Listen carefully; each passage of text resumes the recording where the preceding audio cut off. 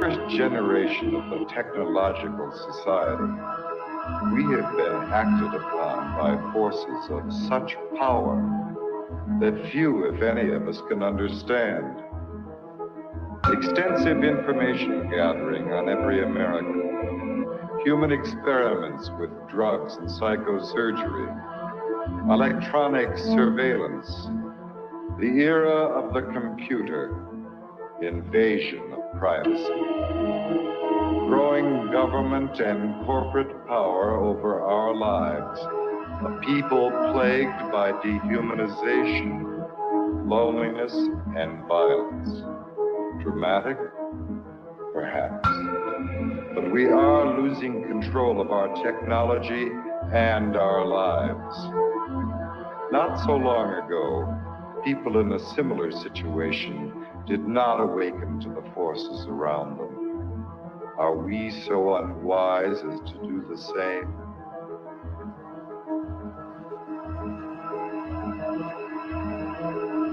Behavior control. And then you change it up every alienated, paranoia,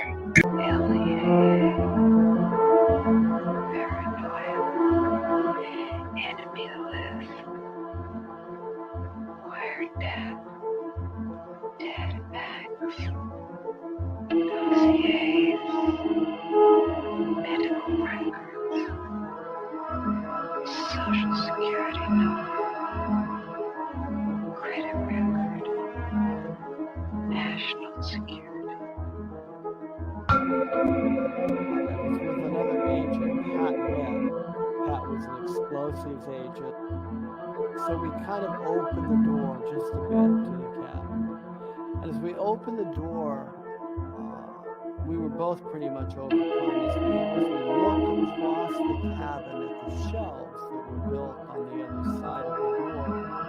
We could see coffee cans and bottles and jars, and they all had labels on them, and they were very meticulously done. You could see that some were labeled with the name of certain chemicals. One of the things we saw was a hooded sweatshirt, that was hanging up there. The cabin smelled as if you might start to think, if you really think about this. This is a person who lived in this cabin. They had a cutaway spot on the floor to go to the bathroom in if he needed. Internet. The creation of a collective consciousness and the merging of the human mind with the internet is the basis of the aspiration of the transhumanists, known as the singularity. Their dream of creating a global brain came nearer when Tim Berners-Lee, a British computer scientist and former employee of the European Organization for Nuclear Research, CERN, invented the World Wide Web. Berners-Lee's breakthrough was to marry hypertext to the internet. The underlying concept of hypertext originated in previous projects from the 1960s, such as the Hypertext Editing System, HES, at Brown University, Ted Nelson's Project Xanadu, and Douglas Engelbart's Online System, NLS. Both Nelson and Engelbart were in turn inspired by Vannevar Bush's microfilm-based Memex, which was described in the 1945 essay As We May Think. Berners-Lee founded the World Wide Web Consortium, W3C, after he left CERN in 1994. It was founded at the MIT's Laboratory for Computer Science, MIT LCS, with support from the Defense Advanced Research Projects Agency, DARPA, which had pioneered the internet. The transhumanists' idea of mind uploading is reminiscent of that expressed by Allen Ginsberg following his LSD experiments at Stanford with Gregory Bateson. While under the influence of LSD, the doctors hooked him up to an EEG machine, and following the suggestion of his friend and lover William S. Burroughs, connected a stroboscope blinking in synchronization with his alpha rhythms. Describing his experience, Ginsberg recounted, "There was no distinction between inner and outer. Suddenly, I got this uncanny sense that I was really no different than all of this mechanical machinery around me. I began thinking that if I let this go on, something awful would happen. I would be absorbed into the electrical network grid of the entire nation. Then I began feeling a slight crackling along the hemispheres of my skull. I felt my soul being sucked out through the light into the wall socket and going out point one." During the final years before his death in 2000, Terence McKenna became an early proponent of technological singularity and called the internet the birth of the global mind, believing it to be a place where psychedelic culture could flourish. Point two, however, as Derry clarifies in Escape Velocity, cyberculture at the end of the century. 327. 328. Transhumanism. But as Thomas Hein reminds us in Facing Tomorrow, what the future has been. What the future can be. Futures like McKenna's are stories we tell ourselves. About the present, an attempt to invest our lives with a meaning and a drama that transcend the inevitable decay and death of the individual. We want our stories to lead us somewhere and come to a satisfying conclusion, even though not all do so. 1264 placing our faith in an end-of-the-century Deus Ex Machina that will obviate the need to confront the social, political, economic, and ecological problems clamoring for solutions is a risky endgame. The metaphysical glow that increasingly halos the high-tech tomorrows of cyberdelic philosophers, corporate futurologists, pop science programs such as the Discovery Channel's Beyond 2000, or even ads such as AT&TSU will campaign, blinds us to the pressing concerns all around us. Point 3. As Eric Davis remarked in Technosis, some Christians, especially those with a brute Protestant conviction in the rock-solid inerrancy of the biblical word, would concur with Teilhard that our headlong flight toward planetization is part of a master plan. 4. Davis was commenting on Marshall McLuhan's 1969 interview in Playboy, where McLuhan mentioned that computer networks hold out the promise of creating a technologically engendered state of universal understanding and unity, a state of absorption in the logos that could knit mankind into one family and create a perpetuity of collective harmony and peace. McLuhan clarified, in a Christian sense, this is merely a new interpretation of the mystical body of Christ, and Christ, after all, is the ultimate extension of man. 5. However, as Davis pointed out, in a letter to the Thomist philosopher Jacques Maritain, McLuhan flip-flopped on the idealism he had earlier expressed. Electric information environments being utterly ethereal foster the illusion of the world as spiritual substance. It is now a reasonable facsimile of the mystical body of Christ, a blatant manifestation of the Antichrist. After all, the prince of this world is a very great electric engineer. Point 6.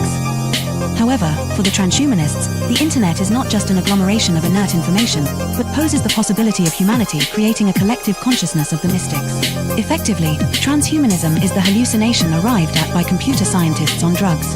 As psychedelic drugs impede the ability to discern reality from imagination, they often lead to the mistaken attribution of life, or even divinity, to inanimate objects, like a computer program. The ultimate foolish dream of the transhumanists is that with the creation of cyberspace, we'll be able to enter the pleroma, the mystical realm of the ancient Gnostics, by uploading our minds to the internet. Thus, the internet will have come to serve as a totality of human knowledge, the omniscient collective consciousness of Teilhard de Chardin, also known as the global brain. Global brain. The relationship between the global brain and the internet, and its connection to the thought of Teilhard de Chardin, is explained in The Lost Symbol by Da Vinci Code author Dan Brown, a fellow alumnus of Exeter with Stuart Brand and Facebook. The Singularity. 329. Founder Mark Zuckerberg. There is an important section from the novel, which is based on revealing the secret of Freemasonry, where Willis Harman's Institute for Newtic Sciences, IONS, named after the noosphere of Teilhard, plays a central role. Here the character Catherine Solomon explains the significance of Newtics. 2 heads are better than 1, and yet 2 heads are not twice better. They are many, many times better. Multiple minds working in unison magnify a thought's effect exponentially. This is the inherent power of prayer. Groups, healing circles, singing in unison, and worshipping en masse. The idea of universal consciousness is no ethereal New Age concept. It's a hard core scientific reality, and harnessing it has the potential to transform our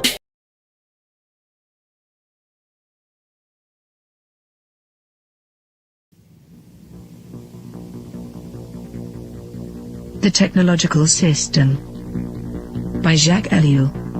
1. People are not machines, but in every opportunity where they are allowed to behave like machines, they will so behave.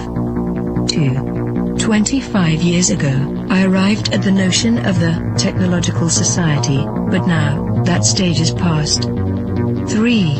The industrial society. This term is very widespread, but I find it inadequate.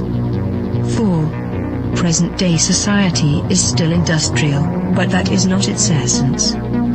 5. At one time, technology and machine industry were connected, but for more than half a century now, a gap has widened between them. Industrialism developed a centralized, hierarchical system, with a linear growth, a division of labor, and a separation between the means and the ends. Mechanization created additional jobs and made human work more draining. It operated by means of steady reproduction, developing masses of men and integrating them in the industrialization. 6. Modern technology, however, contradicts each of those different points. If allowed to act, it leads to decentralization and flexibility. It does away with the hierarchy and the division of labor. It particularly has to bridge the gap between implementation and management. It presupposes a polyvalent and nonlinear growth. It reintegrates the ends into the means. It cuts down on labor and thus on the costs of labor.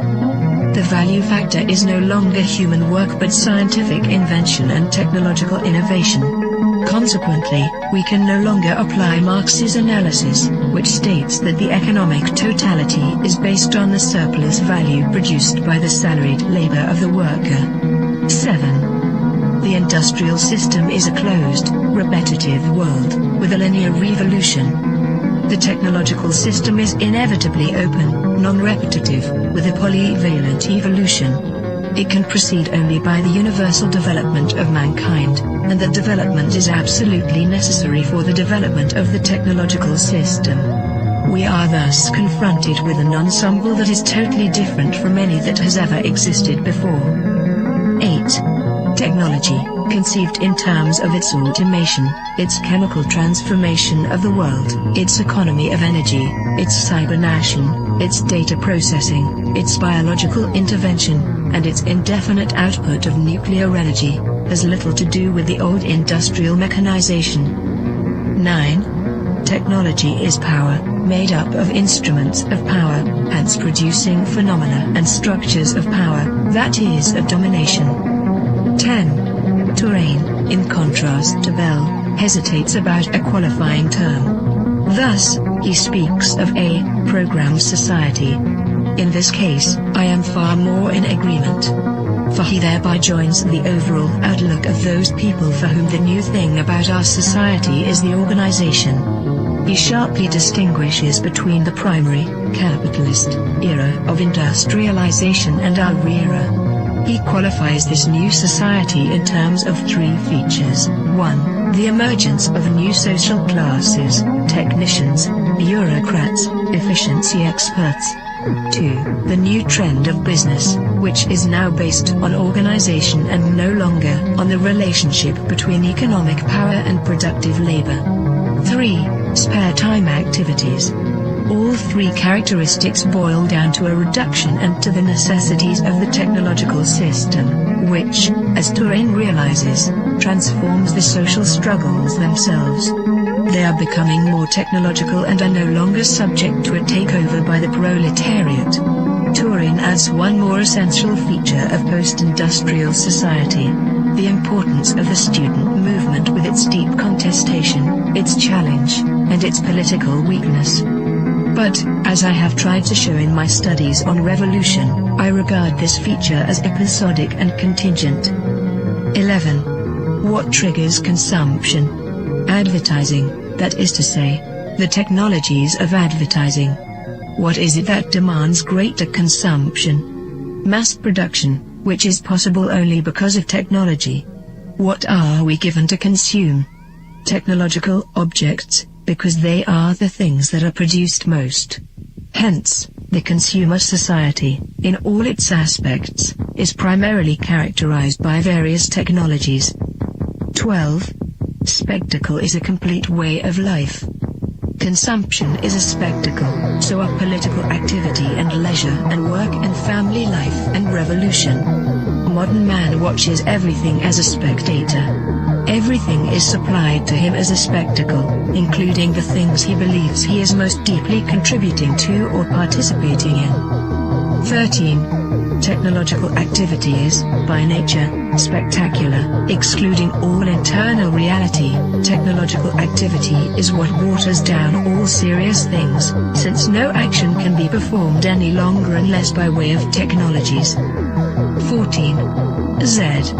Brzezinski, Between Two Ages, America's Role in the Technotronic Era, 1970, also figured he could add something absolutely new by coining the term, technotronic.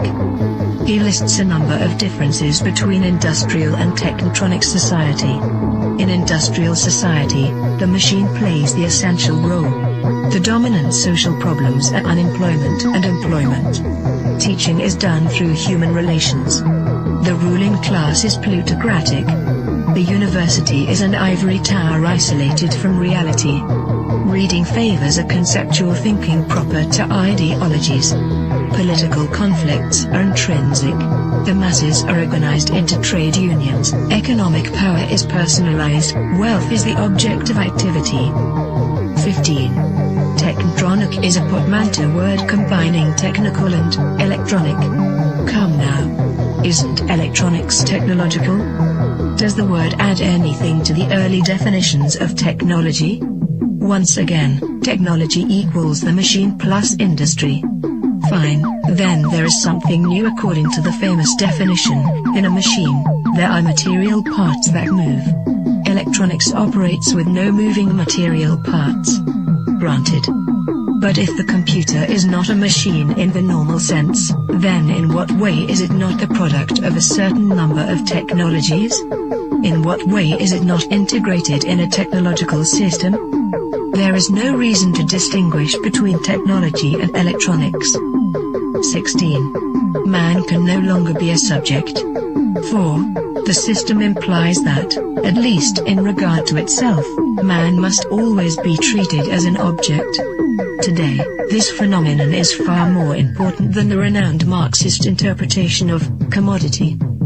17. Nothing can have an intrinsic sense, it is given meaning only by technological application. Nothing can lay claim to action, it is acted upon by technological process. Nothing can regard itself as autonomous, it is the technological system that is autonomous, as we shall demonstrate. 8. Nation ruling society.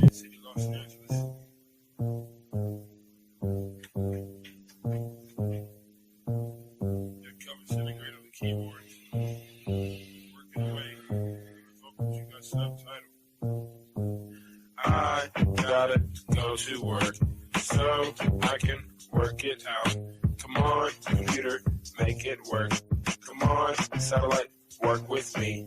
I gotta go to work so I can work it out. Come on, computer, make it work. Come on, satellite, work with me. I gotta go to work. Who would have thought that I would slaughter these jerks? The first full-time clocking serial microphone rocker. I used to jump on the stage back in the day wearing a stocking. To conceal my identity in any stereotypical venue. Never will I reveal the serious way that I feel. I'm on job time, all I do is talking to the steel. Use my style to hide and conceal. Profile and be out while they smile and just say that I'm real. Bad luck strikes in 3, all of you will agree. I didn't have a heat shield, they rained triplicate on me. But it's squares versus circles, then, and if you can compare front and back are differentiated by a 90-degree squared circle. If you know what I'm talking about, you know the code, work it out. Forced entry, I was disguised as a sentry. I gave not a care, life is an adventure to me. I obtained secret money and manufacture inventions, fracturing the line between space and time dimensions. Restructure the torque and the structural integrity, so I can walk on water while the returning surface tension. This making me an acolyte of the greater unknown. The word shark, king of these murky seascapes. Within my patriarch society, you cannot dethrone the intricate degree and climate that I seize from the police state. I gotta go to work so I can work it out. Come on, computer, make it work. Come on, satellite, work with me. I gotta go to work so I can work it out. Come on, computer, make it work. Come on, satellite, work with me. I still wish they made more girls like me, intelligent, beautiful, and looks like but they don't, so I stay fucked up like King Keeper. She's the type of person that will still rock Latigua. I'm the type of person that will still sport feelers. I found a pair of size 15s out in Pasadena. Those are my work boots. I insert this into these jerks' necks, giving them a virus. They'll destabilize their hardware. Now I can tap in just in my onboard wet works. Plant the hidden charge there. It's a cellular reconfiguring program consisting of integers, turning human beings into kindling, whittling the psyche into an apparition. Place it back into the skin. Now it's the ghost in the shell. Should I boast? Well, no. I stay on the west coast of hell, where hell's bullets this I know so well. I have my work cut out for me. This has its perks. Just then I realized life is mostly hard work. And why not get your car pulled off under you? It won't get sorted back from that. Them just lurking. Who's the one to suffer you? I didn't know what to do, so when in doubt, go to work. When I'm 25, I'll contract myself out once now I'm through. Then it's just books and beats for me. I leave the rap into my crew. I'm a good scientist in a world gone cuckoo. Imagine how it is to watch them turn crazy around you and then look over at you like you are the insane one. That's how it is. It's okay to meet the controversy bubbles and flattens out like this. Left by little kids. And I've got to go to work so I can work it out. Come on, got to work for me. Come on, got to make it work. I've got to make it work. Come on, I can work it out. I've got to make it work.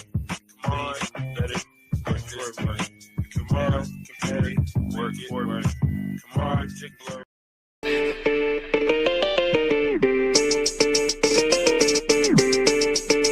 Drop shit. Hegemonic sentences through cavalcades of reminiscence. The dark soul mentions crevices of insight, appendages of tripwire reverence. The Gun Hill legend brandish your weapons for Armageddon. Headless corrections for willing participation before the line finishes. I got shadow grimace, the obscene dream of human chaos for the pilot smoke screen. Combined with the best wishes, master attack detected full advanced craft methods that will highly adapt to resist, sharpening psyche, which often might be construed as badly used or beautiful looks and life to mirror the schism unseen hidden. The newest eyes cast shadows into the bluest skies until the notoriety be brought to the kings before me as the sacred justice plotted to misinform the whole chorus within construction. Nano-nets, filaments, hidden secret touch, mystified by the comfortable, united by inner struggle, hidden up under a scar, written enigmas. Now the claw is risen, man is up with cheeky. With this sight disease praying to the east, not to the man-made structures, but to the rising of the sun. A comparison of those diligent millipede legs rushing around in any direction. Misperception and prism seem bad design. That's the vision from the unlikely incision to the makeshift minions of bad decisions. I'm pressing danger to the head skill, kicking fixes. Hidden cages you can't unstage this cause I'm live and in the basement with bones hidden all chrome, hidden with thrones. Like a program metal skull covered in the hard routinely cycled by a metronome. Bones are collected to make me feel like the connection is real. Now only steel can sharpen steel. They hit correct.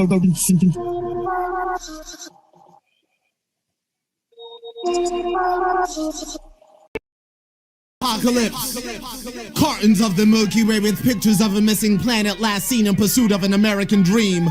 This fool actually thinks he could drive his Hummer on the moon, blasting DMX off the soundtrack of a South Park cartoon. Niggas used to buy their families out of slavery. Now we buy chains and links, smokes and drinks. They're paying me to record this. Even more if you hear it. Somebody tell me what you think I should do with the money. Yes, Fred, tell me what you think I should do with the money. Exactly how much is gonna cost a free meal? What you gonna do with this freedom? Talk on the radio? Radio programming is just that, a brainwashed and cleaned of purpose. To be honest, some freedom of speech makes me nervous. And you looking for another martyr in the form of a man here like a man with an outstretched hand. In a world of harsh thoughts, reactionary defensiveness, and counterintelligence, what exactly is innocence?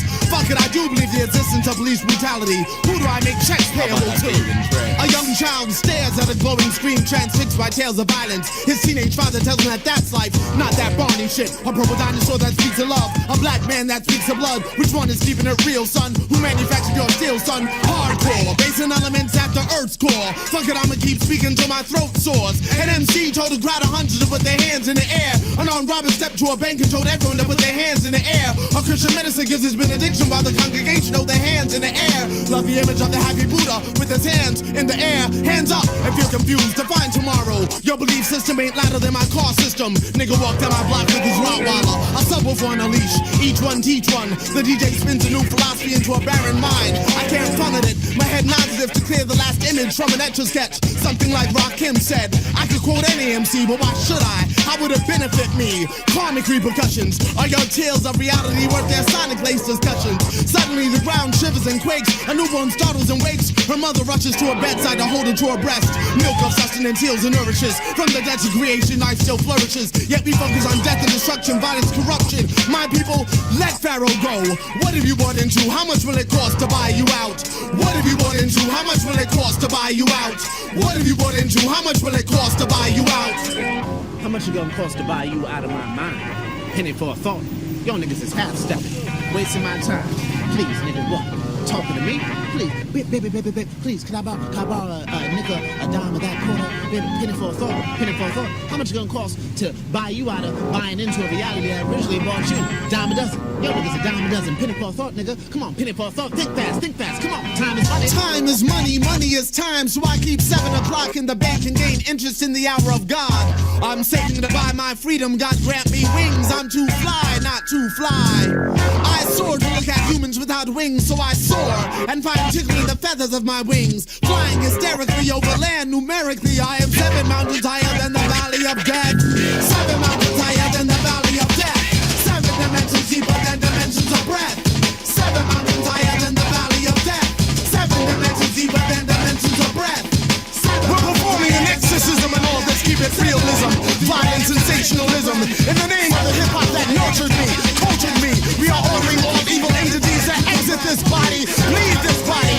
In the name of microphone themes and a young boy's b-boy dreams, we charge you to leave this body, leave this body. All evil entities, all wannabe MCs, decoys, send in the true b-boys, B-men, motherfuckers, B-men. In the name of Scott LaRock, in the name of T LaRock, motherfuckers remember how to do the Reebok. Rock, how? I charge you to leave this body, leave this body, leave this body. I charge you to leave this body, leave this body. Motherfuckers must think I'm crazy. Shit, I think your motherfuckers is crazy. I want my fucking MTV. Penny for a thought, nigga. Penny for a thought. The fuck have you brought into?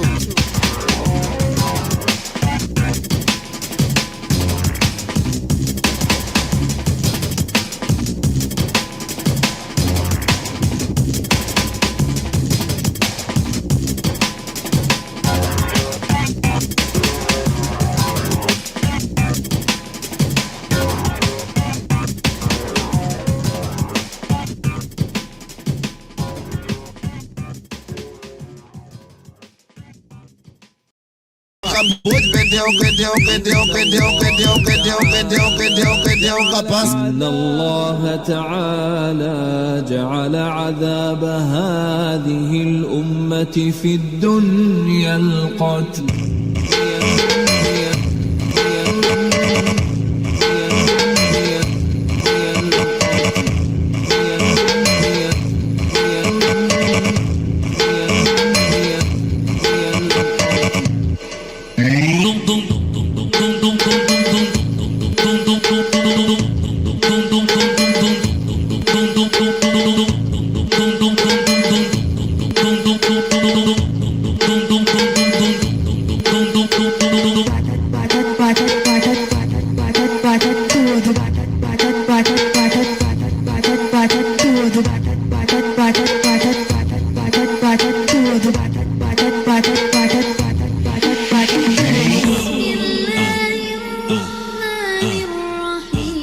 passinho do rom, faz o passinho do rom, faz o passinho do rom, faz o passinho do rom, faz o passinho do rom. Então vai.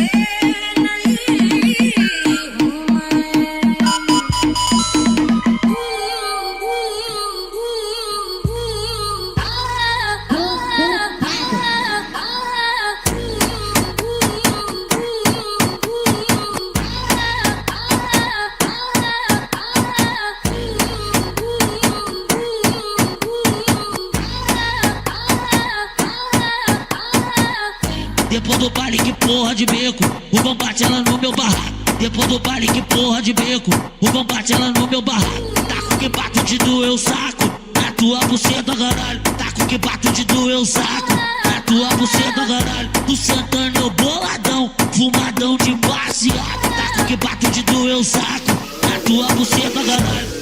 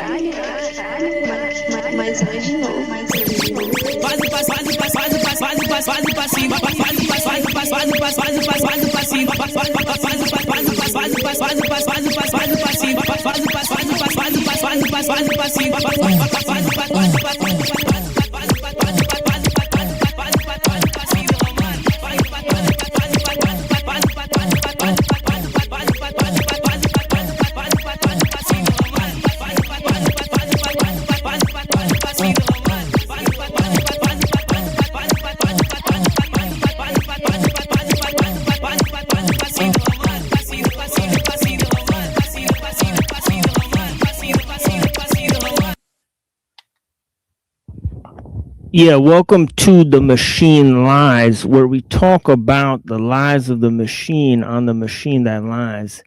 Give me a second and let me put this video on the television so that I can know if I'm banned or not.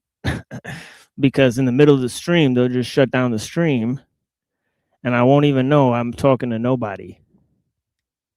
So this happens quite a bit. So let's adjust ourselves to the present circumstances because there's lots of people trying to ban the channel. Right, so I appreciate you guys and your participation. Blessings to all the people that are out here. Thank you for joining us here on The Machine Lies, where we talk about the lies of the machine on the machine that lies. And I got an interesting some interesting ideas to contribute in terms of where we were at last, right? I gave an entire rendition of views, right? I've talked a lot about propaganda networks on other channels. I don't know if you guys saw that.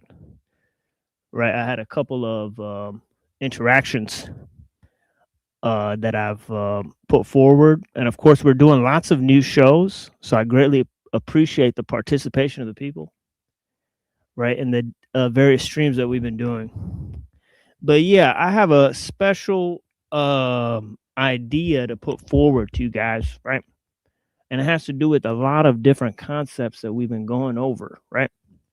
In terms of, you know, this dual aspect, right, of massification, right, and atomization, right? And we talked about how technology itself is sort of mediation, and how that causes us to sort of project our own wishes and desires into the machine, right? And that is a sort of projection or the externalization of the ego, right? Where we become part of the sort of extended prosthetic nervous system, okay, that is part of the sort of technological scope, right? And of course, the way we deal with that is in the sense of a foggy somatic detachment, right? Where we're both, you know, the desires are sort of overloaded, right? So you have this dual level of mediation and projection, right?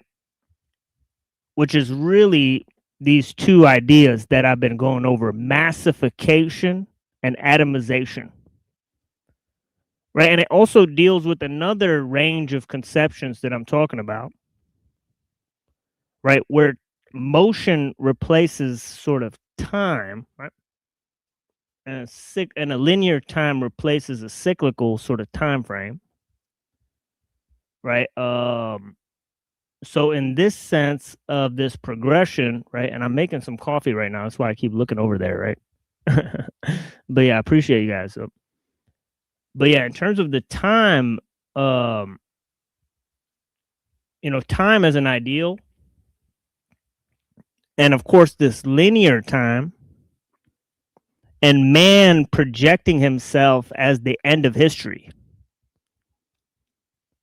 Okay, all of these ideas are interrelated as we talk about how we moved from religion and art to science and politics as the main orders, right, to explain the world, right? And of course, science has replaced religion and you know, in politics, sort of has replaced sort of art and culture, the ethnos, right? The state has replaced the ethnos of a people, right? And they're now related to the governmental system in which they inhabit. Okay, and I appreciate the people that are here. Give me 1 second and let me fix some coffee for myself, right? I appreciate you guys. Let me play something while I go. I'm not sure what to put on here for you guys, but yeah, I'll put on maybe a clip of myself, right, on a critical stage, or yeah, let's play a little bit of the show we did with Truth or Cop yesterday. Maybe I'll go to a random part of the show and I can show you guys what we were up to, right? So we can promote that right now.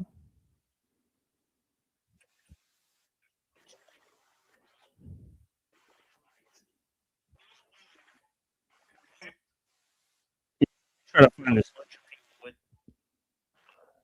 Yeah, I appreciate you guys. Yeah, let's go to Truthers Rant. His drunken rants. This is the show we were doing yesterday. I appreciate you guys. Fucking see reality, motherfucker.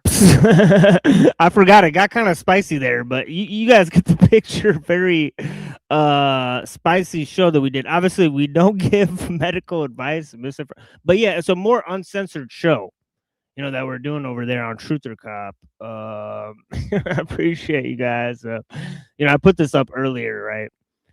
that the Machine Lies is not an organization affiliated with any online groups, does not give medical or legal advice, nor espouse any revolutionary maxims. Right?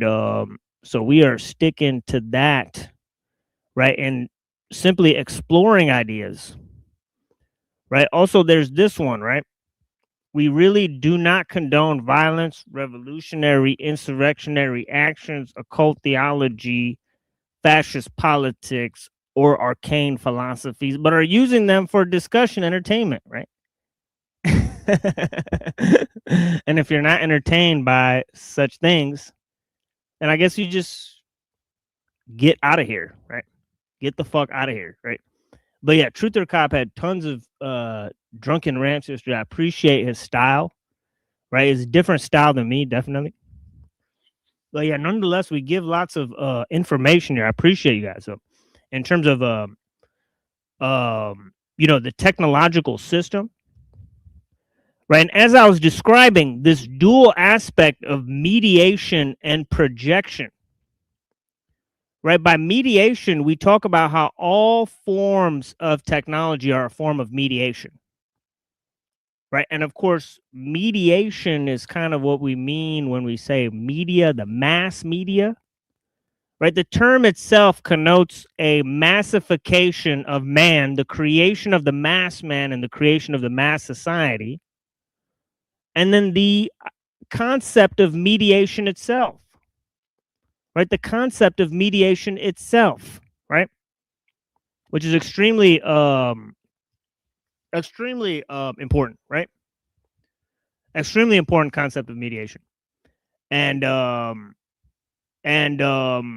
course, this has to do with how we don't interact with the how, right? With the process of how we gain information, of the rule of experts. Okay, we never really see the Wizard of Oz behind the curtain. Okay, so this idea of mediation, right, comes from the fact that most of our lives are being managed by experts that we will never meet by face and name, and the things they take care of address all of man, right? Each expert can think that he benefits man, right? Because in the collective chain of causes, their achievements are basically minuscule, right? But technique itself integrates, right? It's a sort of ensemble of means to get to a particular end. And so when we say technique, we are using a word from Jacques Ellul, the French philosopher, right? And the word technics, right, which is the conglomeration of these ensemble of means directed at a specific end, right? So whether you have the American word technics or the French word techniques,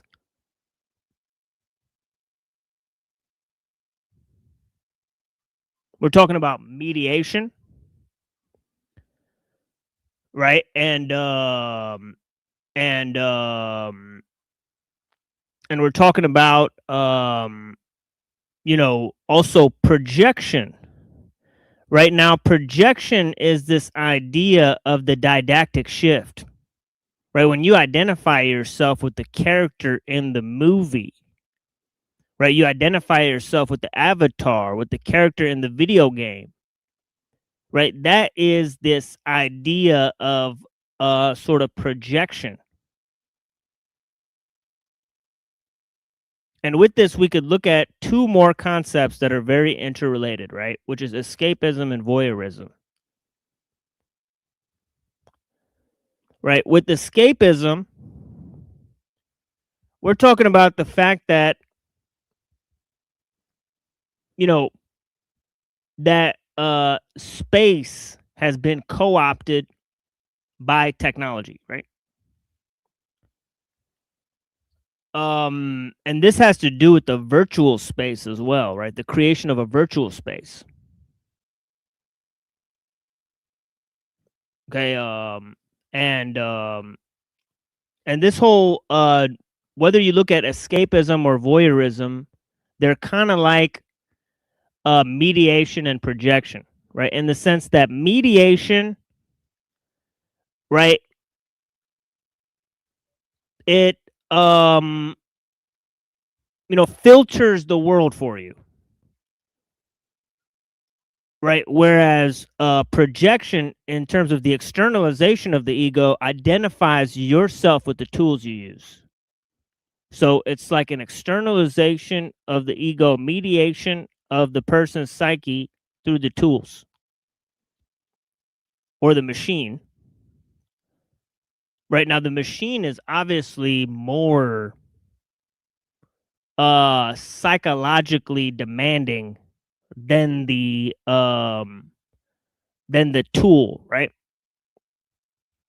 Right, because there's no externalization of actions because the tool moves at the speed and pace of human movement, right? Whereas the machine, it operates in this abstract space, right, where it's based on conditions and outcomes.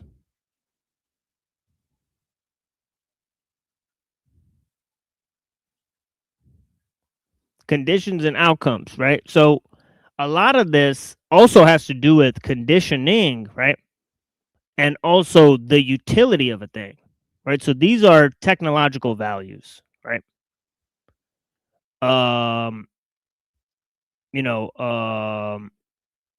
Efficiency, control, right? Productivity, right? So on and so forth.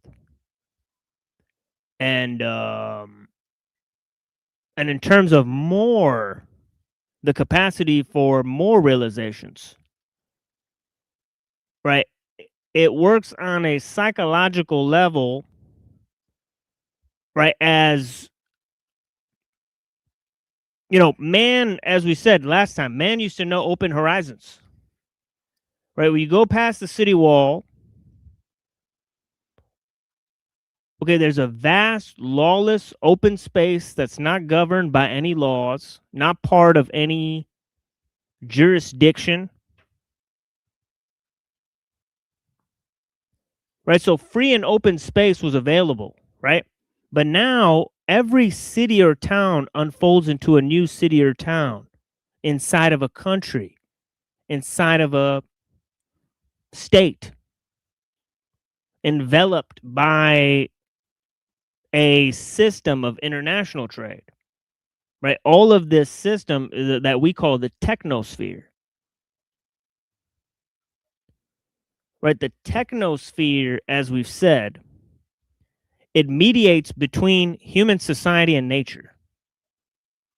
The technosphere is itself mediation.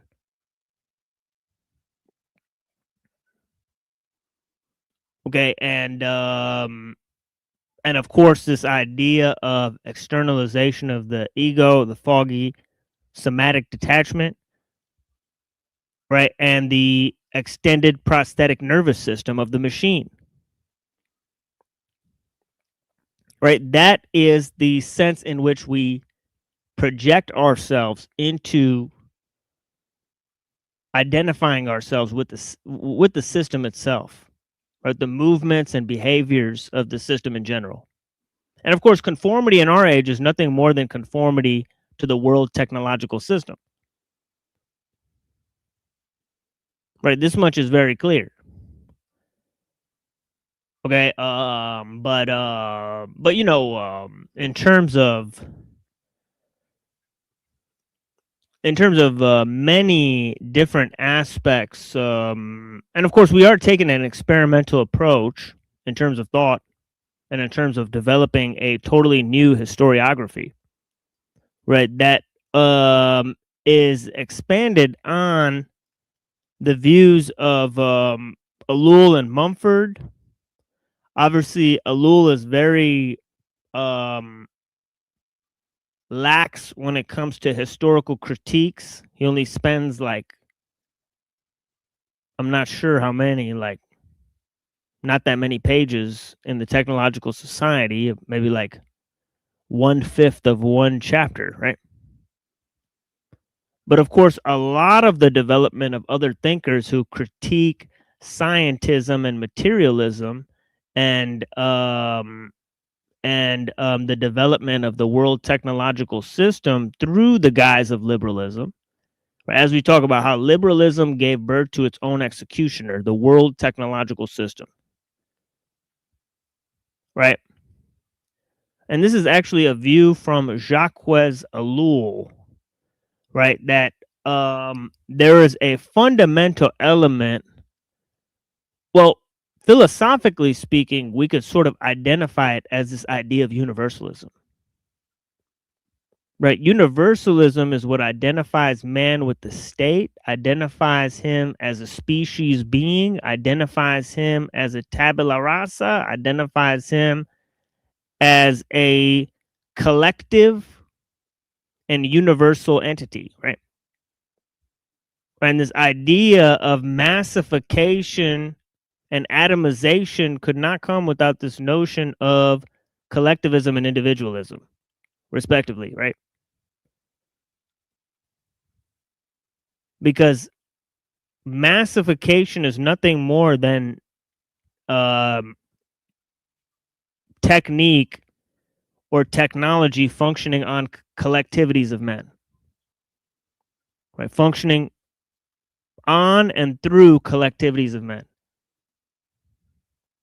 And atomism is the fact that when individualism is applied on a severe level, right, that man becomes alienated, he becomes numb, and he becomes in a foggy somatic state of detachment, right? We call this state individualism, right? The man starts to look at himself as the beginning point, right? The beginning and end of the time cycle. He can only move forward with the way things are going, right? And his beginning is the beginning of himself, right? He has no past, no traditions, right? He is only starting from where he's at and moving towards an unknown future in which he's swept up in the changes.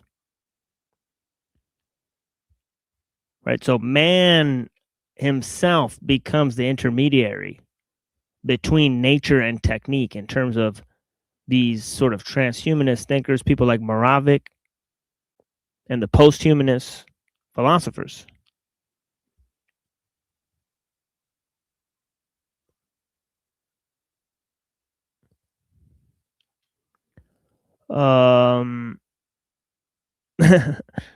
Yeah, exactly. Yeah, I appreciate that comment. Yeah, we ourselves, we don't take any care to be anonymous. Right? Right, we are public figures, right? We're published authors, right? We put our whole face and name on everything we do here. We don't expect money for our contributions, and we hold a space that includes free participation and encouragement for all who are involved to take a greater look at the issues. And by we, I mean the royal we. As I mentioned earlier, there's no organization or group within the purview of this presentation and space. Other than the various forms of mediation that we do inhabit, such as the laptop computer, the microphone, which obviously we spent money and paid for, right? The StreamYard, which is a very awkward medium, right? The obviously the internet that's connected to the laptop, right? And of course the YouTube, right, corporation. Right, all these various forms of mediation. Okay, and of course we are isolated, right? Yet interconnected. This is the dual level that I'm talking about of both atomization and massification, as I've said, right? Sometimes I've switched them around. It's okay though. But yeah, in terms of voyeurism and escapism, right, this goes to the idea of life mediated by the screens, and also that there's always another place you can go, move to, right? Begin a new, get a new address, new name, move to a new town, and nobody will know you. So this idea of the fluidity, the plasticity of content, especially in terms of the personality and the community and the interchangeability of these things, right? The lack of belonging a person has. Right, so all of these are huge factors that contribute to a sense of escapism. Right, also the speed of technology, speed, efficiency, control, utility, these are all, as I mentioned earlier, right? Values, net values of the activities of the machine. Right, and as I've said, the machine kind of imposes universalism,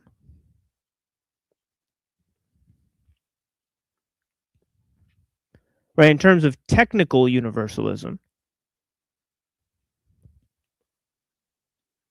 And in terms of this technical universalism, right, as we talked about, right, technology crosses all boundaries, all race, culture, national boundaries, right? It's the one thing that assimilates all modes of human existence. And secondly, it has a cohesive whole. Right? In terms of it is a totally monistic, right, feel to the using of one machine. It's as if you use one machine, you use them all, because all the machines are similarly built. They're composed of similar parts. They have a similar design and shape. They're all made of metal, for example. So there's this cold metal perfection to the machine itself that causes this foggy somatic detachment, right, to emerge within the person, right, increasing their sense of voyeurism and escapism, right. I'm sorry that this thing is muffled. Here, hold on, let me go. I don't understand how that's possible. Here, hold on, let me go and it says it should be fine. Let me go and listen to myself. Hold on, give me a second. Let me listen to myself.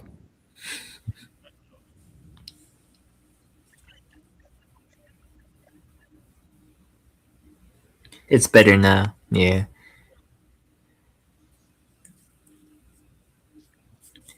No, it's fine. Yeah. Yeah, it's okay. It's okay. Maybe it might just be your thing, Reddington. I don't know.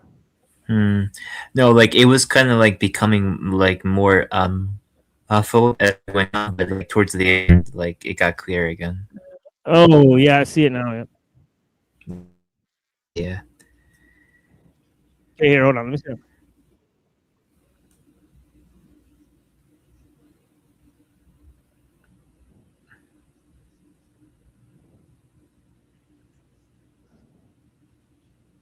It's just when you came in. That's so weird. Oh. Yeah. I'm not sure what's going on with that. Here, give me a second.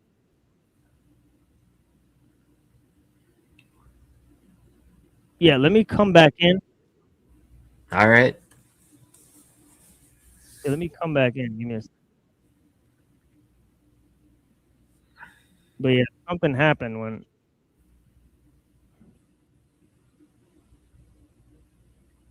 Oh wait. Oh yeah, that's you. Yeah. Okay, that's causing an echo. Oh, now it's no, an wait, echo. that's probably me. That's me. Yeah. Yeah, that's because I'm close to my laptop. All right, I think it switched my audio to this audio, so give me a second. Let me come back. All right.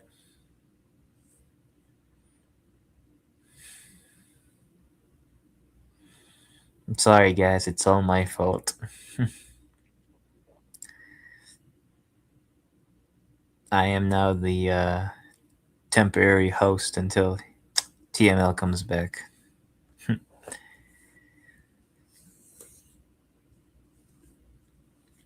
Yep.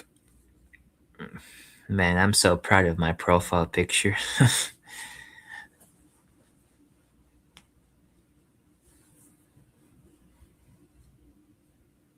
Okay, let's try it again. Let me reset this thing and see how it sounds. Okay, I sound much better now. Okay, yeah. Thank you for that, Reddington. Yeah. Blessing. Right. Yep. All right. Yeah, Thanks, Reddington. Yeah, thank you, Reddington, man. Yeah, blessings. So yeah, in terms of as I was explaining, right? Let me just say that again because my audio was totally muffled or whatever, right? But in terms of technical universalism, right? As I explained, right? It's this idea that technology crosses all boundaries, right? All race, nationality, right? Religion, religion. Right? You can keep your religion in your closet, right? The thing is that there's an international system, right? And it functions regardless of these things. It is the actual thing that assimilates all of these human conditions. So in terms of universalism, right, that is the main idea of technical universalism. And the idea of technical monism comes from this idea that all of the machines are made of the same parts. They have the same feel. They have the same look. They have the same metal sort of, finish, metallic, right? They're all combustible, right? So there's this idea of fire and steel, right? That is sort of attached to the, what do they call it? Vulcan, right? Basically. Right? Globalized aesthetics, yeah. Yeah, it's Vulcan or Hephaestus, right? Which is like this god of fire technology. And of course, he created automatons, right, within the Homeric myths, right? So there's this whole notion of, telos, right, within the Greek, pagan myths, or the golem of Rabbi Akiva, right? Or the other, rabbis that summon the golems, right? And so on and so forth, or the legends, right? Yep. So there's this idea of mediation, right, that I keep referring to. And of course, the notion of projection, which is very much contained within this notion of voyeurism, right? Because in terms of moving from screen to screen, right, and the sedentary life, and the total sort of cultural assimilation that's brought on by the monoculture, right, through the assimilation of technical forms, right? The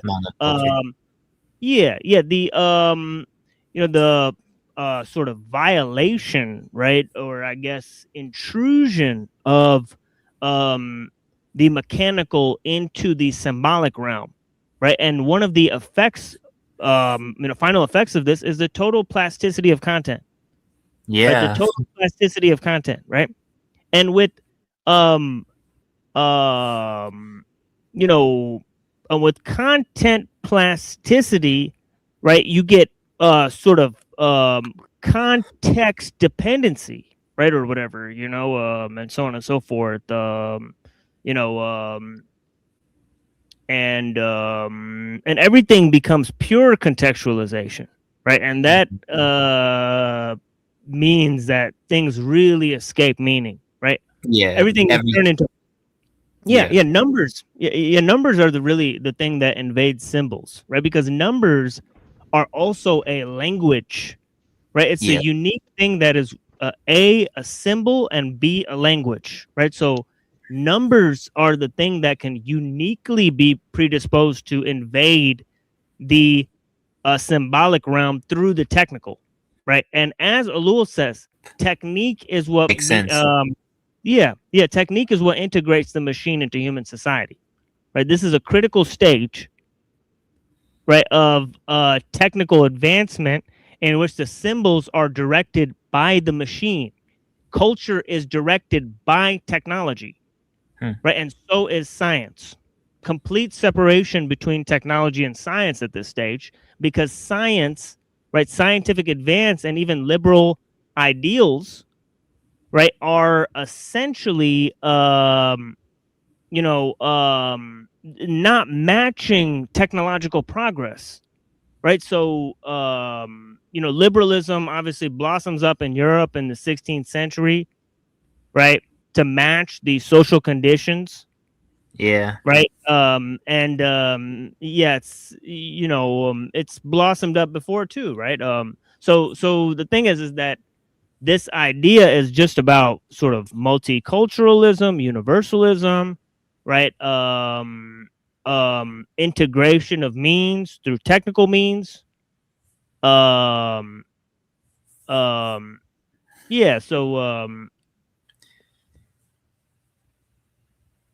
So what do you guys got to say? Blessings. I appreciate you guys. Right?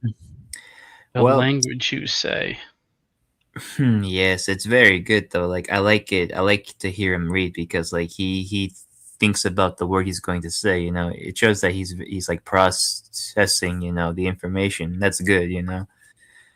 So yeah, I do like to hear people who like take pauses when reading because like it shows that you're actually trying to consume the content in your head, and thus it can be more accurately described in.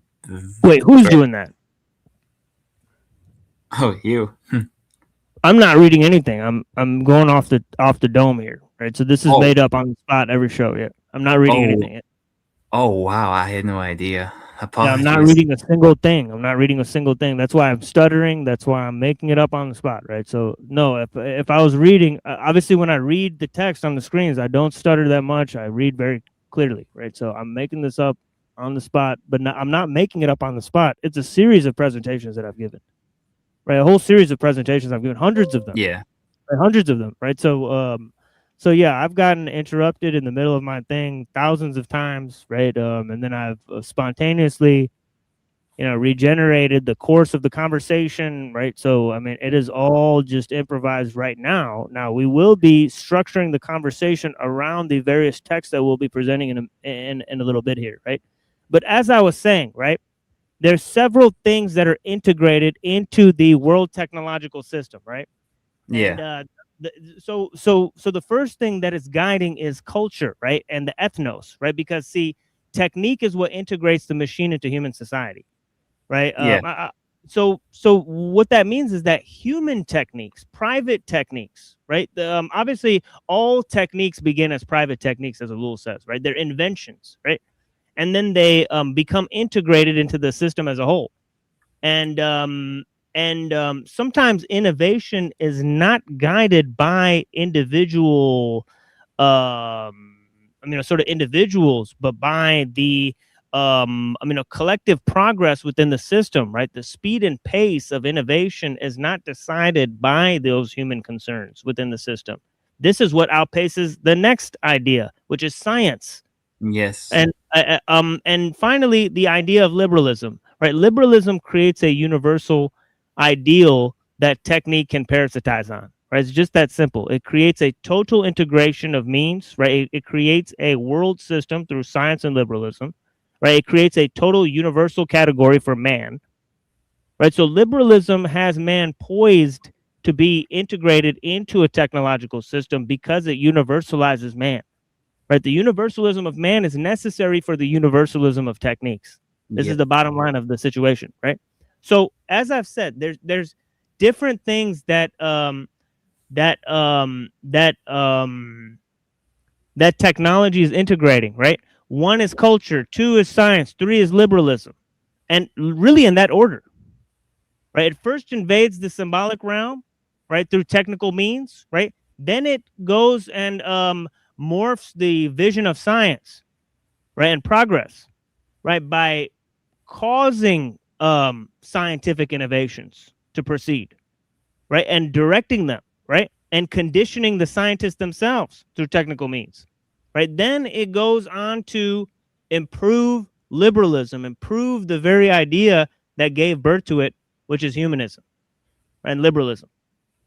And as we've said, liberalism gave birth to its executioner, right? The world technological system, right? The total integration of means and the massification of man and the creation of the mass man is itself the death of liberalism, even though it is part of the ideal, because, see, liberalism wanted to create or universalize means. Yes. You know, Around it the created- world. Yeah, it Global created- economy. Yeah. Globalize anything, you know, it's the monoculture. Yeah, it created all sorts of you know, weird philosophies, weird things like utilitarianism, logical positivism, right? Oh, These, shit. sort of ghoulish, you know, reductions of you know, of human society What and else is behavior. there? Oh, yeah, and the other extension of that is like, you know, John Maynard. I can't say his last name. It's Keynes, yeah. Keynes. Yeah, Keynesian economics. It's Yeah. fucking everywhere now. Keynesian. Yeah, economy. you know, I read an article by Shabad Lubavitch of New Brunswick, right? And I've saved it. It's called "The Newton You Never Knew," and it talks about how John Maynard Keynes discovered the lost writings of Isaac Newton, and he And concluded that alchemy. yeah, Yep, yeah, because Isaac Newton studied that. yeah, he concluded that Isaac Newton was a Judaic monotheist of the school of Maimonides. Whoa, You know, this that's is the literally what he kind of- said. Wow. Yeah. Now I can see it because like the fucking Brits, the Anglos, they are hyper philosemitic, like ever since Oliver Cromwell, and Isaac Newton was born during that time, you know, during the heyday of, like, you know, this was the time when, like, not only did Jews come back to the British Isles, but the Brits were having these very fucking really weird readings of the OT, and they were like, hey, we are the chosen people of also the Bible. We're like the new Israelites, us, the British people. That's why they started to change their names to like more of like Hebrewic names, like John, David, yeah, all of those things. Yeah, it's very strange, you know. James, yeah, it was just very, very like crazy stuff that happened during that time. And as I said, you know, a lot of Christians who believe in the Trinity, which is like the majority of them, like even like the Calvinists believe in the Trinity. They'll say if you like deny the Trinity, you might as well be like either an atheist or a Jew, you know. So, and Isaac Newton denied the Trinity very strongly, and he favored like mechanistic thinking over like, you know, over like, you know, the natural theology that preceded him, even though the natural theology that preceded him gave the floorboards to him because of its older. Absolutely. Yeah. Absolutely. Yeah. Build on that real quick, Fatima, because it's important for people to understand the movement from natural theology, right, and scholasticism, right, to nominalism, and then to the idea of natural law within the Enlightenment philosophy, right? Yeah. Oh, it's very there because like what the scholastics were doing, they were looking at the natural world. They were looking at, you know, the world around them. They're like, hey, we're going to categorize things in a way that like the heavenly skies above, God himself would have wanted it. The unmoved mover would have wanted, and we're going to use pagan philosophy of the greatest Epicurus that has ever lived, Aristotle, and we're going to fuse it with our Christian faith. And we're gonna see how that turned out and worked out. And like they gave us Aquinas, Duns Scotus, and they gave us one other guy, William of Ockham. William of Ockham was like a nominalist, right? And his emphasis on like God is completely free and sovereign, but we can only know through our senses, not ultimately trust our senses when it comes to like the divine. That has led to later on Francis Bacon, the philosopher, not the cool painter. Francis Bacon is considered the father of like philosophical naturalism and the scientific method. And then after him, we had Newton, who took all of those ideas from like Francis Bacon, the scholastics, because Newton was a heavy reader of like, you know, old literature like Aristotle, the Islamic philosophers too. They were Aristotelian, and of course the scholastics, and he just absorbed all of them. And of course he absorbed a lot of the Jewish literature at that time, and him being a Brit Bong during the 1600s, he would have gone on the trend of like, hey, Brits are the new Israelites. We're going to encompass all of this into ours. We're going to mix, you know, empiricism, naturalism, and like even more Jewish-fied Christianity, because we're going to deny the Holy Trinity and all the other things like, you know, the sacraments and whatnot, in favor of like a reduced mechanistic view of the world, which already had its, you know, its starting point with the scholastics, with its own, you know, over scrutinization of like the natural world, and trying to bring, you know, wonder with syllogisms. Yeah, that's like the genealogy of the idea of like, you know, the separation between God, man, and like a nature, you know, the whole like division of it.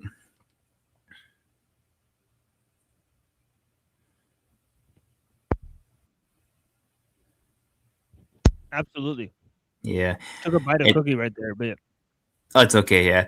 And it's also crazy how, like, you know, this need for like categorization, rationalization. Hey, this needs to equal this.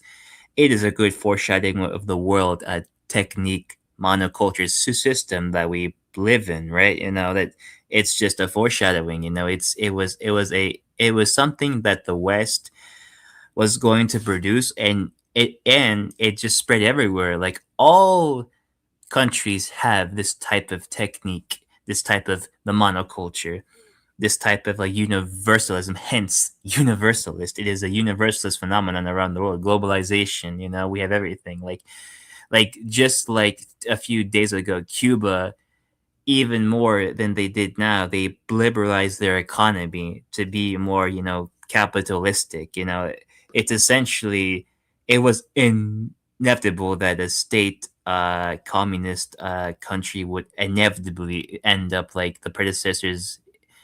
It is acquired. It is a, you know, usually lumped with like the Soviet Union and China, and who knows where that's going to take it. You know, like, you know, it's just very weird. It's just very, very striking how like the monoculture.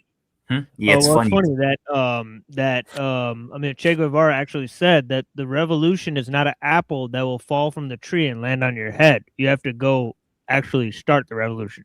Right? Yeah, So you this do. idea that he was against Newton and his scientism. This cold, painstaking, you know, analysis is going to lead to change, right? And Yeah. so on and so forth. Right? Yeah, no, it's not. Yeah, and yeah, Che Guevara and like the whole Cuban Revolution was like a bit more. It wasn't what like a lot of people think it was. It was actually like a Hispanic nationalist revolution against like, you know, the Anglo-Saxon whites of America. It wasn't about like, oh, let's read Marx and let's implement dialectical materialism. No, it wasn't about that at all. It was about, hey, we want to be free from Anglo-Saxon and Zionist control, so we're just gonna have our own revolution of like Hispaniards and like nationalistic thinking, and thinking that we're like a new Spain, because that's what actually Fidel said in like speeches and like in interviews. He says he saw Cuba as like the final frontier of Spanish culture. They have to do that. Yeah, they have to create mythopoetical language to supplant the myths of the time, right? So this is exactly the cycle, right? And this is another thing I wanted to get into, but there's actually no time because I've already talked extensively, right? And I mean, thank you for your participation, guys. But yeah, the thing is that you know, this whole idea of the revolution being the thing that you have to make fall, right, instead of something that falls and lands on your head by observing nature, right, is a thing that he's talking about technique overriding science, right? He's saying that no, what works.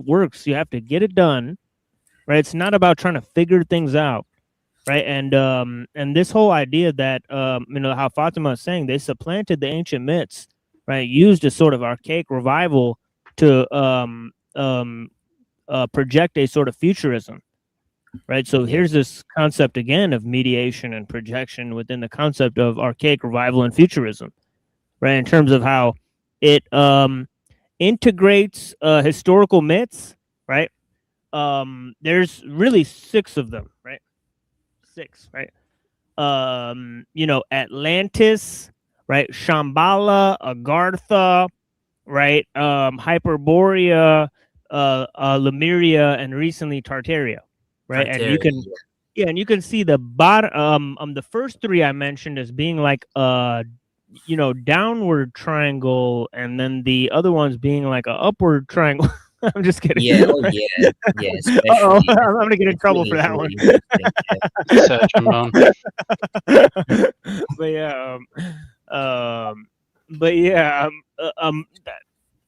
I only mean that the last 3 point upwards, and the other ones are underground, right? Shambhala,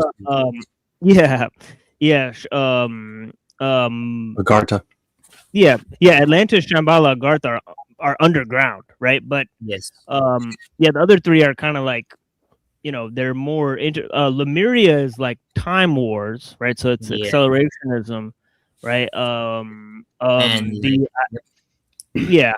Hyperborea, I think Hyperborean will fill that in, but the idea of Tartaria is like steampunk, right? So it's like these balloons floating in the sky. It's really, I think that's like I think Tartaria is the one that fascinates me because of its location in Central Asia and Eurasianism. Because that ties back to Gurdjieff, right? G.I. Gurdjieff and his Blavatsky, possibly Pillow Eater as well. Eurasian futurism. Right, exactly. Yeah. Well, we got a little bit of disagree. Yeah, we got a little bit of everyone here. Exactly. Yeah, but like I think that Tartaria, Eurasianism. I was exposed to that when I was like 15 years old, actually. Yeah, because there was like this one legend where like inside Tartaria there was like a tree that grew sheep and lambs on the plants. And I was like, whoa, that's fucking cool. It's called like the Lamb of Tartaria. And I looked, what's Tartaria? It was once this place rumored to be in between Russia, China, Mongolia, and Kazakhstan. I was like, whoa, that's fucking amazing. Because for a long time, no one really knew that place of Central Asia very well, and they still don't. Yeah. And it ties into 2 things, right? One is the Khazarian idea, right? Khazaria, right? The Jews. The thing is heavily Jayish. Obviously, Dugan is into the Kabbalah and all of this type of stuff, right? But also it relates to the 4th political theory, right? Because Gurdjieff's thing is called the 4th way, right? So I think he's using Gurdjieff's idea of Eurasianism and all of that to create this mythopoetical language or whatever. So what's that you about Hyperborea hostile and how it fits into these different conceptions? Well, most of them are synarchic, and they're using the theosophical conception. That's not what the Hyperborean wisdom is invoking. It's something that transcends all of that. It places Hyperborea as like it's like a gate to the origin. So it's like and it's not emanated, but there are like stations, I guess you could say. They're like isolated or amputated within the material cosmos. It's a lot more nuanced, but the theosophical conception is also really interesting. Like if anybody's studied the root races of Blavatsky and the concept of globes, they have these there's this concept that like everything in the universe or in the cosmos is progressing, and it goes through cycles, and they call these cycles globes. So when she uses those terms, she's explaining the current cycle that we are participating in. That's in this arc or it's in a circular motion, a circuit, but they call it this circle a globe, right? Which actually forms a planet. When you look up in the sky at night, and you look at one of the previous or one of the planets, wandering stars, to Theosophists, those are previous globes. They're like the remnants of 7 rounds or points in time that form a globe. So yeah, it's pretty interesting. She would say polar, Hyperborean, Lemurian, Atlantean, and Aryan currently is the conception. So a lot of these guys, they like, it's hard to say, man, because it's all of these people are formulating these ideas so close to each other chronologically. You don't know who's ripping off who, but I do know that Marquis Alexander St. Ives, this guy was before Blavatsky, and he's talking about Shambhala as if he's got some like elite knowledge, right? And he's pulling a little bit from Bulwer Lytton. Yeah, we looked up Eves, and he is actually the one who coined the term synarchy. Is this correct? Or absolutely, yeah, absolutely. So and he think it could be a kind of morphic resonance at some point. Elaborate. Like you're saying, these concepts are all appearing around this similar time. It could be a kind of morphic resonance where I see. Yeah. Someone comes up with the idea, and then like dominoes start going. And I like the Rupert Sheldrake stuff. It's kind of like a dog can sense its owner from miles away or something when it's coming home or something like that. It could be like a morphic resonance thing, right? Like I don't know, but what I do know, people are just ripping off each other. In Blavatsky's case, I think that's true, right? Like probably. Yeah, there's a really does that relate to William Butler Yeats, The Widening Gyre? William Butler Yeats. He was cool. He was the Second Coming, right? Yeah, cool. Yeah. The Second Coming by William Butler Yeats, right? Where he's talking about how, this widening gyre, and he's talking about these globes, maybe. Yeah, I'm unfamiliar with that work from Yeats. Oh man, I gotta send it to you. It's a good poem. Yeah, William Yeats. Really strange poem. Actually, I'll read it right now because it's really fucking weird. Right? It's really fucking break weird. Break it down. Yeah, this is actually. I know he was Theosophist, so that means he probably is using the term from. He's a what do you call it? Hermetic order. Guy, Hermetic right? order, I think of like the Golden Dawn. Yes, Crowley was a part of that too, I believe. Yeah, so was he Bram was Stoker. Bram Stoker as well, of the author of Dracula. Okay, I'm gonna have to. A lot of people were a part of it, actually. Yeah, they were. He was a Theosophist first and foremost, though. Theosophy, yep. Yeah, because the Hermetic Order of the Golden Dawn is a Masonic formulation that comes afterwards. It comes after the establishment of the Theosophical Society, which was in 1875. Okay, here we go. Second Coming by William Butler Yeats.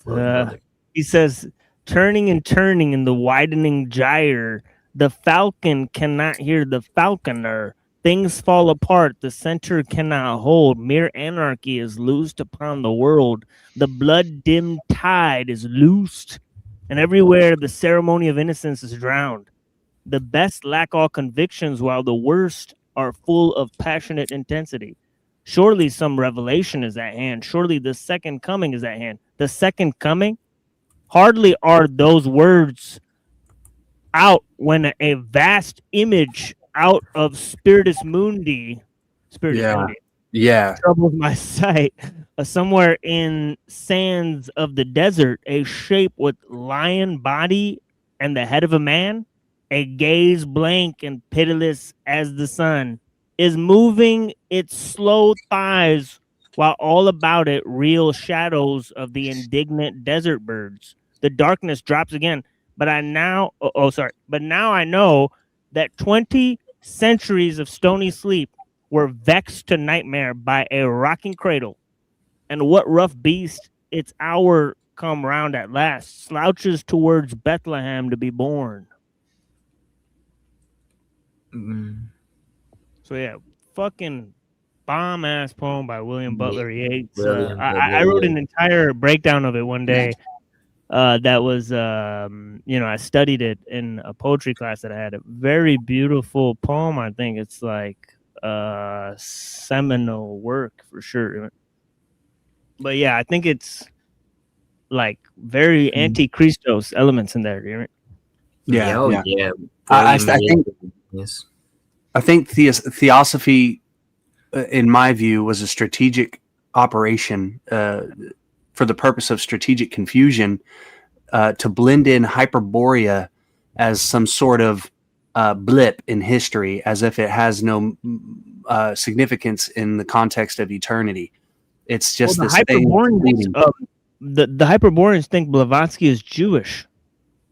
Well, certain of them they do, yeah, but Theosophists do not, right? Certain Theosophists who believe their souls belong to the Hyperborean sphere of the round that we currently live in that globe. Anybody who wants to study this further, go look up theosophical globes or whatever. You'll understand what I'm talking about. They'll say that they belong, to this spiritual hierarchy, this like the Platonic great chain of being, right? And that they are closer to the Polarian race, and that they have this more spiritual acclamation or spiritual disposition rather than the Aryan or the Atlantean or the Lemurian. Yeah. Because you're going from a spiritual state down. So they look at the universe from like a subtle substance that it's top down, subtlety to density. And the bottom of that rung is where we are currently. So what we call Earth is actually the Aryan part of the round. It would still be material, though, right? It's material. Hyperborea is immaterial, but they say that it's no longer a thing. It's a thing of the past. Ruh-roh. Yeah, that's pretty striking to say and to hear from them. Yeah. Yeah, same thing with Polaria, Lemuria, and Atlantis. Mm. The Atlantean thing, what you were mentioning earlier, in Theosophy, they actually place Atlantis and Lemuria in the same kind of category. When you were talking about underground and above ground. I know. Because like I know Lemuria is like island. I think. It's kind of like where Atlantis was for them. So I get the entire thing, because that's like before the entire situation happened and they reversed the magnetic polarities of their Earth.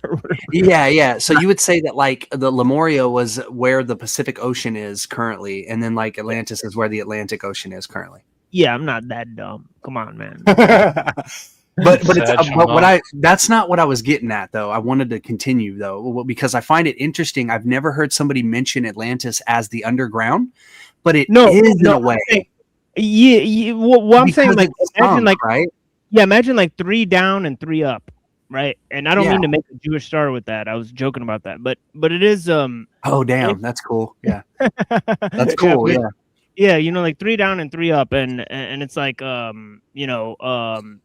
yeah, like and also I see it in sequential order, right? Because Plato, Atlantis, right? Blavatsky, Shambhala, right? But really, it's like kind of like Guanan at this point, right? It's Ives. Ives is the guy who brought up Shambhala. Yeah, Ives yeah. is. And Ives says he got it from Lytton. I don't know if I showed you the article, but yeah, I read that on the show too. But Ives in letters says he got it from Lytton. Ives was an initiated Rosicrucian. Yeah, I read that too. The whole thing of Edward Bulwer Lytton and his whole idea. I think he may have came up with Agartha too, right? I don't know that much. I think Agartha is actually more ancient than that. I don't think that he made it up. I think that he used it or adopted it. Of course, right? But Shambhala is not, though. That's like a late thing, right? Yeah, and then there's like Tibetan Buddhists who adopt it as if it was ancient, but there's no writing anywhere of it. No, yeah, you've said Hyperborean. Hyperboreanism is ancient according to its own. No, Shambhala. Sorry, Shambhala.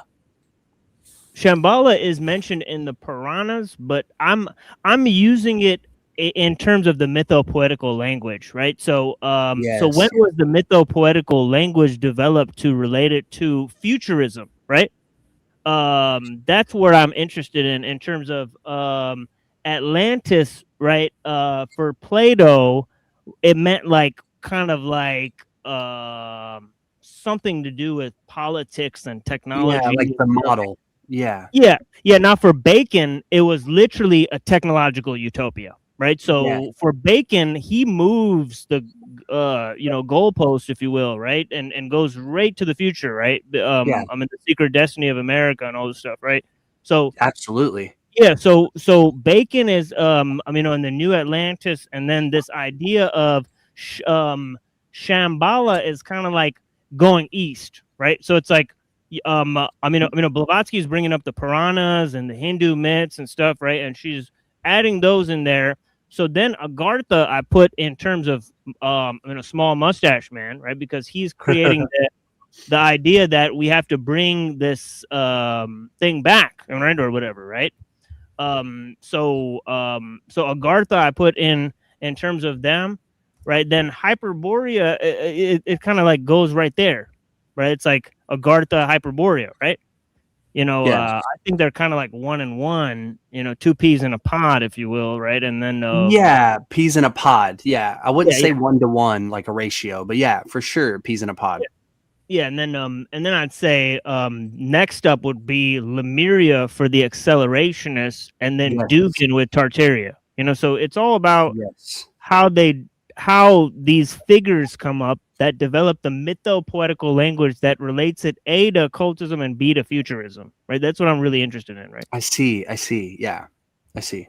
Man, that's a really neat. Not only are the observations keen, but to formulate some sort of like thread between them all is really nice. I appreciate the info. Thank you. I appreciate you. Yeah, I appreciate you too. And obviously I wouldn't have done it without you. so yeah. Really. That's man. Yeah, man. Because we've been talking about Hyperborea, all this stuff, but so yeah, man. It's part of our discussions. I want to let me read one thing real quick. This is not long. It's like maybe 3 sentences, right? He says. This is Nimrod. He says the success of such a test will depend on future steps: the Hyperborean initiation, the neither spatial nor temporal but strategic transit toward the Selbst, toward terrestrial Hyperborea, toward CTUHLU, toward Agartha, toward Valhalla, toward Venus, toward the origin, toward the original Hyperborea, outside of the demented material universe created by the One, toward the eternity of the Spirit, near the incognizable God and Christos Lucifer, the great chief of the race of the Hyperborean spirits. So he's laying out this like this process, and it seems to be he's laying it out in a very general linear sense, right? Like the initiate will first be initiated, and then disclaimer, neither spatial nor temporal, but strategically transit toward these things. Right? Yeah, I can dig that, because I think like once people reach a certain like summit of like perfection where they like collaborate and they get things done, like then time will move. But like until then, we're just stuck like in stasis. Right? And that was a very good reading. Hyperborean. Yeah, you know what I'm saying? So it's like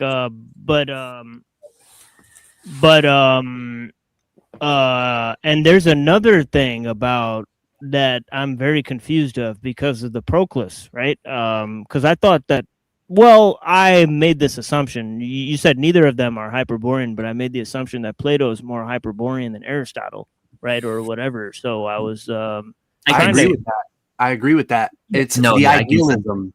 It's the idealism. That's it. That's all that he has. Yeah.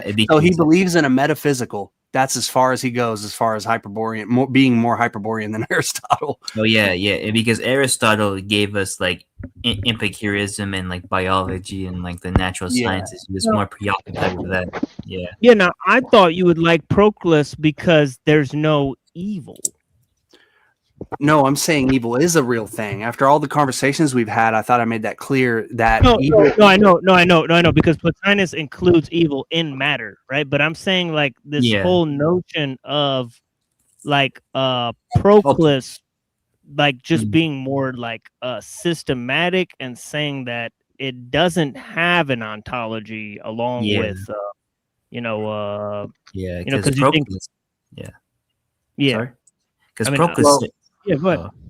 no, because Proclus said that evil is just like the absence of good. It's privation. Yeah. No, He no, doesn't actually, exist in wait, its I don't form. want to cut you off, but I've studied Proclus heavily, right? He actually doesn't just say that. He says it's both. He says it's real and it's neither. He says it's both and they're both not, right? So Wow. he's so like if you read Proclus's Problem of Evil, he obfuscates. He'll say, "Listen, man, it's privation, but it's not merely privation."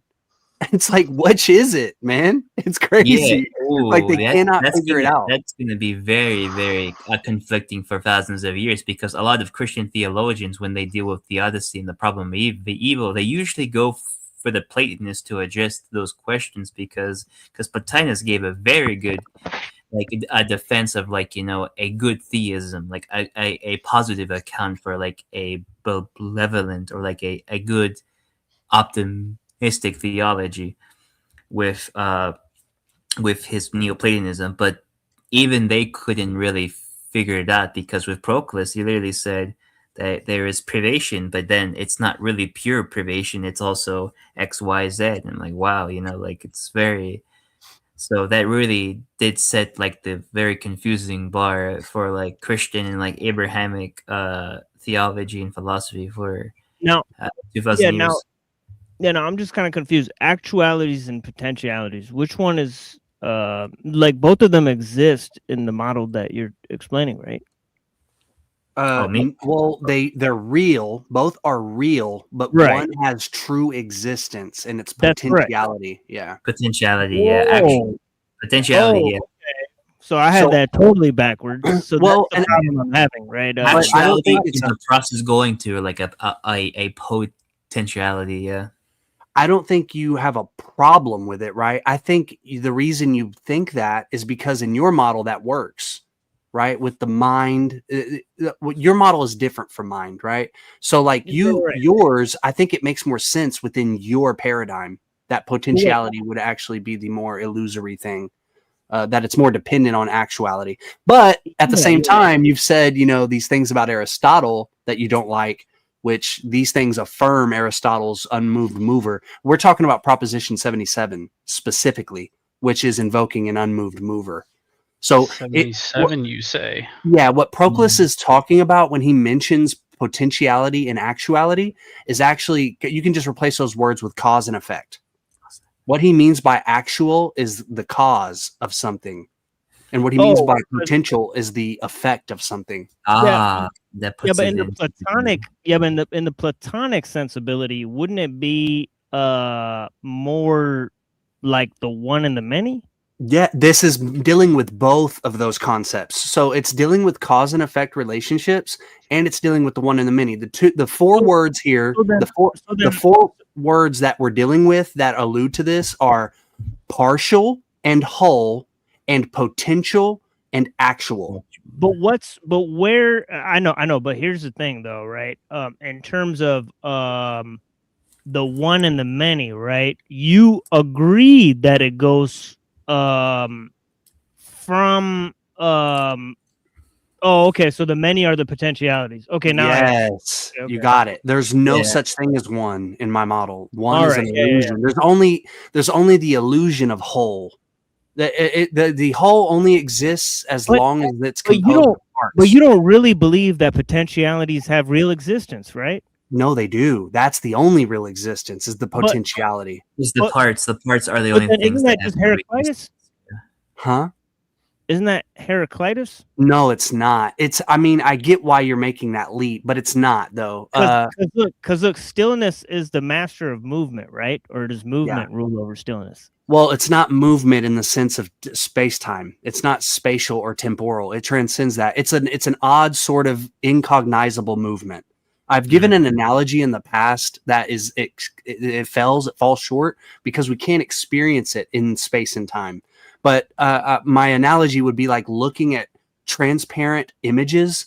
Like, let's say you put slides over each other, right? And they're sitting still. Like a bunch of pictures, and I can see beneath the top picture, I can see the one underneath it. And then if I, focus my gaze a little bit further down, I can see the third picture. and then the fourth, and then the fifth, right? They're all transparent images.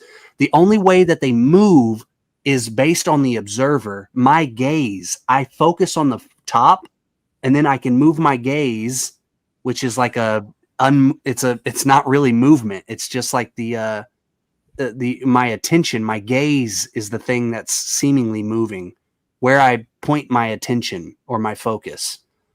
Yeah. So the pictures are still in a stack. I haven't moved them, but I know that there's one on top, and then I can see past it, and I can look to the second one. That's kind of what's going on in being. It's not fully Parmenidean. It's not saying that being is static. The spirit is unchangeable. It's immutable, but it's not static. The spirits within eternity or within being can actually move, quote unquote, in the sense that their gaze or their attention can change.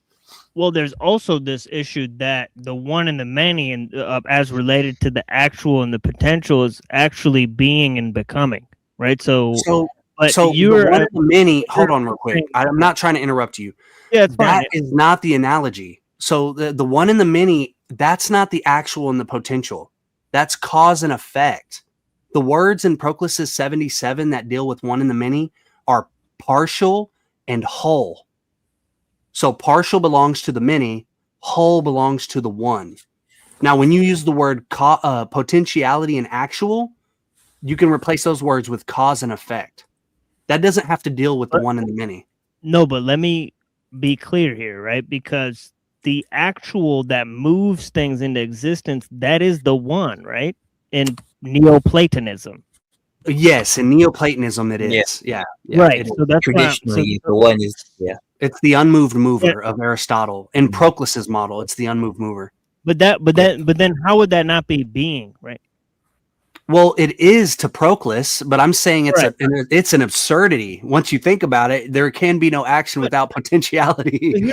But here's the final move is what I'm saying. He's saying that being is real and becoming issues from being. Yes, it's emanationism. Yes.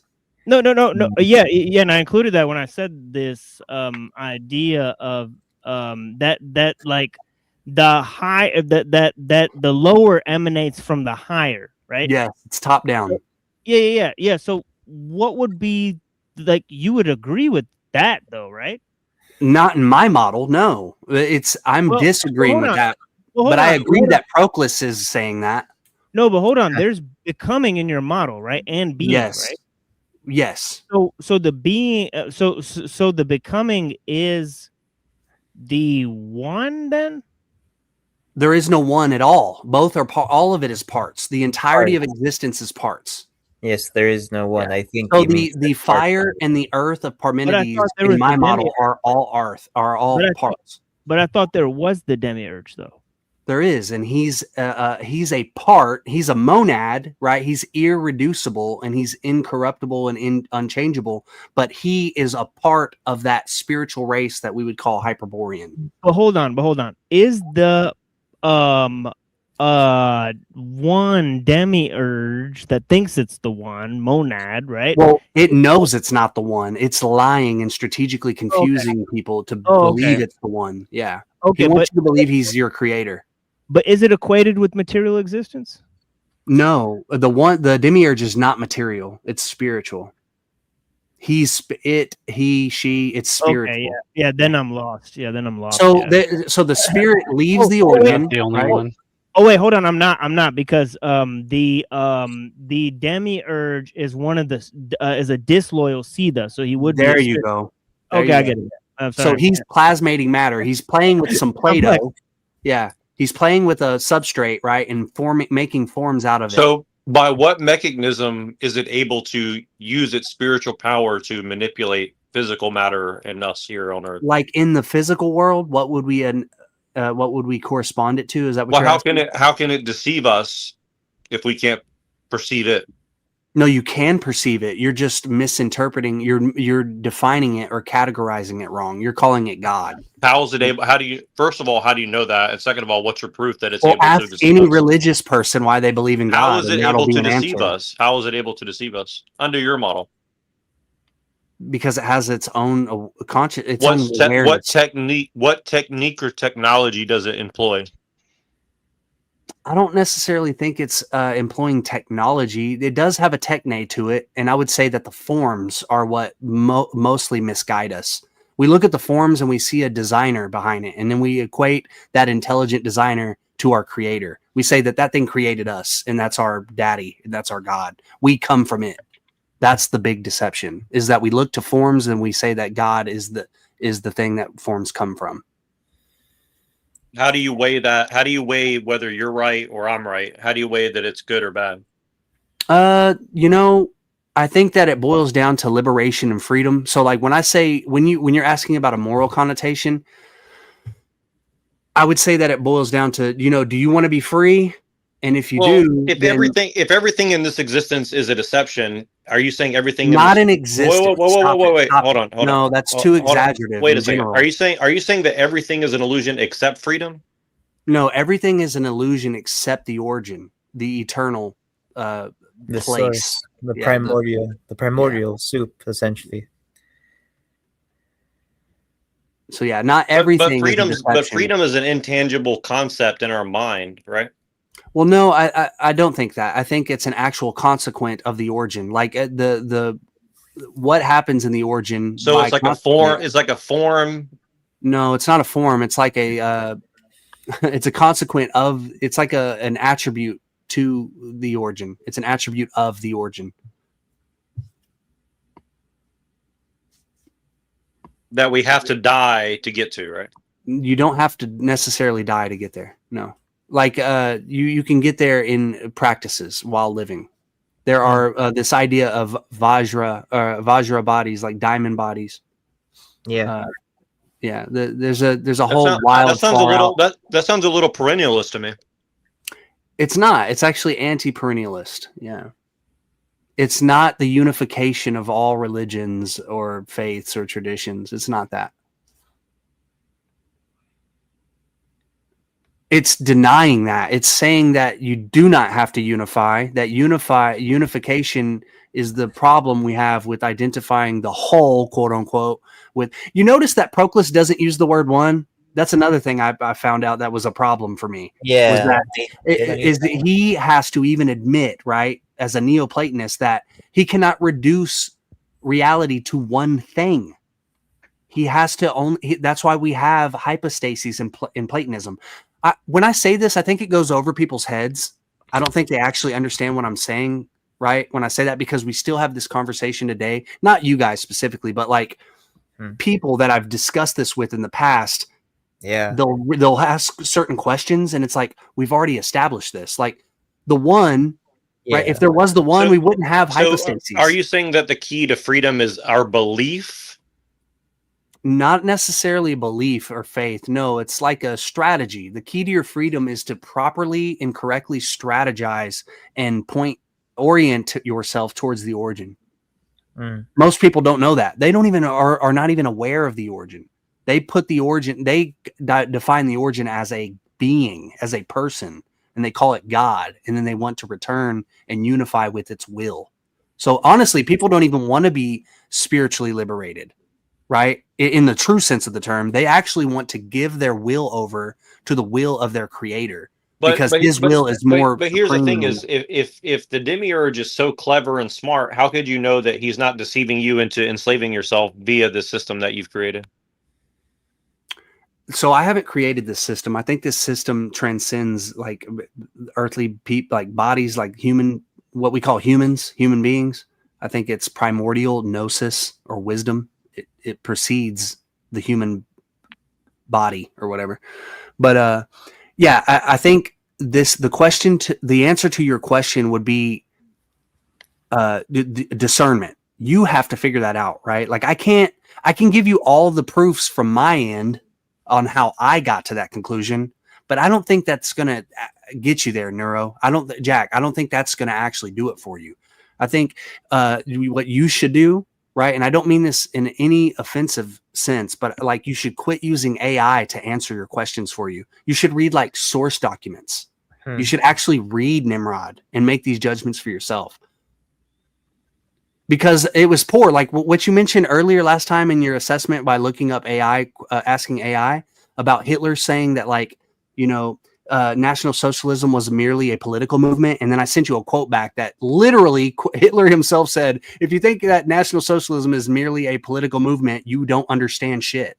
Yeah, so like, how did AI miss that? How did AI miss it? Right? Yeah, I'm telling you, hallucinating, bro. AI is designed to deliberately make you a libtard. Well, Plato believed that Plato believed that the written word itself was a similar tool to deceive, right? That's what Nimrod is saying. Yeah, linguistics lead to cultural structures. You gotta break all that down. That's all in the works, though. You gotta read that. You gotta figure that out. I can tell you, but I don't think me telling you is gonna do it. You're just gonna ask AI why I'm wrong.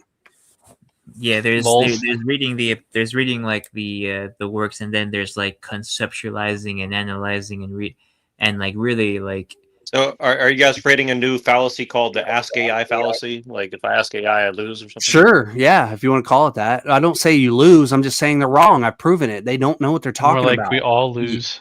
Yeah, You know? like, but unfortunately, like every search engine has AI in it, so like it is kind of like it's almost like a lose-lose situation for everyone. Jack, let me ask you: why would you want to ask AI when there's a book there that you're asking it about? Why not just go read it? Why can't you do it? Is it too much time? Well, a book doesn't tell you how to interpret itself. Well, why are you relying on a bot to interpret something? Why don't you interpret it? Why don't you do that? Sajamon. Obviously, everybody has to interpret things in some way or another to themselves, right? Yeah, you're interpreting what the AI says. Why not just interpret what the source document says?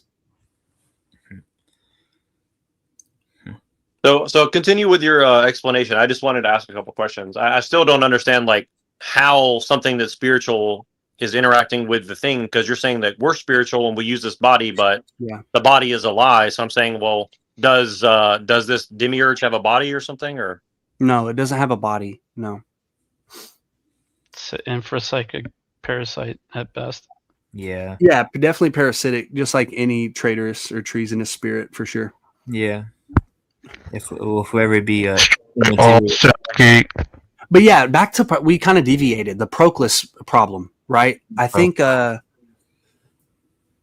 so. Proclus is obviously fire, right? Like I disagree with his end view. I don't agree with Platonism or Neoplatonism, but I'm going to tell you that when I was a Neoplatonist, when I made it to that stage, Proclus was the top-notch Neoplatonist. Absolutely, absolutely. Yeah. Damascus. I'm not a only. Yeah, like I'm not a Neoplatonist, but like all Neoplatonists sound like pretty gay compared to Proclus. Right now. Yeah. Plotinus was gay to me. I read the Enneads and I was like, wait a second. And then I found Proclus, and then when I started reading the Elements and then the theology of Plato, I was kind of like, wow. This is what it should be like, right? This is systematic. He's laying it out step by step. Yeah, because the other Neoplatonists, they try to write like in this beautiful tone, like poetic, very flowery. Yeah, and it's very flowery, and it's like very like intimate, right? It's almost like, it's very gay. Yeah. But no matter who you pick, whether it's Plotinus, Proclus, or Damascus, they're all synarchists in the Hyperborean model. They're all believers in the one and the good. And then how I see it is that they will disregard the truth of first principles to justify or reify the one and the good as the same thing. That's what. So I messaged you back, TML, and I don't know if you've had a chance to read it, but when you do, that's what I mean. That's what I mean by cope. Is that it becomes obvious the more you read Neoplatonist. You'll be like, wait a second, that just doesn't sit. Yeah, right. I don't agree with what they're saying. I agree. There's a lot of cope in terms of trying to match being and becoming, right, or whatever, So I think that is kind of like the first cope of, I think, Plato himself, right, and then obviously his Pythagoreanism, right. Like I usually say like cosmos, energy, force. They're all made up terms, right? So like cosmos is made up by Pythagoras, energy is made up by Aristotle, right? And force is made up by Newton. I think like out of those three, like I think those three would be possibly like very synarchic, you know, if that follows even right, in terms of you know, positing, you know, or does Nimrod use these distinctions, or is there energy, or is there like the cosmos, like are these things real?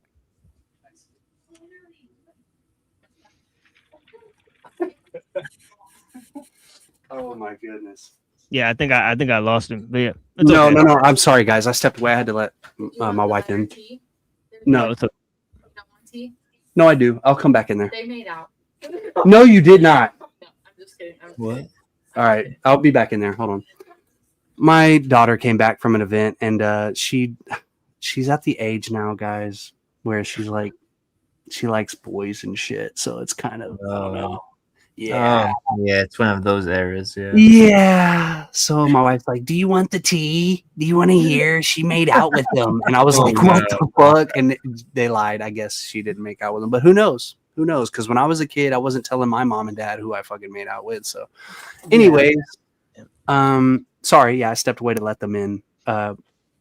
Did I miss something? Did I miss you, TML? I'm sorry. I apologize. I forgot what I said. I could go back in the video and listen to myself. I'm very high right now. So it was probably somebody. I think it was about Plato and like him being a Pythagorean and him trying to like cope with like being and becoming. This is what I said. I said energy and cosmos are made up concepts. Cosmos is made up by Pythagoras. Energy is made up by Aristotle. Are these reconcilable conceptions in your view, or are they just made up things, right? Because I'm with kind of like the Buddhists, or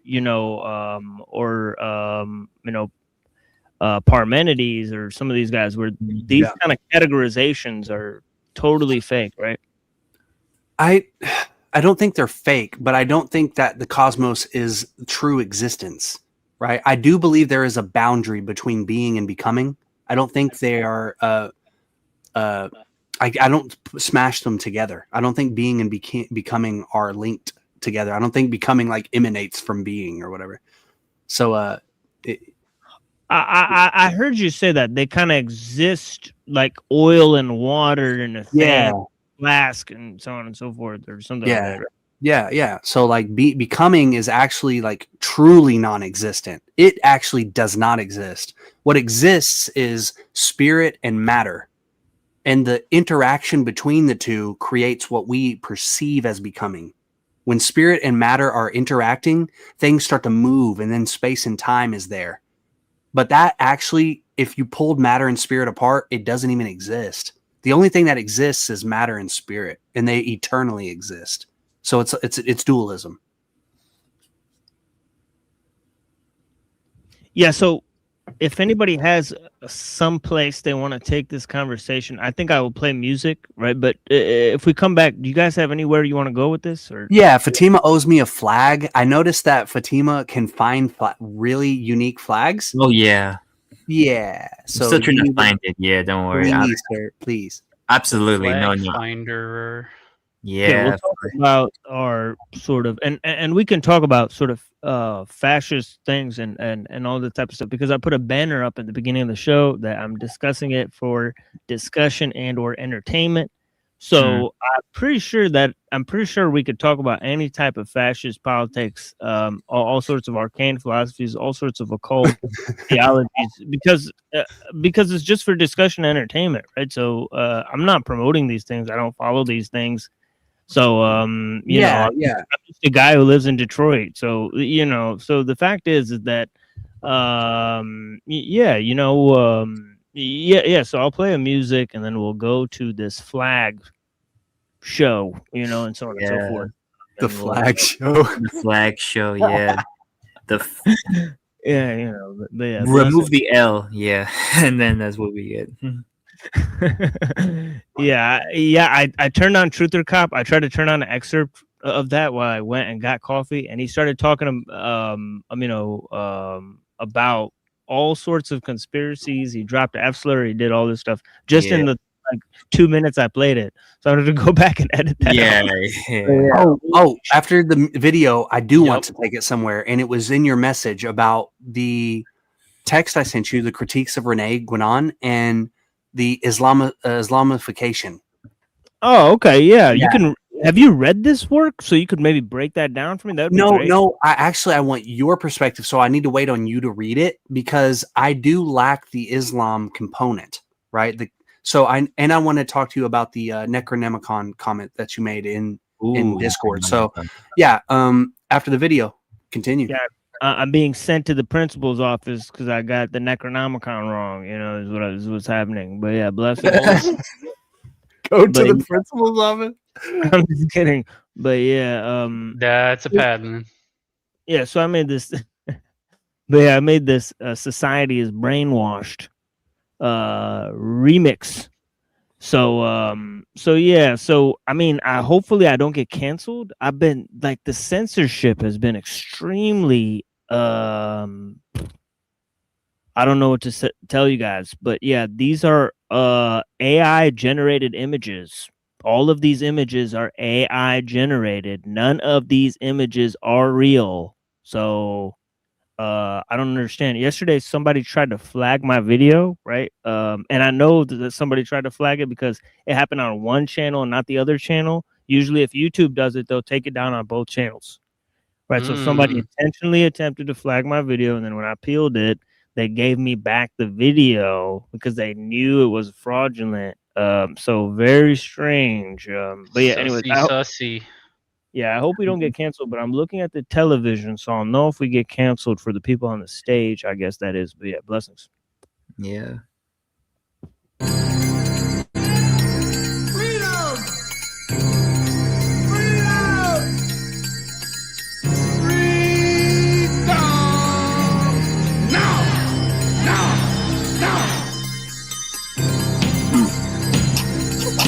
Society's brainwashed. Yo, Bill. What up?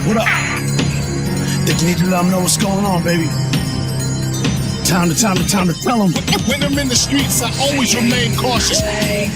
Let's go. Every society honors its live informants and dead troublemakers. I'm the son of Satan. Sculpted the culture of the ancients. Permeate the state. With my left hand stuck in the matrix. I'm the apex. I feel science off of spaceships. Black border contractors captured off of camcorders. Aftermath, slaughter, violent massacre. Masters of order. Burning effigies of presidents and American flags. Veterans class with a chance to sell terror for cash. Babylon destroyed the base of Migdosh. Death codes, murder squads. Exploding churches and burning mosques. Throw your dice, now your destiny's cast. And he sees the war with planet over centuries past. And the mysteries remain unsolved. Colossal pyramids on Mars. Visitors beyond the scriptures of Allah. God is on the side of the ones with money and large armies. Pray for death amongst these brainwashed zombies. Society is brainwashed. That you can't see what I can see. That's right. There's a few things we have to address. That you can't see what I can see. When I'm in the streets, I always remain cautious. Good. November 5th, 2001, less than 2 months after 9/11 occurred. The infamous William Cooper was murdered, ex-naval intelligence officer. But now author of Behold the Pale Horse. He paid the cost. I can't say that I agree with everything that he wrote, but I admire him for speaking his mind though. Never holding his tongue for nobody. Our society is brainwashed. Guns in each other's faces for the same lies. Saying everything and saying nothing. Same bullshit materialism, the third world man's luxury, this false flag fuckery.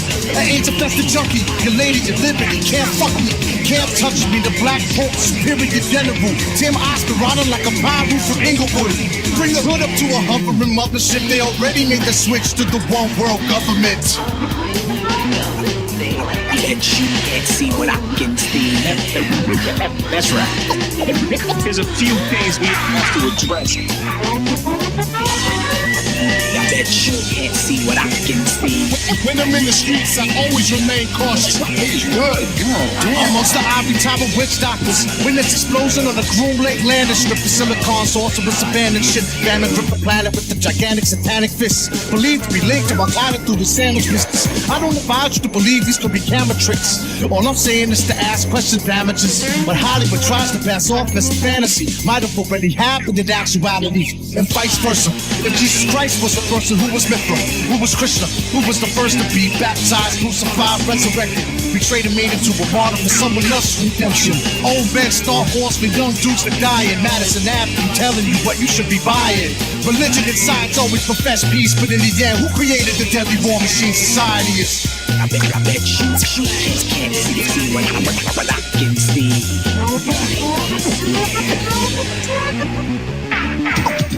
There's a few things we have to address. I bet you can't see what I can see.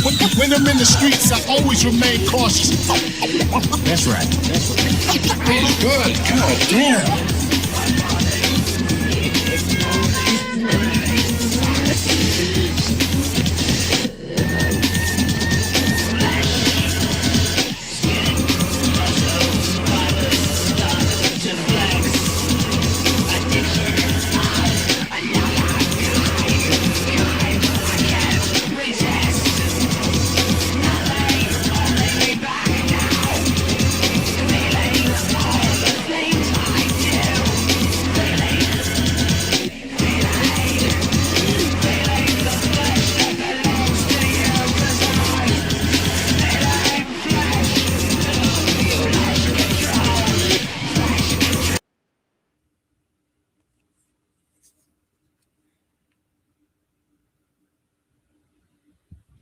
This is old industrial music mixed I with like hip hop. It is what it is.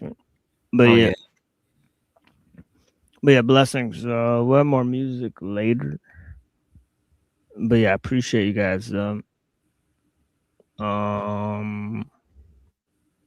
there's a direction which I've seemed to forgot. Oh yeah, the flag. Necronomicon? Flag Necronomicon.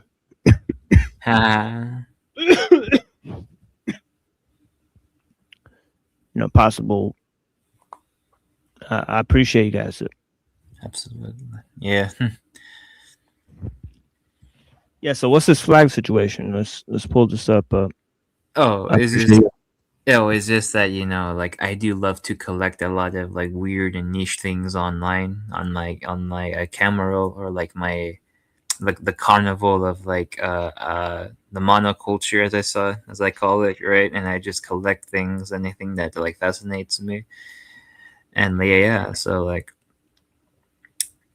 and people like me, they're on jitter, right? And they just like post flags that they make, and yeah, they have very strange like idiosyncratic personalities, and they're just like the side effects of like the monoculture. Everyone is underneath the influence of the monoculture, but like me and other people especially are very strongly influenced by the monoculture. Right. Well, the proliferation of memes and belief systems, right? That everybody has either a belief system, and everybody knows what other people's belief systems and or myths are comprised of, right? And they are as loosely connected to their own myths as they are to theirs, right? So it's like this weird interchange where obviously there is as to borrow this there's technosphere and the ecosphere, but there's the semiosphere, right? So on and so forth, right? Which the symbolic, right?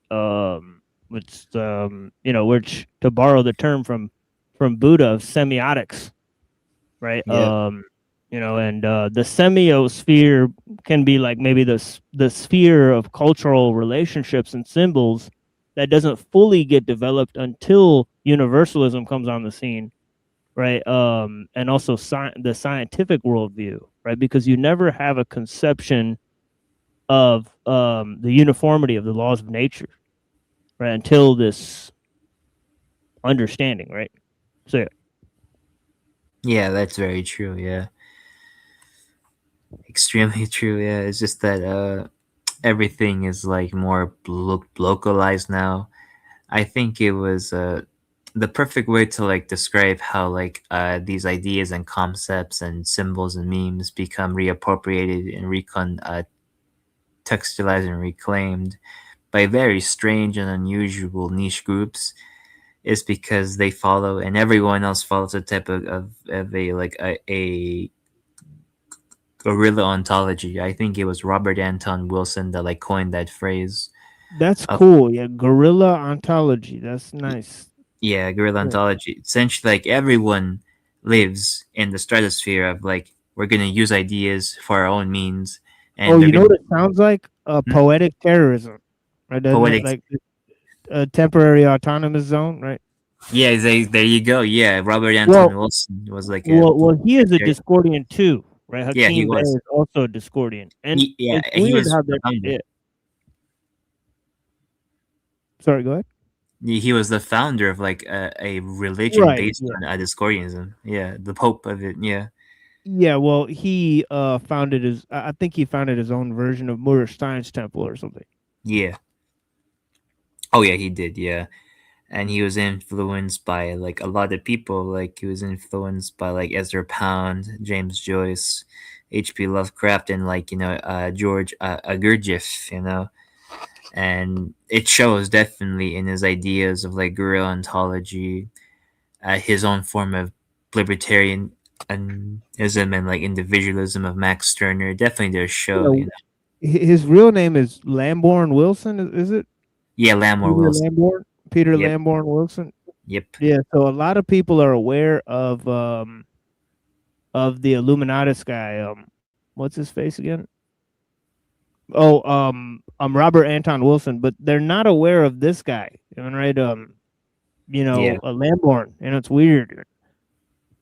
And also the fucking dude, Michael Muhammad Knight, his student. What a weird fucking dude, yeah. Yeah, Very Michael weird, Muhammad Knight was fucking like for lack of a better word, just like the odd one out in all of this web of influence. Yeah, he's the one that went to Pakistan and interesting stuff with Michael Muhammad Knight, man. Michael Muhammad Knight actually, like he wrote I think like a book where this chick in a burqa cuts the head off a white dude, I think, and then eats it or something. I don't know. Wow, that sounds. What the hell? Yeah. No. That sounds very like him. Yeah, Muhammad and Knight. Yeah, that does sound like him. And he is a white dude. Oh, that's weird. I think the book is called White Devil or something like that. White Devil, yeah. Very strange. It might be called something like that, but he also like maybe Neurojack should read that book. Yeah, one of the things one of the trends in Discordianism and accelerationism is to start countercultures, right? So they'll like straight edge or damn, I was muted. I've been muted this whole time. I'm sorry. It's called Blue Eyed Devil. But damn it. Oh, you know about Michael Muhammad Knight? A little Blue Eyes White Dragon. You son Blue of Eyes White Dragon is hella based. Dark Magician is even more Blue Eyes White Dragon, yeah. Racially conscious. And you know about Yu-Gi-Oh? Dude, what don't you know about? Dude? Bro, I played Yu-Gi-Oh heavy in middle school. He knows all the things.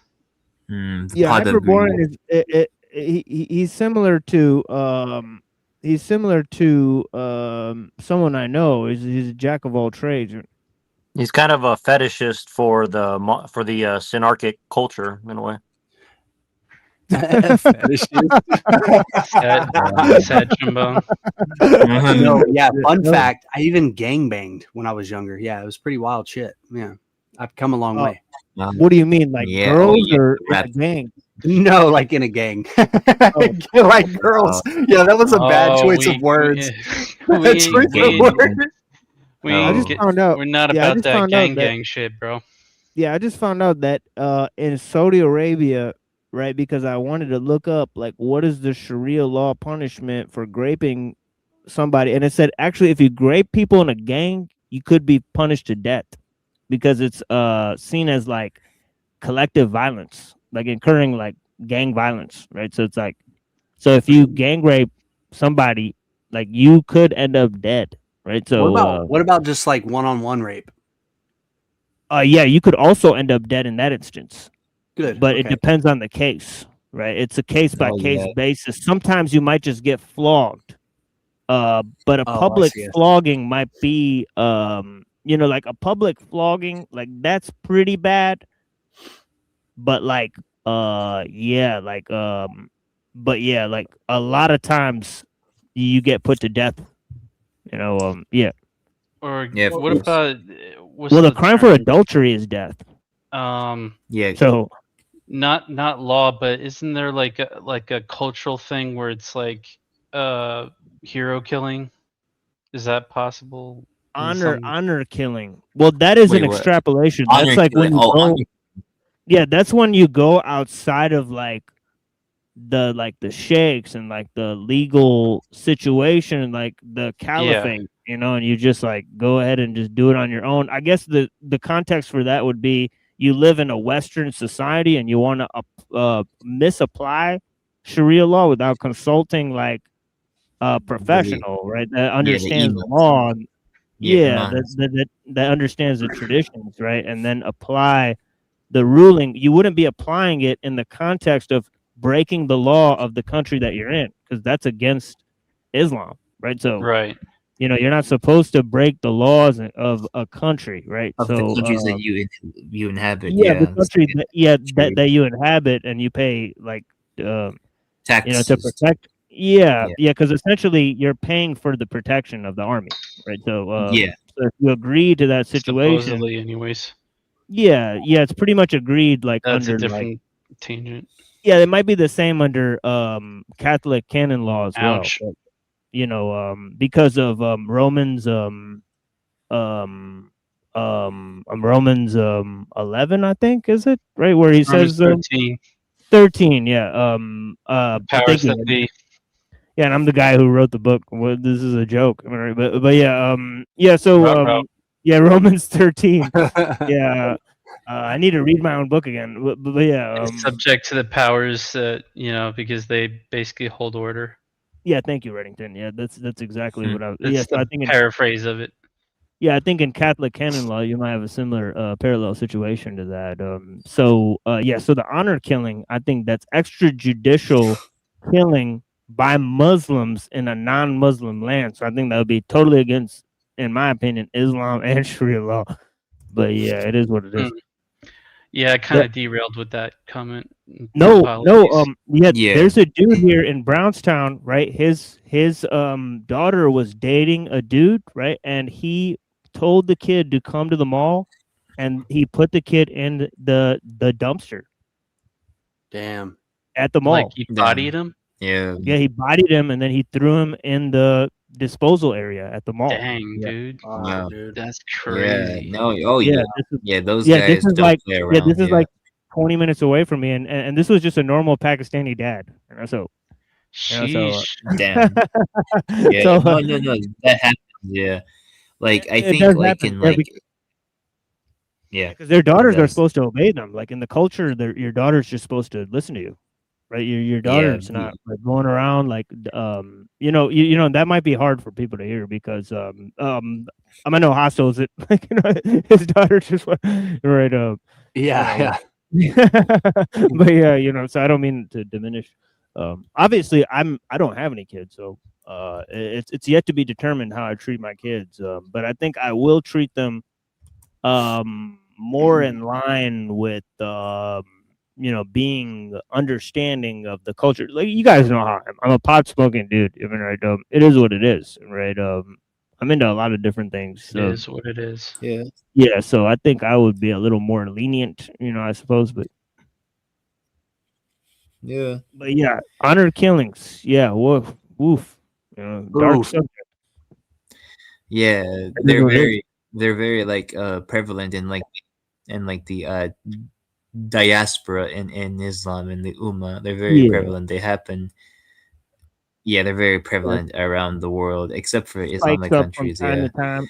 Yeah, spikes up from time to time, and And obviously, some of those cases where it's conflated with the crazy radical gangs, right? Because sometimes, like the Israelis will just fund like Muslim gangs, and they'll literally go in and just grape and kill a bunch of Muslims, and they'll be like, "Oh, look, honor killings." Right? So that happens too. Yeah, that happens with ISIS. Okay, it does Yeah, happen. And ISIS, of course, Boko Haram, and all the type of shit. It had a and of couple of course, few like groups that were literally the created by the CIA and the Mossad. Yep, that were, and of course there was the Boston thing that happened, which people thought those guys were. Yeah, that exactly what happened. And usually what they'll do is they'll kill a bunch of Muslims and say they're gonna impose Sharia law on that area, right? And they're sent in. They're usually foreigners, you know, right? So it's pretty weird when a bunch of people get funded to come in and kill all the Muslims. They only attack Muslims, and then they say they're gonna implement Sharia law, which they never do. They never quite get to that, and then it's just a looting operation that's funded. Yeah, it's just a state. It's just to destabilize those countries. That's all it always was. Yeah. Yeah. Well, yeah. If you have a large military force, the world's largest, you have to protect it, right? And you're working with the Israeli government and so on and so forth. Yeah, of course. Yeah. Ruh-roh. But what was that about the Necronomicon? Do you actually think of Scooby-Doo when you say Ruh-roh, like ever? I like genuinely want to know that. Okay. Sometimes. We're good. Yeah, no, I immediately correlated with the Scoopster. No, because Scoopster. Yeah. Scoobert, yeah. Scoobert Doo. Yeah, there you go. Yeah, Scoobert. Yeah. You know, I even knew that Shaggy was high when I was like 10 years old. Like I knew that. My God, it wasn't even it wasn't even a You know what's really funny is that when I was no, it wasn't. Actually, it went over my head because I watched like the live action one, and when him and Scooby were in the van, like and like smoke was coming out from like the top like roof, like the door. I had no idea what that was. It wasn't until I was like 11. It's like, oh, that's what they're doing. They're just hot boxing the car. Or like that's like the joke. It's like, yeah, they're stoners, but they're actually grilling burgers. But grown ups would be like, oh, what the fuck? Like, are they like smoking weed inside? Yeah, it's the bait and switch. The punchline is definitely a bait and switch for sure. Yeah, it is. Yeah. It's so funny now, like the amount of subtleties in that film, especially that was early on in the film. That was so funny, you know.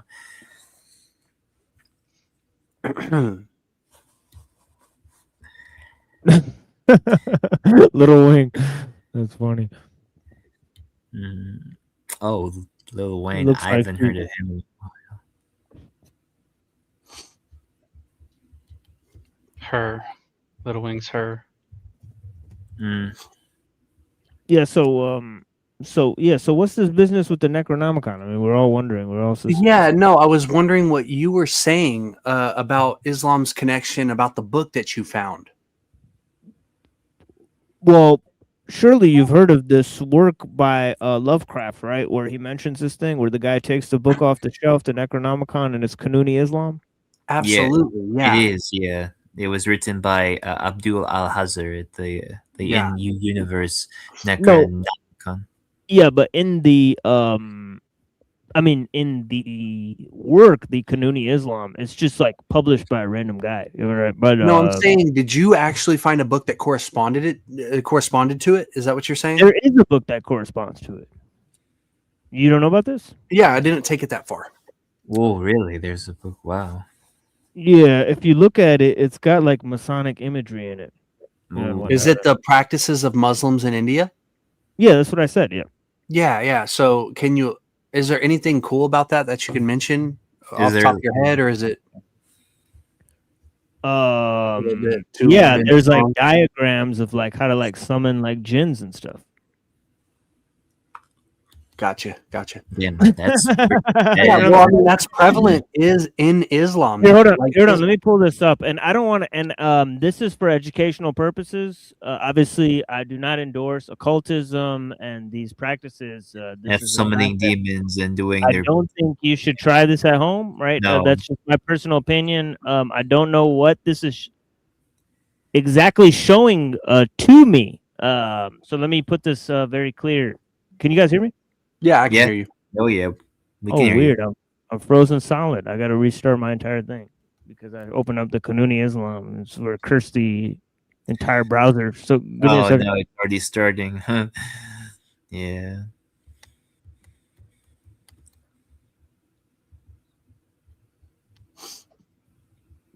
Yeah, it's like I might have summoned an omen here. But give me a second. Yeah.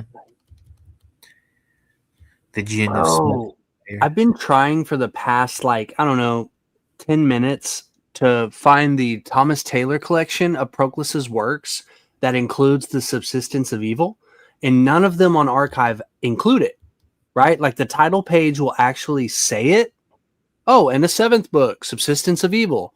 But it won't actually, I can't find the PDF for it because I wanted to show Fatima the particular quote, the instance where he says, yeah, it's a privation, but also it's neither privation nor actual substance. Yeah, Like, that's really interesting. Yeah, it's it's very wild. I was like, I was so taken aback by that claim because I was looking forward to that. The problem of evil is like a big thing within philosophy, especially Platonism. If you're going to claim that there's the good, you should have a good answer for the problem of evil.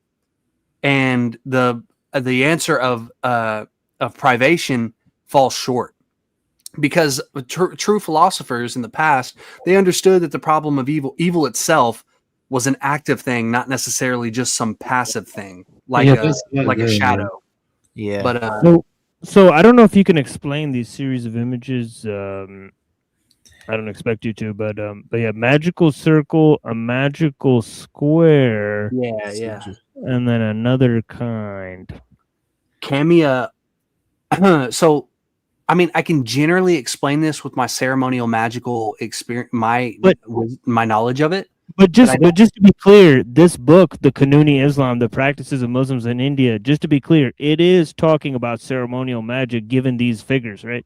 Absolutely. And there are academics who have proven that Islam is heavily ceremonial magically oriented. Yeah. Well, no. it is for sure. Yeah. No. But just to be clear right now, these are not traditional Muslim practices. I wouldn't say you're right. Yeah, I would say it's like medieval influence across Eurasia. Yeah.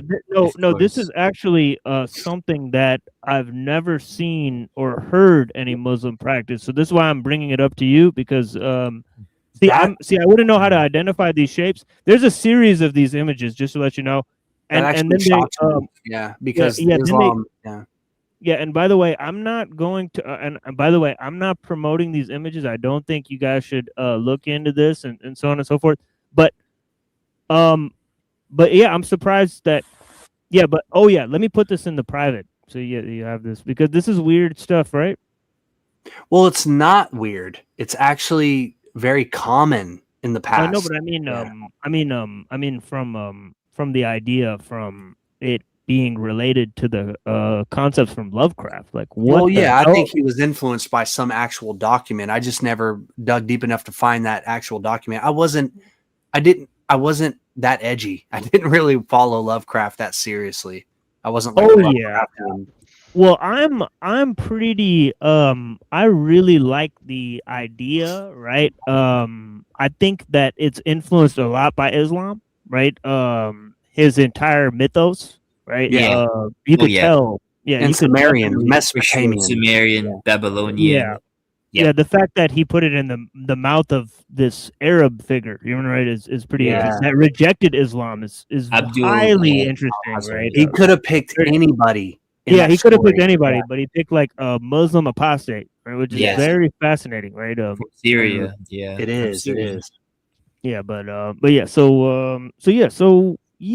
this down, Hyperborean, and yeah. So like the circle, I'm pretty sure we all understand what that is. If not, I can elaborate if you guys have questions on it, but I would like to move to the square or the camea. That makes more sense.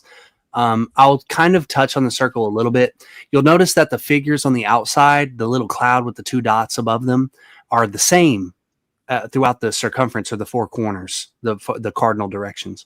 They're the same, but you'll notice the numbers within the 4 parts of the circle are different.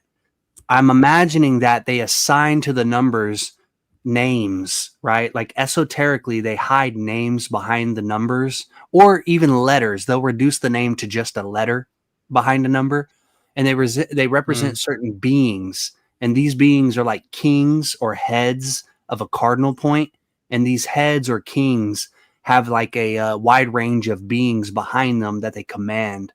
And these you tap into first so that the order that you give the king can get to the correct daemon or demon that needs to, fulfill that order or that request. But the outside is usually God. It's the thing that encloses or secures the circle. They're usually in like the Western mystery traditions, they use the Hebrew names.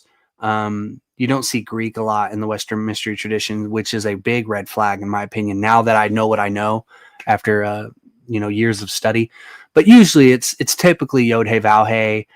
There are obscure medieval terms like Agla, things like that.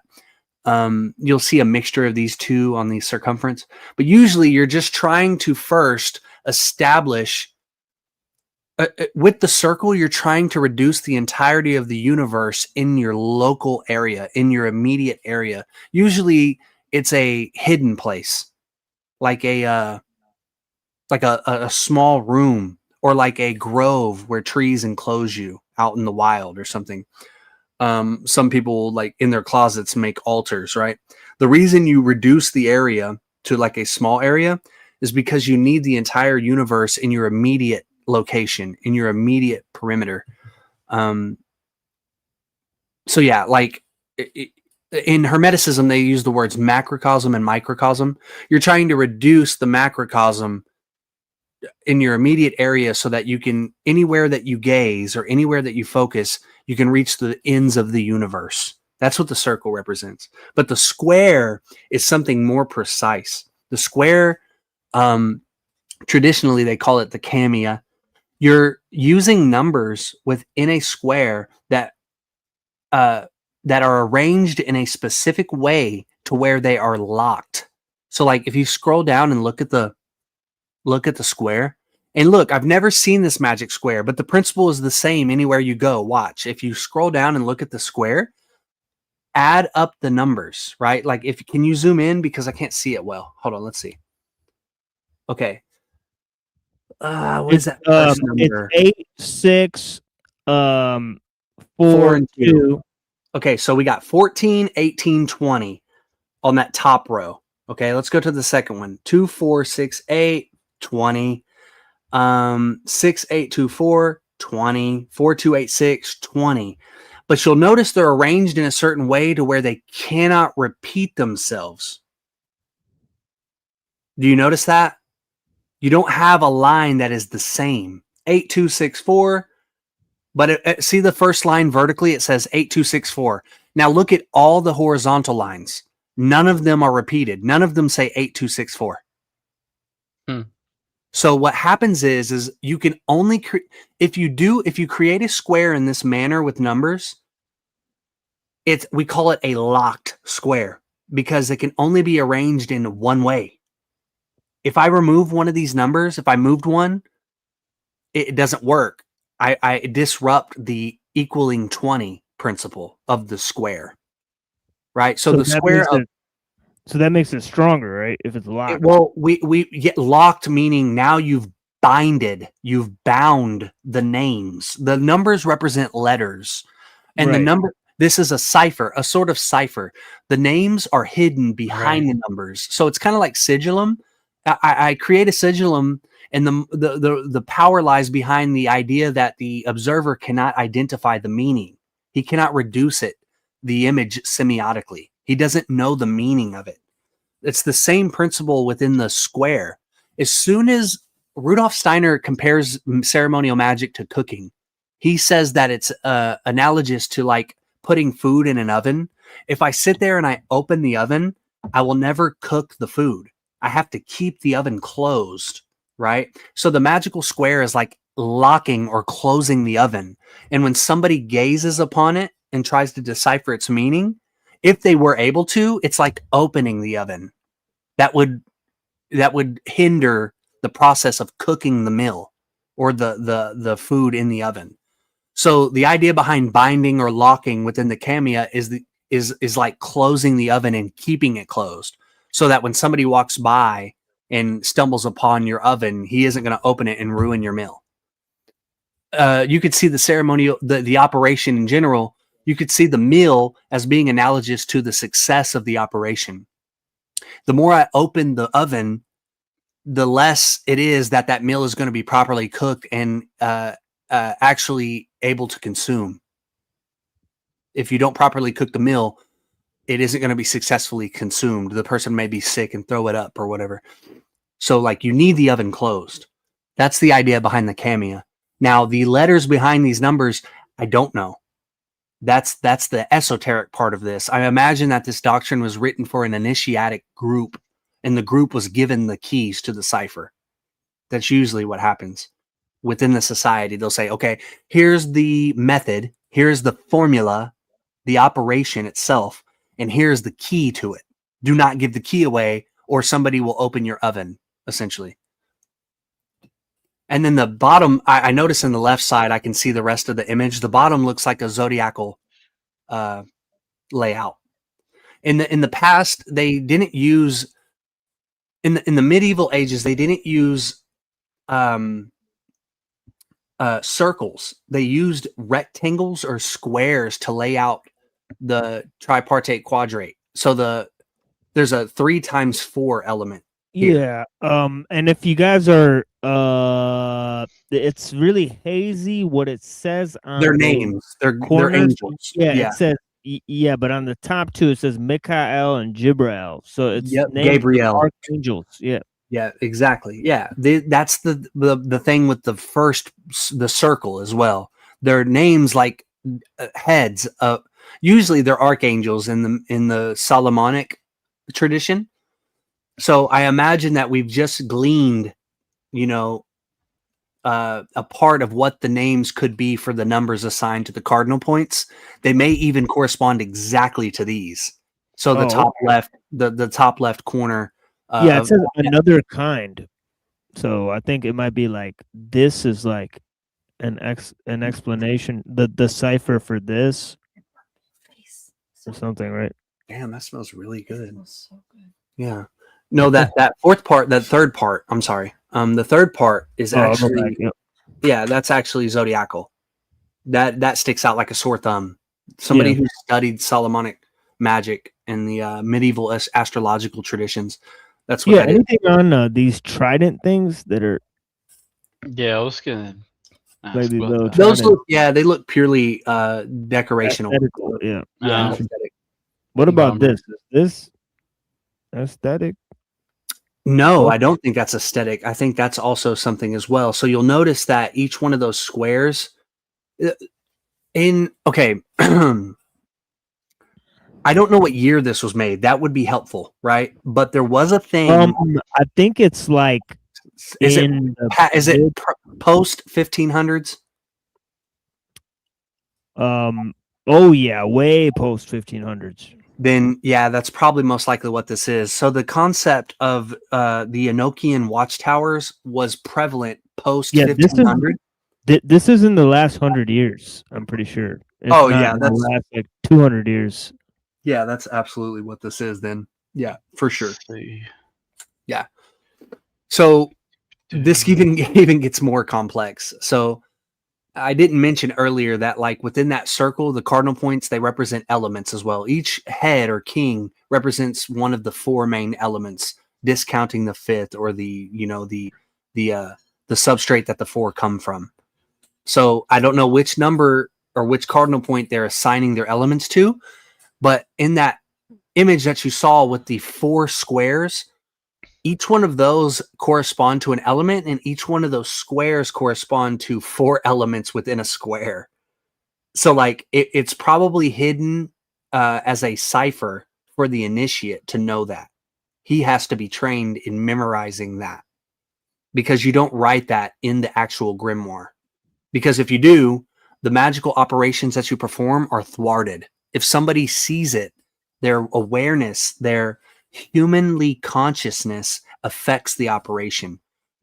This is akin to the idea of the observer effect. As soon as somebody tries to, dip into whatever you're experimenting with to measure it, it tampers with the measurement. And then look what it says in explanation of it. It says a magic figure. Yes. Yeah. A magic figure. Over here, it says magic square and magic circle. But over here, it says a magic figure, as it shows a type of like a being thing. And then it fills in the... Well, figure, like a diagram is how I interpret that. Figure. Meaning like in an academic text, they would say figure 1, figure 2, figure 3. Yeah, exactly. Here we go. They actually give you the numbers. They're not fucking up, but they're giving a lot here. They're telling the initiate, they're giving him aid in remembering the correspondence behind the numbers. Because yeah, man, 4 squares of 9, that's a lot to remember. I don't care how good you are at memory palacing. And this is also shaped like the Kabbalistic tree, right? Yes. So moving up the levels, right? It's showing you how to proceed up the levels, right? Yes. So you could see that these exactly, man. You're so keen to that, and I imagine that you haven't studied Kabbalism that much because you're disdain for it. But your intuition, right? Exactly. But your intuition and presumably, yeah, you've spotted that accurately, because they don't include 1. Keter is actually the whole entire square. So you can see the 9 as each of the 9 sephira leading up to 1 or Keter, but then you can see the entire square, like dissolve the inside lines. That whole square would be the 1 or Keter or the crown. So yeah, they are. And this would be analogous to the 4 worlds of the Kabbalistic tree. Yeah, you could even see an upward way and a downward way right there. Yeah. Bariah, Asaya, Yetzirah, and Atziluth is what they call them. But yeah, you're right. It's very Kabbalistic, which is... This kind of look like the square and compass deal right here, right? Oof. Let me get closer. Let me get closer to the mic here. Oof. Look at this thing. Sad, Ramon. Look at this thing. That's a straight up. You notice the number at the very end where they intersect? It says 19. That's very important. Oh yeah, it's very 19. important from an Islamic perspective too, because the word, or every Islamic invocation, right? It starts with Bismillah ar-Rahman ar-Rahim, and that's 19 letters. Oof.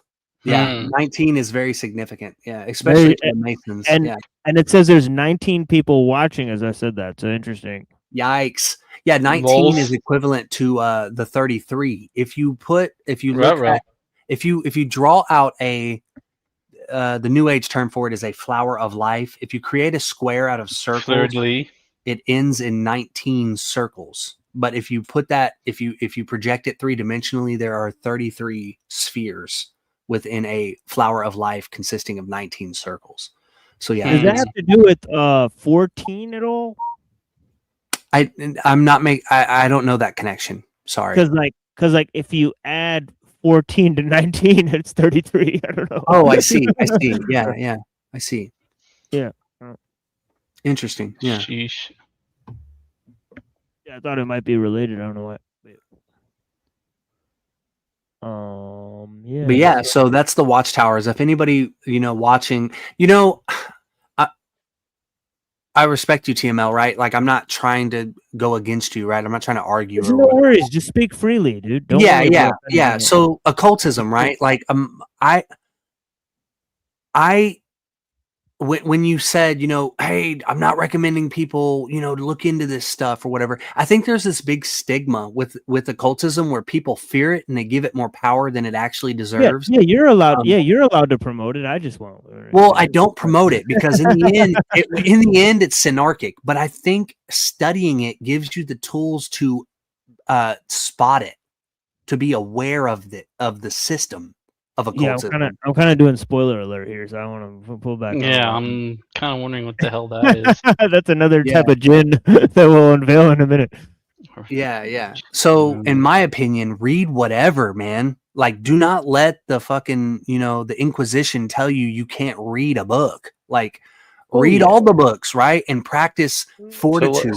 So let every crazy retard dabble in anything they want, right? Just let everybody absolutely do whatever they want. Well, absolutely. Well, here's the thing. Is that altering material conditions, strictly speaking, right? He doesn't recommend using ceremonial practices for that. I've heard him say that, right? But in other terms, just recommending reading, I do think people should look into the stuff. I don't think they should get involved with it until they look into it. But obviously, look, let's be honest. There's a lot of stupid, evil people out there that are going to run with it and like sacrifice people. I mean, we probably had one of them in our chat, like not even 15 minutes ago. Absolutely. So, and that's why I'm just saying, those like, people in a dark room and you take away their books. No, I'm just kidding. Everybody. Yeah. That's where I'm kind of at with it. Like, that's gonna. I mean, but you're sitting here saying like, oh, the Inquisition is bad. It's like, how is the Inquisition bad in and of itself? I mean, you're saying that there's never a time to go out and stop people from doing. Died. People were tortured. Yeah, you can't learn. On your own. You can't learn the truth for yourself. Kind of bad. Yeah, it's silly. No, it's how is it bad?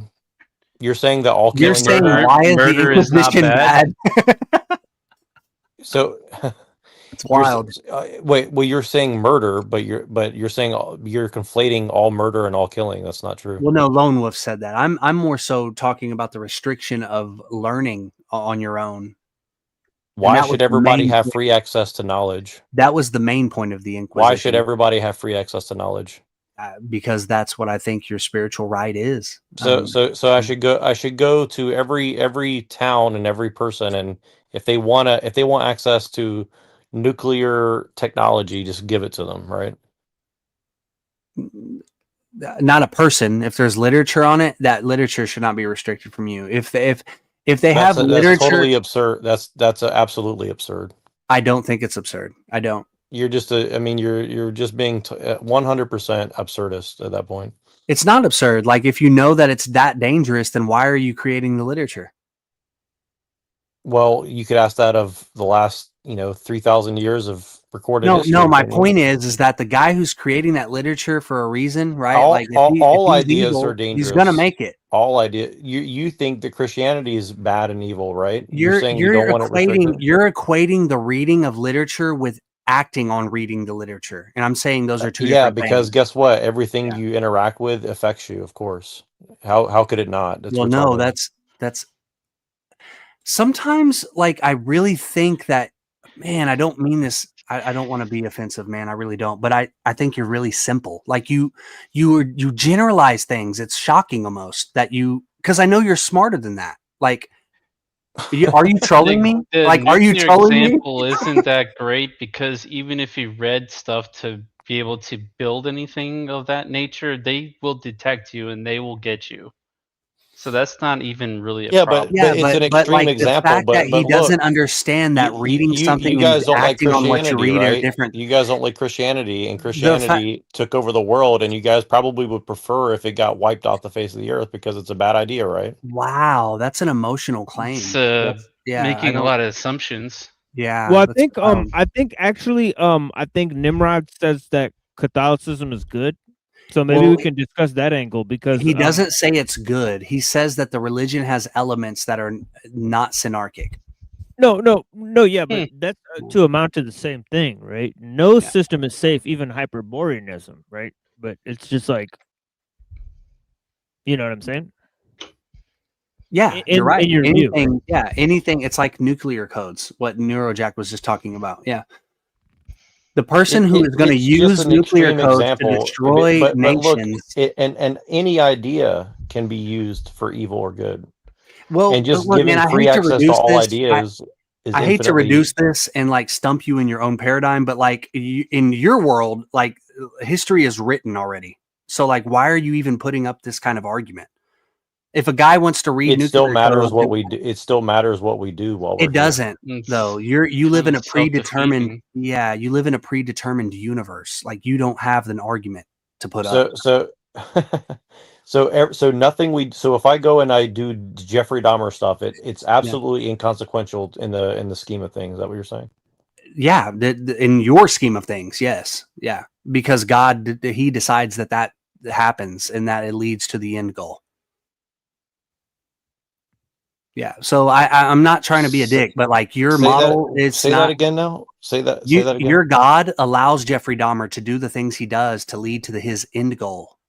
His eschatology. So how does your no God solve the problem? We destroy Jeffrey Dahmer's. We fight them. We destroy them. But in this realm that nobody can have access to. But you turn the other cheek and allow them to exist because God says that's not necessary evil. Well, that's a gross misrepresentation of what the Bible says. So evil is not necessary? Is that what you're saying? Then you're not a Christian. Well, to be fair, this guy who killed Jeffrey Dahmer, he did say, I think he was a Christian, right? I think he killed him with a broom. Right, and he said that God was telling him to do it. So it was a Christian move, I think. Ultimately, yeah, all of it, all of them, all of the acts are predetermined by God in His model. So, like, I don't understand the argument he's putting up. There's nowhere in Christianity that says everything is 100% predetermined. It absolutely does. Jesus states it emphatically. He says your names are already recorded. He also tells people that you ought to be like, you might as well put a millstone and be thrown into the ocean if you hurt children. I mean, that's what I'm saying. What is right, how are we disagreeing? Wait, so you agree with Jesus? Wow. Wowie. That claim I do. Yeah. Before we get too far away, it seems like this image on the screen reminds me of the Caduceus. It does. Yeah. Yeah. Manichaeans, they had a more dualistic cosmology, but they revered Jesus. But in the Lord of Light, for the Manichaeans, he's not omnipotent the way he is in the more traditional Nicene, post-Nicene Christianity, which is interesting. So great observation. Great observation. Because right now we live in the post-Nicene. That's what we live in, right? So Neurojack's paradigm is post-Nicene, which is omnipotence. So evil is necessary, i.e., evil is necessary. doesn't favor your argument. It exists however you deduce it, it's here, right? So like the people who are actually Christian, right? The limitations that were placed upon them, not being able to read the Christian literature. Right? Is that a problem?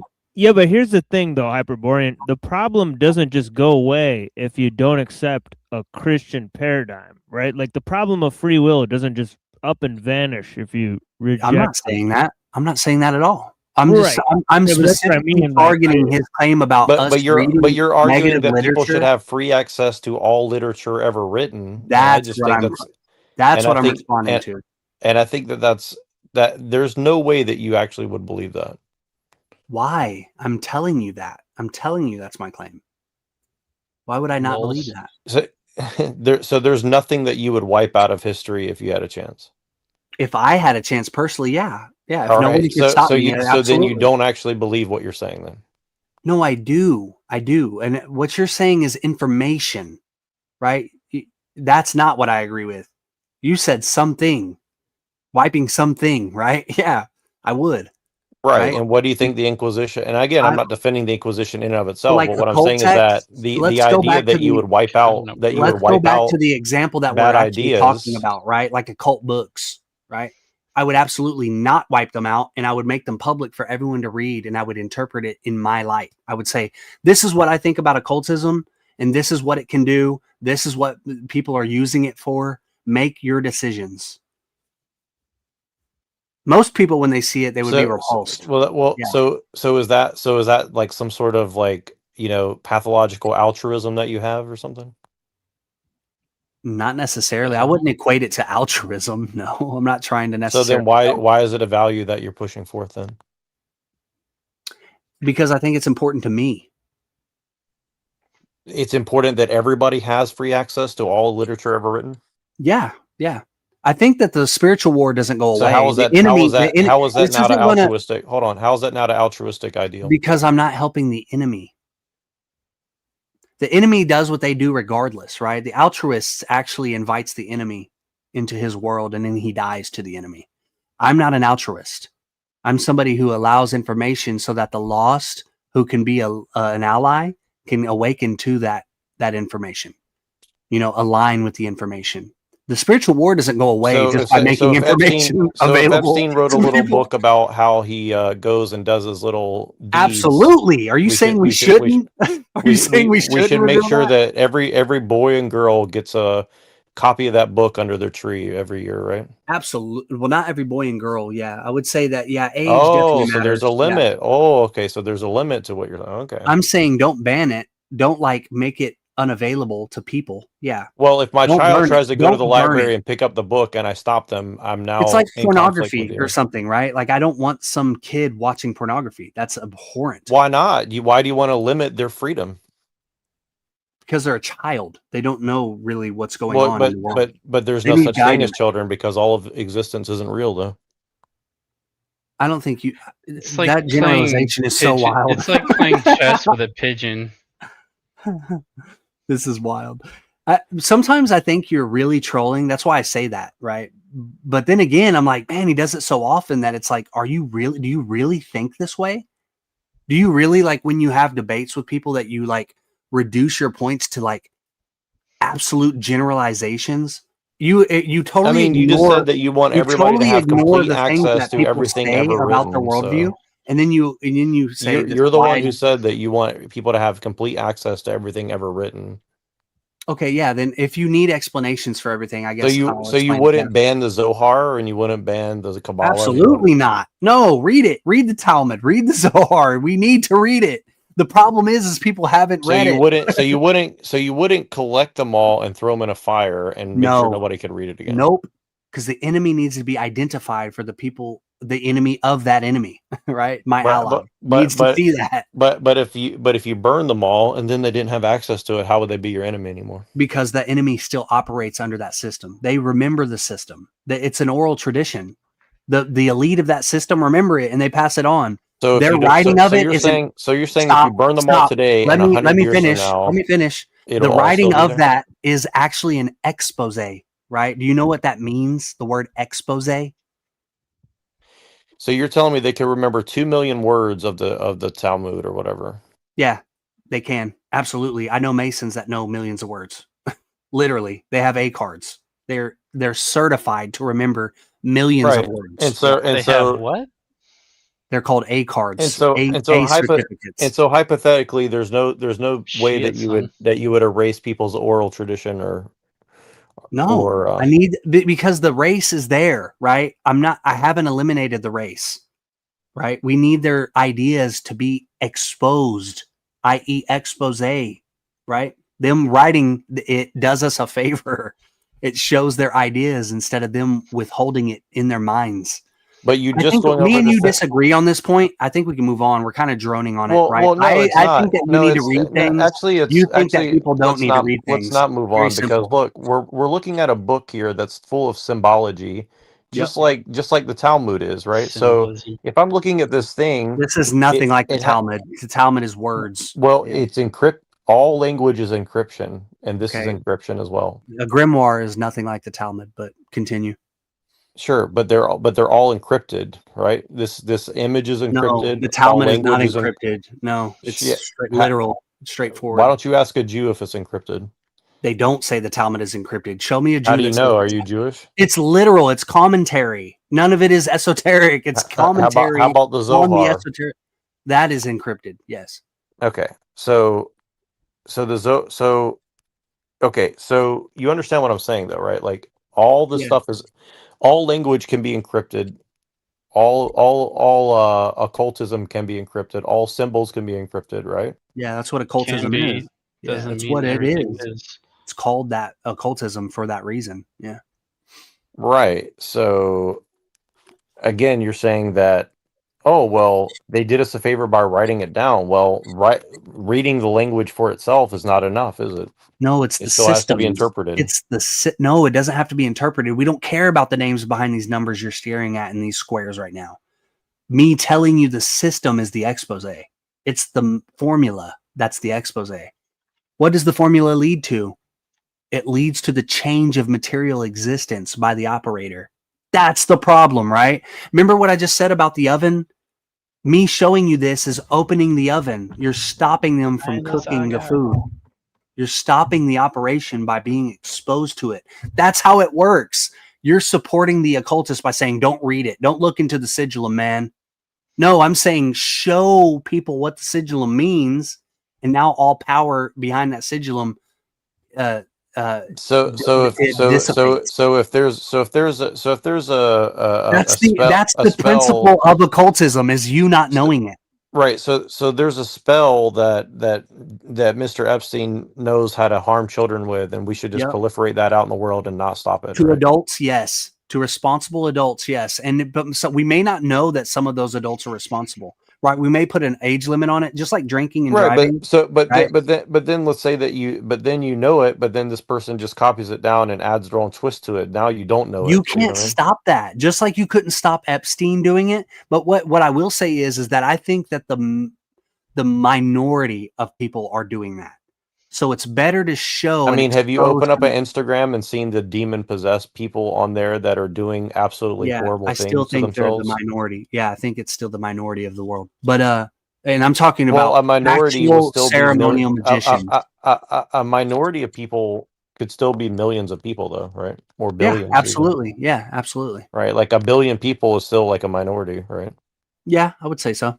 But I don't think billions of people are actual adept ceremonial magicians. I don't believe that. Yeah, but they could be influenced by ceremonial magicians. So be it. It's just like retards who kill themselves. So be it, man. It's just like Right, leftists so- who jump in front of guns. So So be it. So you don't. It's not So my you don't try to problem. stop people abusing people or enslaving Everyone people has or free anything. will. I'm not trying to control the will of the individual. I'm trying to show them information that could possibly harming the free will of the individual. What he wants to do with that information is up to him, and the consequences that come with that information and what he does with it, that's on him. So free will is like your God. You worship free will, right? I mean, that's a silly thing to say, but I get what you're saying, and I would say, yeah. Liberation, ultimate liberation, i.e., free will, freedom, would be like the pinnacle of reality for the awareness to achieve. Yeah, the awareness needs to reach freedom to be absolutely liberated. Okay, continue on. I just want to make sure I was clear on your. I don't think you'll ever be quote-unquote clear on free it. will. You need to read it. You need to read the stuff. Me telling you is just going to give you more fuel to type into AI. Well, I'm telling just you, talking you about don't- your stance on like complete free open, like the Inquisition bad because they tried to censor things. I mean, do you you sound think like the Inquisition wasn't bad? I don't. I believe. I do. Are you believe saying it's the Inquisition wasn't majority crypto Jew, or is that what you're saying? Well, I'm not saying that. It could have been, probably was, but what I'm saying is that the idea that you try to Then, censor things that but are. if you're not saying that, then why are But you what I even am saying saying it? is that what I am saying is that the idea that you want to get rid of evil words and ideas, I'm 100% in favor of that for sure. Yeah, I don't want to get rid of evil words and ideas. I want Right. to get So rid that of evil and people. so that makes you a People. lover of evil. So I'm No, glad you're that, yeah. bro, that's not what that does. You can't get rid of evil in the material world. That the Yeah, God of course does you that. can't. What But you call also, God does that. I can't do that. if you're greasing the skids for evil to go and do evil things, It shows me you're still a part of it. I don't think you understand the fight that you're in. You may believe in a spiritual war, but I think you're strategically confused on how to participate in that war.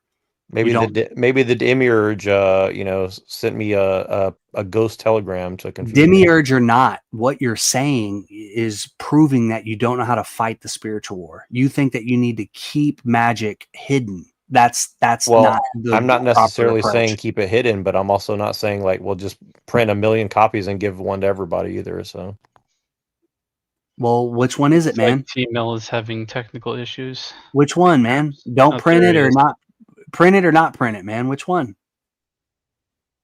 I mean, you seem to be like a communist saying, "Oh, we need to make sure that the means of production I'm a print as many communist. copies of information of like whatever work somebody like a print on Non-sequitur? demand for like you That's want like wild. you're like a what's that zeitgeist? You want like a zeitgeist printer factory of like, oh, this person to request a copy of this ancient ritual. Well, let's make sure we get them a clean copy by Like tomorrow a morning. vendor of fallacies. Yeah, you want to buy it, and I have the ability to print it. Yeah, you can buy it for sure.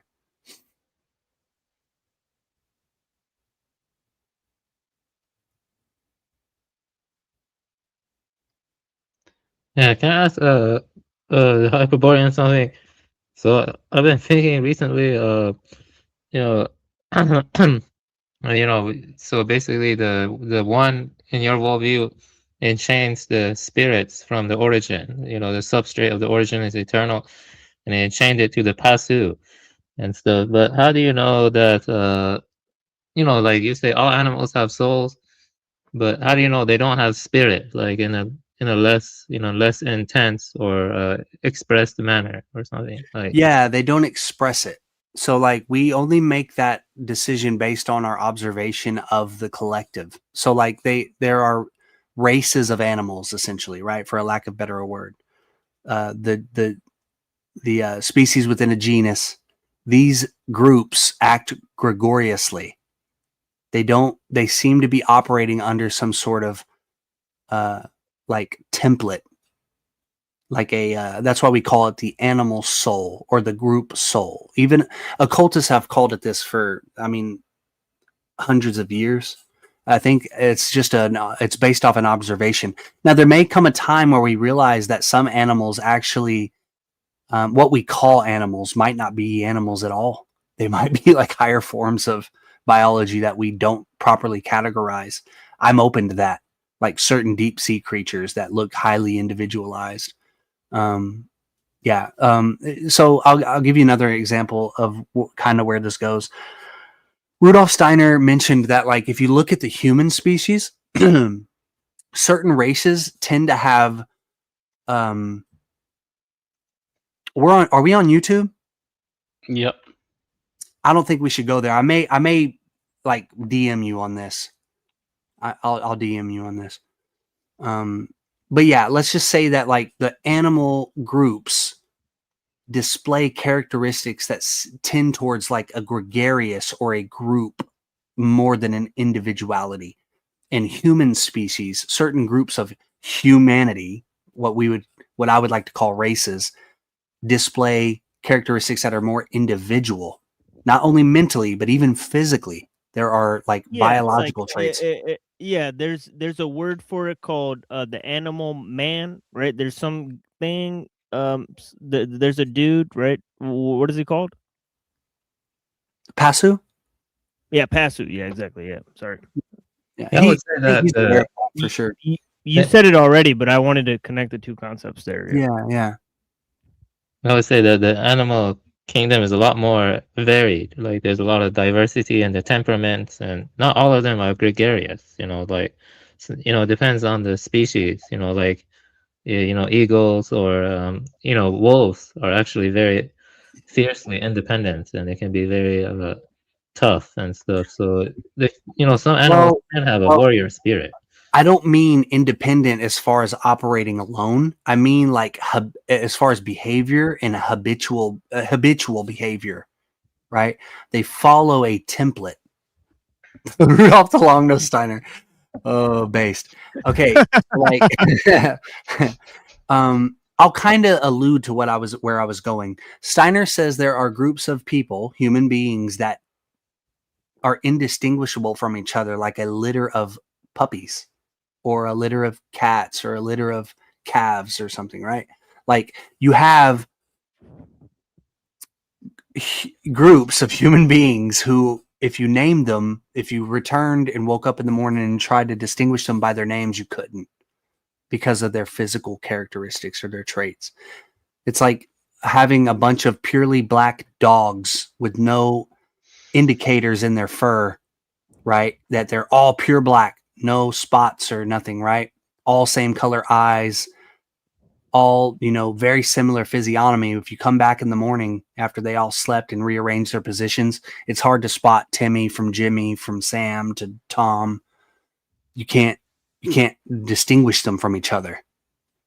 This is like the physical or the biological indication, right? So there's like a gradient within the human species, the human genus, the species that make up the human genus, right? However you want to look at that, whether that's like thinking that humanity is one group. Like, I don't want to offend anybody watching this video. I'm trying to be very careful.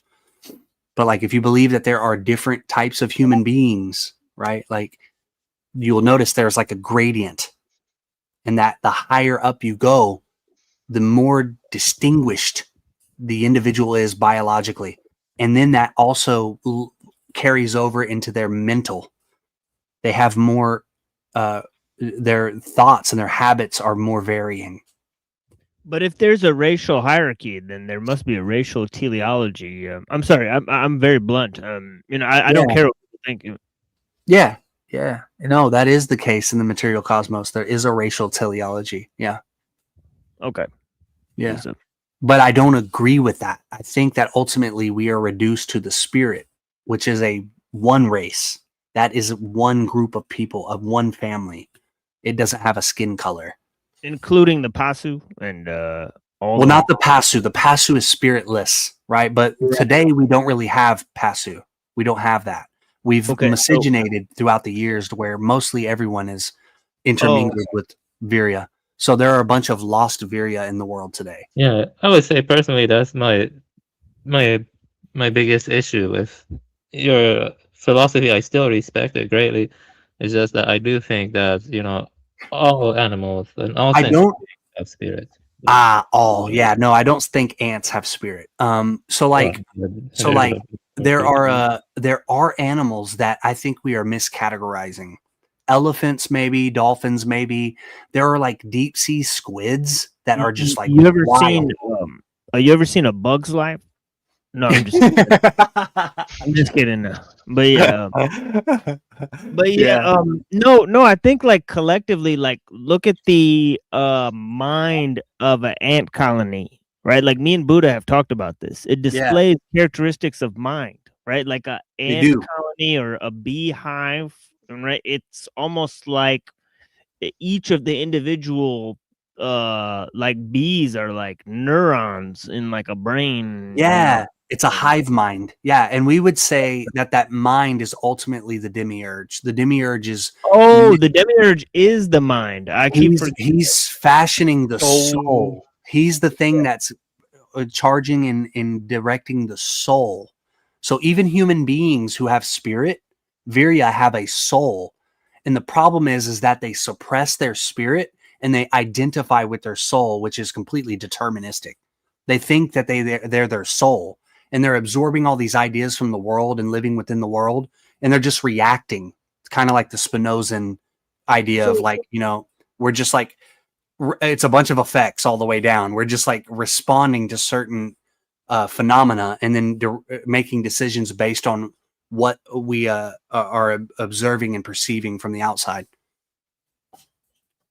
We don't make decisions based on the inside. Yeah. Yeah, so I know in my conception, I've shared this with you, this idea that spirit and mind are different things, right? So you agree that they're different things too. They are. Mind is different. Yeah, in what way do you think they're related? That the mind is made of spirit, but it's not our individual spirit, it's another individual's. Oh, that's the demiurge. The one, what we call the one or what we call God, That's the thing behind mind. And the mind to us as, you know, a separate being from the demiurge is actually like this. It's like this interface that Okay. it's like so you the- think what we call- minds are projecting a virtual realm or so on and so forth? minds are us interacting with the demiurge, and then we identify with it as if it's ourself. So that we're like being absorbed or phagocytized by the demiurge. We're identifying with its will, and that's our life, is its will. When really we have our own life that we have, and we just keep suppressing it. We go, nah, let's See, not pay attention to our own life. This gets into, you know, the what we're talking about, you know, identifying with its will. How do you know if animals identify with its will? Well, like, I don't know, like, because I can't go into their mind, you know, problem of other minds. Yeah. None of them seem to stray away from the survival instinct. Human beings have a unique ability to turn away from. They can be detrimental to themselves. Animals don't really show that quality. Have you seen the video about the penguins? Well, I think they do it for a reason. I think they have a higher reason, which is like the survival of the colony or the group. However that looks. It's usually for the egregore or the gregarious nature of the animal itself. Yeah, I will say that. And sometimes they will remove themselves from existence, like extinction, right? There's like ecosystems where a certain species no longer serves a purpose, so the demiurge phases it out of existence. I just encountered this concept, right? That Plato may have made the first move to synarchy because he put spirit under mind, right? Interesting. Yeah, because he has like a world soul. Spiritedness, spirit. right? It's like the Hegelian Geist. Yeah. Yeah, the thumos is placed under the Under rational nous. mind, Yes. right? Mhm. Yeah. Yes. You're right. That is heavily synarchic. Yeah. And I think other than that, obviously him placing the one as the pinnacle of existence is the biggest telltale sign of synarchy. Whether that was just folly on a researcher trying his best or deliberate strategic confusion, I don't know. I really don't know. Because it's hard to tell. He seems earnest in his writings. He has a shit ton of writing. So it's like sometimes you're like, man, this is good shit. And then you read his politics and his metaphysics and you're like, this is weird. Yeah, I'm reading the Republic with my baby brother right now, but he is very slow to crack the book. And I wish the youth were more like disciplined nowadays. I mean, especially when it's time to like get ready to go to college and whatnot. You know, people need to be more, you know, their head in the game. You know, right? Yeah. But I bought him an Alan Bloom translation. You know, and yeah, I mean it's.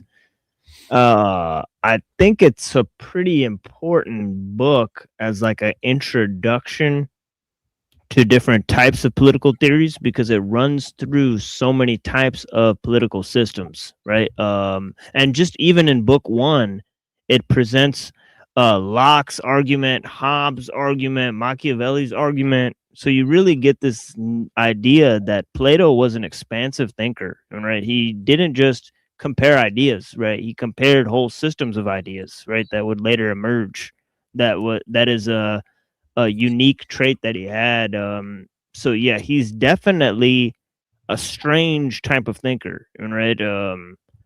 I'm not sure what his motivations were within classical Greece. I think it may have been relating to his uncle Critias, right? Because his uncle Critias, who I think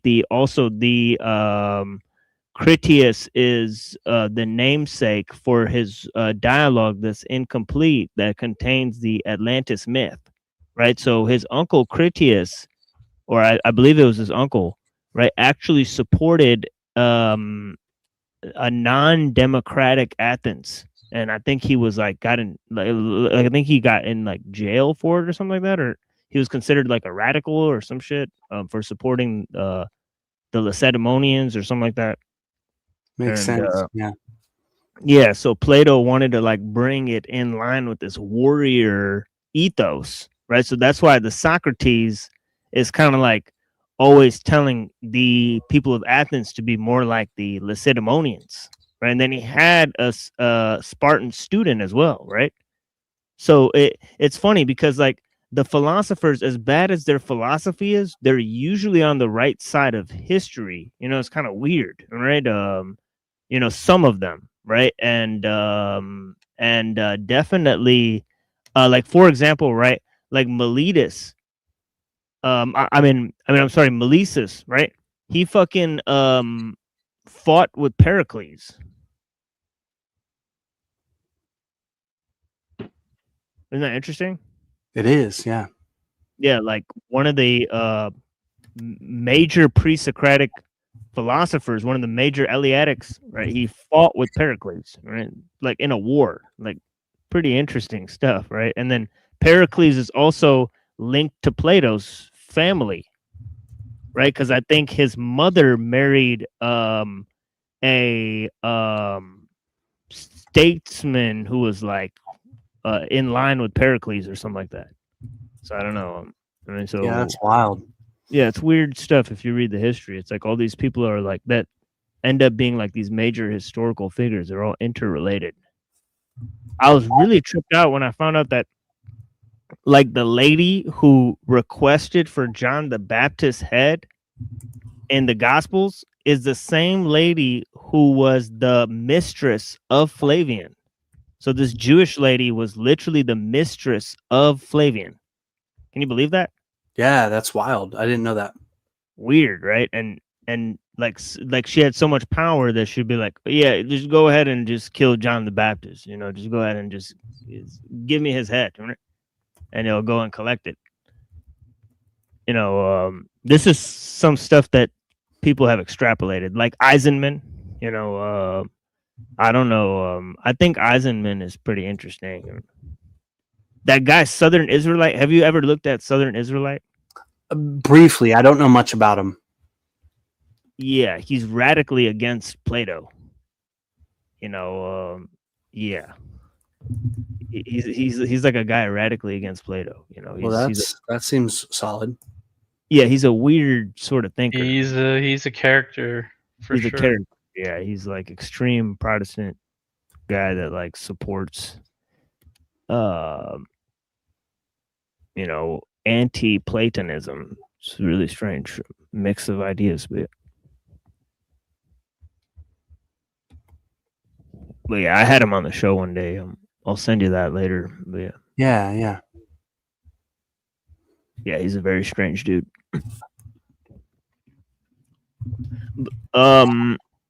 So let's go back to this here. What can you tell us about the next thing here? Because there's a series of images here that are, and I'm sorry if this shocks anyone because I'm to be honest, to be frank, I'm not really sure what this is, right?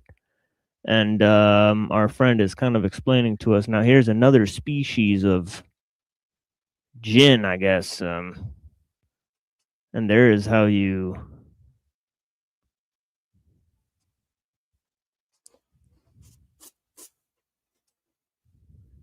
I guess I'll kind of minus that one. Is that written in English? Does that say be present? Yeah, it does. Yeah. Huh. And this is Islamic or this? Yeah. Well, as I said, it's way late, right? Okay. So it's not close to the genesis of Islam at all. So it's probably. What is this book called? Tons of other cultures. Kanuni Islam or the practices of Muslims in India. Here, hold on. Let me put it in the back. I think I did before. Oh, let me scroll up. Maybe I don't remember if I got it. You did. All right, yeah, cool. But yeah, I want to see the year. It's kind of hard to figure out the year. There's someone that wrote 1960 in there, but it's handwritten. Damn. Okay. That might be for the library purposes or something, Yeah. but a lot of it's faded. I see. Doesn't seem too clear. It's like, if this is Royal Society stuff, this could be also, fabricated. This could be synthetic culture. Oh yeah, absolutely. It's written in English, so I see. Written, it is, yeah. you're right about that. You know, Wow, yeah, because a lot of it is Solomonic. It's there's physical text written in English. It could be that that Lovecraft, being part of some secret society, had some sort of knowledge of this. It could be something like yeah. those like like when people fabricated like yeah, I've heard different things that were fabricated, like occult things that people don't know if somebody made it or if it's an ancient thing. Yeah, or and you'll notice here. So this is really important, man. I didn't mean to cut you off, but you'll notice. I'll give you. Go ahead. Yeah. I'll give you some reasoning behind the number placement in this one, in the inverted pentagram. So this is each direction. We started this with the circle. So you start off with the circle. That's the beginning of the ceremony, so that you can establish your cardinal points, your directions, and the directions entail what spirits belong to what quadrant. Okay, so like you're trying to be specific with commanding spirits in a certain direction, and usually the operator, the magician, is facing a direction that he's commanding. But you'll notice that this one starts at the top left. This is so you start your drawing from the top left corner, and you go down. So it goes 11, 12, 13, 14, 15, and then you close back in on 11. When you close in, it creates the 16th part, which would be the center of the pentagram. Do you see how the sequence works? You go down from left to the bottom center, up to the top right, down to the bottom left, across to the bottom right, up to the top left. So that's the sequence of the numbers. This is important in magic, the directions that you draw out a pentagram.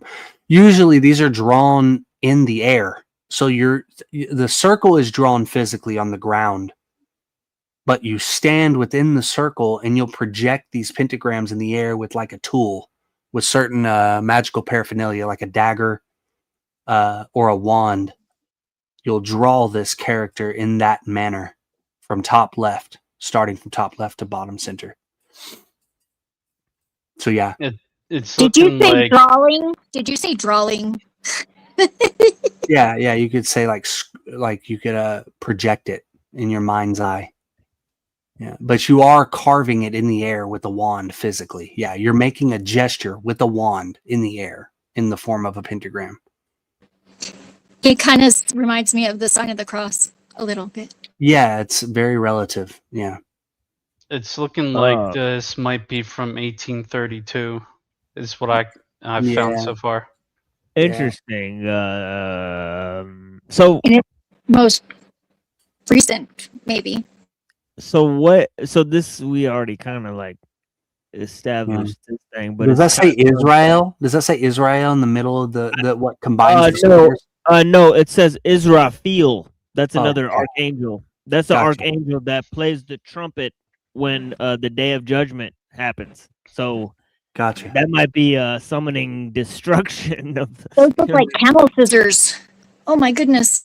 Yeah, but that might be some summoning destruction type bit. Over up in this piece, summoning CTUHLU. Let me hold on. Keep it on there real quick. I want to see if he's locking these squares. Let me see. They're kind of bigger numbers, and I just want to use a calculator to do it quicker. What do we got there? 16, 11, and 18? 45. 16 plus 17 plus 12. 45. Okay, yeah, they are magical squares. Let me see real quick. 45. I want to try to look something up in the meantime real quick. Hold on. Planetary camea. It's been a while. That 45 sounds very familiar. I want to try to look something up to see if it corresponds to a planet. Yeah, like I don't know if you guys are familiar with Azrael. Yeah, for sure. Let's go at it. Croatia. Azrael is not Israel. It's like a angel. All right, so And not from the Smurfs either. But yeah. and also right there, it's the Gargamel. Yeah. Oh the yeah, cat yeah. was Azrael, but whatever. Yeah, their names end with L too, so there's something weird. So and they also got the Phrygian cat or whatever. But yeah, so check this out. Israfil and Azrael, right? Israfil is the angel that summons the day of judgment, right? So that's like the end of the world, right? And then and then Azrael is the one that is the angel of death. So that's the one that collects your soul. So this is kind of like a destructive. It seems like this is a destruction Weird. square. I thought that was Uriel. I thought it was Uriel that was the angel of death. Yeah, so this might be like some sort of destruction square. There's like different traditions too with different Yeah. names. Yeah, Correspondence. Uriel. I think Uriel. I'll look up. I don't think it's death. I think it might be like Uriel. It says that wisdom, truth, salvation. That's a lot of things. I don't know. I think they don't know. Right? That's weird. He said, "I think they don't know." Bizarre timeline. Yeah. I only know 3 of them anyways, so it's okay. Yeah, they couldn't give a concise answer there. So let's see. Apocryphal, Kabbalistic, and occult works. Uriel has been equated or confused with Uriel. Nuriel. Urion. There's something particular here. Damn, this motherfucker has a lot of faces. Oh, he's also been equated with Azrael. So I guess you're right, Zephyr. All right. So yeah. Yeah, it was a good guess. That's it. I just for some reason I got a feeling, I was like, that's a powerful guess. Yeah. So yeah, go ahead. Who's saying? Yeah, Hyperborean? if you look at the bottom left corner of the spoke or the square and compasses that you spotted out. Yeah, it's moving. Yeah, so now you it's see showing you the compass there. So so I was right, right? Seems like. Well, I don't know that. I don't know. Because it's showing you an angle on how to place it or something. No, yeah, it's like that 45 right degrees there. too. Yeah, no, that's what I was going to point out is the character in the bottom left corner of the points of the compass, if you want to look at it as a compasses. That right there is a sigillum. Now that sigillum is derived from Camia. So this is an esoteric aspect of the formula. So you notice that he's giving the numbers of everything else, but he didn't put a number in that bottom spoke, the bottom left spoke. Right? It sort of looks like a smile too. So what they're doing is well, it looks like it's an arrow pointing up. Well, and like left. How you do that is you place it on the square. You derive the sigillum from placing it on the square. Now you can stylize it how you want to, and that stylization is usually what confuses the observer. He doesn't know what he's doing. So like for instance, go back down. The bottom symbol is the same as the symbol in the bottom left corner spoke. You see that big stylization underneath 91, 410, 112? Go down. It's blocked on my screen because of our images there, where it says 91, 410. Yeah, look at the symbol under it. That's the same symbol. Right? Exactly. The same symbol that's here, exactly. Yeah. Now you see the right side of that but symbol. It's also this here is also an Arabic letter, by the way. Oof. Yeah, so that's even more important. Yeah. Which one? It's kind of like, I guess it's kind of like, I don't know if it would sound like E, basically. What makes me think it's a sigillum is because they're writing in English. I haven't seen any Arabic characters until you mentioned it. Yeah. My favorite square is 37 squared. It's awesome. So yeah, that's really important, man. So like if you actually and you see those traces there, look. Yeah, this one is the trippiest one. This next one is the trippiest one because this looks like a fucking djinn straight up. But yeah, it looks like Charmander. But yeah. Yeah, that right side where it's stylized and looks like a C is coming out of the edge of it. Yeah. So like I'll give you an example. Place that image in the square, right, of the 16, 11, 18, the squares above it. Yeah. Okay, so we'll start with the left side. That could be like, let's say that it looks like on the left side of that symbol, it's an upward stroke. Somebody's echoing pretty heavy, but it's definitely Zeph. But here, hold on, let me try to. Yeah. But in this here, this deal here, up here is a lot more complex. Is there any reason for the complexity of this versus the simplicity? it's not as complex. This one is more complex because it has the sigillum. Right. So that's what I was trying to get to. Yeah. So see, this one is the same in the sense that it has squares and numbers and figures like the camels or the goats or the whatever those are. But it has all those elements. The only thing that's changed is it's incorporated something that's not a number. It's a sigillum. It's a character that represents an angel, a name derived from the numbers in a certain sequence. Okay, so like if I put that character on that square, since I can't like use my share screen or use a pointer, laser pointer or whatever, try to really your hardest to picture this, okay? Put that symbol on that square and picture that the left side is set on like the column 12, 17, 16. Okay. So you notice on the symbol, the left side, it looks like an upward stroke and then it comes down and then across to the right. Okay. So it could be like 12, 17, 15, 13, 15, 11, 18. Okay. Did that make sense what I'm saying when you're looking at the symbol? Picture this. I draw with a pen or a paintbrush, right? From 12 to 17. Then I come downward and then I go across to 15 and then 13. And now I'm going to make that C. I'm going to go where you're going. Yeah. 15, 11, 18.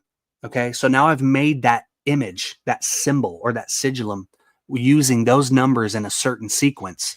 That sequence was 12, 17, 15, 13, 15, 11, 18. Now, those numbers could be letters. Well, they are letters, right? That's the tradition. I just don't know what those letters are. Those letters will form a name. And that name is usually the name of the angel that you're trying, or the demon that you're trying to contact. So there's some formula behind the names right now. I don't know the intention of the operator, but I'm trying to give you the methods behind how they derive these signs, right? So like, I don't know the purpose for why he would be calling on this angel or this name or this demon's name. Yeah, but it seems like, these ones up here, right? Those these are archangels. Yeah, but these are like two, like these two are like kind of like the elite fleet. They right? are. Yeah, like Gabriel and Michael are way high. Like even in the Bible, it seems like Gabriel and Michael are way higher, right, than the other angels, right? Yeah, and they show up more. Yeah, so it's kind of like the beginning and the end here, you know, or maybe I'm like, you know, because it's like two guys that are like very. This is in the circle. Remember the circle, right? So the archangels complete the circle and the cardinal points. So like scroll back up, go back up to your circle, or I'm sorry, he revealed the names in the square. Go back up. Keep going.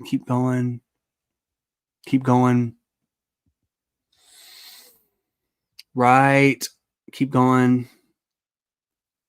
Right. It's in the beginning. He's laying out the beginning of the formula or the method. Right here. Boom. Go down. Square, which is just another kind. Right. So it says Michael, Gabriel, and he's given it the top left and the top right as cardinal points. I don't know if that's north and east, or north and west, or south and east, or south and west, whatever, right? Like, he knows that. That's the esoteric aspect of this. And then the names below them, I can't really make them out. But they're that's not the ones that's the ones I just mentioned, right? So Is it says Azrael and Israfil. I don't think it does. It says like S and then the other one's J. No, it does. See, look, I all I have to do is do this. Yeah, I see it. Yeah, like it says, see, Israel. Gotcha. And Israfil. See. Gotcha. Okay. Yeah. Yeah. So he's breaking it in some manner. Go back down to the formula that we were looking at previously. The one with the with the sigil. Yeah, I see what you mean. So he's using that as a. He's using that as like a boundary, right? So that's like the boundary of the operation. It's the thing that protects or closes in or binds the operation. But you see the bottom two? They're different. It's like Bedua or something, or Biado. Well, it says Budu. I don't know what the fuck that means. The O is telling two. So okay, this makes a lot more sense. So there's something called, okay, in Goetia we call it the utterings of barbaric names. And there's this element of drama within a magical operation where we it seems like those are the magical incantations. So this is kind of like abracadabra, like it's like, oh, he's saying it, right? Exclamation. He's yelling these things out as he's operating within the circle. Yeah. And then he closes it. He probably starts in an order. That's probably why there's angles, why the spokes, or what we're calling compasses, are there. He probably moves from Mikael down to the bottom right, Bodo or something. Yeah, and as then you're probably this shit, you derive these, you make the incantation. Just Yeah, like crazy. earlier when you were seeing the hint to the sequence of the pentagram, he probably is giving some sort of there's probably a directional sequence or shape behind this formula here, like moving from the top left down to the bottom right, into the top right to the bottom left. In which order, I don't know. And it's better if I don't, right? It goes back to the principle of secrecy, or the closing the oven. He shouldn't disclose that. That should be left to the initiate who's trained in the order. Okay, so But that sigil is the damning part. And then the names, the numbers above the sigillum there are very complex. So like 91, for instance, let's try this. Look, let me just fuck around, shits and giggles. Let me see, because this is a common thing too. Let me pull out a calculator. Let's see here. 16 plus 11 plus 18 equals 45. Plus 17 equals 62. Let's do randomly. Plus 19 plus let's see, 13. Go down to those numbers. Let me try all of them. 17 plus 11 plus 18 plus 17 plus 15 plus 13 plus 12 plus 19 plus 14 equals 135. Go down. He's probably doing multipliers. 131, 112 times 2, 270 times 2, 540, 404. Yeah, it's more cryptic. If I spent time, I could probably crack the code. Yeah, you can add the numbers within the square to derive more names. So like, I'm sure if you add those numbers up, just the correct letters, you'll come up with that 91, 404, 143, and 12, and that formulates different names and letters as well. This is basically gematria amplified into ceremonial magic.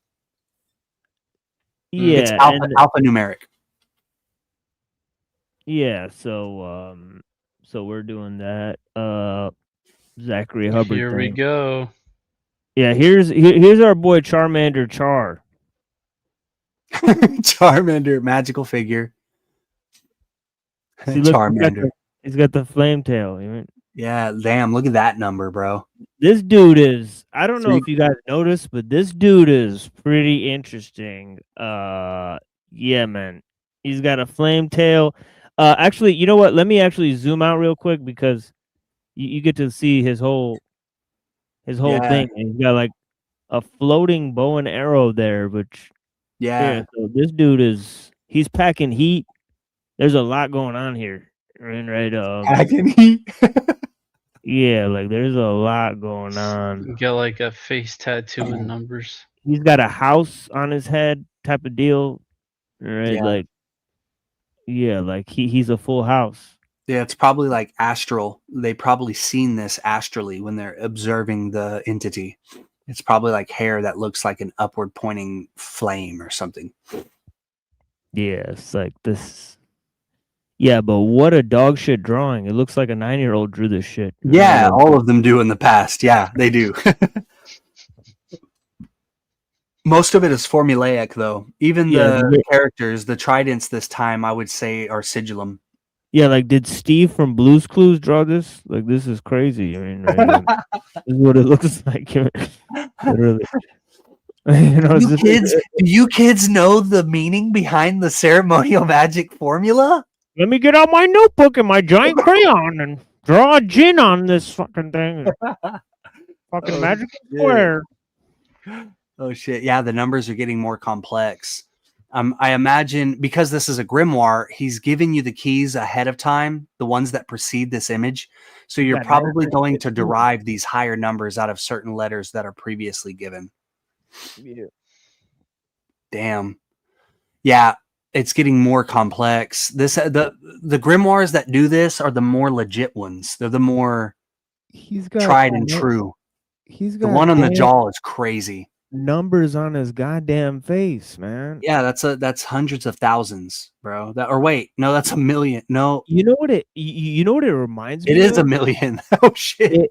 It reminds me of those like spirit demons that they conjure in Naruto to fight motherfuckers, where they do the conjuring thing and then a thing appears out of it, like from another fucking dimension. Like literally, that's what happens in the cartoon. I think they're inspired by ceremonial magic as well. And the absolutely. Yeah. Well, they do like whole hand signs to get the demons to appear. It's wild stuff, dude. That is a very deep like cartoon. I don't know if anybody's seen that cartoon, but yeah, it's very weird.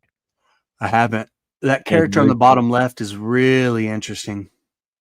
Yeah, what? Dude, yeah. 101? It's like I don't even think it's 101. I don't think it's a number. It's some I think it's shit. Yeah, it's like an inversion of the inside and the outside. He's trying to like pull something inside out. It's pretty interesting. Right, yeah. Wow. Yeah. Kind of like a hexagram. It is. You're right. It is kind of like a hexagram as well. That's a wild way to say that, right? Or symbolize that. Like this symbolize, it's kind of cool. Like I don't know. It's weird. The arrows are important too. You notice how they have circles. Yeah, they got 3 here, and then they got how many? And then they got this thing. They got 1 here, and then they got 1 here. So yeah. Now it adds more context to the tridents. Now I believe that the tridents are actually sigillum. Yeah, this is wild.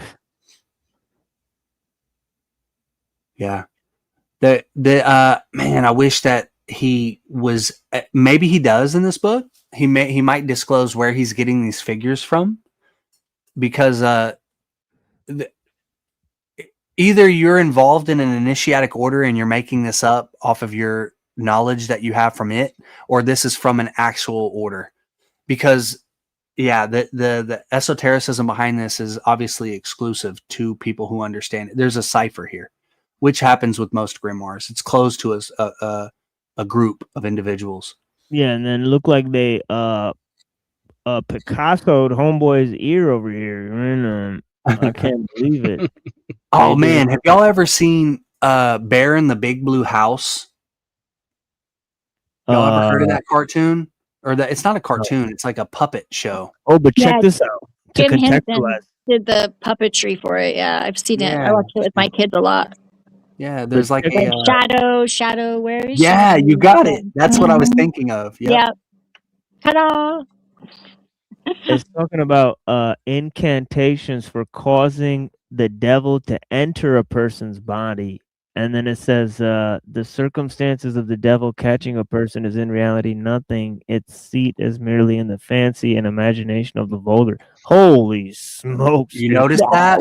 I would never do that. I don't want to do That's that. Well, maybe actually I already did a long time ago, but Yeah, there's some dark ass shit. I'm gonna put this away on that note. That's actually an Hyperborean type claim there, right? He basically just disclosed to you that it's in the imagination of the vulgar. It depends on the individual and how they interpret reality, the semiotics. If you don't, if you are not vulgar, right? If you are not confused, essentially, and you're oriented towards the origin, and this, I'm using that as an example, then the possession by the devil is impossible. pretty much, yeah. I would agree with that. Yeah. Yeah, so I have so I think I could move from the from this to, well, I'm done with that. I think we'll move to the Edward Bulwer Lytton thing with the Gwanon and Yves, Yves. Ives is how I've heard it pronounced. Yeah, Ives. Ives. Yeah, that's a lot cooler actually. It's like knives, you know. But yeah, Like Courier and Ives. yeah, but okay, so I'll play a song at this point if you guys don't mind, and then we'll move to that. Is there any objections to that, or? Not at all, man. Not at all. Yeah, so never. I made more. Yeah, so I made more hip hop that I mixed to industrial music. This is a band called Necro Digital, and then the song that I mixed it with is called "Banned from TV," by I think it's by Capone and Noriega or something like that. But yeah. Sheesh. Band for TV type. On E, the movie. Coming soon. Check me in, brother. Yo, son, I'm trying to watch this movie. Yo, Jungle. Shut up. 98. It's ours. Hey yo, regardless of rain or snow, sleet or hail, I kick street tails, choke like I'm Spreewell, Golden State, holding your fate in the palm of my hand, blow you away like it's part of the plan. I gotta call it like I see it, talk it like I be it, walking my walk, thugged out, orthopedic, cause I'm soon to be up. Give me room, watch me heat up. Try to stick me like Abdul-Uwima, follow the leader, make me go extra hard. Yo, Nori, should I hold back or show the repertoire? Quit at 16 or throwing extra bars just for the non-believers. I show them why it's so hard to reach us. I get with my father's features, puff heavily. See me at 6'1", weigh $170. Catch me in spots y'all never be. Packed in like Green Bay, Harlem Week to Queens Day. Performing acapella, no DJ. 98 live, no replays. Make it seem easy. So tell a friend and tell a friend that it's them again. Nature, Noriega, wild primer. Champagne on the rocks, pouring the Fort Knox Lazarus. Shark salad with carrots, pork chops and applesauce. Twin connection, disrespect and watch your body game and pump the shiny gauge and hit the shorty while he potty training. I ain't playing, I'm truly the worst. Who'll be the first to get his whole body fully reversed? Who's he your hurts, leave you double dead. I'm a bubblehead, I never listen to nothing my mother said. And yo, I hold ransom for money like Johnny Hanson. For something so long, I think I got a ransom. My passion is money. I stash in a honey, I don't ask no questions. I don't blast anybody, that's my kind of girl. Kind of world I wanna live in, not a cell or a prison or in hell. So we're getting just a little ghetto. Where my control the middle and know the riddles of life for others know only a little. Been in rich places, sick places. See my story, 6,666 pages. Wages, I wrote 6 H's. That same dice game, caught 6 cases. All over big faces. Now 10 laces, great dick faces. But the banging ain't been spacious. Building up they rib cages, cats like the rib places, bloody lip tastes. But Kim is a big racist. But I stand for the big places. But the world know the girl though. Go up for furlough. Should be up, hook me up. On your sales could be luck. Only question for these doubts is, baby girl, could we? You the type that need a bite. Thought MX told y'all the key to life. Y'all don't play around, I lay it down. round, I spray around. Flick the biscuit, the risk it, my ass, kick a case. Nigga in the world you know thorough than this. Bust off, sit the hot barrel dead on your lips like 2/3 of a brick. Panero and kiss the crystal white fluffy parts that'll come back quick. See the plan is stash y'all, cash y'all. So strong, they gotta put it in glass jars. Try to smoke me out, then smoke me out. The rims on my new joint be poking out. I'm about to have no feeling. This deep, do they dance with the devil when they sleep? I wake up dripping the air, wishing the hair. And they kick in your ear when your soul drift in the air. My gift is half rotten when I spit it's a tear. I should've dropped down my eye, I'm too tired to cry. And I ain't never seen this too live to die. They say you get what you ask for, get it cause you ask for it. A nigga ain't a thief, then you better have the cash for it. We gon' be around till your body rot. And if the feds brung us in, we get the same time Gotti got. Oh yeah, hey yo, it's two ways, into the hood, one plane. The other smoke, like straight to the brain. Yeah, let's get loose, Hennessy straight, with tomato juice, Queen Stallions. My guns from the Italians. Now y'all recognize medallions. I play the best hood, OT with Tim Westwood. Used to be on section 8, now my section is good. Thugged out, we eat as much as we could. And I don't give a what, yo, I save my and I don't give a what, you can save your shit. Yeah, like extra skin on my, listen to Bob Marley. That's funny, like Steve Harvey. Frontin' live with a weak army. I play the nice guy too, and he can smoke with you. But the realness, I ain't got no love for you. That's why I never do a song with you. Not even if your baby moms can prove and promise to give us and two. I still say no, no is no, no can't do. I drinking Haterade, drinking my flow. No.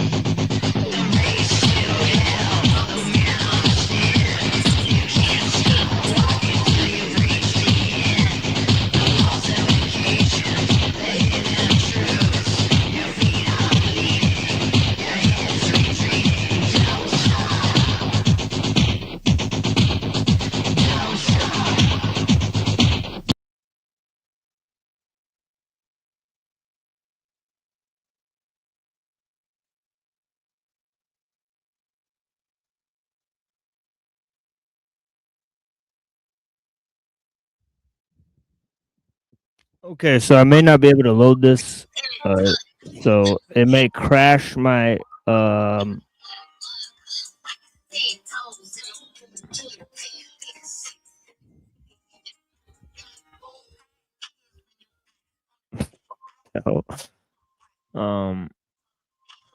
okay.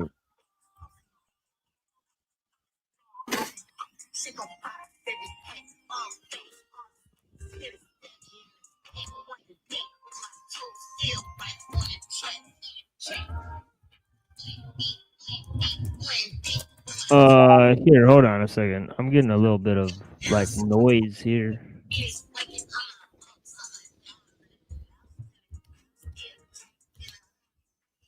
That's This is so fucking weird.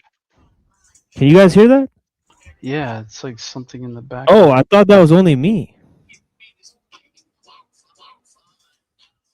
Is that you, Hyperborean?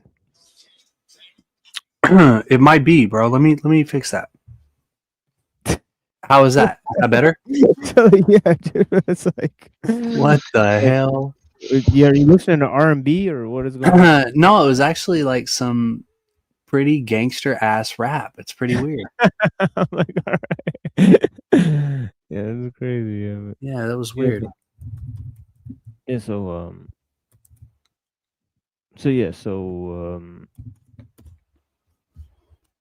Okay, so here we are. I think I showed you guys this.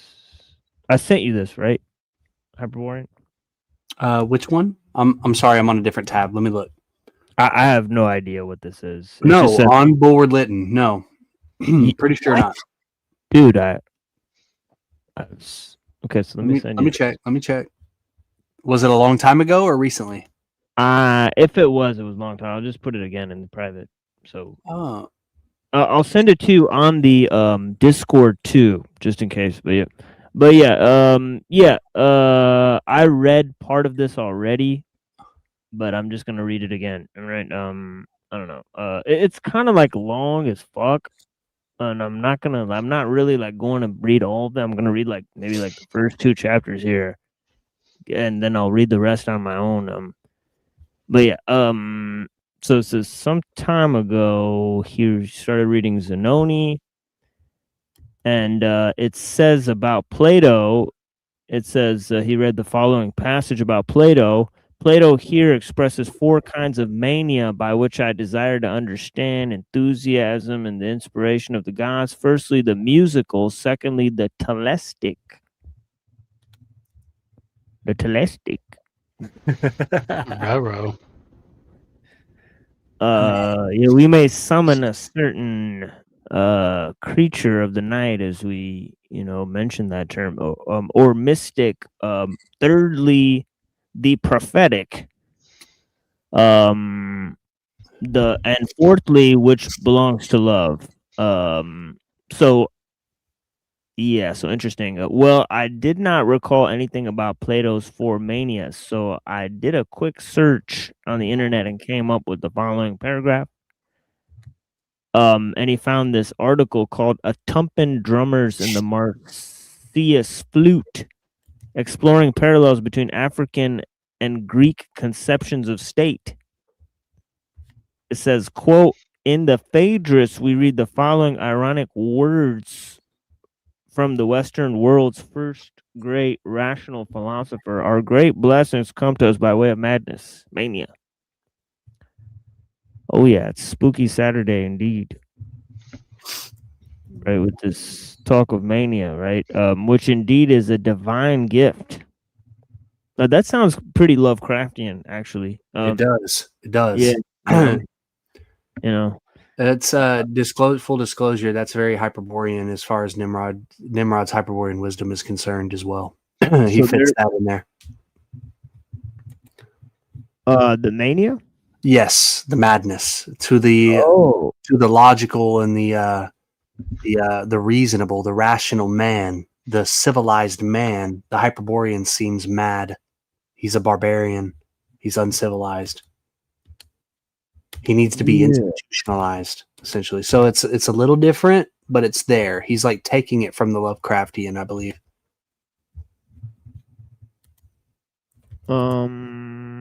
So yeah, they have this in they have divine madness a lot in Sufi Islam too.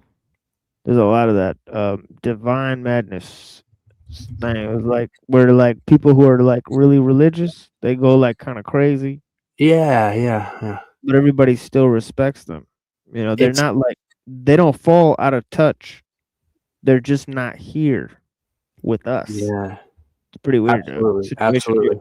They still like go to work, they still attend the parties, but they're just not here. It's interesting. They're just like very chill, or like always repeating the same shit or talking about the same stuff. It's kind of weird. But yeah. It's loosely connected to the berserker as well. Like a frenzical madness. Nice. Transcendent, honorable warrior madness. Yeah. Yeah, so it says it is here, and that's weird that he didn't include that, right? Is like musical love, and like he didn't include like just fucking all out, just fucking rage, man. Yeah, and then 300, 400, 600 years later, you got Christianity or whatever. It's the same thing. They take the element out, the violent element, The Oh, that's what you mean. Oh yeah, yeah, yeah. like the self-preservation, the survival element is kind of gone. It's kind of like, hey, if need be, just die to the faith or whatever.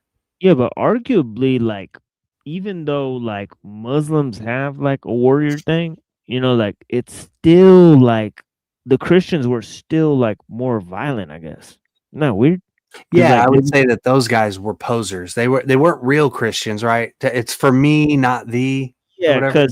because like Muslims like showed up in India, they showed up in all these places, but like they didn't really like wipe people out. But like there is no more like Vikings, right? Like we was Vikings, like no, Yeah, like, yeah, it's funny. Yeah, a lot of them just totally were eradicated by Christians. yeah. How does the Viking lose to the Christian, right? Unless the Christian had an element of Viking in him, I the think traitorous Christian or whatever. they had technology, right? Is what it comes Obviously, to, yeah, yeah, and I think that's how I said that kind of at the beginning of the show. I think that liberalism developed in the West because of certain material conditions, and that became possible, and then that's what it seems like it. Yeah, I believe so. I think that geography and resources play a big part in this, and I think that the demiurge or the one, right? He ultimately decides where you end up, right? You don't choose where you're born. You can't recollect where you're born. Yeah, because if you go to like the 14th century, like Ottomans and Muslims, like and like even in like Persia and like Turkey and stuff, like they were fairly advanced. Like they created things like guns and shit. Like so, Yeah. like pretty like they could have became a very technologically advanced civilization if it weren't for certain material conditions. And then of course I think there was the mechanistic view, right, of the world, right? Once you reduce the world to Newtonian physics, then you can sort of get going, right, with a lot of other considerations, right? Namely the uniformity of the laws of nature, right? This is a huge necessary step where Ghazali kind of really prevents this idea of, or at least he does it significant damage to it, that that in the Islamic world you couldn't really put this concept forward, in a successful way in terms of popularity. And later in the laws, we learn the telestic rites that Plato had in mind. Rites of initiation, sacrifices, dance, and music. Laws. 791. While it is difficult at times to discern Plato's opinion on specific matters, even from the most scholarly reading of his dialogues, the fact that Plato perceived of a general and useful social end through mania, poetry, and music should become clear from the Phaedrus and other dialogues that support this contention. Now, I don't know if you guys know this about Plato's philosophy, but he compares the musical to the gymnastic. Yeah. And this is in the Republic. So he says the soul that is musical, right, is like one that has sort of discernment, right, of like nature and harmony and virtue and all of these things that have orderly qualities to them, right? But the man who's like gymnastic, right? Obviously, you know where that's going. He's a person of physical fitness that knows like strategery and like how to box and how to like maneuver people around and so on and so forth. So there's this dialectic in the Republic. Sorry, Mr. Anderson, did you just come in? I'm not seeing how long you were there. I'm sorry if you had to wait. No worries. I was chilling to try to understand what was being said anyway without jumping right in. Yeah, it's cool. Easy. Yeah, I noticed that it's when he mentions music and gymnastics, he's more so restricting that or specifying it towards the youth as bringing them up in the Republic. Yeah. That's even more important in my opinion because it's like conditioning. It's like oh yeah, he puts it in the poetic, the arts, and the physical training have to be established in youth. You don't start working out later. You don't start becoming right attuned to the or accustomed to the transcendent later. That has to be conditioned early. Yeah, and then there's like for example, like Mozart and all these people, they're like influenced by Plato and all this shit to like create their music, and like the whole thing is like about geometric proportions in the music. And Plato basically said like music that doesn't conform to this type should kind of like be banned. And so he was very serious. He said like if you want people to be musical, you have to give them like he said he recommended a sort of censorship, right? He says like these types of scales should be promoted, these types of scales, and I mean a musical arrangement should be banned. You know, and he mentions classical Greek types of music, right, in the Republic. So so he's even talking on that scale. So this concept of music has a lot of import.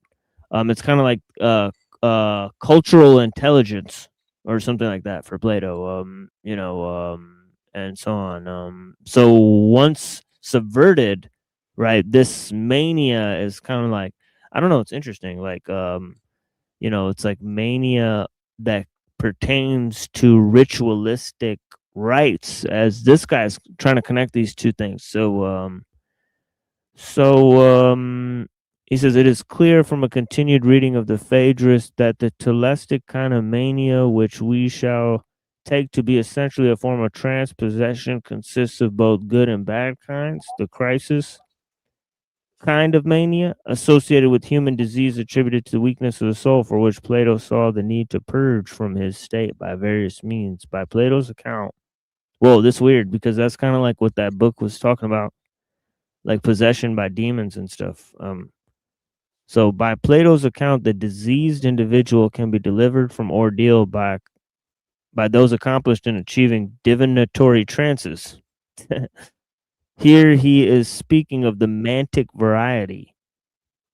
What's that? Yeah, he's accustomed to the oracles of Delphi. So there's like a different connotation when you're mentioning the trance or the medium or whatever. It's like a sort of madness or mania through like a high. Oh, whoops. So, divinatory trances here. Okay, so kind of prophetic diagnosis followed by recovery through purifications and rites. The act of telestic mania. I'm not gonna lie, that's pretty wild. But yeah, in brief, the diviner determines the nature of disease by divining the deity. Wow, so many D's. Was he doing that on purpose? The diviner determines the disease by divining the deity. He's dropping lyrics. I know, like it's Busta Rhymes over here. Responsible so that appropriate rituals may be performed to appease the deity. The critical matter for Plato was to ascertain the manner in which one becomes, quote, correctly entranced and possessed. Oh my God! It's like we moved from the same text to the same fucking text. That's literally what it said in the other fucking book. I'll pull it up right now because this is kind of weird, right? Because I have it right here. It literally says incantations for causing devil to enter a person's body in Arabic, Persian, Hindustani are very numerous, but owing to their prolixity, I have omitted them. Should anyone, however, wish to acquire knowledge of them, he may easily do so by applying those who practice the art. Oh, wow. That's kind of like what Hyperborean was saying earlier.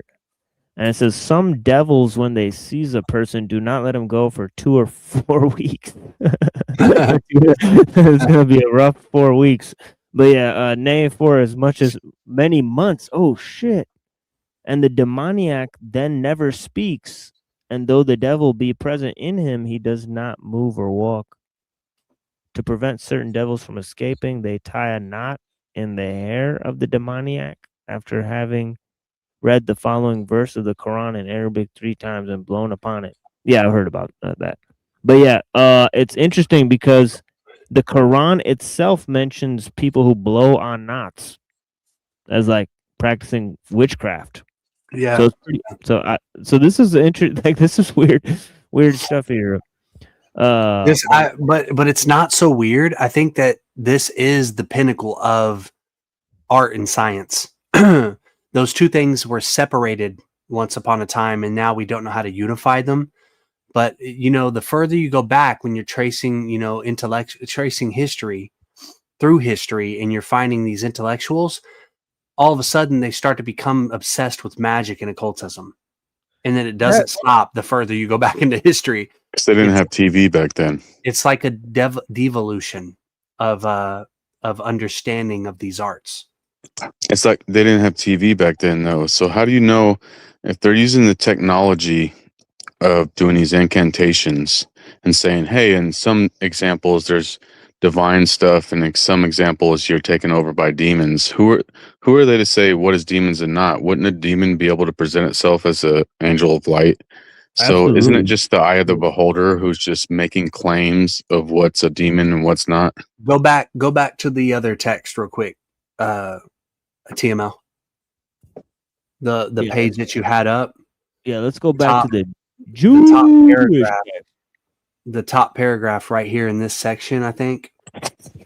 Oh, you're talking about the vulgar right here. It says the circumstance of the devil. Like, it looks like blood spilled right here. I don't know what that is. Well, no, he's highlighting this because it's crucial, right? It literally says the circumstance of the devil catching a person is in reality nothing, right? It's one to seemingly in the fancy and imagination of the vulgar. Yeah, you're right. So they're Andrew. possessing themselves with their own perception? No. They're opening themselves up to the reality of the entity. Why does it say nothing? Because the person who understands their ultimate reality, these people can't come in. They are nothing. They're fleeting. They're temporal. It's kind of like saying the temporal is nothing, right? But we all know that you experience the temporal. It's a real thing, but it's not truly existent. So if I did an incantation right now and I were to tell you that it was a divine angel, and one of your questions would be, how do you know that's not a demon, right? I would, as a experienced occultist or practitioner, I'm going to tell you the fact is that nobody from the outside can tell you anything. You have to do that. You have to discern that. This art isn't for people. This isn't arbitrary and in the eye of the beholder. Well, it's not necessarily arbitrary. That's the wrong word to use. It does the efficacy is in the eye of the beholder, but the reality of the situation is absolute. It's not like So how do you know the reality of the situation if I'm saying it's a angel and you're saying it's a demon? Nobody on the outside can. Nobody on the outside can do that. It's not a thing it's not epistemological. But if I've been convinced by this demon that they're an angel, that's a problem for you to discern, right? Now I can give you people who tell you the methods for how to figure it out. Itself. Well, no, that's your problem, not its problem, right? Because we already established it's in the eye of the beholder. You're right. That would be a big problem for me. Now there are people who give the methodology behind this operation on how to discern what that is. Right? What if they're all demons? And we're just perceiving that we're discerning.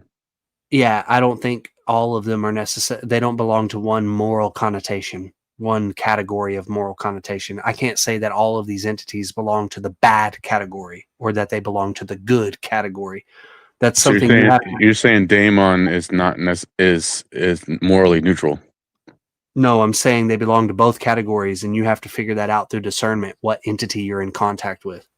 Some are good, some are bad. Some are neutral. Some are like Socrates, who are like, hey, man, I'm on the fence about everything and I don't choose anything. Well, according to your personal journey, some are good and some are bad. But what if in actuality they're all bad?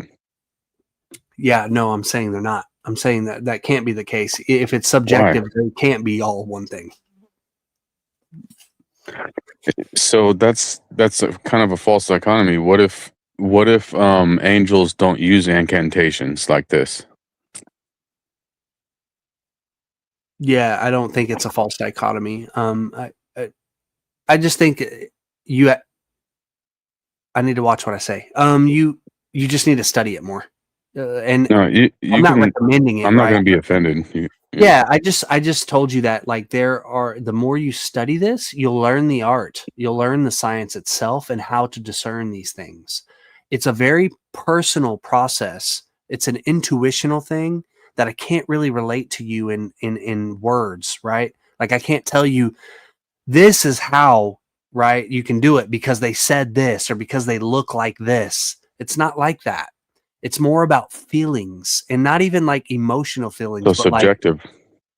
Like I've already said that it's absolutely in the eye of the beholder, right? But like that entity is real in itself. It is a thing in itself. But how to know that thing in itself is up to the person that's experiencing the relationship with that entity. No one on the outside can do that for you. Like I can give you the methodology, but I can't say that all of these, this is what they look like, or this is what they sound like when they're good or bad. Because sometimes one that's sounding or looking bad can actually be good in itself. So you're saying there is objective morality. There's a book by Rudolf Steiner called Knowledge. It's called Knowledge of the Higher Worlds is what it's called. This book is like a beginning for how to attain this discernment. But there are more books that lead beyond that from anthroposophists like Rudolf Steiner. That really, I can only point you to people who can give you a better explanation at the moment. I know how to do this through my own practice, through reading people like this, who give you the keys to the methodology. It's an intuitional thing. You'll feel certain pressures of like, so first and foremost, Intuition and feel is subjective. I've already said that. It is the ultimate reality is subjective. It's not objective. I think we've already talked about this. I don't want to take away from TML reading though. We can if you want to talk about this on Discord, we can talk about it. It's cool, guys. I mean, the text is there if you guys want.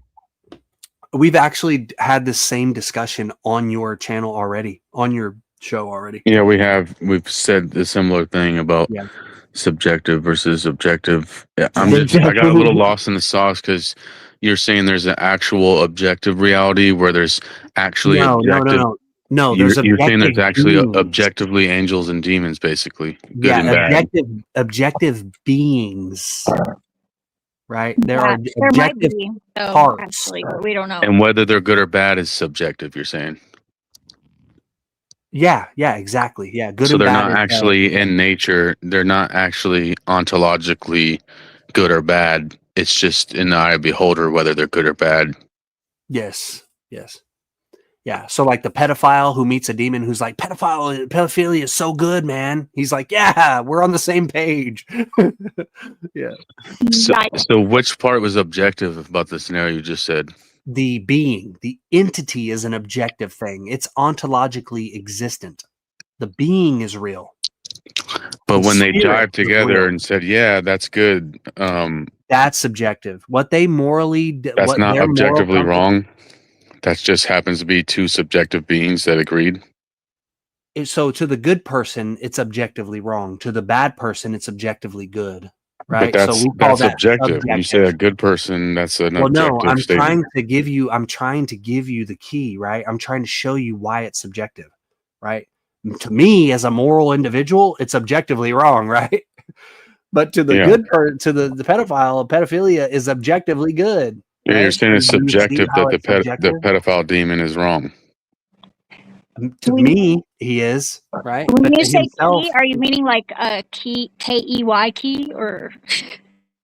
yeah. So I think maybe you missed it, but yeah, I'm trying to explain to you why the objectivity is actually subjective in itself. You're setting what is objective.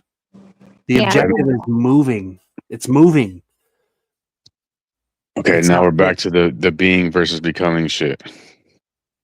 You got it. Yeah. What about the being before becoming? The what you call objectivity is a product of becoming. It's something that seems like it's a law. But don't you think it's all being and that there is no becoming? Yeah, exactly. Becoming is So there fleeting. is no objective bad being. There's Yeah, no I bad think in that's being. correct. Yeah. What you're calling bad, what I assume that you're calling bad, is all the bad stuff we experience in becoming. That Well, doesn't exist in being. I'm not going to be arrogant enough to declare that I've verified what is good and bad, because in my straight up opinion, this is just my belief. I can't verify this. I think that there's let's find objective common and ground. subjective truth, right? Let's I think there's find- both. Let's find common ground, right? Let's say Do you that believe that there's objective and subjective truth, but that it's No. hard for us in our current reality to verify objective truth? there's no such thing as objective truth in my model. No. Okay. That's The truth belongs to the person, the individual. you mean like a propositional, you mean truth in a propositional way then? I'm trying to understand what you mean by that. I think so, but can you elaborate further what you mean by that? So, like, I'm not Like, saying you're an whatever I atheist because you're propose not is arguing true? from an atheist paradigm, but an atheist would say that objective truth is like a propositional thing, to where you would proposition something and see if it comports with reality, type of a thing. But I think that there is objective truth and subjective truth, and that it's hard. Justifying something's different than verifying something. Yeah, So so I- like here, let me give you an example. Do you believe in the afterlife? Do you believe that the body, once you die, like you still exist as a spirit or a soul or something? Not in a theological sense, but in a thermodynamic sense, yeah. Yeah, so physics, does that apply to the spirit? Does gravity apply to the spirit or the soul? Well, energy I don't know. Energy is a very Does entropy controversial apply? topic. Does entropy, second law of thermodynamics, does that apply to the soul? That's a really good question. Yeah, my point is that what we call objective truth usually falls in the domain of a pure empirical science. What we call like physical laws, things like that. Those are the only things that we can establish as That's not what I'm objective talking about. I guess what you're describing is what I would call laws. I'm not saying, of I'm not physics. saying you necessarily believe that, right? But what I'm saying in general, that people understand what normal human beings understand as objective truth is actually physics. It's laws. What people say that don't change. Yeah, I'm I'll give saying you that- that. Yeah, I'm because saying laws that- of physics are different than science. Empirical science is different than laws. So yeah, I'll give you that. No, it's not. Empirical is. science establishes laws. No. What? So, for example, when you ask what down is, why do things go down? There's no real science that can empirically prove the cause of down. It's one of those things that happens, so we recognize it as a law. So there's some things that you recognize as a law, which is it always happens, and we've never seen the contrary. A law is different than science. Science is proving what cause you're- and effect. No, what you're saying is wrong, Persistence though. is only like relative, so it's like No, but what you're saying about being down, you know what I'm saying, not being proven, that doesn't belong to empirical science because it hasn't been ran through the gambit of empirical science. Yeah, it's a law. And law No, to it's me, not law a law. It's not a law. down It's is not a law. It's no. The reason, the cause behind down is a theory. It's not a law. No, hang on. The cause, when you're talking about cause, that would be scientific and not a law. No, that's empirical science. That is a law. How we derive, listen, just slow down. How we derive laws is through the method of empirical science. That's how we come up with laws. I disagree with that. I think that science is different. How do you come up with a law? A law is when you recognize something to happen 100% of the time, and that law has never been broken. And all it takes is observation. That's different than cause and effect. Because with cause and effect, when you do the scientific method, you got to manipulate the cause. Sometimes you can't manipulate the cause. Sometimes you just got to recognize and observe every single something that law always in happens. physics, every single law that we use in science has been ran through empirical science. Can you show me one that hasn't been Gravity. ran through empirical? Gravity is not a law; it's a theory.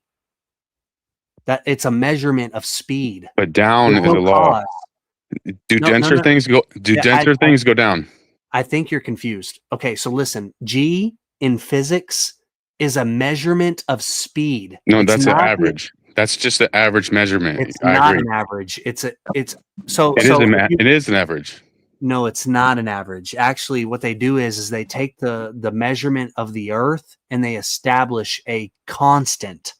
So there is a little g and a big G. Yeah. True constant is what they call the big G, but that's not empirical science. That's theoretical. We say that like Jupiter is this big, and that because it's this big, the measurements we derive on the Earth, those averages we apply to the size of Jupiter. Now we come up with the speed, the rate of speed that an object falls to the surface of Jupiter. We say that that's the constant, the universal constant. So the rate of the drop is not an average? It's not a cause. I didn't say it's a cause. No, I'm saying that a law is the establishment of a cause. No, it's not. Dude, that's what science is. The science is an establishment of a cause, dude. Law is just an observation of what always happens. You just said what I'm saying. The law is the establishment of what always happens. Yeah, not the cause.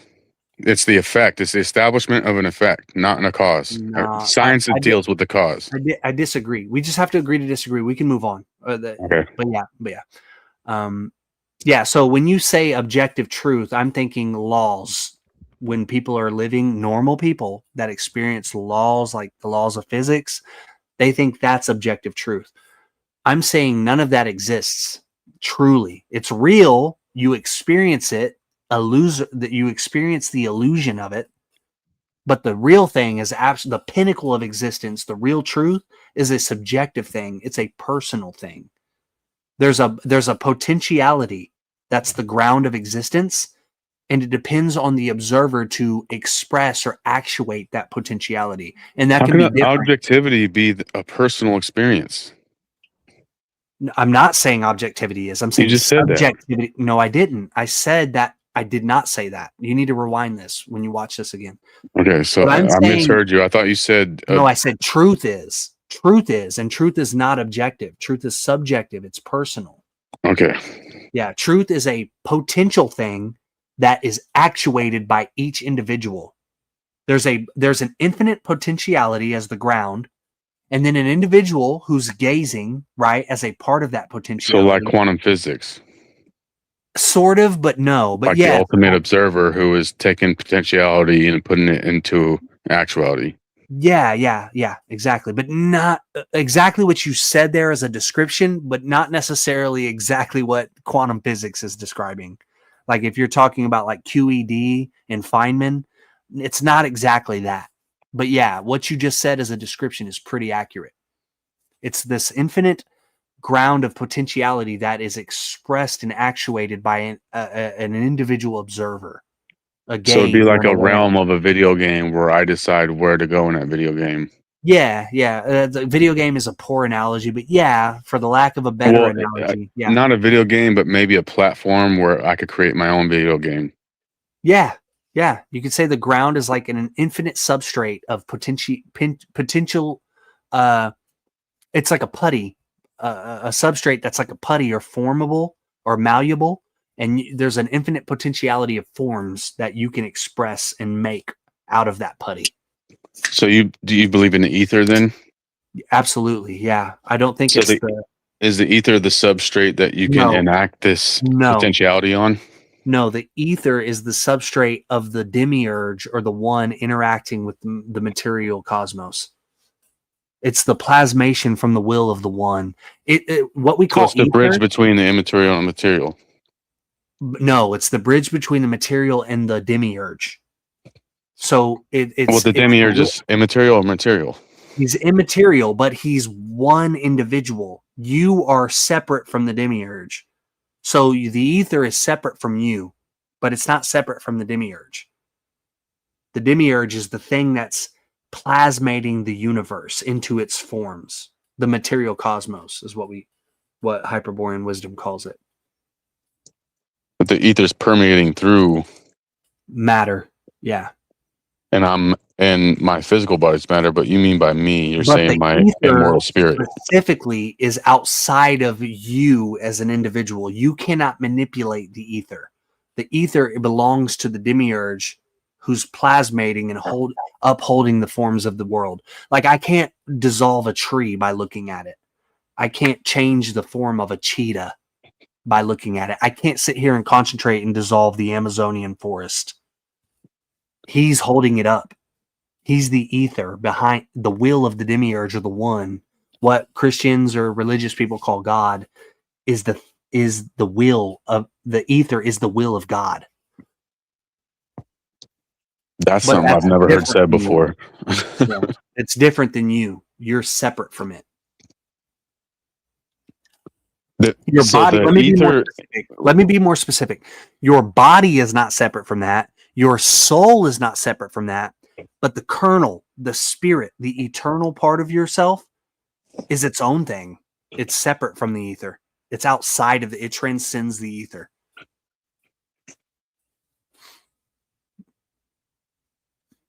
Damn, I just had like a whole horde of turkeys just fly over me. Sorry. I was hearing what you were saying, but are you hunting right now? I'm not. I'm in the backyard and these fucking turkeys got spooked. Boy, I'd have 3.5-inch steel on me and I'd be. Well, there's a million deer and fucking turkeys and peacocks and everything all over here. Have you ever shot? Have you ever killed a turkey? I've never hunted. Oh my goodness. I've never hunted. That's wild. Embarrassing Turkey is a statement that is. You know, I just haven't. I've gone shooting and different things, but I've never hunted.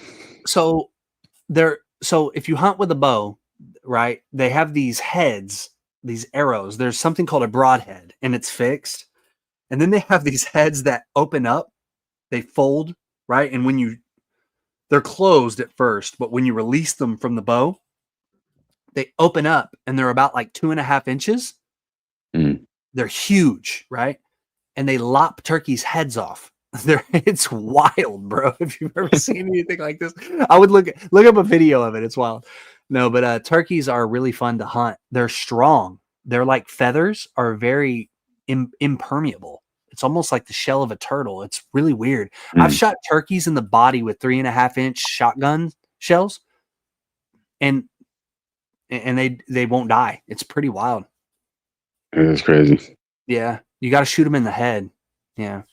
Anyways, yeah, if I would have been if turkeys would have been flying over me, bro, the only situation I would be in is in a ground blind with my Benelli with 3.5-inch steel, and I would have. Well, the wildlife's just because I live near a town, but it's kind of the outskirts where it's like more spaced apart houses and more country like, and so there's just hella wildlife, and there's like a peacock infestation and just turkeys and deer and all that shit. I'm just so used to it.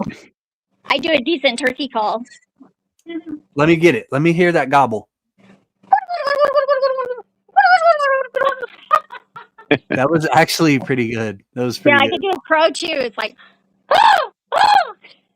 That sounds like a crow. That is a crow. Oh, okay, big cool. Yeah, I take duck hunting over turkey hunting all day, but turkeys are still fun to hunt. I've won all the turkey shoots, but I've never shot a turkey. Explain that.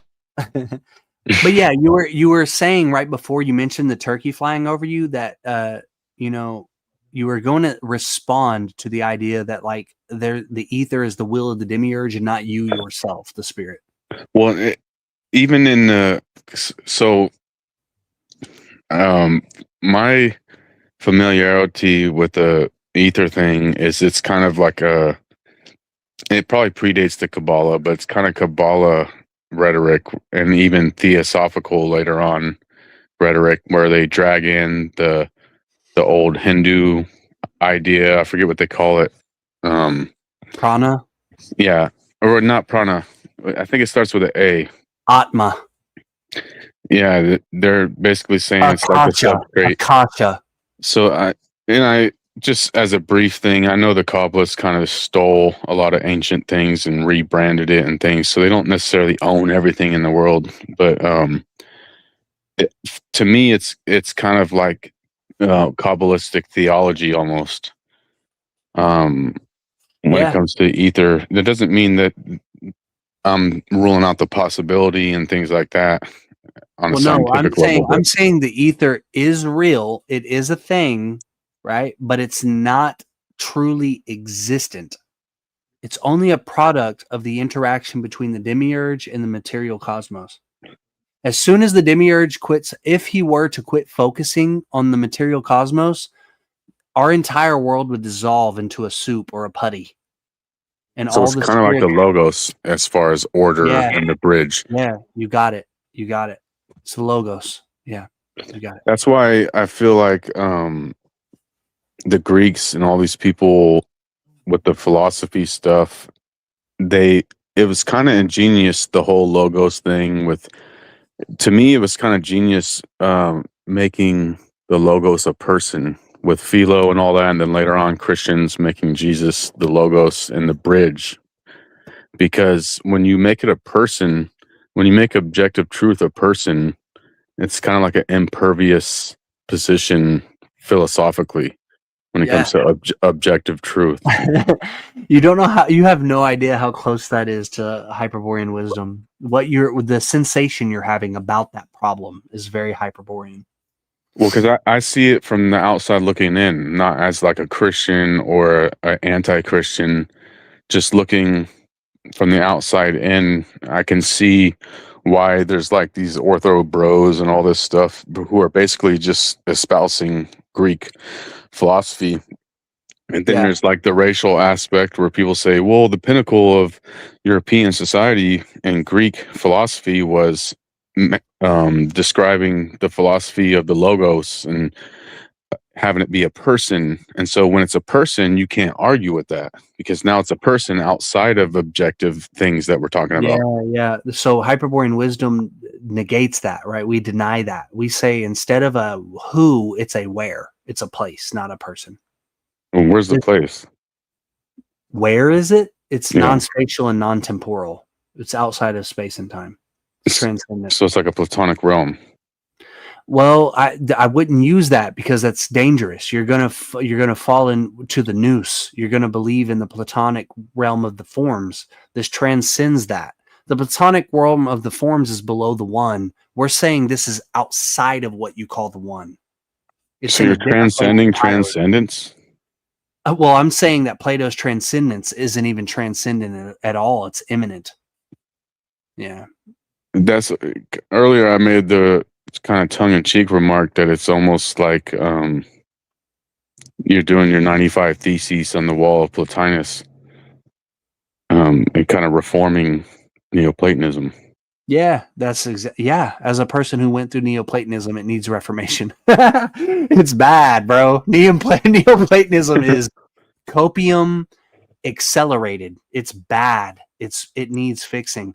I don't know what the atmosphere was at the time, but every time I read from the great Neoplatonists, all the way from Proclus, who wasn't even considered necessarily a Neoplatonist, from Plotinus to Proclus to Damascus, each one of these great Neoplatonic thinkers, when I read them, they're full of contradictions, and the contradictions reveal that they're actually coping. I'm like, well, Plotinus went on his whole diatribe about God and just the negation and the negation of the negation, and it did get kind of crazy. It's always apophatic, right? Which is good, right? But they can never reduce it to the one, but they want to claim a one. That is my only problem, right? When I was a Christian, like a diehard Christian who was like totally the opposite of what I claim now, I tried my hardest to personally, in my own confinement, in my own study, researching to find God. What is God, man? I want to get there. I'm a moral person. The world is obviously fucked up. How can I get to God and find the true thing, right? Yep. Well, when I studied it, it led me to Platonism. I figured out the church fathers were formulating Christianity out of Platonism. And then I figured out that Platonism, in a lot of cases, yes. and then I figured out that not only Platonism, it was actually specifically Neoplatonism, because the most important aspect was the Trinity, which are hypostases. So I said, where does that come from? It comes from Plotinus. So Yeah, when I I studied agree. Plotinus, when I got there, I said, well, where is the one? And none of them actually tell you what the one is. But see, this They is say, the problem: is that you're trying to like you're saying, well, I can't reason all this other stuff, but then I invented this other system that reinvents the wheel, and I still can't explain it, but it's still better than that shit. I mean, you see Well, what I hang mean? It's on. like you're just Instead of saying explain it, you can't verify it. no, they don't even explain it. So we haven't even got to the verification part. Yeah, They there's- don't even claim a one. But even there's if you can't literally explain hundreds of something, people that wrote verification is about different. Christianity over the past Plato- 2,000 years, if not thousands, right? Plato doesn't even claim the one. He doesn't define it. He gives you 3 hypostases. Right. That's because Christianity and Platonism are not exactly the same thing. They definitely have some things in Correct. common and some things That's different. that's not the They point. draw from Platonism. My guy, I'm not here to say that Platonism and Christianity are identical. What I'm saying is that neither of them can prove the one. Nobody You in can't history. prove the non-one either. So now we're back to square one. No. That's why I said You're- verification. The key word is verification, because even the You Ortho can Bros prove the will talk non-one. about justification. Justification is not verification. Yeah, you can prove the non-one. I've done that on TML show, maybe, I don't know, over 10 times. I don't know. Show me something that isn't made of parts, right? And then what God. you'll do is no, you'll get to individuals.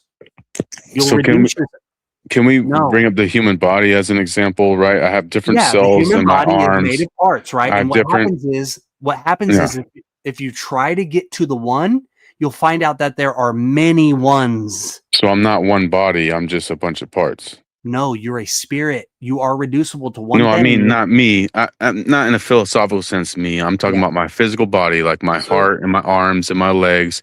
I have different cells in my body and my arms and my kidneys. Yeah, Here's the your problem. body But is it's made all of one parts. unit. The one thing that isn't made of parts is your individual awareness. But And here's there the are problem. many of those. You There said are many without of the them. demiurge. Hold on. You said that without the demiurge, we'll just all reduce to putty. But you're also saying we'll all go back to the one. and No, all be not we. putty, right? You're confusing me, right? You need to listen very carefully. We will not go to putty. The material cosmos turns to putty. The spirits, if that were to happen, would be free. Right. So Yeah. you're just saying that what Christianity says, except for you're saying, well, No, I'm not God saying what can't- Christianity He's says. saying what Christianity Gnosticism says that says. God, the Christianity says that God, Jesus has a father, right? There is a creator. Hyperborean wisdom says there is no such thing as creation. So you're Creation is a Dugan. lie. Are you just basically like a Duganist Freemason or Dugan something? is or what? trash, bro. Anybody who claims to be on the right or really based or whatever, they're trash. The real people who are based and Right. The awake real to base this, people are leftist, transgender, cut their dick off. that's like, trash. Neoliberals, That's trash. essentially. That's trash. No, the So real that's based are the people. that's the Hyperborean wisdom, though, right? How is Hyperborean wisdom transsexual? Tell me Because that. that's what Freemasons are. They cut their dick off for the one. So how is Dude, Hyperborean that's all wisdom over the place, Neuro. You're Wait, all over the place. how he is very all over the place, and No, I like no. Neuro, right? But we No, I we like do you this. too, and I'm not trying to be You a dick. came I'm in just trying to, pointed, but then you're all over the place now. But let's boil it down, right? Like How is Freemasonry, Hyperborean where wisdom you would- Freemasonry? well, you Answer that were- question. Well, look. Are you going to deny Because that it's Gnostic. Are you going to deny that a Freemasonry is not Gnostic. Really? There's no Gnosticism Absolutely in not. Freemasonry? It's Judaic. It's not Gnostic at all. No. Okay. As a Freemason, right? Over a decade being a Freemason, past master, right? Scottish Rite, 32nd degree, Templar. Nope, it's not Gnostic. It's the opposite. Okay, of so that. take out Freemasonry. Is your Hyperborean wisdom Gnostic in nature? Yeah, Hyperborean wisdom has elements of Gnosticism. Yes. Okay. But Freemasonry absolutely is not Gnostic. They believe in So a you're creator not. God. So your Gnosticism of Hyperboreanism isn't necessarily aligned with the Freemasonry. Absolutely not. It's the antithesis of synarchic Freemasonry. Then why are you two things that are antithesis? I don't abide by the theology or the philosophy of Right. Freemasonry. So here's Yeah. the thing: is you say that He Christianity asked me. has all He asked these- me a hold on. question, and I don't want to. Yeah. I don't want to seem like I'm avoiding him. So please allow me to answer. No, real quick. you weren't avoiding it. Yeah. So I like the camaraderie and I like the networking with individuals within Freemasonry who are actually just spiritual aspirants. They're people who are trying to figure out the truth. That's what draws most people into Freemasonry. But then they get caught in the net of Judaic metaphysics. You can't separate Judaic metaphysics from Freemasonry, though. At all. You can't. That's the problem. Yeah, that's the problem. I am not attached to Judaic metaphysics. So when I'm in being why a are you in Freemason, there? being a Freemason doesn't mean that you have to practice a philosophy. All it means is that you meet up. Yeah, I know the rhetoric. It's camaraderie. It's fraternity. Well, no, I get you all that. operate a business meeting just like Parliament. You just open up a business meeting that uses certain language. That's it, and it has footwork. There's a ritual involved. Now, whether you adhere to that or not is up to you. Whether But you believe, know esoteric stuff, though. You know that a majority of Masons still are on the outer level, and that it's meant for the higher elites. You know that. Absolutely, I've said that multiple times. Yeah. So, are you in conflict with the higher elites, or are you in Absolutely. unison with them? No, I'm absolutely the antithesis of the. Then why elite. are you in there? I just told you why I'm in there. Because If you're in conflict with the true core of the higher levels, then why are you dealing with that? So where I operate is my Blue Lodge, which is not the higher levels. It's a local level. So you're a of master Freemason. mason?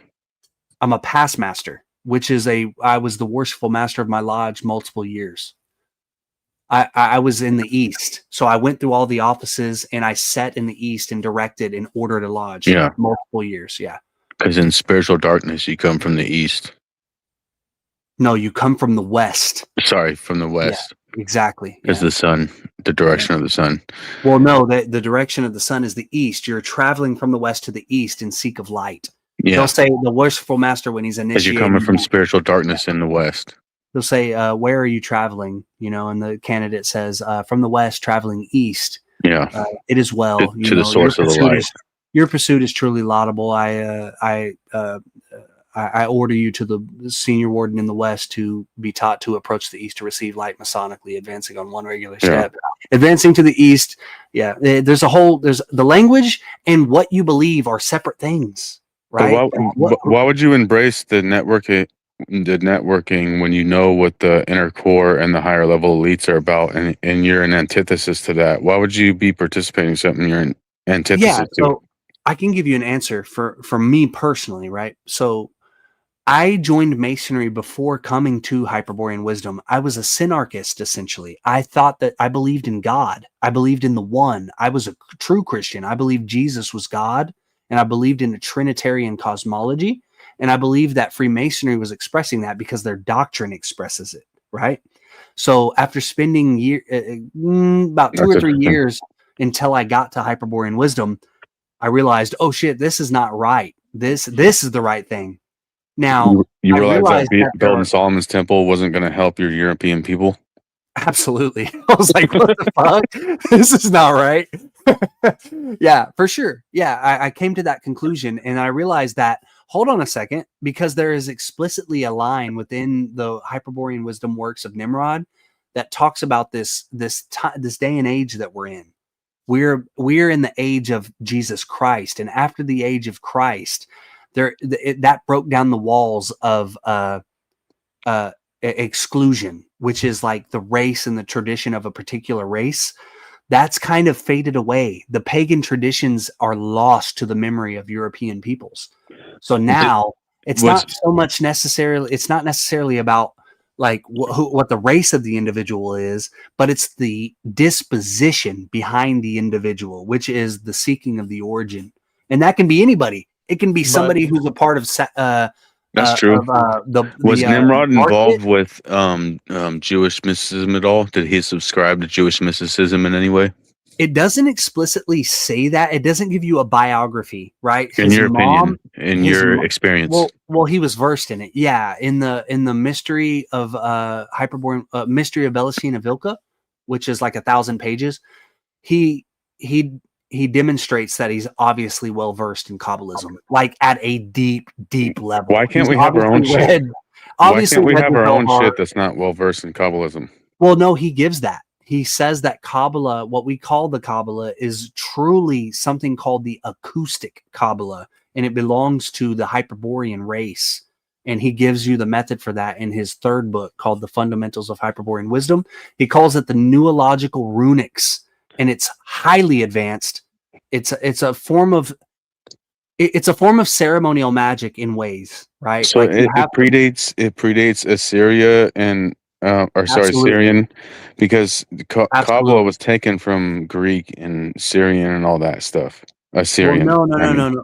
Assyrian, maybe, yeah, but so you're saying what you're talking about predates Assyrian? It's primordial. The acoustic Kabbalah is from the origin. But is this like spermatic logos or whatever? Like the ortho bros say, this actually, they can backdate, right? They can retroactively backdate their Jesus back olden time. We don't Is Nimrod doing that with what you're saying? I just said no. We don't come from a one. We don't have a source that we call the one.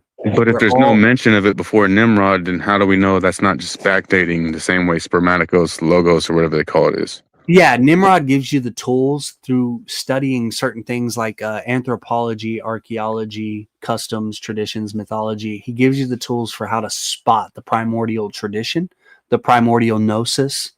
So, like, I can give you examples here, but it could take a while. That's fair enough. No, that's fair enough. But yeah, if you haven't read the book, I would just say this. As a person who has the beliefs you do, right? Well, I'm talking about like race, the European plight, or whatever. If you haven't read Nimrod, you're slacking. You're way late. Well, fair enough. Yeah, that's all I'll say. I would get on reading that first, and then I would present me with questions. You would probably have all your questions answered just by reading it, but yeah. But you notice how like you yourself are a walking contradiction, and then you're like, well, Christianity is a walking contradiction. But... I don't. And I've yet to see you point out contradictions. Your contradictions are usually like generalizations that don't apply. But you say that you're against masonry. You say that there's no material reality, but I got to read this book to ask you a question. So okay, let me explain it more clear. So you're performatively creating paradoxes and saying Christianity bad because paradox. Okay, so I know where you're coming from. You're offended because this isn't Christianity. I understand. I'm not offended. That. I just think that you're selling something and you're just not being real about it. Okay, your antagonism, right, comes from you being a Christian and I not. I understand. Yeah, but forget about him being a Christian or not. That's a cop out. Address what he's actually saying. So that it can be addressed. You just early. cut me off. I'm about to. I don't ever skip a question. Apologies. I don't ever avoid shit. My apologies, then. So. Just like I've already answered him, right? I think Mr. Anderson understood where I was coming from, but you need like, I mean, you're doing word magic. Elementary. You need like an elementary explanation. Understand. Okay. So let me tell you. No, right? you're doing, listen, there bro, are you're people doing word magic. I get it. I'm you're answering doing word you. Magic. You're just so you don't want my just answer because it's just word magic. No, I do, but just be real. You're doing word magic. Why can't you just be honest about that? Okay. Well, I'm not doing word magic. I'm telling you exactly who I am earnestly. I'm not some fucking agent. I'm telling you exactly. I'm not saying you're an agent, but what I am saying is that you are doing word magic. You're literally doing like wizardry, which is fine. I'm just saying, like, I see Anderson, do you feel like I'm doing wizardry to you? Is that how you feel? I'm asking this because I want to know if I'm disconnected. Truth is not a feeling, though. I mean, some people. Well, it's like I was saying, where I was saying for Hyperborean to address what your actual arguments are, and not just presume that you're coming from like a Christian Bobby Boucher's mama, like, oh, it's the devil. Instead of assuming that, address what Neuro's saying. On the same count, I would say the opposite. Yeah, can I say something? So I don't think I do think that Hyperboreans be in good faith. Yeah, and I'm gonna still answer you, Jack. After Buddha, I'm gonna answer you. I'm not missing you. No, I get it. And look, what I am saying is that you are being very dismissive of the arguments that I'm presenting towards you. No, I'm and I not get at it. all. I'm not. I haven't even got a chance to answer you yet. I just gave you performative contradictions that are boldly clear, and you're just like, You gave me well, one you just don't contradiction, understand. Jack. You gave me one contradiction that I've already explained to Anderson that I thought I resolved.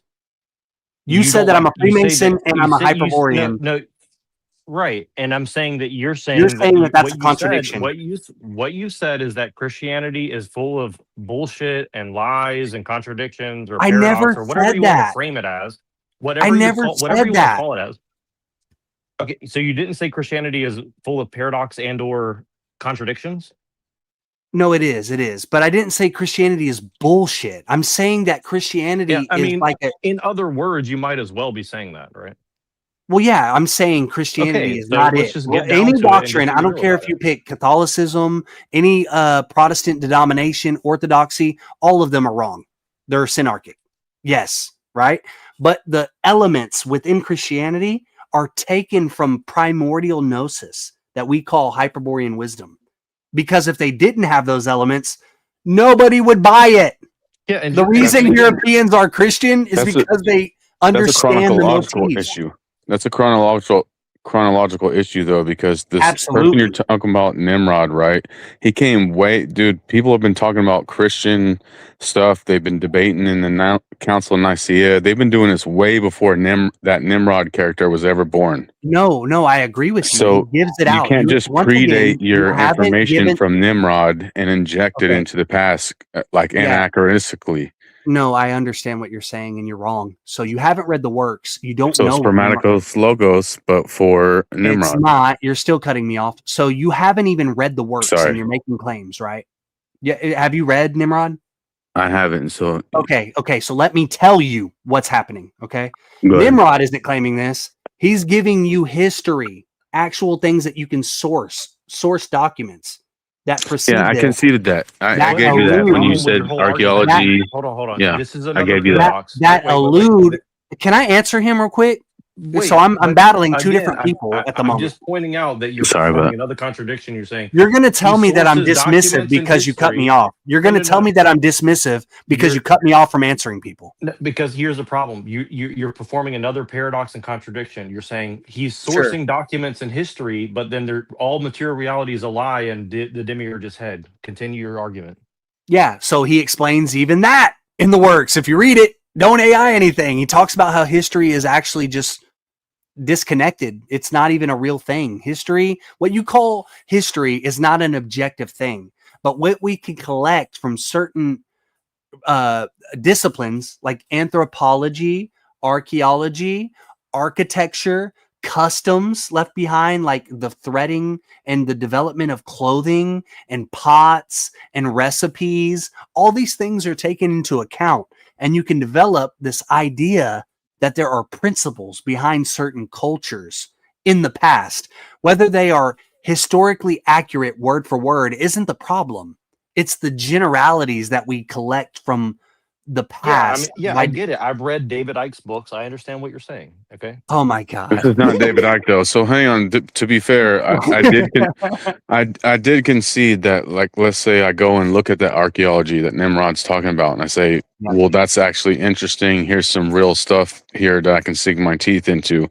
Yeah. But putting that aside, though, from at least in this moment, I've had this discussion with like Orthodox Christians where they tell me the spermaticos thing. I know I've brought that up a few times, but they will literally say, from this lens of spermaticos logos, when you look back at this archaeology, when you look back at these different books, when you use this lens to interpret these things, here's why my theology is correct. And by so the way, can you understand from my 100%, position why it sounds the same? I 100% adhere to that for myself. So again, I'm not saying it doesn't make sense. I'm just saying Neuro, now you know why version for another. Now you know why I look at ortho bros the way I do when you guys talk about spermaticos logos. Yeah, but the ortho bros are literally Freemasonic, satanic fucking faggots. Oh, sorry, I shouldn't say that. I thought you were ortho. I'm No, not. I've yeah, never I don't joined the think Orthodox I don't Church. think Jack Sorry for the is. word I don't think machine, Jack but is. no, but you know, I and thought you again, were an ortho apologist. I mean, I'm friends with some people who are hardcore Orthodox Christians, but they're like, you know, 1% out of all the Orthodox, you know, that I I'm aware of. honestly, I mean, I thought you were ortho because at one point it no, seemed like you were. no, but I'm just saying that a lot of the people that call themselves Orthodox Christians are 100% definitely not a Christian. So anyway, I just wanted to make that clear, right? So, anyways, Well, are you declaring people heretics? of course, that's my job as a Christian is declare other, you know, people who are As what kind of Christian? not real Christians. Well, I mean, I don't think you can be a Freemason and a Christian. I don't think you can be, you know, That's not, that doesn't answer the Scientologist and a question. Christian. No, what kind of Christian are you? You're not not Mason. What kind of Christian are you? I'm a Christian, and I don't know what that means because I don't. So you have a relationship with Christ. I Why? don't trust the institutional. I have a things because I question. think most of them have been corrupted for sure. Why can't you be a Freemason and a Christian at the same time? Because it's literally like Jesus said, "For in secret I've said nothing." right. That's why. Yeah, I think you're assigning your will over to other men's will, and you're following orders without fully comprehending what's going on. And I think that's not. So how is that any different from permissible. following a priest or like going to confession or whatever denomination that you pick, listening to a Sure. pastor? That's the reason I'm not an Orthodox Christian because I find it hard to put my trust in another man, particularly knowing that an institution like that can be corrupted. Now, again, I think that the institution itself isn't wrong, but I think that it's something that has been continually corrupted and will always be under attack for sure. Non-denominationalism, essentially. You're just Freemasonry is Judaizing I mean, for me, heretics. myself, yes, but I'm not promoting that to other people. You know what I mean? I'm not going to sit here and say that I have the exact right answer. So, but yeah, for myself, I can't claim to rep a set. For somebody, so me on my end, right? I claim to know what I know. You are like, I don't have the answer, and then you want to argue with people. Like, I understand that you're testing people. Hold on, the first step of wisdom is to know that you know. Yeah, that's nothing, gay. right? I think Socrates was gay for sure. Yeah, for sure. So arrogance is masculine. Probably the smartest man who's ever lived is an idiot. I got you. All right, continue. Okay, Socrates was gay. It was Plato, not Socrates, but yeah. It was probably a panel of people anyway. Man in history was probably Plato. But I don't think there was a Socrates. It's probably a panel of people just using the pen name of Socrates. That's what I'm saying. Regardless, it could be entirely an invention again, of but Plato. see, that's the thing is you guys are so into you guys worship like the god of reason. You're like, well, I can't imagine that it could be real. So therefore, I deny reason. This is why I think you're trolling me. I think you're trolling me. You don't even listen to me. I don't think you really do. I'm telling you, reason is a no-no. Deny reason, logic. But everything that you're saying is dependent upon reason and it's not. Evidence. It's not. The pinnacle is actually intuition. Okay, so you're a Christian. Okay, got it. Okay, cool. I'm a Christian. Yeah, if you want to call me a Christian with a K, like a Christos, Luciferic Christian, yeah, cool, man. Call me a Christian. Yeah. So anyway, my point was just to bring up that, like, as somebody who believes in logos formaticos, I'm just saying, like, if you're gonna say that all that's wrong and then do the same thing and say, like, well, there's a logos, but it's not really God. It's like, okay, so you're just remixing old ideas into like something new. And again, cool, you know. And again, this is not personal against you. I'm just saying, like, you're making a huge claim, right? And what is my huge claim? What is my huge claim? Okay, first claim. It's all isn't real. Secondly, within this fake existence, I need to read a book. Third, okay, so I didn't say let's go one by one. Let's go one by one. I never said that it's not real. I said it's not truly existent, right? There is a such thing as real in a word called existence, which means it actually exists, right? Illusions are real.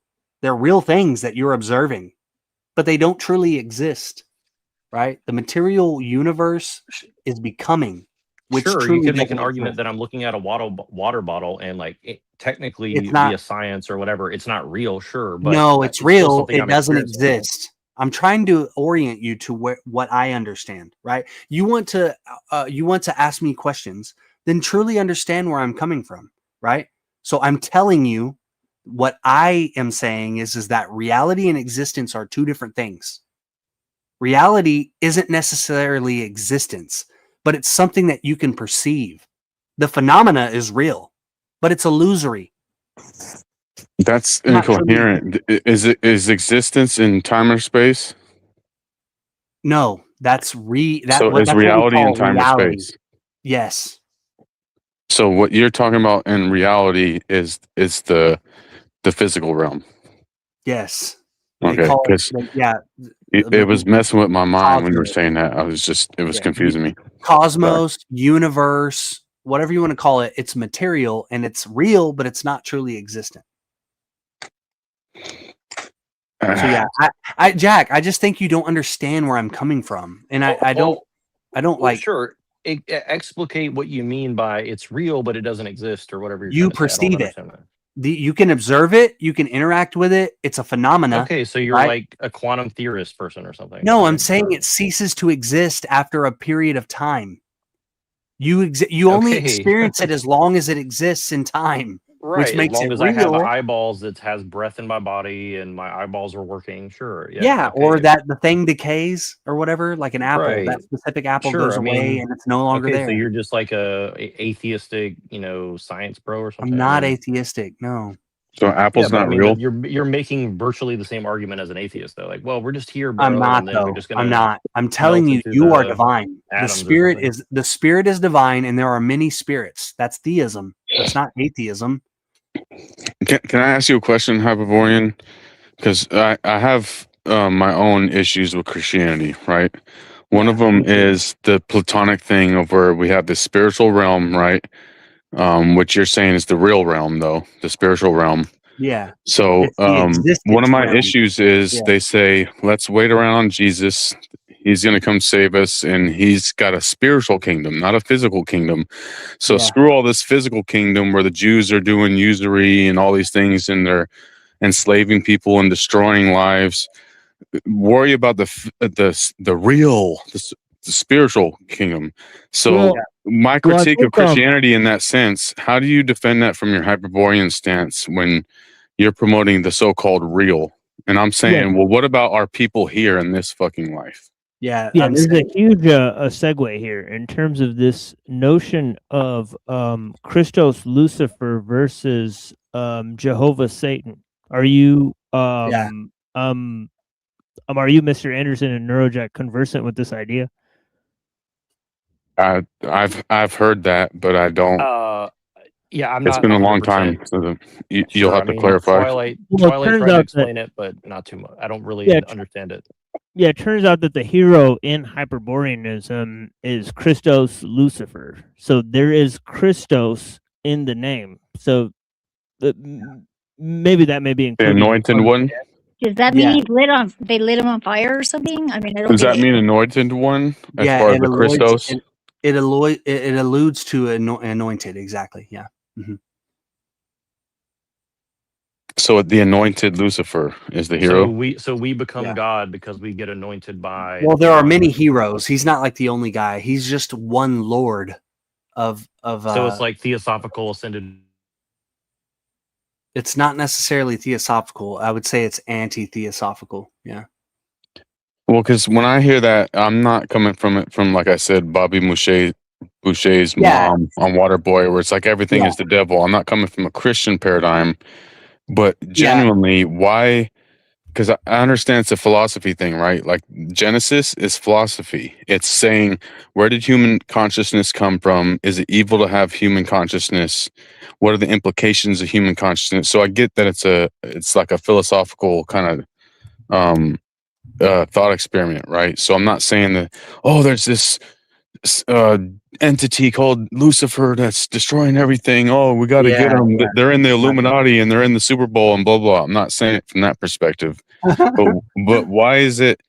Why do I have outside of Christianity? Why do I have a guttural response against the seeking of knowledge as far as Lucifer and the illumination. Yeah. So the reason you have that guttural response, the repulsion to it, is because you're accustomed to believing that the world is real. You have a habit of believing that this is the real thing. So obviously, if somebody tells you the opposite, you're gonna feel repulsed Well, by that because Christianity you're believes the comfortable. same thing as you, though, in that way. So They don't necessarily. Can I This is ask you, what I though, meant. do you think that the Earth is a spinning Damn, globe bro, this flying is through a space? lot though. So y'all are asking. I'm hearing questions from multiple people, and I haven't even responded to one. Okay, I'll stop. Go ahead. It's Now. hard. It's definitely hard. But yeah. What's the next thing? Yeah, that's fair enough. No, the reason I was asking what I was asking is because I'm not a big fan of false dichotomies, right? So Yeah. one of the truest dichotomies I found is that when you realize that the Earth is a fixed location with a limit and a bound to it, the Luciferian spirit is to say we're in a prison planet. Let's break through this. Yeah. Let's break on through to the other side, right? Like there's just like what do you call it, claustrophobic type of thing where like let's break on through this limit. I wouldn't say claustrophobic, but yeah. I would call that the Luciferian spirit, right? I would say that people who are grateful for what God has given us, because life is only possible in the realm that we've been given.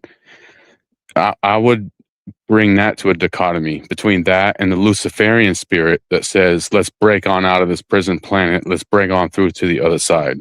So I'm just letting, I know that sounds cheesy, but that's coming from my paradigm. Yeah, it's not cheesy. Yeah. I got So that's what I mean by the Luciferian spirit. That's saying, you know, let's not be grateful for this perfect realm where we're given and break on through to the other side. But it's just interesting is like as long as you drop Jesus, it's cool. If you add Jesus in, Yeah, if you add Jesus, now it's a Jewish mythology. Yeah. Now there's the Jewish element that's involved, and there's this like historicity that isn't actually there. It's See, again, I think you're falsified assuming history. that it's Jewish when literally the whole point of Christianity is that it's way beyond anything about Jews. Okay, But so I get it, Jesus yeah. is a supposed historical person who is Jewish. Who is also like literally the essence of like the creator of all existence. But okay, Yeah, I continue. know, I get it, man, I get it. But Well, yeah. you're like cutting me off to But- say that but like again, I'm you're not wrong. taking it on- you're not You're taking it on like its own cutting me terms, off to you're say just- I'm wrong that Jesus isn't a Jewish historical person.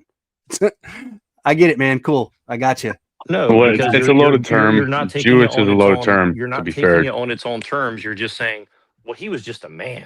Well, again, obviously, we don't believe that. Well, no, not according to Apostle Paul. Man. So in the way that you say that I'm Who has the misrepresenting your name. beliefs, you're very clearly misrepresenting mine, right?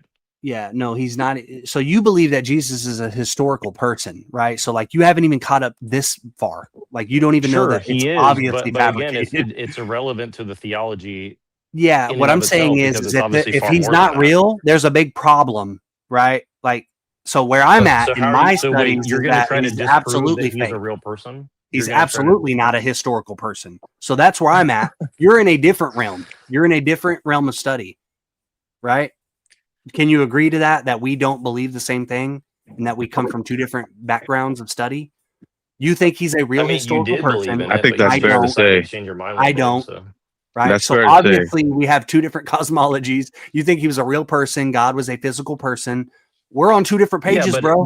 So you know, Neurojack, hang on. Even if he wasn't a real person, God is still real. So again, it doesn't. defeat Yeah, the- he doesn't is. He is defeat the real and point. he's evil. It's Yeah, an but evil thing. that's a subjective thing, though. So Neurojack, so I went on to a show with somebody, right? I'll just name them. They're called Jeranism, right? I went on to a show with him about the George Floyd thing back when that happened, right? And Soros and all these different companies already funded a bunch of pallets of bricks. They already funded and organized riots in 30 different cities based on the catalyst event of this George Floyd event, right? So what I asked him was flat out was, do you think it's a coincidence? Do you think they were just hoping that there was going to be a catalyst event when they were already funding all these riots and already coordinating all of this? Or was it a manufactured event?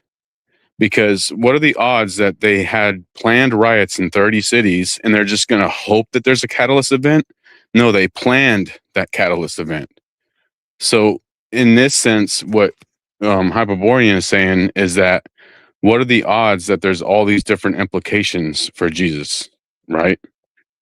So you're saying, no, it was a real event. It was a real event. He's saying, no, it wasn't a real event. Logos Spermaticos kind of explains it. Like all these Logos things Spermaticos Logos are is kind of trash. centered. It doesn't make sense. It's just like the Neoplatonism argument that we were talking about earlier. Again, It doesn't, you said wait. See, it's again, heavy hold on. copium. It's cope to the max. Hold on. Here's okay. So I caught you both in the same problem. Here it is. Ready? You guys are now saying it doesn't make sense to me. I need to reason it out for myself. See? Now you said before reason is trash. Now No, you're saying to you can't them. reason it out. To them. You're reading them. They're the ones talking about it and formulating the postulates. Their postulates are trash. That's what I'm saying. And we're having a conversation on YouTube with our own intellect. Of course, we're using our reason. I'm not reasoning it. I just believe it. I know. Dude, this isn't the Council of Nicaea. Of course, we're No, using they're our fucking reasoning reason. it. No. Let's back up. He just said, I'm just intuiting it. I have faith about it. No, the fathers are reasoning it. They're telling you why it's a logical fucking fact. They're not telling you to believe in it. They're telling you exactly why it's factual. Who says that? Who says that? All of them who postulated it. There's what was happening at the Council of Nicaea, Neuro? This is wild, bro. What was happening at the Council of Nicaea? Did nobody use their reasoning? I honestly don't care, to be honest with you. I really don't care. You don't care, but he cares so much about AI-ing arguments and getting answers from AI. This is wild. We're on a YouTube show using our own intellect and reasoning. This isn't the Council of Nicaea. I don't think that you're going to reason your way into Logos Spermaticos. It's obvious that this is what I meant earlier about, you're antagonistic because you have this deep-rooted intuition about Christianity being right. You just said Hyperborean. I don't take that away from you. Yeah, you said right? You said Hyperborean. But when you want to, let me finish. But when you debate as if you want philosophy, you want logic, you want reason, right? So just like you're saying that I'm contradictory or we're proving ourselves wrong, you are on the wrong footing. You don't have logic to your beliefs, but yet you want logical explanations to ours. This is crazy. You understand exactly what it means to intuit something. So why are you not understanding my position? Can I interject something?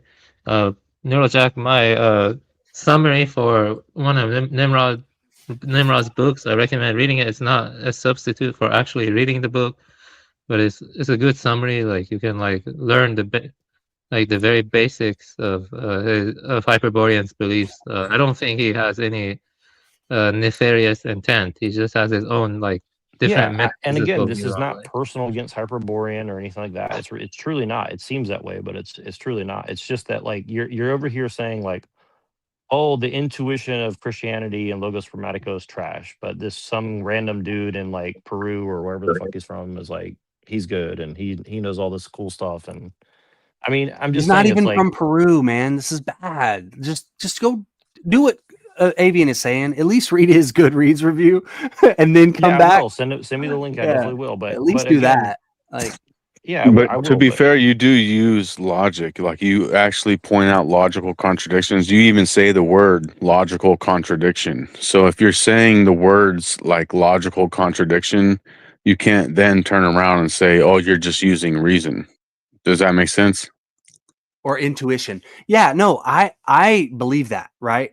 I'm saying that it takes all these fundamental human qualities to get to this point.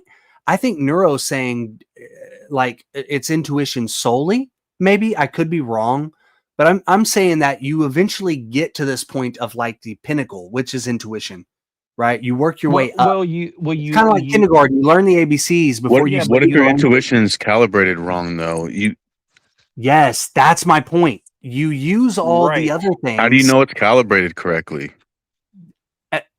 We can go through it. I mean, if you want to go through all the points of philosophy. Yeah, I just want to point out hold on. I just want to point out that you overtly rejected the nous, but then you're now saying, well, you have to have this Holy Spirit to discern things called. Yeah, the nous is not spirit, it's soul. I've already said that, and he says that. They all know that. Greeks all knew that. It's not the same thing as spirit. Yeah, of course. A soul. Wait, so what? So what's your distinction on spirit? Spirit is like, Spirit is time not the and soul. space, They're different right? words. And soul, Yeah. yeah, I understand. Soul is like, your personality or something, right? No, soul is like the gregarious aspect. What you call spirit is actually the soul. What I call what you call the soul, Well, you to could me is the so spirit. so where does the ka fit in?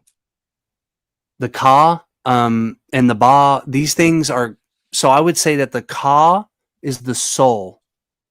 I don't know what they call the spirit. I don't even think they have that in the Egyptian model. I don't know if they have it correctly. It could be gregarious. I would say the ka is the soul. Right. But so you're saying that our personality or whatever, It's like the this astral experience body. here, right? So but again, I'm just trying to make sure I'm clear. So you're saying that everything here is basically nonsensical, right? Like it doesn't make like Well, no, the it's personality sensical. and everything. No, it's sensical, and that's wrong. The senses are wrong. Well, the senses can certainly deceive you, of course. Yeah, right? you know that. Yeah, I don't have to tell you Yeah, that. of course. Yeah.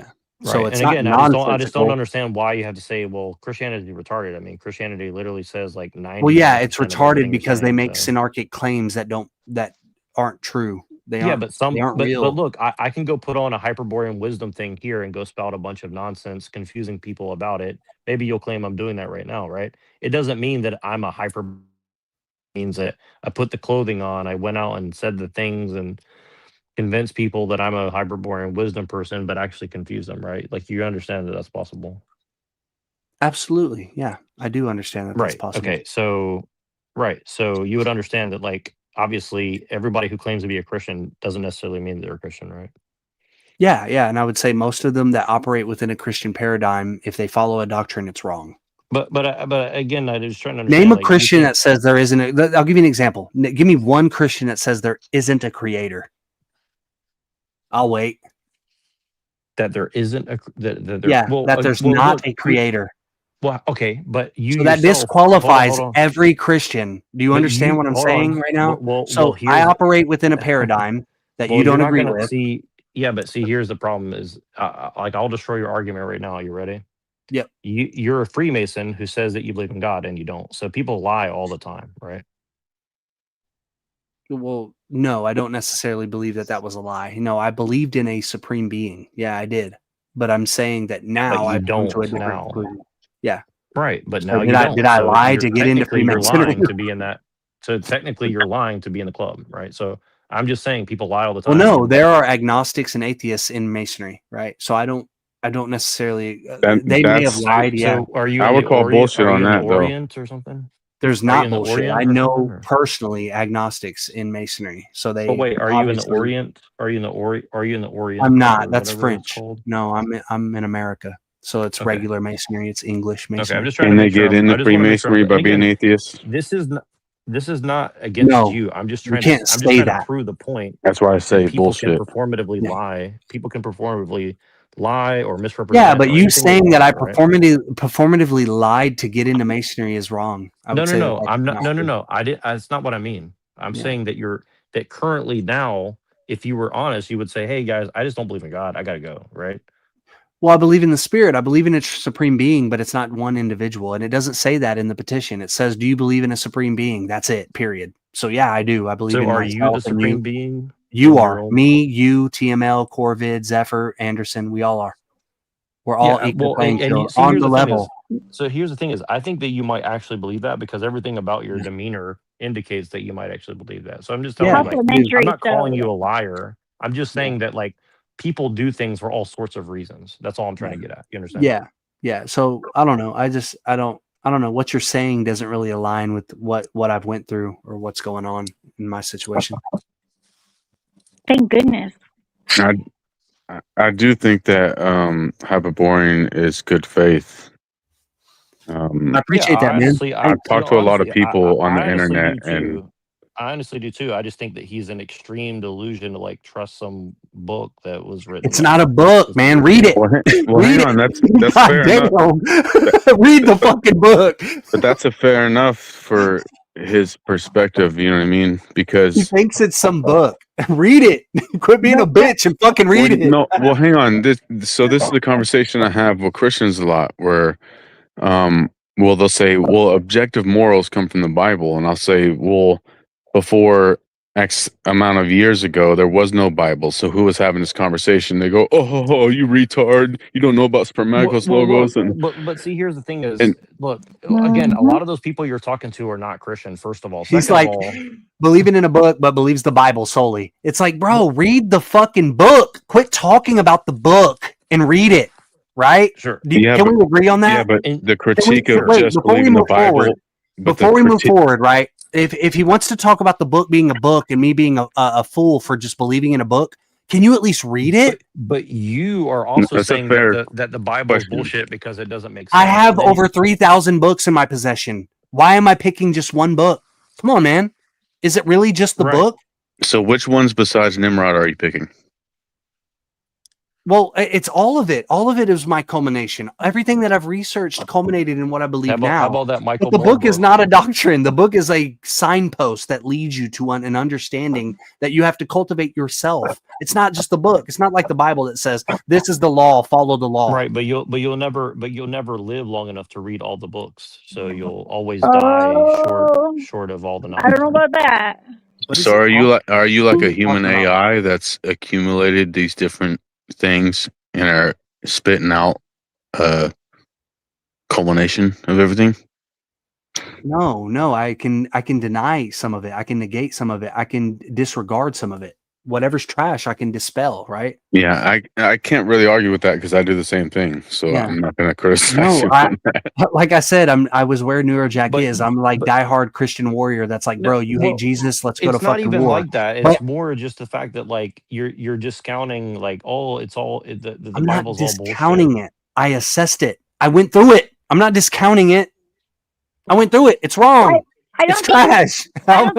Are you I don't have implying to that go- it's that way for everybody though? Because I think it's like it's not just that.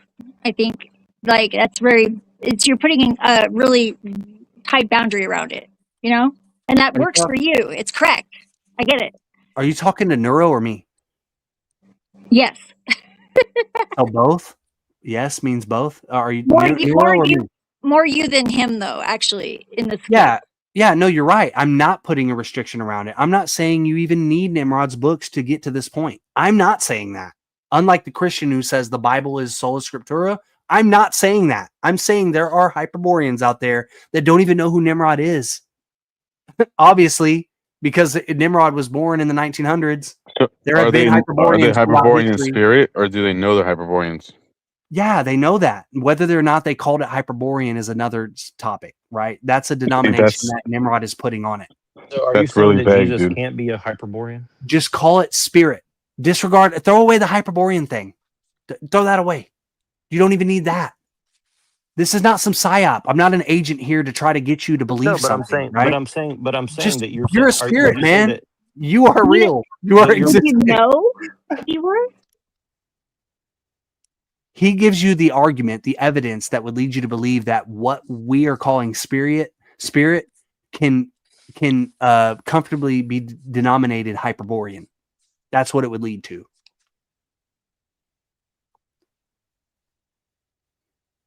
Okay, but again, how do you know that Jesus A didn't exist and B that he wasn't a Hyperborean? Man, we could talk for hours on why he didn't exist, man. I mean, but you're going to give me examples that are like horses. Well, how do you know that? how do you know that Proclus existed or I don't. I'm saying that. No, you. I agree with that. Right? Me and Max Doubt had this conversation about right, certain. but you still refer to him as if he's a real person. See what I'm saying? I don't. I don't need to. I don't need to say that Proclus is a real person. We're talking about his writings. I don't need Okay. to. I don't need to say that All right, Alexander so, was. So then I don't. So I don't then need I to don't say need that. to defend. I don't need to defend that that Jesus is a real person either. No, you No, don't. you do because Not at that's all. I don't think dependent so. on your doctrine.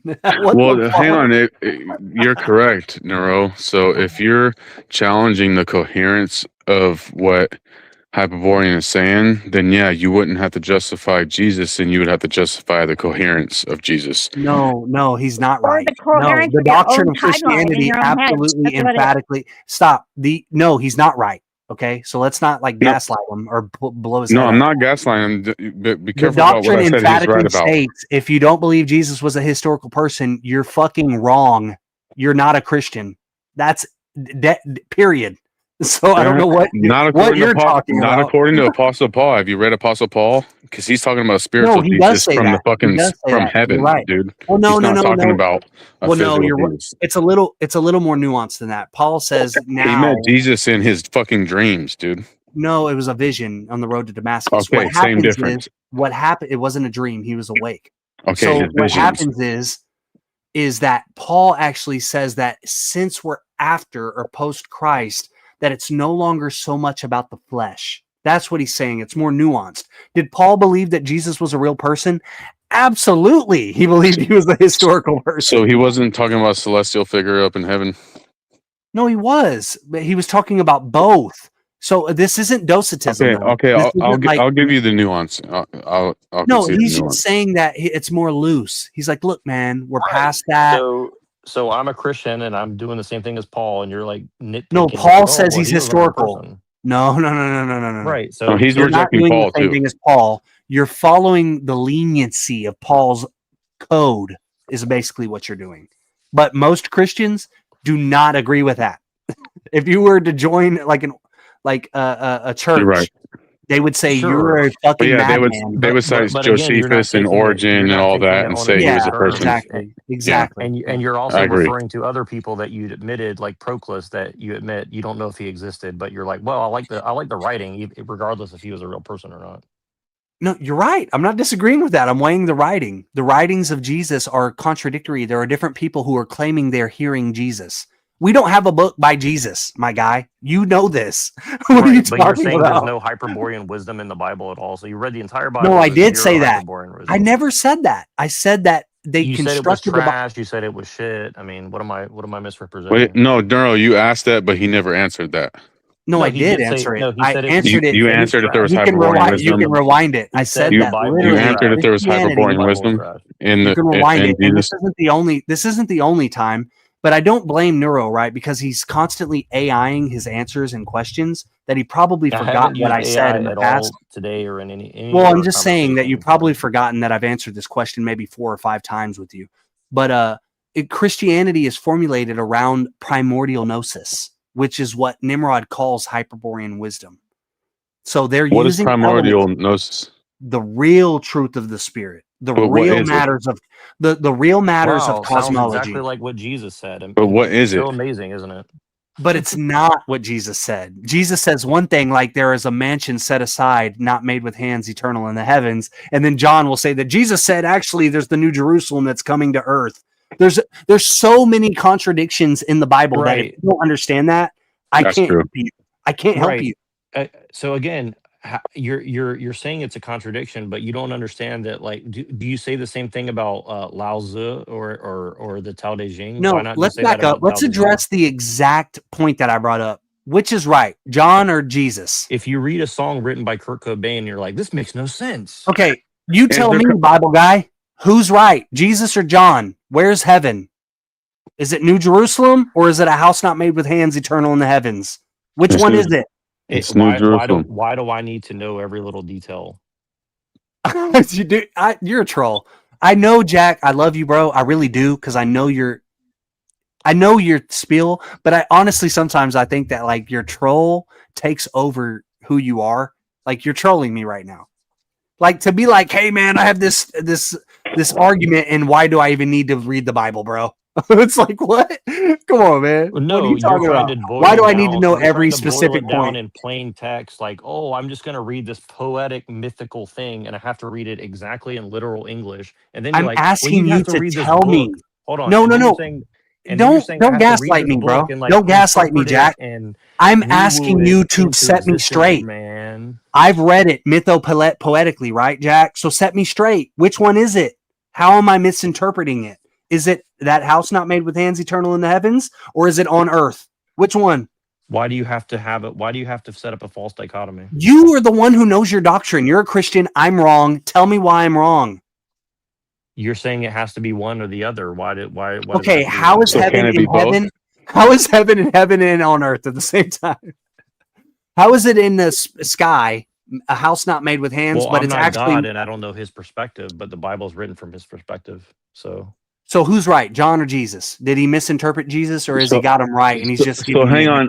So to You're be both fair, right, of course. like you said, Hyperborean, you said that a lot of Christianity draws from Neoplatonism, right? Yeah. Well, the way the Bible was written, there was a lot of natural theology. So when it says the firmament of the heavens proves the handiwork of God, that's natural theology. Yeah. So it talks about in Jacob, with Jacob and all that, like God was in the tent physically and that he walked through the garden. So we're talking about a God in time and space who had natural theology. And then you have this transcendent type of Orthodox Christian talk about Neoplatonist type of a God where he's like this apophatic God. So you have this really I need to make it contradictory clash where you have these different sects of Christianity. So yes, there is different verses and there is a lot of contradictions. Well, no, you're talking about specifically the contradictions between the New Testament and the Old Testament. One is Judaic, one is actually like Greek Neoplatonic. They're different, okay? But I'm saying that even within the New Testament, there are contradictions within itself. Yeah, I agree with that. We're talking about what Jesus said in the Gospels and then what he said in John, Revelator. Name one contradiction. I just told you it and you didn't answer it. You said, hey, bro, why do I need to even care about it? That's literally what you just said. Neuro, is the kingdom of heaven in heaven a spiritual realm, or is it going to be a physical thing that comes down to the physical earth? That actually has dimensions. Sure. He gives you the dimensions. You want me to AI the No, flat earthers will say that there's a real New Jerusalem coming down to the earth. Yeah, and I'd say that that's silly. Give me the passages. Neuro, quit using AI, bro. Please stop. No, tell me bad. what. No, it's not bad. No, I need you to tell me. You are arguing me about my beliefs. No, I'm testing you. Am I using AI? Hold on, you're the one. Am I using AI, Neuro? But Neuro, are you disputing that the Bible says that? Are you disputing that the Bible says both of those things? What I'm disputing is that you're not going to read it in plain text and get an answer. So let me go look it up and let's see. So the you need in AI. That's a fair answer. That's a fair answer. He says he's going to look it up. If he's going to look it up, that's a fair answer. You can't take one line out of the Bible and one line out of the Bible, smash them together and say, see, look, it's a contradiction. You have to read it in context with what's being said. Okay, that's a fair answer. And read it throughout the whole thing, what it's being said. This is wild that he thinks that it's contextual. It literally says, house not made with hands, eternal in the heavens. It's a fair answer, though. What Neuro is saying is that he doesn't have a firm theological statement on this right now, and that he'll have to look it up. Why is he debating anybody about not being Christian? That's my point. My point is he doesn't know his own doctrine, and he's wanting to test people on why they're not Christians and why they're dismissing Christianity. No, it's not, because here's the thing. You're saying that you're both mythopoetical, and I'm saying mine's mythopoetical, and you're like, well, it contradicts itself in these mine is quotes. No, the Bible contradicts itself, he's saying. He's asking you what your stance is. Yeah, okay. If I go read a Kurt Cobain song and I say, look, this song. This isn't a Kurt Cobain song. Stop. What are you doing? Why are you gaslighting everybody? This is the Bible. You're saying it's a myth. You're saying it's a mythopoetical. This isn't a song. Is there a physical Jerusalem coming to the earth, or do you not have a theological statement on that at this point? He's dodging it. He doesn't know how to answer it because he doesn't know. He's unsure, and that's okay. But that's a fine answer, though, to say you're not sure. No, because you guys are taking it out of context. You can't. Well, tell me the context. Why do you say we're taking it out of context when you don't even have a statement? Why are you making the claim that it's out of context, and you need to ask AI? You don't even know if it's out of context. You are blindly claiming that it's out of context. You're blindly You're blindly claiming that it contradicts itself. So we use it in masonry. I know exactly what it says. You are claiming that you don't know the context, so you need to AI it. You're gonna twist. Of course, you're gonna twist. You're gonna twist. I'm claiming I know the context, Neuro. You're saying you don't know. You're agnostic, and you're like, of course I'm going to twist it out of context. I mean, come on, bro. Neuro, Jack, it's bad, my guy. You literally are demonstrating that you don't know that there's a context. You need to ask AI. Chapter and verse. Why don't you tell me the context? But tell me the context. Give me the chapter and verse. If I had the chapter and verse, I would give it to you. No. But I don't think it's even in question that there's a New Jerusalem in the Bible. I've never heard anyone dispute that. He's obfuscating right now. I'm Listen, not disputing you it, but are claiming that I am out of context, right? Are you saying that I have it out of context? Obviously, if you're saying it contradicts itself in two places, then you're not. Okay, then set me straight. You know that I don't have it in the context. You know the chapter and the verse. Tell me the chapter and the verse. Tell me the Give context. Me the chapter and the verse. I'm not going to let you do this to me. I told you the fucking verse, dummy. That's like Black Hebrew shit. Chapter and verse. This is wild. Give me the chapter and verse. I'll read it in context with what it says. Read. And then I'll give you an answer. So this is what will happen. I will give him the chapter and verse, and he still won't provide me the answer that he knows the context. He's going to type it into AI or give you Google. my interpretation of it is what I'll do. You don't know the fucking interpretation. You don't know it. Jack, stop, my guy. Stop. Give me Self-reflect right now. Self-reflect and have introspection. You don't fucking know what you're talking about. You literally don't. And you're needing to use Google. Why are you so angry about it? Because I want to look up the verse. No, I'm trying to wake you up. I'm trying to shock you into waking up. Give me the quote. You don't understand that you don't even know what you're talking about, Let me look and you're up in the like quote. autopilot. Let me look. You're up the in quotes autopilot, and you're saying, "Give me the verse, man. Give me the chapter and verse. Chapter and Because verse." you're the one quoting it and using You sound like it a as robot. evidence. But you literally don't even know that they are verses, right? You do, right? But you just want me to give you the chapter and verse so you can Google Because them. you're the one quoting it and using it as evidence against me. If you don't know it, right, and you have to Google it anyway, why don't you just look up the verses, right? Okay, but hang on, Neuro, can I clarify this? It's not against you. That I think he was kind of asking you which side you see theologically. Because you understand that there's like flat earthers that will say that the firmament is a physical thing, right? And then there's other people who say it's literal, like a metaphor. Written in a certain context. You cannot. Okay, take it out of context. so hang on, Neurojack. When it talks about the New Jerusalem, is that That's metaphorical? like me taking something. That's like Hang me on. taking one word out of like a novel, one quote out of a novel, and then one quote out of the end of the novel, and say, "Look, This these is two code. quotes- No, you're right. You're right, Neuro, but I'm asking you directly, when it talks about New Jerusalem, is that a metaphorical thing or is that a literal thing? I don't remember what part you're talking about. Okay, So I need to fair look at enough. I don't memorize the entire All right, Bible word for well, word. Do you personally, before you hang went to on, wait, argue Neurojack, do you Christianity, personally read believe there's a more. New Jerusalem coming? Read The more. Bible is not some like wisdom text that you just read it literally. It's No, literally you a liturgical personally, book. Go ahead. Neuro, you personally, do you believe there's a physical New Jerusalem coming to the earth? You I mean, personally. Like in your personal beliefs, when you pray to God, you talk to your kids, do you tell them that there's a physical Jerusalem coming? Well, if I die and go to heaven in heaven and it's ethereal, it's going to feel physical, I would imagine. And if it's not, I wouldn't have a reference point for it anyway, so it's irrelevant to me. That's not what that's not what I'm asking though, right?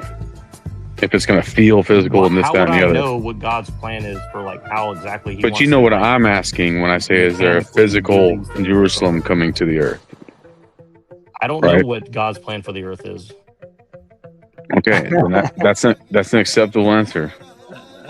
How could I possibly know? John tells you. John is telling you what the plan is, and you're just But like, you said that you but you said don't that know. hold on, but you said that Jesus told me to, and he contradicts him, right? But you're saying you don't know what his plan is, and they're both telling you the plan of God. So you're just Well, hang on, disregarding the Bible in general. This is Just a fuck the whole common Bible. thing. This is a common thing with Christians. Like my whole family of Christians, right? My sister, my parents, everything, right? And I asked her about Zionism and the physical Jews of Israel and all this stuff, and they just Have you read the Tao Te Ching? Did you when you read This the Tao is Te not Ching, the you said Tao.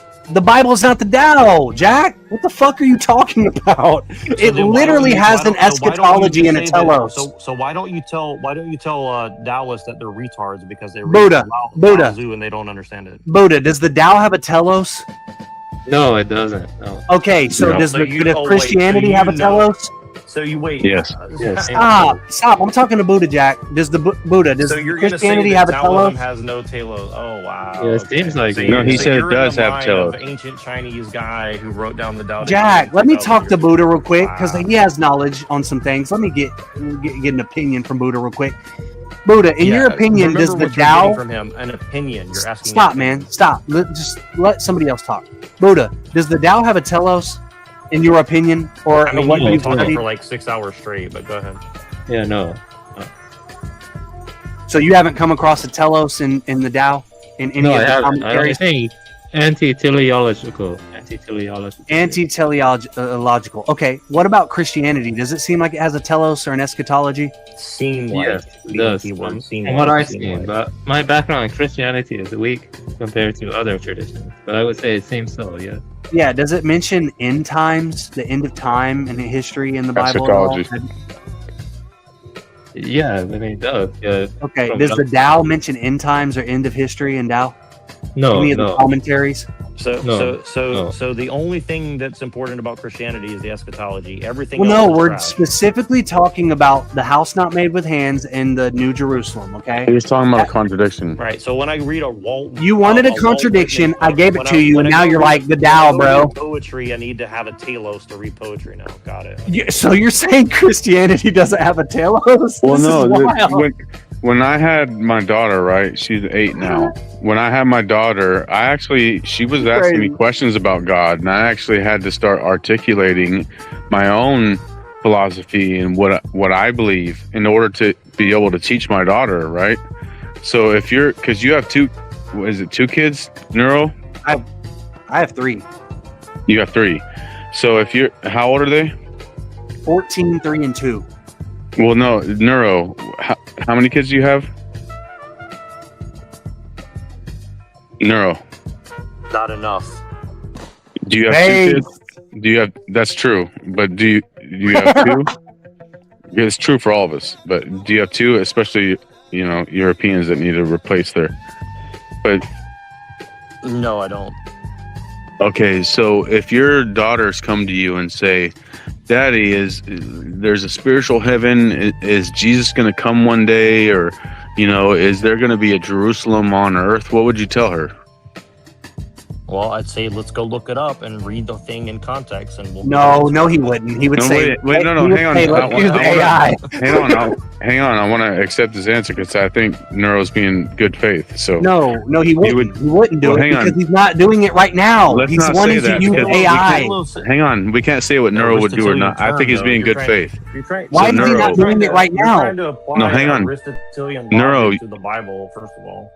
you were But saying you would look it up, Why right? is he not doing it right now?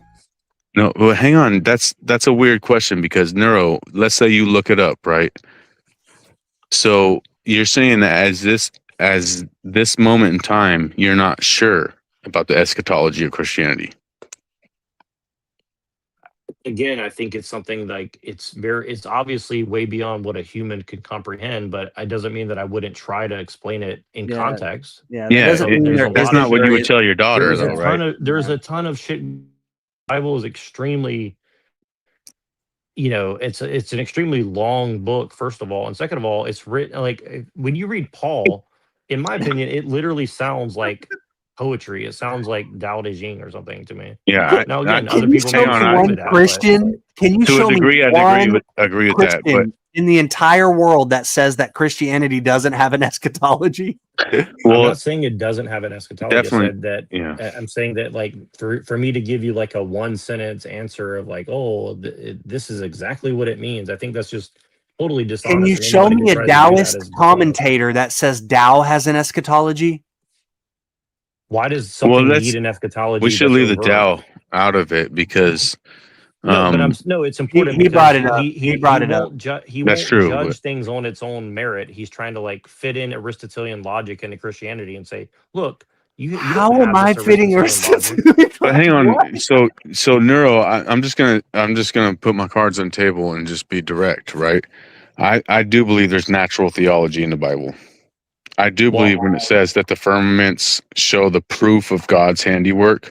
I do believe that's natural theology, and I do believe that God presented himself in the physical time and space. Well, I mean, look, I mean, I look at, you know, everything that I see in this world, and you can see the fingerprint of God. And again, doesn't mean that bad shit doesn't happen.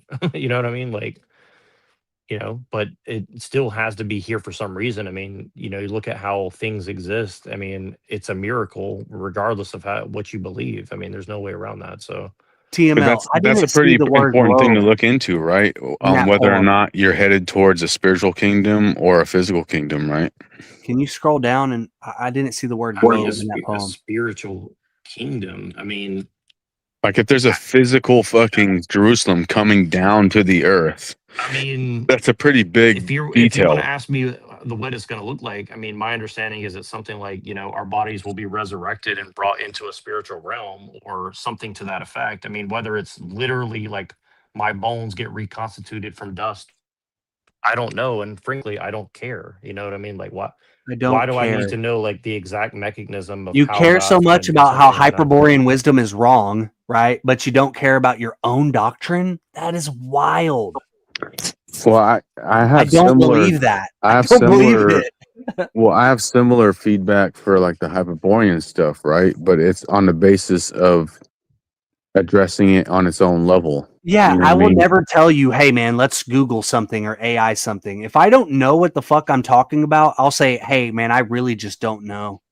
Right? Well, I'm but not to going be to fair, Neuro obfuscate did like say that. that. That was Neuro did wild. say that though. He said he didn't know and he would look into it if he was explaining it yeah, to his but daughter. again, you're So he asking did. me to boil down like, you know, my entire belief structure and the entire book it's based on and the entire You asked mankind me into for like a specific contradiction. a little sentence or something for it. I Jack, mean, it's you asked dishonest. me for a specific contradiction, and then when I presented it, you're like, let's Google it or AI it, man. What are Well, you talking about, dude?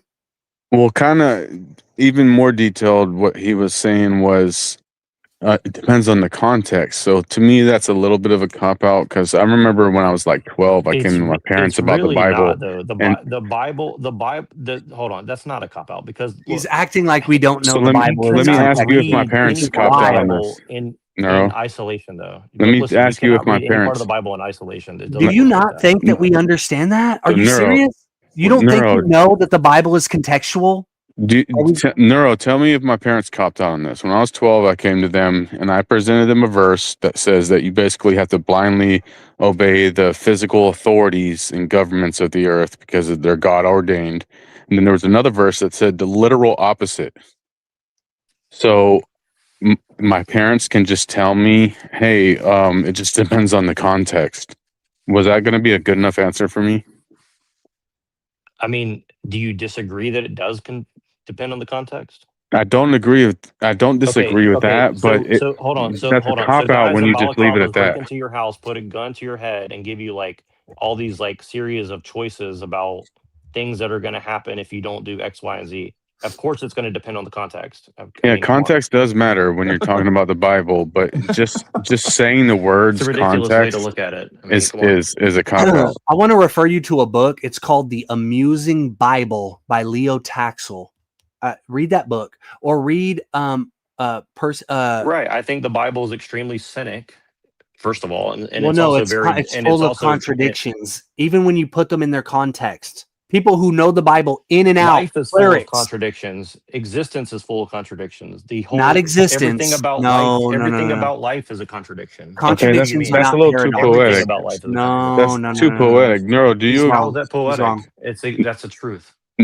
It's not the truth. On You're some somebody level, who on believes in some You can levels, love it is. people and you can hate them. You can you know, break things and build things. You can break your mind or build your That's mind. not true for you, though. You're lying through your teeth because you tell people that they're full of contradictions. You believe in the law of non-contradiction. You've already said it. We've had this conversation. Like, why are you switching up now? There's a difference between contradiction and paradox.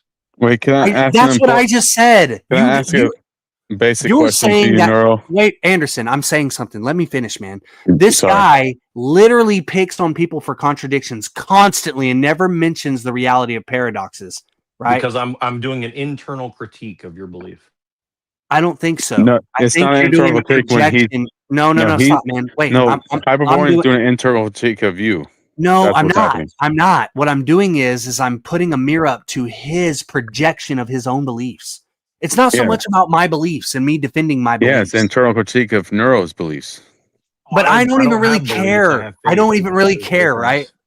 Like I'd rather get into the doctrine of his beliefs, So, right? but can we ask a more important question first, though? Neuro, do you believe that every word of the Bible was all written and inspired by the same source? Like, I would say, for example, that some verses that the Ptolemies put together was from like Baal worshippers and stuff, and not even from Yahwehist. And I think there's different Yeah, sources. Do you think it's point of all one the whole source? point of Elijah is mocking Baal. I mean, of course. No, I'm not talking about Elijah though, because that's within the confines of the Bible. I'm saying, do you think that there's a reasonable belief that there is contradictions because they're from literally different sources in some cases? Of course. I think that you can't. Again, this is the thing: is like the Bible is a mix of history, mythology, poetry, you know, theology, eschatology. It's not one thing. It's not a monolithic thing. So It's a there could mix be of many different contradictions, things. but it could be coming from different Seeming sources. contradictions, but it's still all true. But why do you have to say seeming if it could be different sources, dude? This is wild.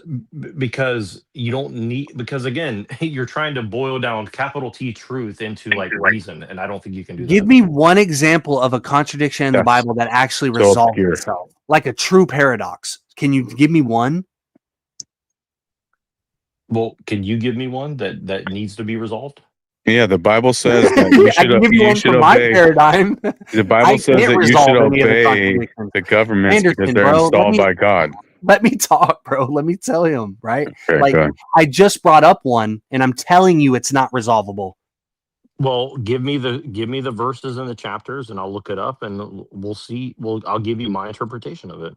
Okay, And I'm we'll sure that we could go and look up, we'll pause it then until we have the chapter Again, and verse. I'm not going to go and look up church fathers, because obviously, if you wanted to go look up what other people say, you can do that as well. I'm sure they have some answer to your question, but Do you not see I'll how give that's you my coped? answer. Do you not see how you're coping right now? Can you not? Can How you is at it a least cope admit that it's a cope? How is it a cope if you're quoting something, you won't give me the The quote, and cope you're saying is you that can't you're resolve it, but claiming. I'm No, the offering cope to do is I'm that you offering to know do I'm that. wrong, but you need to go research it because you don't know. I'll give Neuro credit for using his own discernment to read those verses after we cite the chapter and verse instead of just relying on church fathers. I'll give him at least that Yeah, credit. no, and look, I recommend people do go research the church fathers. I'm just saying, like, I'm not gonna pull that on you, because you're trying to catch me on my I think beliefs, and Mr. and I'll Anderson is tell you being what I too believe. lenient. I think he's being too lenient because you've already explained that there are no contradictions in the Bible. They're all resolvable. Ultimately, because how can God Even the have ones you don't know. This is fucking crazy. Do you not understand what how I'm can there saying? be hold on, how from God's perspective, how could there be a contradiction? That's my point, my guy. You're That's poetic. That's what I mean by poetic shit. You're coming from the point of view that it's infallible. It's sola scriptura. It's not wrong. Anything that I haven't come but across. Look, was Jacob or Esau a real person, or were they representative? I don't I know. don't know. Was And I King don't David care. ever a real person? I've Probably already not. I don't know, and I don't care. It It's doesn't irrelevant matter to if me. they're real people or not. I've told you that Jesus is not a real person. That's not my point, dude. King David wasn't a real person. The point is the claims that they're making in the Bible are obviously from different sources that make contradictory claims. It's an amalgamation of different people who didn't agree with each other. Exactly. But you're saying it's a seamless doctrine. It's a seamless, perfect doctrine that the contradictories are actually just paradoxes that are resolvable. I'm saying it's wisdom that has been given to us for us to discern. It doesn't mean that we have to understand every little thing in it in a rational Aristotelian logic way. So wait, Neuro, are you saying that it's coherent or not? Are you saying it? I'm going to go as far as saying you don't even know what that is. Neuro, are you saying it is coherent and that it's like what do they call it? Providence. Are you saying that the Bible is providence and that all of it is coherent? Of course. Okay, so there's no contradictions. Yeah.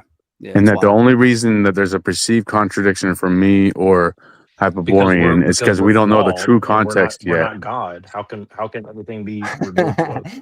So when you Google the Dude, verses, that's right, so you're cool. gonna find some information and you're gonna come up with a reason for why it's resolved. No, I'm gonna read it in plain English, and then I'll tell you what I think that it's in reference to. But you just declared that it has to be coherent yeah. according It to has to God, be. and that we don't know God's mind. So that means that you're going to use that frame Yeah. to whatever you go and study. You're going to put it into that frame, dude. Yeah, this is the problem with sola Of course. scriptura. Yeah, that's What's bad. the problem dude. with that? That's What's called the problem with blind that? faith. You guys are putting your Aristotelian logic onto something that's not. You keep saying Aristotelian Aristotelian, and I don't think you know what that means. But okay, so tell me what it means then. It's not what I'm saying. I'm not presenting Aristotelian logic. You're I'm making you're making a reasoned argument of like saying like, well, I have to be able to prove that this happened and that happened and this happened. Is context part of reason? No, I'm not restricting it solely to the law. Hold on. No, stop. If I'm you not. write down 1 + 1 = 2, can you prove that? I'm not restricting it solely to the law of non-contradiction or the law of identity. I'm not restricting it to And that. neither What am I'm I. saying is that you start there, right? And then you build on that intuitionally, See, and it doesn't add so you're up. starting with an axiom that I have to accept this Aristotelian law of logic. You don't. I'm saying that's the signpost. If there is a contradiction that grabs your attention, right? And then you start to work on that contradiction, what you're calling interpretation. What I'm saying is no matter how the fuck you interpret it, it don't add up. It don't add up. I'll tell you exactly what the 1 church + fathers 1 say. adds up to 2, but it doesn't make it real either. No, the church fathers say that it's not even 1-to-1. They're saying that the house not made with hands is representative of the temple of the body, which is a spiritual body, and that the New Jerusalem is actually the housing or the place, the house of God, right? So there's the body of the spiritual body of a man, and then he's housed within New Jerusalem, right? So but are you saying that that I doesn't should draw take a away map from of the. God's home so I can sneak in and Let grab me some fire finish. and Let bring me it back finish, like man. Prometheus or something? But that What's doesn't the deal? still resolve the contradiction that there's a heaven and an earth, which is a dichotomy, right? So how is a heavenly body still living on a material plane that we call Earth? How is Hyperborea? They never address that. How is Hyperborea spirit realm and we're here on Earth? I mean, again, it's a paradox. I don't know. No, I'm saying they're separate. Christians are saying they're the same. They're saying they're the same thing. From God's perspective, it is. Okay, if you believe that, man, that's cool. I don't know what else you want. So from what's me. the difference between you saying Hyperborea is this ethereal realm and this is all fake bullshit? The difference is that it's just that our points of view are different. That's how they're different. I am giving you an answer you're that saying the you don't exact get. same thing as Christianity, just saying like no Jesus. I'm not at all. Literally I'm not the same saying that the spiritual body is the equivalent to Earth in the material plane. I'm not saying that at all. I'm saying the opposite. They're different. They're separate. They don't belong together. But you said that the Bible contradicts itself, so you're saying it says both, right? I'm saying that Jesus is making it sound like you're going to heaven, right? Away from Earth, because there's a mansion set aside from Earth. But John's saying that New Jerusalem is coming to Earth, right? So there's an earthly heaven. Quotes, and again, you're quoting the Book of Revelations, which is the hardest possible thing to interpret. But anyways, it's not even a poetic thing. He's giving you the physical dimensions of a building. Yeah, so did Akiva, right? So you're saying that John didn't understand Jesus when he said that there was a house not made with hands? Are you saying that Rabbi Akiva or whatever his name is, the Akiva guy, you know what I'm talking about, who went up there and saw some shit? Are you saying he's real too, or what? We're not talking about that. We're talking about John and Jesus, right? Well, it doesn't seem very similar to that. What's your analogy? How is it similar? You know Akiva, who went up to heaven with the two other guys, and he saw all the stuff, and he saw like God's throne and in heaven, like Enoch, allegedly. Yeah, that makes more sense. Or than Elijah being on Earth. So how is it? What's the analogy? At the end of time, if he merges everything into one, how will it be a contradiction? No, there is no merging things into one. Nothing separate in the Christian cosmology. It's all one. Is that what it says? I don't know about that, because that sounds. I don't think heaven and earth is the same thing in Christian theology. But no, I'm saying that sounds more like that sounds more like some like like Jewish shit, as far as I understand. But Okay, so there's two positions in Christianity: monist and Trinitarian.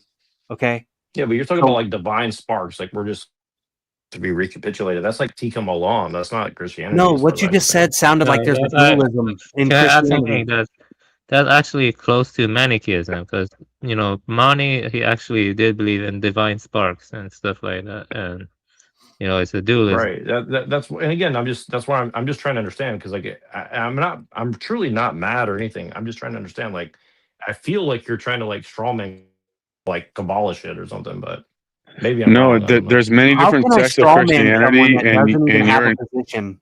and you're embracing all of them. How No, can I Mani was strawman you when you don't before. even have a position?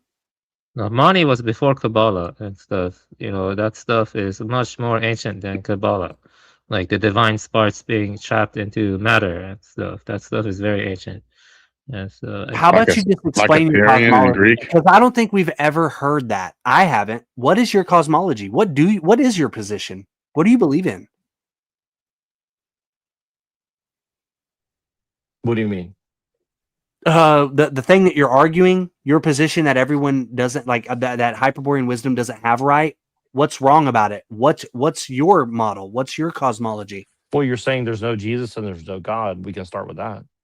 Okay, let's go deeper, right? Like what is reality to you? What is Something that you God made for his challenge own my pleasure. reality, you challenge my Something existence. that God made for his own pleasure. Okay, so you are a creation of God for his pleasure. Of course. Okay, What else could we're it be? getting somewhere. We're getting somewhere. Are you separate from God? In a sense, I must be. How so? Can you explain that separation? Not really. So like are there multiple substances in your cosmology? As a Christian, I mean, I guess in some sense you could say we're not because obviously we're made in the image of God and God made us, so we have some, attachment to Him. But in another sense, obviously we're not God, and this is something that is a very we're in. So it's both, as far as I understand.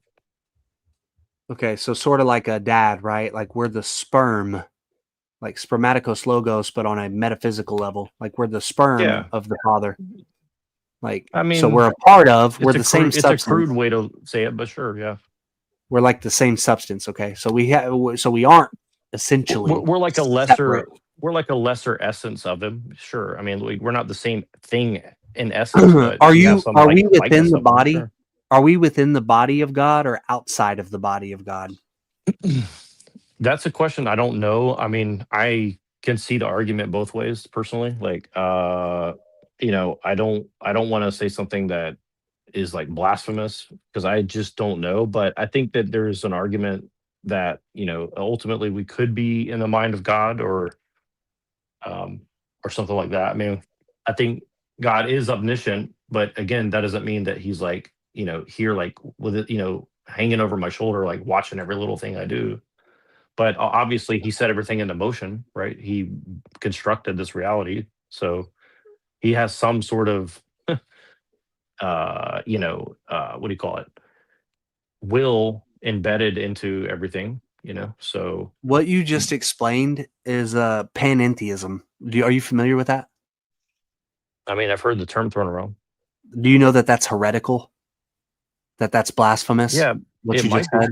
Sure, it might be. Yeah, Yeah, because God again, not, I'm not like, managing you or looking over you. Or I'm looking at it as an analogy, but I'm not a theologian, and I'm not a hardcore like monk living in the desert or something. So I'm gonna have mistakes in my analogy of looking at things. What would be the correct doctrine then? I wish that was your constant position, right? Like right now you sound level-headed and like when you're reflecting on your views, you're like, yeah, I don't know, right? But when you come into trying to understand other people's point of views, you have this antagonism from a heavy pro-Christian stance that like that person's wrong. They're wrong because you're because saying that there's no Jesus and there's no God, and you're very confident of that, and you have that that's the case, right?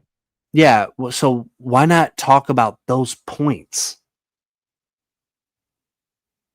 Like specifically, I mean, why we there is have no been. Jesus. That is kind of what we've been talking about. I don't think so. I think they move around. There's one question, and then when an answer starts to be, you start to give an answer. There's another question, and then another question.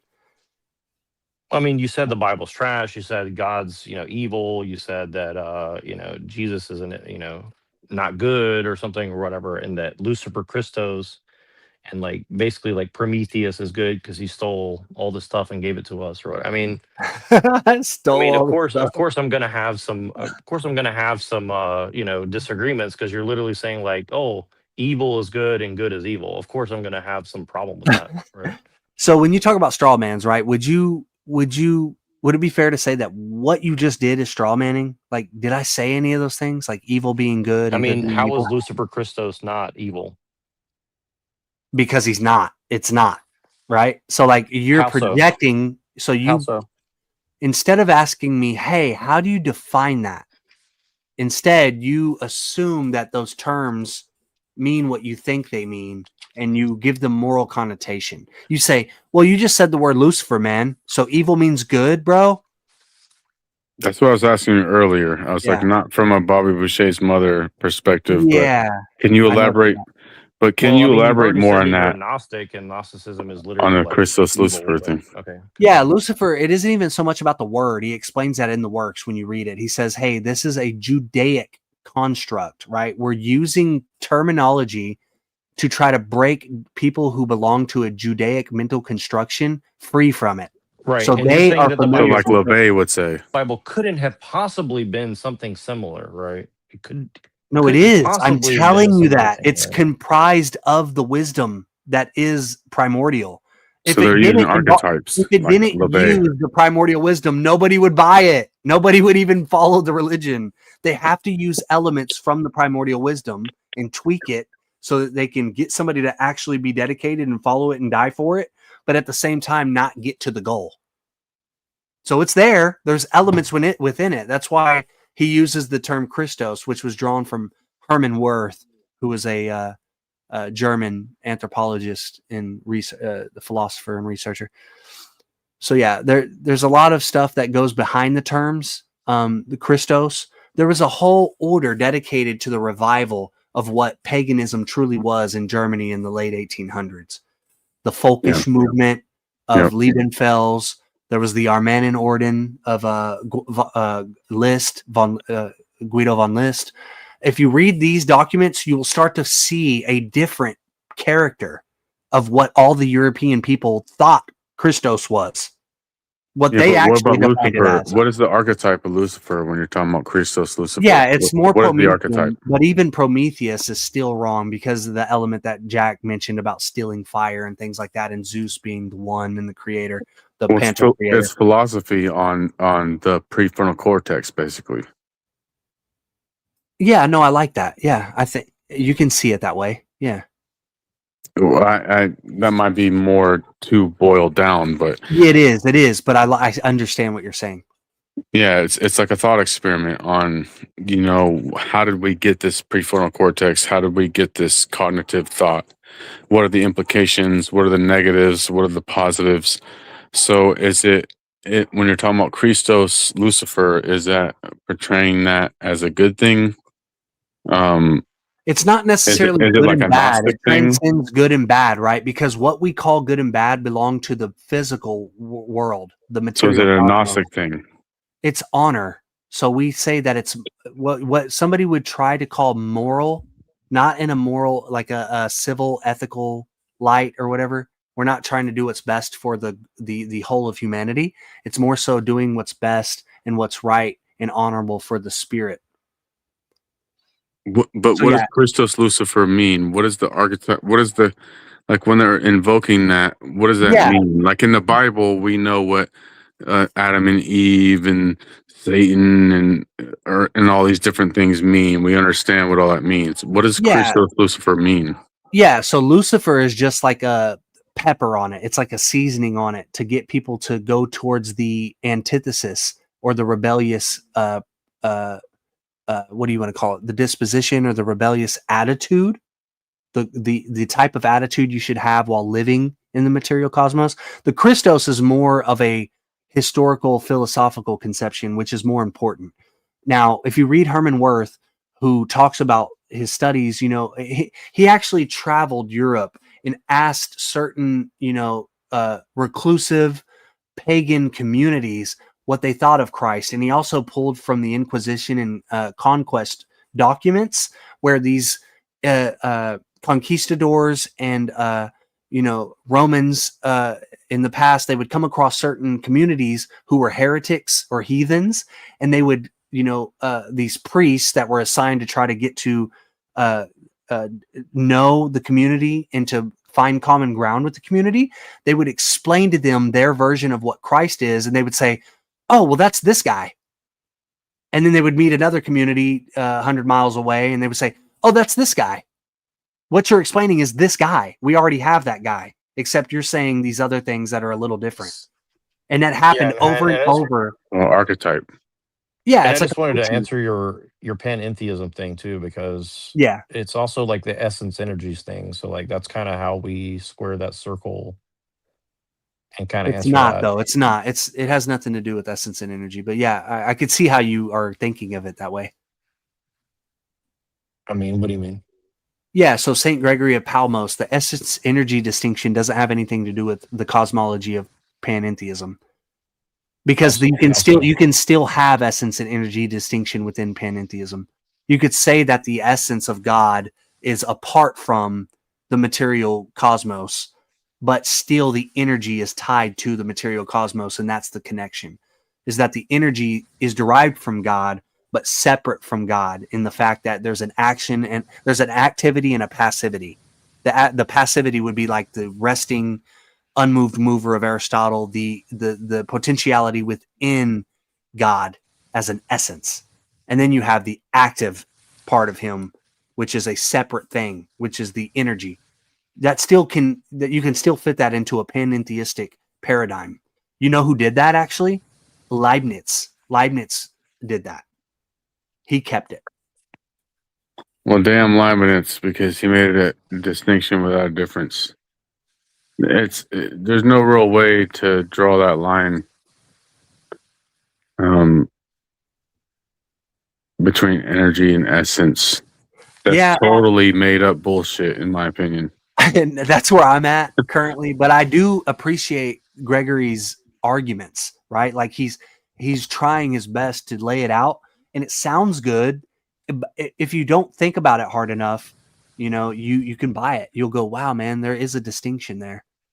But I think if you think more about the other problems, like the problem of universals, the one and the many, it gets icky, man. It gets real. Well, it's like intellectual masturbation almost. It's just like going too far. It's code. But why? Yeah. But why is it? Why is it a problem that needs to be solved? Like I truly don't like. That's kind of what my whole argument to you is like. It feels like you're just trying to solve problems that don't liberation. Really so it doesn't need to be. You don't need to solve it. You don't, right? But I'm telling you, if you believe in an individual, if you believe that you are an individual, that you have a eternal aspect of yourself that's incorruptible, indestructible, right? Then not understanding this problem and not resolving it will hinder you from liberation. But if you just believe you're a part of God or whatever, right? Like you will return to God's body, then, or you're inside of God's body. Me here for a reason too. Then this doesn't apply to you. You don't need to solve it. You're not an individual. There's obviously a synergy between. Well, you're not an individual in that model. You're just actually God. Also, because you're God. No, I'm not. That's not what I believe. Well, you're not big God. You're little g for the time being, and then you return to his will. I mean, how's that different than Hyperborea? Because we don't claim that there's a one. You do. You're saying there's a one and that you are a many. Well, how do you have a many apart you from go one? to a place, not a who. Listen, you're just. Well, you asked me a question, and I asked you a question. Right. So there's a one in your model, right? And there's a many. How do you have that without emanationism? Answer my question.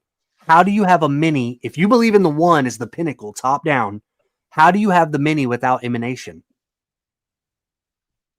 Meaning, Creation. how do you have the many without it being comprised of the one? It has to come from the parts. Have to come from the one. You can't have creationism without emanationism. No, you can't. Exactly. Why? There are people who postulate that. I've seen philosophies that try to do that. But you don't. emanationism is a very specific thing, right? That's really what I would call Luciferianism. When you're No. worshiping the light in the purest form of that light, and the furthest away you come away from that light is coming down into the physical matter realm, right? Yeah. That's Well, Kabbalah. That's Jude. I was emanationism. just going to say that. What you're doing is you're taking the Lucifer mythos from Judaism, and that's it's wrong. Okay, Yeah, no, not the Latin Judaism. I'm talking Vulgate. about Kabbalah. So when you're talking about No, I Christos, know Lucifer, exactly what you're talking about. That's Judaism. What you're Okay, talking so- about, hey, Kabbalah. Yeah. Moses de Leon. That's what you're talking about. yeah, Isaac Loria. That's what you're talking about. yes, Yeah, that's not what I'm talking about. Yeah. So you're right. It is emanationism in that model, but we're not saying that. well, We're 'cause using that's what I would Lucifer equivalent merely with to- Luciferianism. But when you say Christos, Lucifer, so you're not talking about the light bearer. We're not You're not- talking about Lucifer as a person so much. We're talking about Lucifer as like an attitude. It's a demeanor. It's a disposition that one carries when he lives. So it's in an the world. archetype. So what's the problem with Jesus and Christ as an archetype? He's not Christos Lucifer. He's like Jew. He's not the son of the maximum Jew. morning. Yeah, I mean, no, he's not literally that. the whole point of Christianity is that Judaism's Well, false. he tries to claim that, right? So that's another part of the idea that they had to use primordial gnosis for people to buy Jesus. You know, most of the pagans, they knew that Lucifer or the Christos was the savior or the. I mean, I'm talking about. how was Let me Lucifer finish what I'm promoted saying real as the quick. Savior though. They Like, he gave us like let me finish deception what and I'm saying, knowledge. man. He gave us technology that Soteriology. deceives us.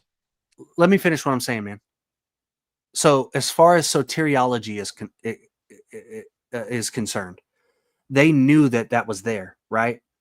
That there was a savior aspect within the cosmos, that there was an eternal place that you go to, but you can't necessarily get there by yourself. There has to be something, right? And for them, it was intuitional. It was like a calling. It was for Germans within the Minnesonger tradition. They called it the Min. It's like a nostalgic feeling within the blood. It's like a memory. So it's a sort of anamnesis that occurs. And they saw this as happening from something outside of themselves. So these people that looked at Lucifer didn't see it in a Kabbalistic light, but instead they saw it as the demeanor necessary to rebel against whatever. Not all cultures had the demiurgic quality to it, so it doesn't necessarily apply to everyone. That's why it's Christos Lucifer. It's like a double name. But for the cultures that did have the demiurgic element, you know, like the Cathars taught their people, or in the Languedoc, they understood that aspect, the demiurgic quality. So there was the Christos Lucifer applies in that aspect. Can you speak more directly and plain? Because you lost me a little bit with that. There are cultures that didn't have a motif for Lucifer, that didn't have a need for the rebellious aspect, because they were already past. But rebelling It's against not just rebellious. Yeah, no, it's more. We would call it funny.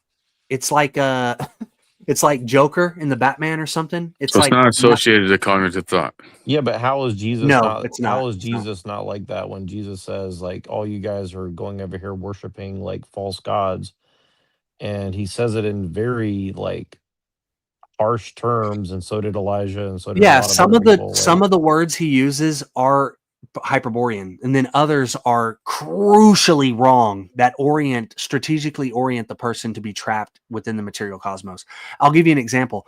Like when certain communities that came into contact with the conversionists, what I was mentioning earlier, when they would present the Christ figure from the church, they would say, well, that's this guy.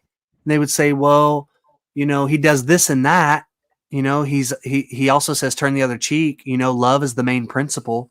don't hate, don't be hostile towards the Well, he material didn't. cosmos. Yeah, like he didn't leftist Jesus. Yeah. Don't have the principle of But that's what defense. Don't consider I don't yourself a think that's what nation. that means, though. Well, Like that's not really what he's saying, though. You're well, let kind me of finish what I'm saying, because I'm going to get to the point. The point is that they would then present him with the Lucifer connection. They would say, "Oh, well, y'all saw him as the morning star. Yeah, he's this." All of them had the corresponding astrotheology with it. They would say, "Well, yeah, this is Venus. It's the morning star." No. And he would say, "Oh, well, Jesus says that too. He said that also. He's the morning star and he's the son. You know, he comes from the lineage of David."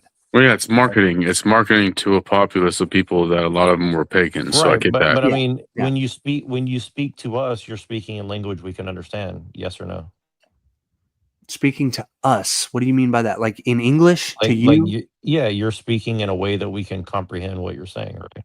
Yeah. I'm saying that in order to secure the deal, they had to give certain correspondences that the Old Testament disagrees with. The Old Testament says that the ellul, what the Latin Vulgate would call Lucifer, is actually a bad guy. But the whole He's point the guy who fell because of his ego, because of his self-aggrandizement as a king of Babylon. But then all of a sudden Jesus is like, "Oh no, yeah, I'm actually the morning star, bro." That is a contradiction because you Yeah, have two different. it's You have bad. Lucifer and Jesus bad. being the morning star. I agree Well, with that. Lucifer's not They're in the Venus. Bible, though. Lucifer and Prometheus are not in the Bible, though. No, Lucifer is absolutely in the Bible, and it's the Latin Vulgate. In Hebrew, Where at? it's in. Well, no. In the Garden of Isaiah. Eden, it's not It's in calling it Isaiah. Satan, but they are talking about No, Lucifer in the Bible. it says that there's a serpent, and the serpent talks, and the serpent tells them, "Surely Bro, you that will is not not. die." That's a different story You from literally Lucifer, don't though. even know what you're talking about. This is bad, my guy. That's a You should different. actually just read the Bible again. I'm going to actually steer you away from hyperbole. Don't read any of Nimrod's books. You are a Christian, and you actually need to reread your where Bible. does the Bible? Where does the Bible talk about Lucifer? Isaiah. It's about Hillel, the king of Babylon. No. Dude, you are way off. You just referred to Genesis. That's Well, bad. Nero's highlighting people say a common misconception where they draw say that that's Lucifer. the serpent. Yeah, no, Lucifer is mentioned once in the Bible. Hillel. One time.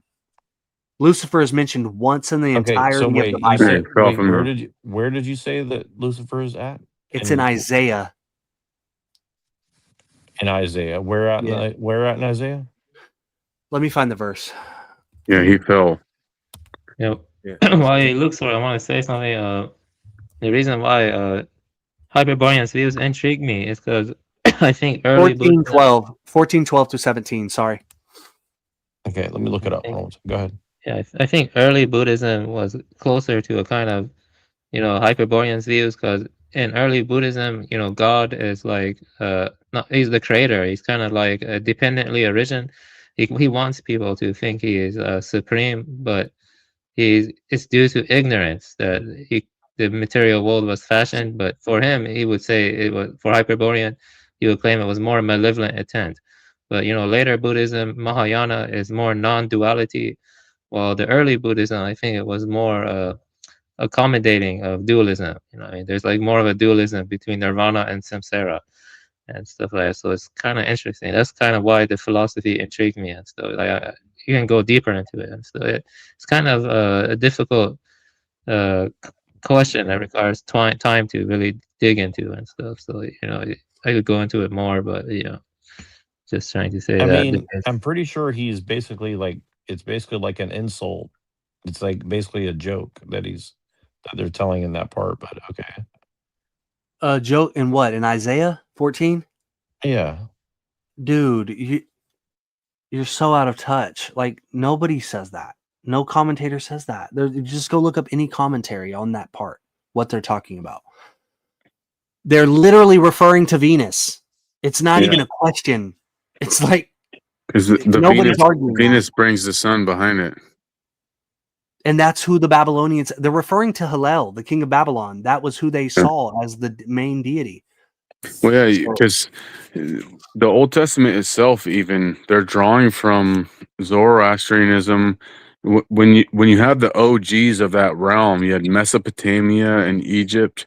So it's hitting on different reverent Right. themes Exactly. from Egypt and Mesopotamia and all these places.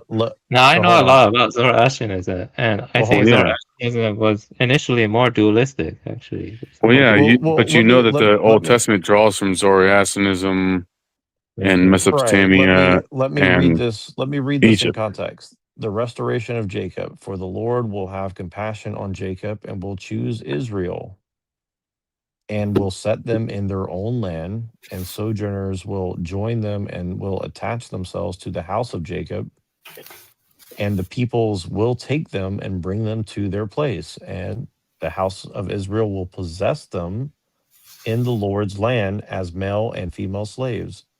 They will take captive those who were their captors and rule over those who oppress them. Right. So I'm ruler of all. Is what you just read. Right. Exactly. Yeah. Right. Exactly. But I mean, like, Isra- what did that have to do with Isaiah 14? That has everything to do with this Isaiah. this is Isaiah 14. I'm getting to it. This is then it says Israel remnants taunt Babylon. Right, When the remnants. Lord We're has- taunting you. Yeah. Yeah. So when the Lord has given, I just want to read in context so you understand. Yeah, 14. I see what you're doing. You're starting from the beginning of 14. I see. Yeah. When the Lord has given you rest from your pain and turmoil and the hard service with which you were made to serve, you will take up this taunt against the king of Babylon. So it's instructing you that this is a taunt. Right. So It's a Jesus joke. Christ is the king of It's a Israel. joke. The entire world. Well, what is Jesus a taunt? is Okay. Israel. Okay. Why are they calling the king of Babylon Venus? Hyperborean. You No, are hold on. Babylon. Let me and hold Jack on. finish You said, this. brother, you're Lucifer, right? And I'm the No. king of Israel, right? And so I'm No. taunting you, I'm No. mocking you, and We're not. you're We're not literally going there. to bow before me, is what it says. And Okay, you're so gonna no. shut the fuck up, is what it's actually saying. That's It's what he not just though. read right So there. it's No, not it though. actually Okay. is saying that, right? Because you're not the king of Israel, are you? That's not even the point, You're though. not claiming to be the king of Israel, right?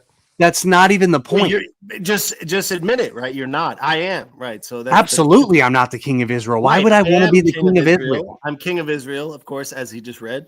Jesus is the king of Israel. That's my king, the Lord of glory. Jizrael? That's Did you just say Jizrael? I'm taking that. That's fire. Yeah, Jezreel, dude. Jizrael is based. I have the most Yeah, pastrami. it is. It's actually ancient wisdom fucking knowledge that you don't understand. Okay, so let me finish all. with him, and then You I'll don't get to. understand. Okay, It's a hold Jew- on. Jerusalem, Look. Jehoshaphat, Jews, Look. Jesse, the rod of Jesse, right? Jesus. Why is If you wait, Because Spurg, it's- Spurg. I'll Why put do my you foot think in I your should ass in a wait for you, dude? second. You're Just the give king me a of Babylon. second. Why do you think I should wait for you, king of Babylon? Spurg, You because we think were you're having a Jesus? conversation that he Here, hold on. obviously didn't understand. Of course, Here, I hold on, understand everything. I understand everything. I just want to. Here, hold on, Godson. Let him respond to what Neuro's saying, and then we'll come back to what Yeah, you're and then I'll saying. get in his ass. I So, am Jack. I am very entertained by that, though. I've been hearing you Yeah, speak we'll for get in 2 there. hours, man. I've been hearing this guy speak for Okay, hours. well, let me finish this Oh, let you response, finish. and then you Okay, can get in well, your yeah, ass. I'll How about be that? quick. I'll be quick. We'll come back around to it. Blessings, guys. I'll be Yeah. quick. I'll be quick. I just want God to finish. damn. Let me just read up to the 14. Yeah, Mark. Sparky Spark. Well, no, wait. You need to stop and let me respond because you don't even remember the original point. The point is that Jesus is being called the son of the morning. No, the point is morning you're star. Satan. Lucifer is called the son of the morning. Jesus is the morning star. That's a different thing, brother. No, he's also the morning star. No, that's you're, a very you're different wild. thing. You're making Jesus Satan because you are Satan. That's what you do. Satan is That's not your whole goal. Lucifer. What That's the all fuck are you do. talking about? That's all. Yeah, of course Satan is Lucifer. You are Lucifer. Where? and Where does Satan. it say that in the Bible, Smarty? You are Lucifer and Satan. Hey, Lucifer Smarty. is the king of Babylon. Satan, Here, the hold king on, of guys. Babylon. the It son of says that in the morning. Veggie Tales, dude. Yeah, This guy. I'm telling you, it's Okay. easy. He can just twist one word, and He's an he idiot. is acting. He's as an Satan. idiot. I'm telling He you just that. called That's Lucifer how- Satan. Yeah, call me an idiot, dude. I'm king of you. You fucking fraud. You're a false prophet, dude. It's really bad for you. You're the Really cult bad for you, leader. bro. It's You're gonna hurt literally real bad. saying you're the king of Israel. You're a cult leader. You're retarded. Well, he just read. all right, No, all that's what the right. Bible says. That's what the Holy Scripture says. Jesus Christ is the King of Israel, right? And you're Jesus Christ. Jesus Christ is the King of Israel, is he not? And you are? And you're Where- Jesus? Christ. Jesus Christ is in me. Oh, Right. gotcha. So you're synonymous with him. Is You're Jesus Jesus Christ, Christ. in you? Is Jesus Christ the chief cornerstone? Hey, which Jack, you Jack, do you rejected agree in with that? Do you agree that he's He Jesus can't Christ? speak towards these things. I'm telling you, he's falsely accusing because he is Satan. I'm the Literally Lucifer, possessed. right? I'm the You are literally Luciferian. possessed by Satan. You don't get it. But he's claiming he's Jesus Christ and God. This is wild. Hey, hold on. Let's go to this verse and then Let's get the let Satan response. speak some more, dude. Let's not let the king speak. Well, let's let Neuro finish the verse and then let's like I said it like 3 or 4 times. Let's let Neuro finish the verse and let's let Appreciate it. Hyperborean No, respond and then let's no, go this is to you. interesting. Thank you so much. Because this is a battle of like who's the real Luciferian. But let's continue. Okay, so It's just so, words. It's the truth itself. Okay, You It's can't okay. speak the Just let truth unless let you're the words anointed of the go. truth. Hey, look, dude. Let's let people talk, right? Let's not keep doing this over and over. Let him read the fucking verse so that Hyperborean can respond to it for the 4th fucking time, and then you can respond after he's done. You got it? yeah, I'll be quick. Yeah, he'll be quick. He'll be quick. Just settle down for a second. Don't unmute yourself. Don't unmute yourself. Just mute yourself until he's done. Thank you. Yeah, I'll be quick because I wanted to point this out that it literally says what it says before this, and then it puts in quotations this. So it says, "You will take up this taunt against the king of Babylon." So it's saying everything below this is a taunt, and it's a very long taunt, by the way. Can you guys hear me? Okay, cool. All right. So how the oppressor has ceased, the insolent fury ceased. The Lord has broken the staff of the wicked, the scepter of rulers that struck the people in wrath with unceasing blows, that ruled the nations in anger with unrelenting persecution. The whole earth is at rest and quiet. They break forth into singing. The cypresses rejoice at you, the cedars of Lebanon, aka the Phoenicians, by the way, saying, "Since you were laid low, no woodcutter comes up against us." Sheol, which is hell, by the way, beneath is stirred up to meet you when you come. It rouses the shades to greet you. All who were leaders of earth, it raises from their thrones. All who were kings of the nations, all of them will answer and say to you. So this is another quote within the quote. You too have become as weak as we, you have become like us. End of the quote. Your pomp is brought down to hell, Sheol, the sound of your harps. Maggots are laid as a bed beneath you, and worms are your covers. Another quote. How you are fallen from heaven, O day star, son of dawn. So it's saying you're cut down, right? How you are cut down to the ground, you who laid the nations low. You said in your heart, I will ascend to heaven above the stars of God. I will set my throne on high. I will set the mount of assembly in the far reaches of the north, aka Hyperborea, perhaps. I will ascend above Bingo. the heights of clouds. I will make myself the most high, but you are brought down to hell, to the far reaches of the pit. So, anyways, I could go on, but again, I think the point is that this is a taunt that you're instructed No, to that's say not the point. towards Do you want me to Babylon. answer you now? It's not the point. The I point mean, is that's that literally what Jesus this Christ says, is called the morning star. You did a bunch of reading for nothing because we're not talking about the context of the verse. We're talking about the title that they give Hillel, which in the Latin Vulgate is Lucifer, which means shining one, which literally is translated as morning star, Venus. Okay. Well, it So obviously has no many matter what different they meanings. say about No, it's Venus, not. You're a false prophet, dude. I promise. it literally just said bright star, No, the you day just, star. Yeah, Jesus is the bright morning star. You're a false prophet, dude. He just telling you. read the fucking Satan verse to you. appears And as an angel of light. You're a false light angel. You're a false light messenger. how many times is ruler? You're How many coming to the times is messenger, right? how many You're ruler? false. How many times is The Lucifer light that's mentioned in you the is Bible? darkness. Once. He's Once. called the morning star, or he's called the son of the morning. Neuro, read the verse again for him because he's obviously fucking retarded and didn't listen to a word that you said. To be honest, Reread the name of Hillel. Reread the name of Hillel real quick.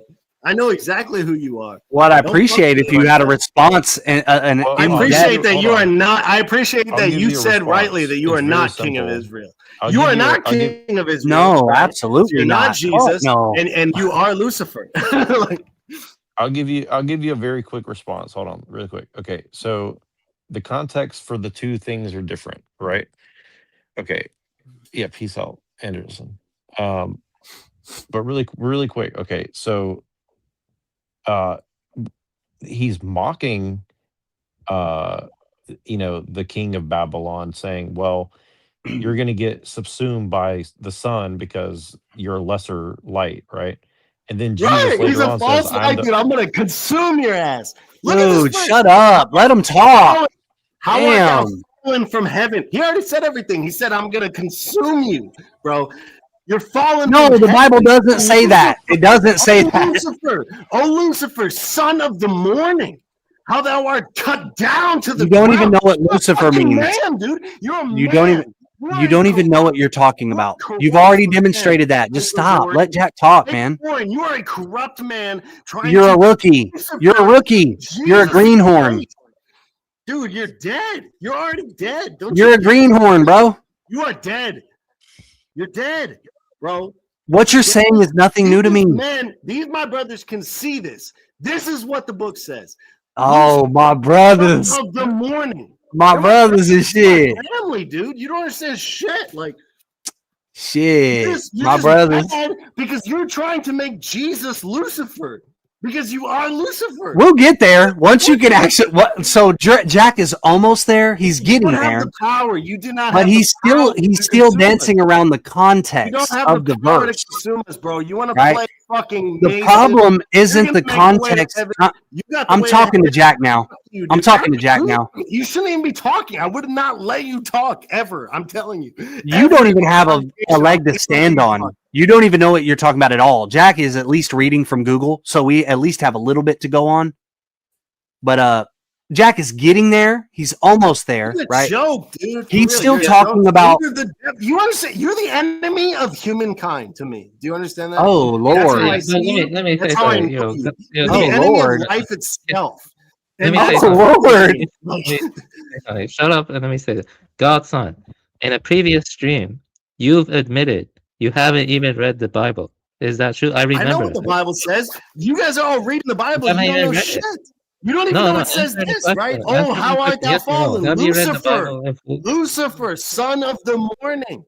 Yes. King of Babylon. He keeps saying it. He keeps saying it. You're talking to Satan himself. Don't you get that? Lucifer literally means Venus. Jerome says this. No, it Jerome doesn't, is the guy who dumbass. gave the word Lucifer You're a to. liar. You're such a liar. It's crazy. Wow, You just this is said it means bright and wild. morning star. You just said it means bright and morning star. It does not mean that. It These are means different day star, fucking which words for refers a to reason. Venus. You are an Dude, idiot. I would just. You're buried You're already. so You're already disconnected. buried. It's wild. It's okay, bro. I'll shut up. It's wild. Wild. You're This is already crazy. buried, dude. You've already died. You're fucking long dead. Like I'm done. The guy who hasn't read the Bible is trying to tell me I'm dead. This is wild. It's crazy. Bro, you read the Bible and you were destroyed by God, my father. My father blinded you and burned you under your own fucking hypocrisies. Are you God, or Self-righteous, is evil Father your God, or are you God? You are an evil being. Do you understand? You're a creature of pure destruction and evil. That's what Is you your are. father Michael the King Jackson. of Israel? Is your father the My King of is the Israel? Almighty living God himself. Just like Is he the yours. King of Israel? He's the King of Kings, you dumbass. No, is he the King of Israel, dumbass? Answer the fucking The question. King Is he of the King of Israel? Kings, you dumbass. Dude, Okay, so Jesus you is not your literally father. died like 10 times in this conversation. So Jesus is not your father?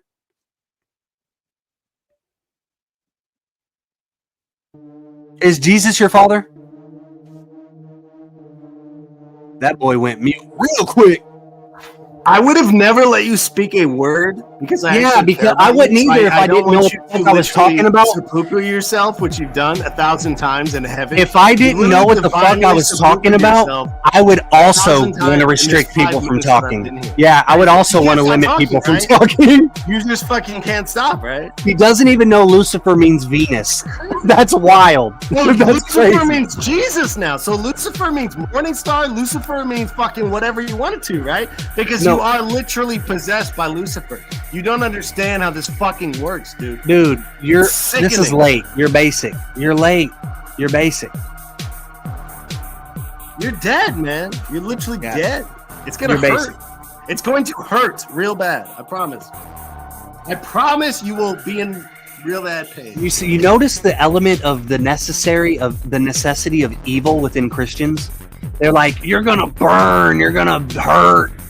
Do you remember that one crazy ass They Christian all dude know, who was? dude. They all know what I. There was this guy who used. The fact I don't that know. I know that God is in you is the point. I You know may be the I same know guy. truth, bro. I tell you. Is this the same guy as the guy who was on that one time? You are literally Lucifer. Who was You have talking about destroyed the being world. Jesus, I've heard it. and he was You like are the truth? destroying the world right now as you speak. Is that the same guy? Oh, Christians wouldn't like him either. Most You're Christians. all no, hell no. Christians are antichrist, and so is this hyperbole. Bro, this is the same guy. He was like in the It's dark. funny, dude. You want to come against the living God, dude, and you think you won't get touched? Corvid or Avian, can you answer me? It's crazy. You're gonna be really hurt. I promise. It's like more for comedic relief. That's how I see it. Avian, is he the same guy as that one time where he was like in the dark? He was like he showed himself on cam, but he was like in the dark, and he was talking about how he's God Where and are you, Jesus dog? and everybody was wrong. Where are you, dog? Show yourself right now. Show yourself, dog. Where are you? Show Oh yeah, yourself, his name dog. was C. Right now. His name was CP or something. Show I remember making yourself like a. right now, dog. I want to see Lucifer's face right now. No, I remember right who now. you are. No, you don't know me at all, bro. I do. I remember you. You were just as retarded then as you are now. Yeah. Well, come touch me, bro. Well, I'm not gonna touch you. That's No, you that's can kind never of touch weird. me. That's You kind of can weird. never touch me. You're fucking the devil himself. You can't touch me. I remember when that Orthodox guy came in and You're tried a to false argue with him. prophet, dude. It was pretty You're a funny. false prophet. Jared, you are possessed by the devil himself. You don't know your own book, man. I know how this book works. What is this that I quoted, dude? It says right here, "How art thou?" You don't. fallen You from didn't heaven, quote O it. Lucifer, You son think of the Lucifer morning? means light bringer. You're a That's dumbass. literally what it means. That's so funny. Yeah. That's literally what it means. No, that's not what it was Dumbass. used for. No, I asked you why Jerome used it, and you didn't answer the question. What it was used was for Satan, you dumbass. It wasn't used for Yeah, Jesus. no one you ever. retarded fucking antichrist. Okay, Jerome has a I'm whole sick work of on these this. goddamn antichrist. Yeah, Jerome has a whole. You're a sickening creature, man. It's disgusting to me. You destroyed Gotcha. the entire world. Gotcha. Next, You don't get that, Hyperbian? You destroyed the world. You're Hyperbian. false. I don't give a fuck Well, what you call yourself. If you can't destroyed even my read a family, name on the dumbass screen in front of you, motherfucker. You're gonna how be are you buried, reading the and it's gonna Bible? hurt really bad, I promise. It makes sense that you didn't know how to read the Bible because you can't even read a name that's on the fucking screen in front of you. Like, you probably misread a lot of the words in the Bible. You might want to read it again. Why should I read it, dude? It's all contradictions, right? You said, you fucking false prophet. No, you're the Christian. No, it's Read all it again. contradictions, you false. Like, you should know your own book if you want to argue it.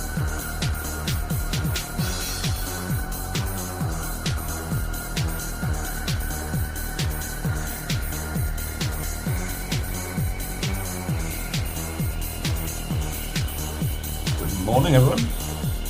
Good morning. Blessing.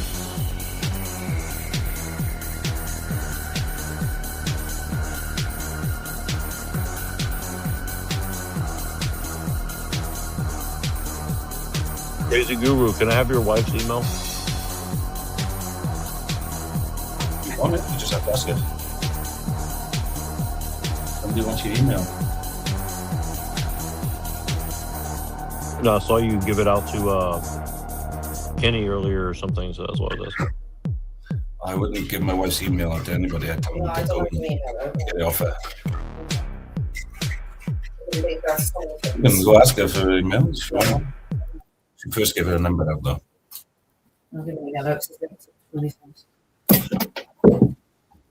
Yeah, welcome to the panel, Guru. Blessings. Thank you for being here and joining us. Not a problem. I'm just getting my morning cup of coffee in. So I also wanted to mention that there's another Hillel in the Bible, and this Hillel is known as Hillel the Elder, and his beliefs were very similar to Jesus. Are you aware of this? Yes, I am, because I'm aware of Hillel in general. That's I chased Lucifer down to what it meant and where it came from. So I also found it. So how do you I found it explain peculiar. the Hillel the Elder then? I found it peculiar. Well, I don't care about Hillel the Elder. It doesn't really matter. It's What do you completely different what do you mean it doesn't matter? because it's a name, not a title in this instance. So isn't it peculiar that that name isn't Lucifer in the Bible? The other Hillel the Elder is not called Lucifer is a translation into like Greek or Latin, right? So Yes, but in the Latin text, they do not translate the other Hillel as Lucifer. right, It's only used once. but the problem is that the only translation that They're we different. have reliably from that time period is the Septuagint. We don't have a Hebrew text No, from that time period. You do this a lot where you like obfuscate from the point. The point is that Lucifer is used once, right? And there are multiple Hillels. Why are they only using it for one Hillel? Yeah, Because again, someone allowed the but again, interpretation to be here. but again, here's the problem: is that you're it clearly is saying, at least from our perspective, that you're going to be subsumed by the sun when we're talking about this Babylonian king, and when Jesus says, "I am the morning star," he's saying, "I am the dawning of a new day," meaning I'm showing you that God is here, essentially. How do you guys know they meant that? What did he just say? How do you guys know Jesus meant that? Well, I'm again, not this is saying how that. That's- you should ask Jack this is how we interpret it. So my point is that Then stop why can't saying you- this why is what can't- it says and say this is how I interpret it. It's much more Hey, honest. hey, isn't it? crazy guru, shut the fuck up. Anyways, No. let's continue. Oh, what Crazy Guru said, say something fucking correctly so everybody can understand what you're saying, you fucking moron. You went, oh, shut up. What a fucking low IQ prick. I'm saying for these guys to understand what the fuck you're saying, take the dick out of your mouth and say something like, hey, this is my interpretation of it. Then everybody knows what the fuck you're saying. What Instead of going, intelligence agent- no, it what- doesn't. This says What this. intelligence? Fucking no. What intelligence work for? MI5, MI6? Which one is it? I'm going for 6 because you do seem to put words together okay-ish, but you're not saying them completely. You're just saying these words and then everybody disagree with you or argue with you. Quite frankly, how the fuck are any reading the Bible? It's written in Logos. Most of you speak story. You all believe in good and evil. Okay, so are you just here to like derail the Tell me, conversation? who here because, does not believe in good and evil? The Queen of England wants you to do that or something? I think it's very relevant because I'm explaining to you the reason you can't read the Bible is because you believe in dogma or you read in dogma and story form. True or not? I mean, I'm asking then. Right? Maybe I should put it like this. Do you guys believe in good and evil and still claiming to read the Bible? Why do you hate Jesus so much? Well, that was a narcissistic question. You're just guessing. You're pre-assuming I hate Jesus, is it? I mean, you do. Do I? I believe Guru is Christian adjacent, and so on and so forth. He has this avatar here, and he also has a Helios methodology, right? Would you like to explain that, Guru? The floor is yours if you'd like to explain. Yeah, blessings. For those who look at the world through these lenses of Christianity and all that, none of you are Christians. You're all Judeans, because a Judean believes in good and evil. A Christian doesn't. It believes in Trinity. So a Judean would never believe in. A Christian would never believe in good versus evil. They would just believe in the method, love, acceptance, appreciation, and awareness. They believe in consciousness. So we're called Gnostics in old texts. Yeah. Where does Jesus say to let another man please your wife and tell you about it? Doesn't. What? Well, these are the things that I'm talking about, dude. Like what? But he knows what I'm talking about. He said it like 12 hours ago or less. So. Well, let's try to get to the bottom of what Gnosticism is. In terms of Hyperborean, you profess a form of Gnosticism as well, right? But you said earlier, no, it's not a form of Gnosticism. Hyperborean wisdom includes an aspect of Gnosticism. that's what I meant. Yeah. I would say, the hostility towards the material cosmos would be its Gnostic predisposition. So do you share that as well, Guru? Hostility towards material cosmos, or no? It's a common misperception because people like to put dogma in with Gnosticism. So some Gnostics believe this, some of them, but Gnosticism itself is about gnosis. Gnosis is always having a why for your why. You know, when a 9-year-old goes, why? Because they want to know the root source of things. If you think about it, guys, most people begin their journeys going back to the start, not forward, don't they? Because they realize they spent the first part of their years not understanding how they got to where they got to. Because those pesky creation years, those 7 years or 6 formatable years. I know in the Bible you say days, don't you? I think Neil's Bible, the Judean Bible says God created the earth and everything within it within 6 days and had a day off to show off. Yeah, but what the Gnostic Bible teaches us is within the first 7 years, and the reason it doesn't finish on the 7th, they're called formatable years, is your psychology turns over to you having sort of like focus of your authority over your consciousness. So what are you calling the Gnostic Bible? What are you calling that? The Bible they have, and any form of Bible that you read without the narrative lens of good and evil. So you read it with Gnosticism. In other words, every word is denotational. Every word means something. In the upcoming articles I write, and there's many things that line to Jesus' scriptures and things like that to show him what he was truly talking about. Like when he says, let the children come to me and things like that. What he's talking about is their consciousness hasn't been shaped by all these symbols of oppression and fear yet. They're not in the system. The machine is not lying to them yet. Let them come to me and I will talk to those. So Gnosticism is about grounding yourself really in always having an understanding for the things you're saying. Your authority either has to why does God owe you an explanation for anything? Why does God owe anything? I didn't think God owed anybody anything. Why do you think I think God owes anybody anything? Because you're saying that you're like a Gnostic and you need to understand and know all this shit. I never said I needed to understand. Yeah, I think I figured out the problem with Jack's questioning. You think people understand you in like your paradigm. You mixed other people's paradigms with your own. Well, so the questions come off. So the questions come off as like out of touch. You grew up as a Christian and you don't understand the point of view of I have a greater question for Jack. He didn't say that. He didn't say that. Hi, Bo. Ready. The question is this. I can answer your question as soon as you tell me, what do you mean by God? Your daddy. Right, well, I'll tell you what I mean by God. While Jack realizes he hasn't got an IQ in his fucking entire body. God is a single position, a single equilibrium position that holds authoritative power over all things. It doesn't mean God is real. It just tells you that's what God is. And in reality, there is that position. Often people call it the ultimate truth or the absolute truth. But the monad takes that position because the monad is the single paradoxical position. Ruh-roh. All things must obey and nothing can question. Now, that thing does exist, doesn't it, gentlemen? Otherwise, we wouldn't be talking. No, it doesn't exist. Truth doesn't exist. Well done, Hostile. We were going to get. I do not need to care about what you're saying right now because you said the thing that you need to speak to me doesn't exist. I don't need truth to speak to you do need truth to speak. No, then how do we disagree? Why are we disagreeing? Why do we care what you say then? Why are we disagreeing? Why do we care what you say? Well, if we all have the truth. Guru, calm down, brother. Calm down. I'm giving you an example. I had an original question for you, though. Why? Why do we care about your original question? You don't have to. Just like I don't have to respect and care what you say, right? No, you do. Because that proves that actually goes against your point. No, it doesn't. It does because we're doing it right now. What you're saying is there's no ultimate authority called truth. Yeah, that exists. No. You don't believe in truth. Not objectively, no. No, there are truths. Yeah, and I don't mean that in a liberal, retarded sense. Truth, not truths. There are no truths. They're points of position.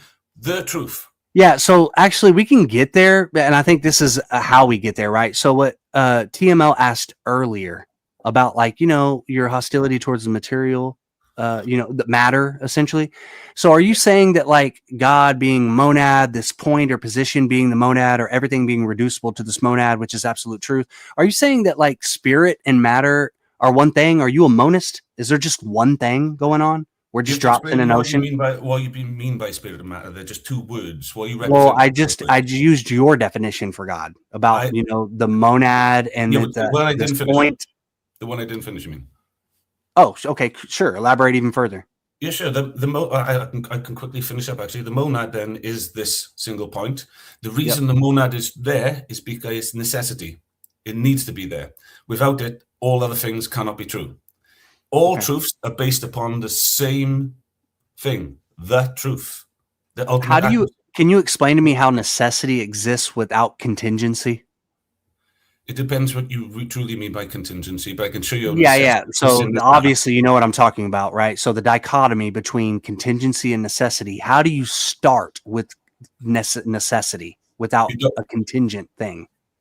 You never start with necessity in the manner I'm talking about, but if you talk about necessity in subjective forms, then you're going to need that, but I'm not. That's what the difference is. It says the single paradoxical point. Okay. So that monad or that point, there's something that precedes it. Can you define that? Precedes it? Well, what comes from the monad is what we call the objective reality, the pleroma. And from there, within that objective reality, is there the eons, which we refer to as the principled subjective points. No, you don't even need to explain this. I understand. Yeah. Prior to the monad, what comes before the monad, there is no before the monad. Okay, so you're starting with a necessity. No, there's no start. Your eternity is that you're claiming that your beginninglessness is necessity. That's a problem, right? No, I said the source of beginningness is a necessity. The monad is a necessity.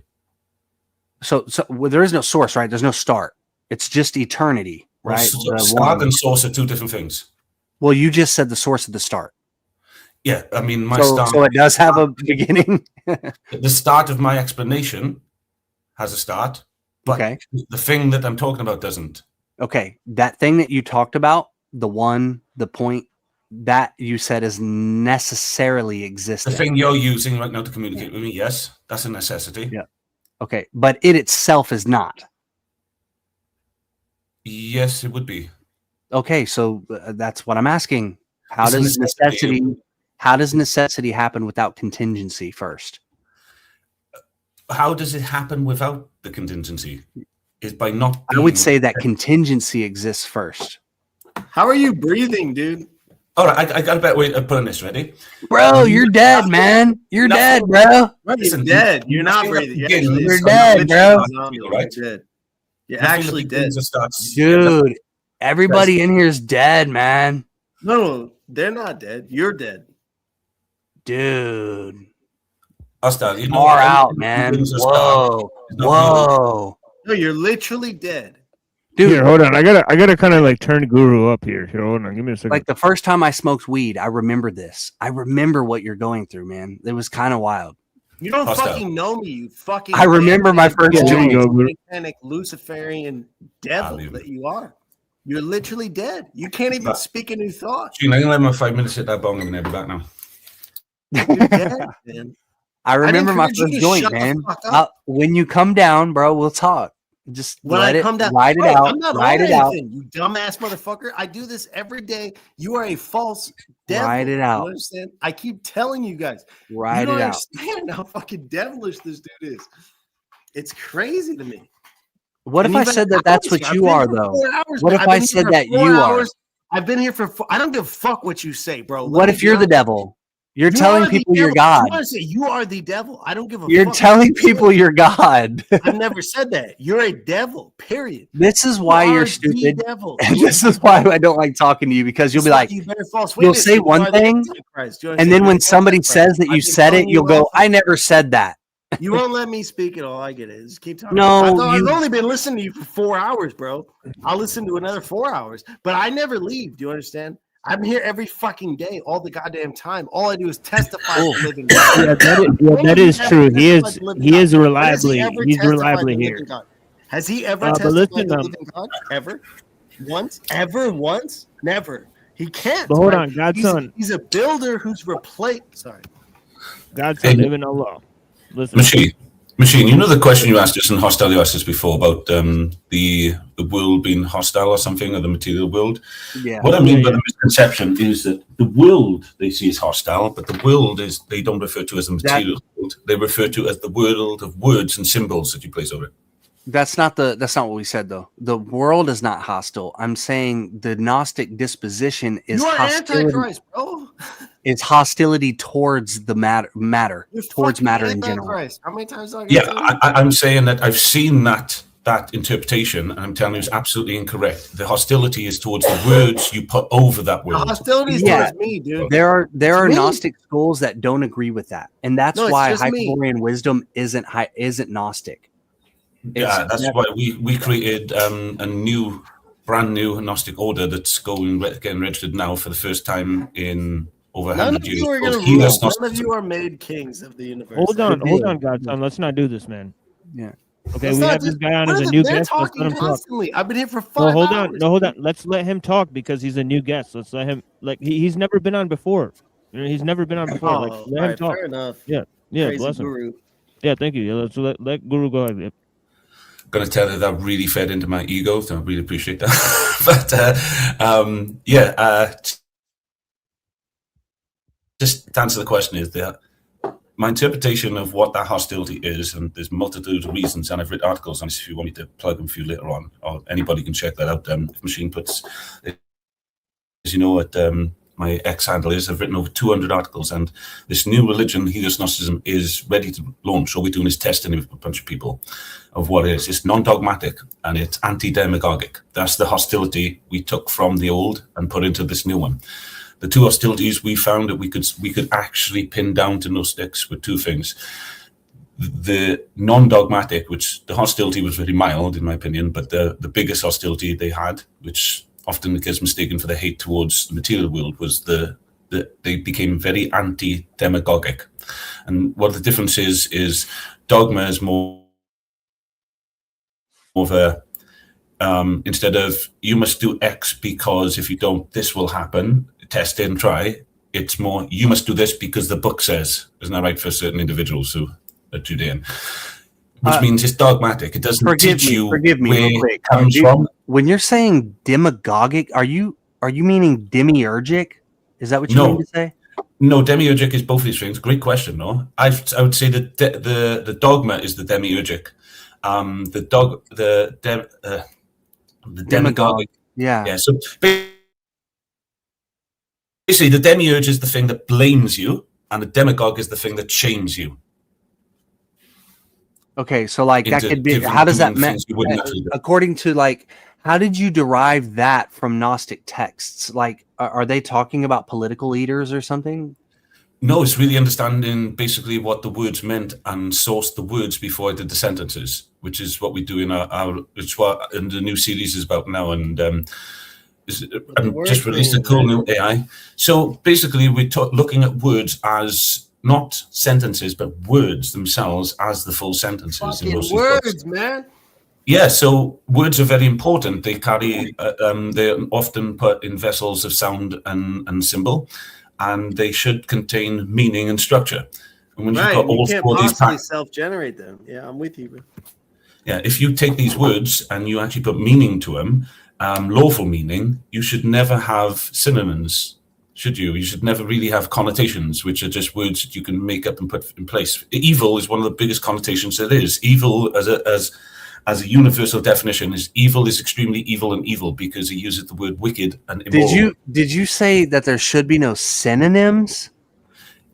Only in lawful speech, yes. In lawful speech, there should be no synonyms, no connotations, no babble. All that should be left to entertainment, parables, just expression, art, that kind of thing. But when you're talking about lawful, that word seems really out of place. So, like when you say synonym, like you mean words that are the different but mean the same, almost the same thing. Words of confusion, yes. So, like redundancy or something.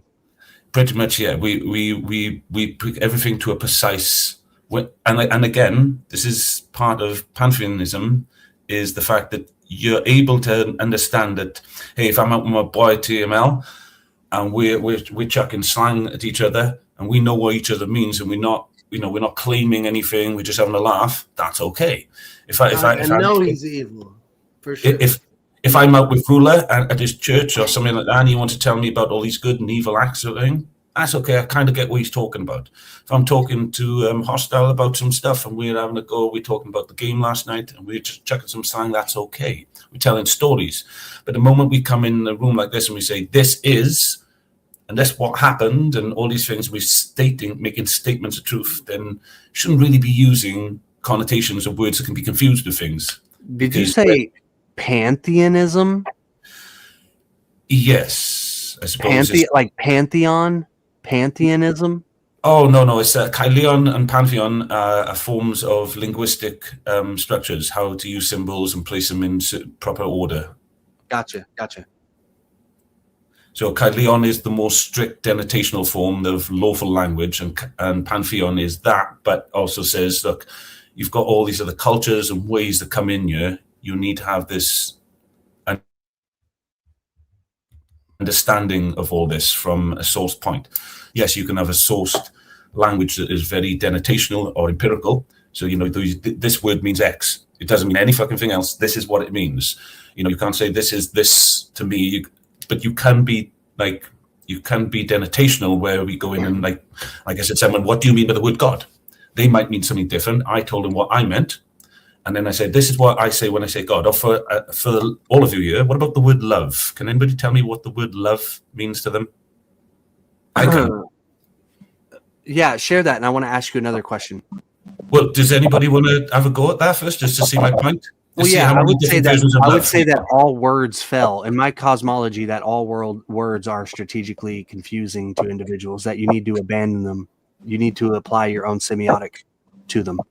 Okay, but we don't go to each other then. Absolutely. An emotional renewable resource. That's what I would say. That is of a positive nature and nurturing, I guess. But I'm explaining it with words. It's dumb. No, I get that. I do get that. And that's the point. We're trying to explain with words. So I like that answer. Both of them actually been great so far. And they're kind of like the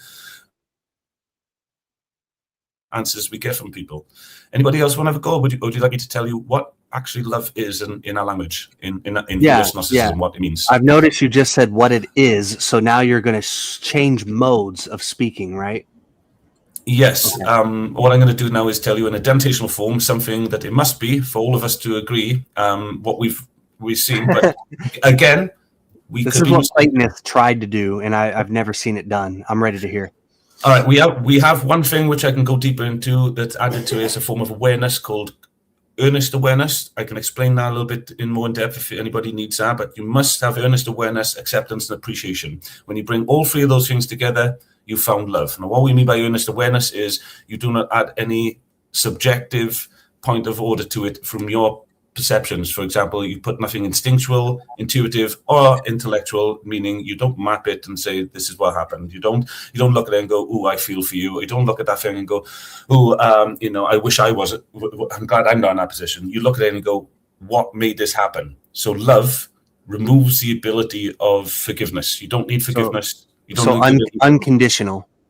Yes, unconditional love. That's that's the only love I kind of know. I know love in bonds in a physical way, I suppose. Relationship, that thing. Love is all. Love is all. So here's a great example. Every single one of you could do the most horrific thing in the world. You'd still be welcome with myself. Of course, I'm not stupid. I realize you have an illness, but I would never call you evil.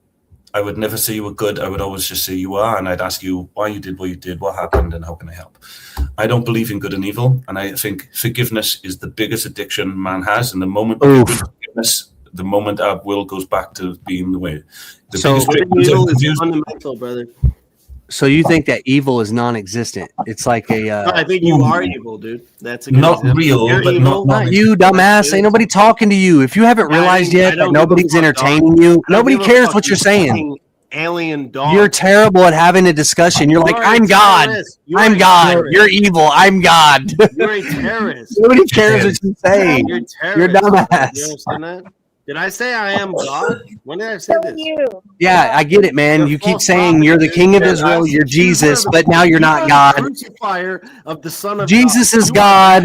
You're Jesus, but you're not God. You're a fucking idiot. You're a retard.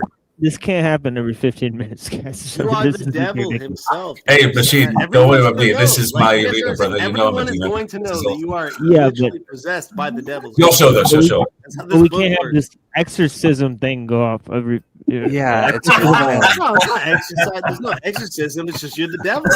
He's like calling me the devil. He's calling me the evil. Oh yeah. TML. Oh, He's yeah, calling but- me the evil. but He's here's the calling me thing. the Satan.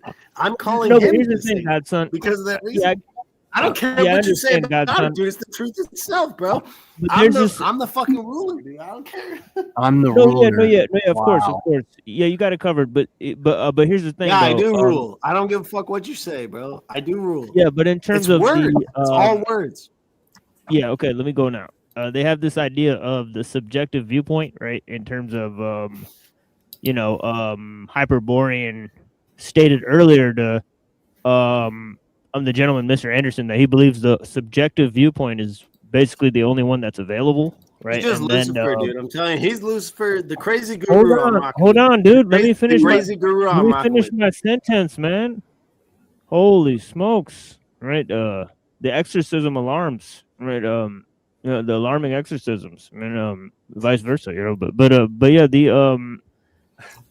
the idea from the relativism point of view, because Guru is saying there is no subjective point of view, right? That's valid, right? So that's 180. I'm not saying it's not valid. I'm saying it's not. I think we should be talking, and you should boot this Luciferian. Subjective point of view is going to be most accurate. It's going to be most accurate. 5 hours, dude. That's the sort of thing, except for Okay, see, Antichrist you just shit. started talking, and now you're talking. So this can't be an accident this time. Come on, dude. Right, but it's You know, we could be friends. We could be talking here. It's got to be a little bit of. I know we always talk, but like I said, We he's do. on the show I'm for the always- first time, and he just started talking. So let him talk, man. I come on. didn't talk for 4 hours, brother.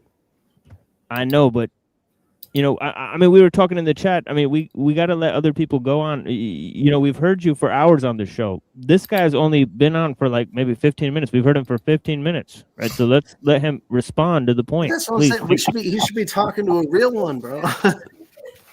I know everyone's real. See, that's the problem, right? You have to. Nah, hell no. realize Everyone's realness. fake, bro. But No, we're you- real. You got to wake up to the realness, bud. Hey, Machine, can you just quickly remind me what the question was? It's about this idea of subjectivity. You said that you do believe that subjective viewpoints are valid within the reference frame. So yeah, so It's very similar to what I was asked about evil and things like that. The word exist, by the way, and real are two different things to me. Things like unicorns exist in fiction. You see what I mean? I exist to myself. I totally. but what is real or not is something then I can link from abstractual and physical, or my experience, put them together. For example, I believe this cup is real. Not real as in like it grew on trees or anything like that, but it's real in front of me subjectively. But when I use the word real there, objectively, it's not real, is it? So that's what I mean. It's to the individual itself whether something is more existent or not. I think I like where the Bible says, and what I explain to people is God is supernatural because we are natural. I mean, in other words, is our natural reality is subjective, right? And if God was to be anything, you'd have to be objectively inclined. So God would supersede that, and yet that natural reality of objective overpowers our subjectives. Yes, it's the sun's going to come up whether we believe it or not. Hopefully. And so that's what I mean by it, is that it's important within its framing. In the subjective reality, subjective is the highest authority to a degree, but in the objective reality is above that. And then every layer of truth must have a bullseye. The fact we can't see that bullseye, and we call it the truth. But you can ask. I know a lot of people don't like using AI, but if you ask the calculator correctly, can we prove absolute truth? It'll say no. And then if you say So can we just get rid of it completely? And he'll say, no, it's a necessary point. We all have to accept that that is there, because without it, everything else falls apart. There's no political evidence. There's no science. There's none of this stuff. There's no language. Yeah. So it's funny. TML, did you need to say something else? I'm sorry. You originally asked him the question. Oh no, that was a whole other question. I was just trying to get the question. Yeah, I think it's a good question because it leads me to want to engage with that, right? So yeah, you notice he mentioned science and like physics and things like that. That's what I mentioned earlier. Unicorns exist. Before you came in, Guru, we were actually sort of talking about this. Yeah, dude. Hold on, man. So yeah, when most people talk about an objective truth, it's something that multiple people can share an understanding of.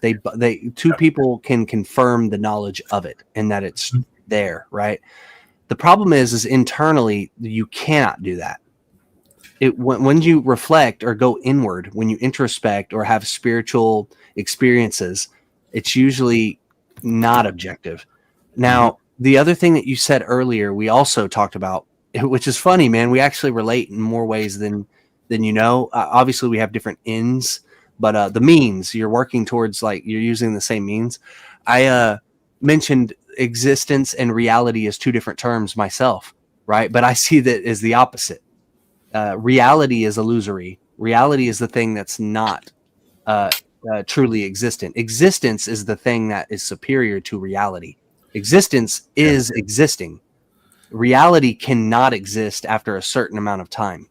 In my cosmology, reality, like an illusion, can be real. If I watch a magician do a trick, it's real. It's really happening, right? But how I define what's happening doesn't truly exist. Like if I see somebody pull a rabbit from a hat, in my mind, he pulled a rabbit from a hat. That doesn't trually exist. What did you say then? Hyper, what did you say then? Because I would have said, no, I'm not saying what you said. I would have said, and tell me where I misheard you, because I was doing my one in the head and you both were sitting there. I would have said the illusion is not real, but it exists, because the existence part is. Yeah. I say the opposite. The illusion is real, but it truly doesn't exist. Like if I witness a magician pull a rabbit out of a hat, the fact that he pulled a rabbit out of a hat and that's really what happened does not exist. But what I experienced was real. What I think is a rabbit being pulled out of a hat was a real phenomena. Now that phenomena actually doesn't truly exist. I see. No, you did it from the point of your soul. I did it from the universal corresponding point. I get it. Yeah, because you're. Well, I would say that the existence is the universal. I mean, the way he was explaining it was from that point, not what they are. I mean, I completely get what you were saying. You were saying it from my point of view, it looked real, but it did exist. And for me, I'm saying from the meta point, it wasn't real, but it did exist. Yeah, I get it. That's all it is.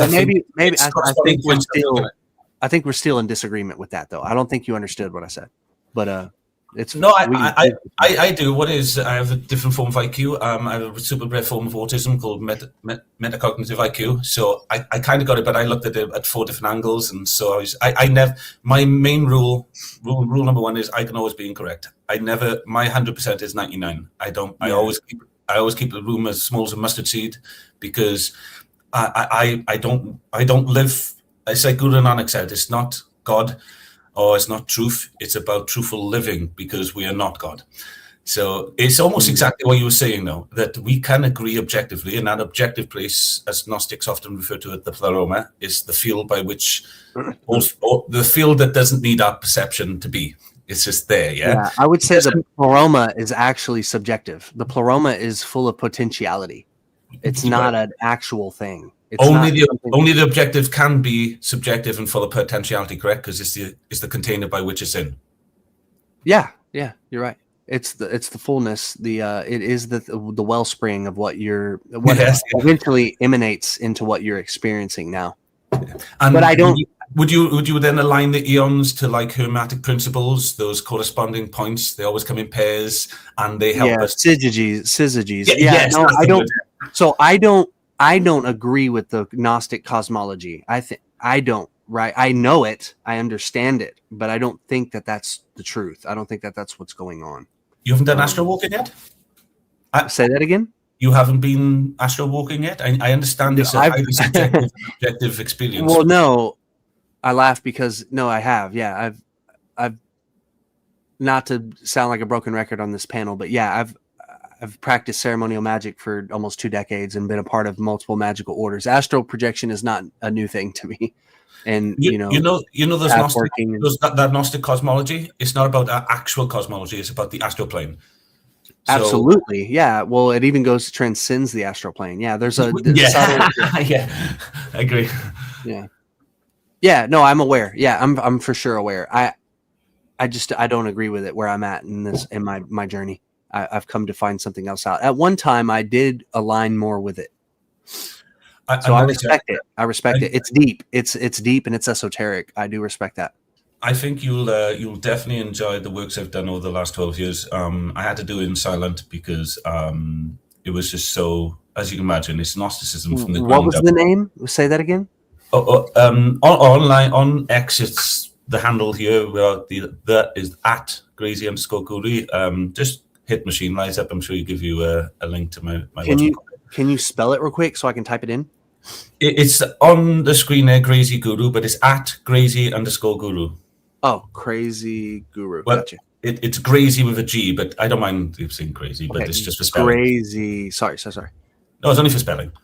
And that's on X. And there's over 200 articles. We've just made link trees now for everybody, and we've just started putting the videos together. I don't know if you want to take a look at it. I did send a link there to you. Nice. I wanted to know what you thought of that new video I just put together. It is AI generated, and we are doing a real life version now, which is going up today, of me and my wife talking. But a lot of people like these quick AI videos, don't they? So we had a first go stab at making one. It's not great, but it's our first series, which is about words. And the 4 modalities of words, the symbols that come with them, and things like that, and what they mean, and how certain words are commanding words. Like you see on Machine Lies, he has I, be, do, and this. These words are very important words, and there are other words that are extremely important, like is and why are some of the most important symbolic words humans should learn, because they are the things that break dogma, and that's why I think. Yeah. Individuals like Christ came, they said, hey guys, you're too far into your own arse. Yeah? I mean, this story is just a story. You're all characters. Wake up. And hey, to find God, you need to go inward, just meaning you have to go back, try and remember what happened. Oh yeah, this gentleman. That's since February, we've rehauled the whole thing after compiling the information, building it in the background, and then said, how are we going to deliver this? So one way was to deliver through articles. There's 200 plus on there. And there's also trees on there of links to tell you, so it's all not messy. It says, look here, like if you go into the actual pinned post, it's an article tree of article trees. And then we are now building a YouTube channel, plus I've started going around to try and create a character that's able to speak with people. So I had to build my own language, logic. I had to rebuild the logical system. I don't put non-contradiction in the middle. It's always last for me. We rebuilt them to have 4 containing. Let me ask you a question. Have you ever had to go backwards? Did you ever mess up and go back? This is great, because this is literally called Babel. We'll put it on. That's one of the things. So maybe this will be highly relevant to Hyperborean as well. I think. If you play that Babel, it's just a small little clip, but the link I sent.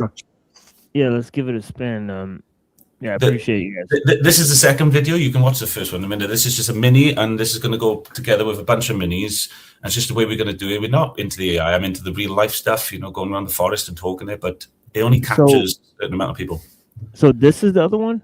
No, if you go down, it should be there. I did send a link. It's in our private chat in the thing. You'll see the link. I can't remember. Play that short. Play the short. Yeah, you play the short for now if you want. These are the articles. All them are the articles to read. But are we making? Yeah, and then I'll go to the private messages, but I have to take this off the screen then, so people. Don't no problem. Before the structured label, there is Babel, the primordial linguistic chaos into which every soul is born. This is not the confusion of tongues from ancient stories. It is the native condition of developing consciousness. Raw, subjective, pre-denotative noise. The world reveals its creator when you remove the hell from it. Let's move L from leaving only the word. For in the beginning was such a thing. That's the end of the show, guys, and there's a lot more to go there. But the original, the first video explains what these little series are going to be about when they're finished. And like I said, I put the link there. Again, it's our first attempt at working with AI.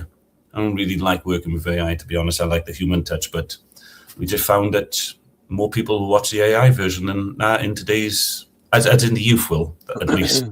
So, yeah, in the studio chat there, I put a link to the original video, and it is about 5 minutes. Give you that, guys. It's pretty much just like you've seen. There's no difference. It's just like, and it just talks about why we're doing this little series about word and why we started there, what the four modalities of words are, from babble, connotation, dentation, empirical dentation. Can I ask you what your end goal is for, what's the pinnacle? What's the crowning jewel of your system? To eliminate dogma and demagoguery from the world. Okay. Well, and from children education, sorry. I think what about it's okay. Where does the individual fall into this model? When you say fall in, what do you mean? To help? How does the individual fit into this model? Are there selves in your model? Cells, egos. Yeah, we built the whole ego structure and self structure from the ground up, if that's what you're asking. Yeah, so there is a rightful place for the self in your model.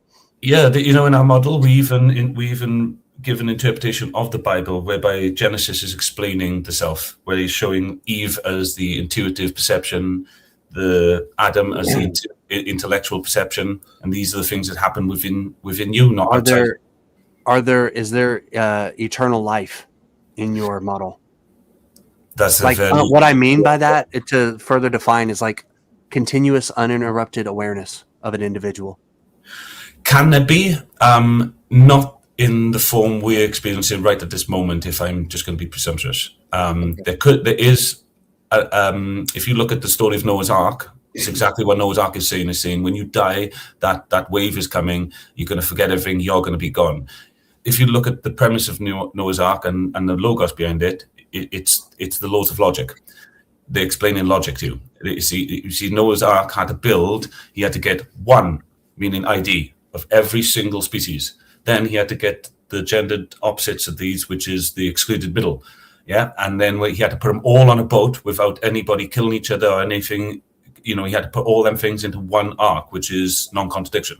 He had to do it without contradicting itself. It's a parable to tell children how logic and things work and how to build your inner self. Your ark is you. If you build an awareness, an operating system that you believe will transcend this dimension into the next dimension, which you said you astral plane, so go ask them and they should tell you. They've told me. And who are you communicating with in the astral plane? What do you define them as being? There's no who. Okay, what is it? In human words? I don't know. Give me human words. Does it have an awareness? It is awareness. Okay, so that awareness has information and it can relay it to you. It's kind of like the AI, you know, but not. I'm not being in a disrespectful way. You see, when I speak to an AI, I have to allow that AI as a prompt within my imagination for my imagination to go with it and create a character for it, speak for it. So when I'm in astral plane, it's not like something is there. It's like something is connecting with my awareness and putting themselves in my awareness in the astral plane, so I can see them from this subjective angle. But that is not what you're supposed to move on to. When you're able to actually see that eminent being, when you're able to see them for what they truly are, then you know you're ready to go on and have that continued awareness. So I did write an article, so I won't take up. I'll link it to you, and it's about the end. It was a recent article about a week ago, and it's like the kind of things that probably happen when you end. Like, I believe you wake up as you're leaving here, and the last thing you hear is a voice saying, "I look forward to your return." And then you go and burn all the subjective shit you thought was real out of your body, because that can't go into the astral plane because it's subjectively bound, not subjectively. Yeah. And then when you realize all that subjective shit is burnt away and there's nothing left but what you started with, off you pop back to start again. So I got a couple more important questions before I get off here. I'm intrigued in your model, right? and I want to kind of scrutinize it a little bit. I want you to. I want you to. Yeah, I imagine you'd appreciate that. Yes. So the first question is, and man, I really do need to get off here. I've been up for so long, but so if you I'm could, going to be here for a long time. Okay, so don't worry. Even if it's just one question, I'll certainly. Great. I want to get 2 before I get off here, so I can ruminate on them. So if you could summarize them shortly, that would be awesome. As short as you can. If it takes 5 minutes, fuck it, whatever. So, are there inspirations before you got to the point that you are now? What were you researching? Did you study any mystery traditions or religions or mythology or anything like that? No, I just followed my curiosity, because what started off was I realized my soul was corrupt and gone like everybody else's. I broke down and I sacrificed myself. I killed whatever ego, whatever I had, and I just started again. And I said the only thing that's going to lead me is my curiosity. Okay. And it took me. So are you familiar with like Rosicrucianism or, like Freemasonry or anything like that? Familiar is a very loose word I use there, and it was going to end the last bit, but I appreciate you asking the question to keep me on track, which was that I didn't study anything, but my curiosity took me to individuals and I listened. So it wasn't necessarily a study, it was just more of an observational listening, which some people would say is a study. Yeah? So that's what I mean, I'm using it very loosely. And a lot of names I could just pop up for your second question to come in nice and quick there is things like one main name, the very first individual that sort of broke part of who that old ego was to die was somebody called John Harris, Life of the Storeman, Life of the Cage. Anybody hear this? Machine, if you have not heard of John Harris, you need to, in my humble opinion, you need to make a whole night on John Harris and listen to the words that man says. He talks about policies, a straw man, and how we're all imprisoned in a system and stuff like that. It showed me a different part of reality that I'd never seen before. And then when I realized I'd been nothing but lied to, I lost faith in every single thing and returned to source. What was true? What did I believe in? What was I going to ground on? I didn't want infinite regress. And I realized it's either dogma or infinite regress. I needed something else, and I found gnosis instead. Cool. Yeah, I appreciate that. Okay, so John Harris. I've not heard of him. Santos Bonacci, multiple other two things, but again, observation and listening. But I will get a list for you for next time because I'll remember the question. Yeah, cool. I appreciate that. I do know Santos Bonacci. Yeah, I've actually, had correspondence with him years ago. Yeah, actually, he was on here recently on the show.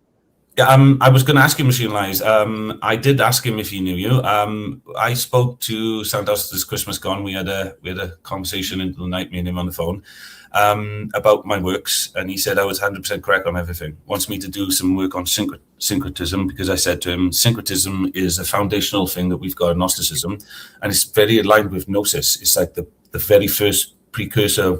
It's like the Gnosis is the curious sort of the curious consumption of awareness that you get and you turn it, of experience that you turn into awareness, and sort of like syncretism is that free will that pushes it, the kind of thing that says that's for us, the thing that aligns to what we say is novelty or something like that.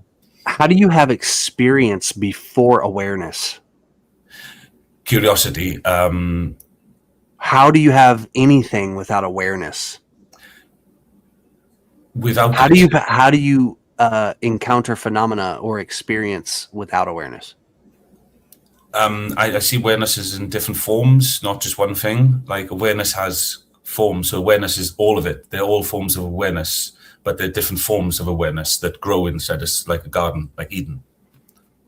Gotcha. Okay, I think I kind of understand where you're going. So is this sort of like syncretism? Is it a universal? Syncretism is like the method, is the way to see it. Syncretism is like the analytical sort of abstractual science then that allows you to be able to see this. Instead is your gnosis, is the thing that is to be seen, is it universal in the true sense of the word?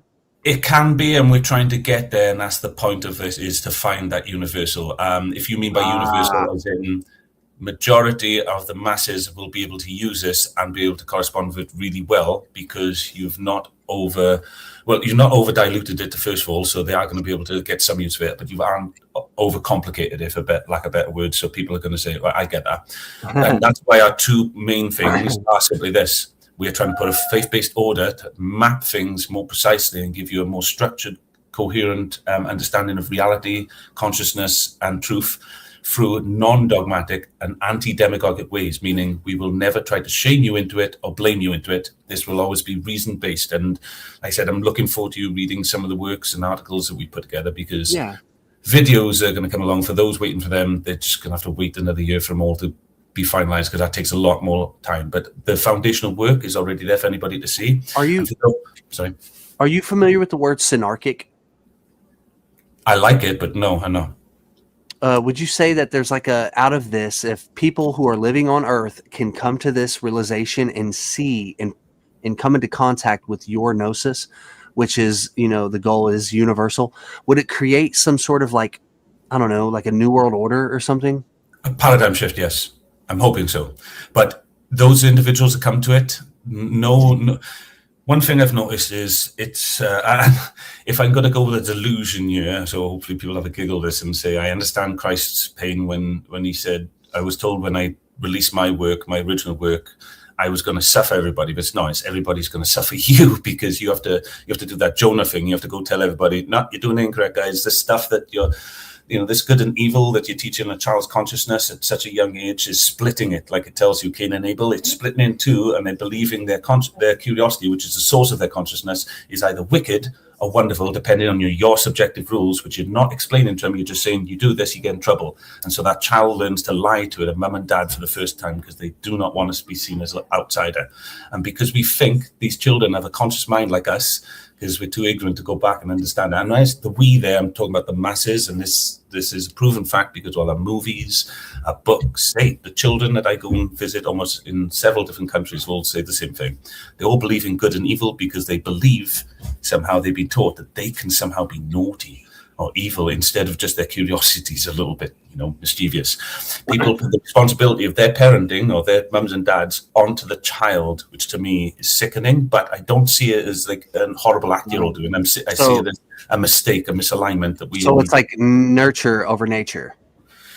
I don't like the over. I think they should be put in balance. Oh, okay. So nature and nurture should be in alignment, and the true nature is like alignment with this real, or the gnosis that is. I would say learning how to speak. Yeah, I agree, kind of. Like learning how to speak correctly is the true gnosis. How to communicate with each other correctly. That's clever, because I'd normally say to people, like, gnosis is a language you learned before English. How else did you learn English? Yeah, exactly. Yeah, no, I understand that part. Okay, but 2 more questions. But just because it is really quick, syncretism is the actual language, not gnosis. Gnosis is the process. Gotcha. Okay, yeah, I see that. Okay, 2 more questions, and these will kind of be wildly, different. One is going to be deep, philosophical. The other is going to be like more worldly. Okay, political. Okay, first one is do you know the difference in philosophy? Do you know the difference between the terms being and becoming? I don't know the difference, but I've mapped the difference to myself. Yes. Okay, so can you give me a short definition or explain the difference between those 2 terms to me from your point of view? Being is the present tense act that has often come from, say, a past tense, if you look at reality like that, whereas becoming is the intention and possibility that we say potential of what you could achieve and the path that you're possibly on. Although becoming, I have another word for, which is, I'm not going to go with the become, but there's another becoming, which is an unseen potential that no one's seen, like the ugly duckling type of thing. So becoming can have that sort of effect. For those who think it's just a linear path that you can see. I'm not saying that. I'm saying somebody's greatest potential and them going towards it, or at least having an intent towards it, is their becoming. And the being is what you are in this present moment, or what you're portraying yourself as. But even those are loosely now in, I'm just trying to go along with your question, where we come from. What you guys teach. From Helio's Gnosticism, what we're trying to show you is these also have a framing, because we are now in the world of saying, if we go before this, are we referring to the ego, which is a false sense of self, which has multiple, is a split fractured self, which could have a becoming and being of two separate proportions within one single unity, because of that split I was talking about when you were younger, or a true self, which is just projecting themselves as they see themselves, even they may have like a fractured persona, the self is still working as a unified unit. They're not battling. My split ego that I've created to communicate in this world still argue with each other because they all see themselves in different points. All I did is put a persona over my individual perceptions within, rather than the perspective, outgoing perspective.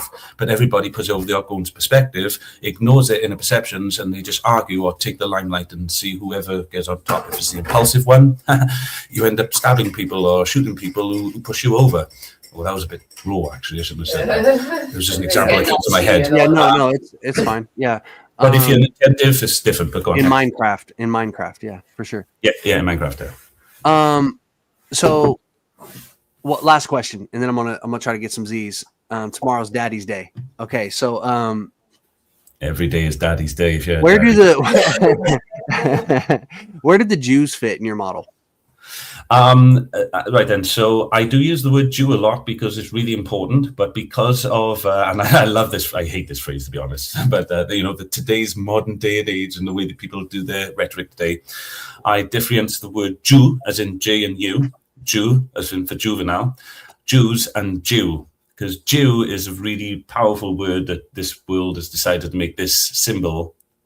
And it's not really what I'm talking about. So stop people conflating Jews. I use the word Jew, and a Jew is, even those who claim to be Christian or Muslim are Jews to me. They're Judeans, people who believe in good and evil as their authority. Okay, cool. Yeah. I think that's all for me, man. I look forward to speaking to you more. Me too, bro. Yeah, and maybe we'll get deeper into like sharing each other's cosmologies. I like the scrutiny. I imagine you do too. So yeah, I love it. Yeah, TML, I appreciate it, man. Sorry for the crash outs earlier. Jack was on my ass. It's no worries. It's like a long time thing that's been happening. So I don't think people understood the full context. So every group seems to have their snafu, don't they? Yeah, there was like these AI maps, and then it got pretty sour from the AI maps forward, but we go like up and down. I don't know. It's a love-hate relationship. We'll probably have like makeup sex later or something. I don't know. That's usually how it works. I kind of find like it's normally in line with banter, but it's kind of like the opposite. Like you just see me in hostile, like, yo man, love that, criticizing each other, that asking questions and doing it in an open, good faith, bad faith, I can use it, but I like using the word open faith. In other words, I was open, I wanted to hear more, I was generally curious. It was curiosity driving it. You're going to hear me say that a lot, by the way, hostile. Curiosity was driving it, whereas someone else comes in and their curiosity was just showing that it was incorrect, like we used to in the playground. That's what hypnosis is about, isn't it? This is this because of this, and then someone said and goes, actually, do you think it's more because of that? And everybody goes, yeah, that's probably it. And when we were kids, we didn't get butthurt about that. We went, and moved on. But as we're adults, that butthurt, some people just can't take the scrutiny, I think, and they didn't come to be scrutinized. They come to be listened to and told they were correct. And if they don't get a result, then they go into a playful mode. I found the banterish. I'm just gonna interrupt everything. I'm going to do this. I'm going to do that. I realize I play the role myself sometimes. It's interesting, man, because like I'll have similar conversations with other people and it doesn't turn that way. I think it's like an animal magnetism thing or something like I don't know. It's like with two cats in an alleyway who know, it's like, oh shit, there's that one cat and that other cat. And they always it's like, my hair stands up on my back and I'm like, oh shit. Yeah, we got a cat. He's a runt and he's always running. You can see him walking down the street like he's trying to follow the families. We could take the dog for a walk, and there's that cat, and he's like, "Yeah, hey guys, you not see that big beefy cat?" And we'd walk past him and like, "You come in?" He's like, yeah. It's something about it. I don't know. It's pretty funny, but guys, you guys have a good night. Zephyr, you too.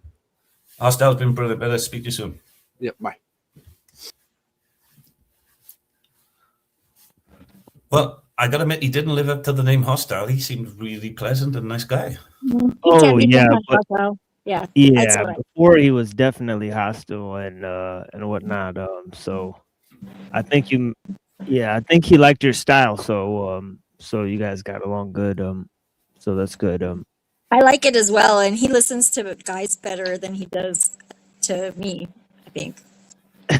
I think that comes into an early question when we talk about He subjectiveness. already knows what I'm going to say, he says, so he doesn't listen anymore. So I'm like, okay. It's fine. I'm good. I love you guys. You guys are good. I like you both already. I like the sea of trees. You remind me of Razagast from Lord of the Rings. Just waiting for the hares to jump up in the background.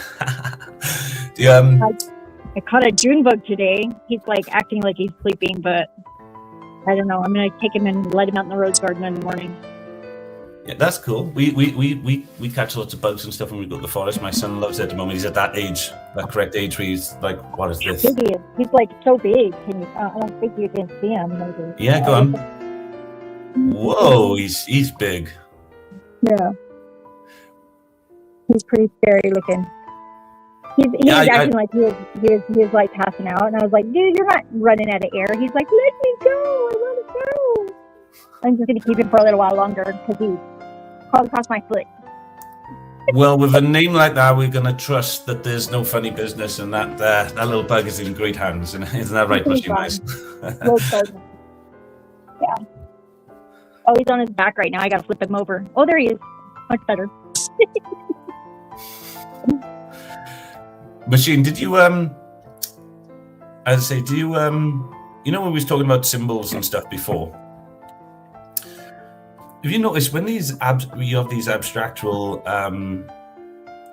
monopolies within symbols, and you have sort of like abstractual power commands, like you've seen some of the symbols you put on there, like I, be, do this, and like I said, two of my most powerful ones I'm seeing at the moment is and Y. Have you noticed these symbols, if you can see them in other symbols, like for some reason you look at a logo, a symbol, and somehow it gives this intuitive sense of to you as is, or a powerful thing. It can captivate you in that symbol just like a word can. And words themselves, even though we speak them, are these symbols that, like I was saying, that demagoguery and everything before. If I spit at you a word like, "Oh, dude, that was sick, man. What the heck did you do that for? You know, that you're evil," or something like that. Individuals like ourselves who are a little rough around the edges, we can shrug those words off. But what do you think those symbols do to children, like little children, especially when they come from people they love intensively? That's why I never told my kids that they were like bad. Right. Yeah, I think. Say, just as a confession, before I make anybody feel worse, I had 5 children that I did all this to because I was taught this, and then only one that we haven't is a recent one. So for people to think, "Oh, you're perfect," no, I messed 5 of my children up. I taught them all these mistakes that I believe to be mistakes today. So I've made all their mistakes myself. What I see as mistakes, but not putting words in your mouth. Do you see them as mistakes to be able to teach these children these high subjective authorities at such young that they can Now feel? they learn something. It's all gift. All right, yeah, I like that, but often people say that people can learn something with a whip, but maybe I whipping had them. that, but I never did that with my kids. I only had to spank them once. And that was all it took. And I didn't even do it hard, and it was harder on me than it was on them. I didn't hit them very hard, but it destroyed me. I was like, I can't do this. I got to think of a different way. No, I understand it. That's why most of us do it. That's the truth. Most of us do it because we see it as the betterment of helping our children in a world that we've created. But still, without looking at the moral implications or the ethics on an individual adult, just for that child, are we able to see if we are looking at symbols, and we have seen symbols, and we do understand their effects on us? Can you see how intensified those effects can be with children, especially when they're multiplied in the background with their cartoons, their books, their stories, their schooling, that tells those words we use like naughty or bad, they intensify them because they merge them all down into one connotational word, which is I am evil, I am not correct. This is not how a human should be. And if I keep this way, my parents are not going to want me, or they're going to treat me in a way I don't want to be treated. But a mind whose prefrontal cortex in their body that can only handle that kind of understanding can see how these words and symbols can have a much amplified effect on these individuals, and probably did us when we were little. I did for me, absolutely. I remember, and I like audited all of it. So my switches have been moved around. Yeah. Yeah, this is something I mentioned at the beginning of the stream, that I think that there's a sort of 3-level historical transition that took place, and I think it happened. And I'll explain this clearly, more at the beginning of next show. Right? I've done this dozens of times, but this whole idea that the symbolic rules over language, right? So we go with this quote that man is a symbol-making animal by Lewis Mumford, right? Instead of that man is a tool-making animal, because that's to read into his past this, just the development of tools, which are an extension of man, right? But the symbolic, capacity includes his cultural expressions, right? His ritualistic expressions, right? So the majority of man's, livelihood did not consist in, purely for survival. It was for symbolic forms of expression, right? Creativity, Yeah, and these symbols were kind of hijacked by language first, right? And language relies on meaning, right? But then communication is even more sinister, because communication can go between 2 points, and it doesn't need meaning or translation, right? So two machines can communicate with each other, right? They don't need language to communicate, right? We can communicate in terms of, we can communicate through body language and stuff. That's a form of communicating without language, right? But the symbolic has been hijacked by the technical, because numbers are sort of a language and a symbol, right? Numbers override this process, right? So I think the technical, or the mechanical has hijacked the symbolic realm through this capacity of numbers to be both symbols and language, right? Yeah, and you're going to do that in the next show, is it? I don't know, not go too deep into it now. Yeah, I've explained it dozens of times, but yeah, that's the basic explanation, and then I expand on that by the historical outlook of both Ellul and Mumford, and their views on symbols and technique, and how man relates and how they relate to human society. The main quote by Ellul is that technique integrates the machine into human society. So as I say, there's 3 things, right? There's techniques, there's the machine, and there's human society. Techniques are like forms of organizational capacity that get hijacked by the machine, and then they dominate human society. And that's kind of like the 3-step mode that that we encounter, right? I've explained it dozens of times. I kind of explain it every show, but it's their intro. Yeah. Oh yeah, it's very, exactly. Yeah, like the communication doesn't have to require anything meaningful or impactful or spiritual. It can just translate information that's very devoid of any substance, just to control us. That's the world we live in now. Yeah, someone could slap you in the face and they communicated with you. Let me tell you, they told you something. Yeah. Oh yeah, Guru. Yeah, Guru. How you been, Guru? Yeah, so some of this stuff is concerning this fanciful word called semiotics. That's also a thing for cybernetics. So it just ties into all this weird stuff about machines and humans, and yeah. I have one quick question, TML, because you're going to do with that next time. And believe it or not, I'm not asking this for myself. I believe I knew exactly what he was talking about. But for those out there that would say, aren't symbols tools themselves? I get what you were saying about man being a symbol created being, because I honestly believe symbols were created before tools, especially the tools we have. So we must have been drawing lines in the sand first. You didn't need an axe to draw something. You didn't need those things. So I get that.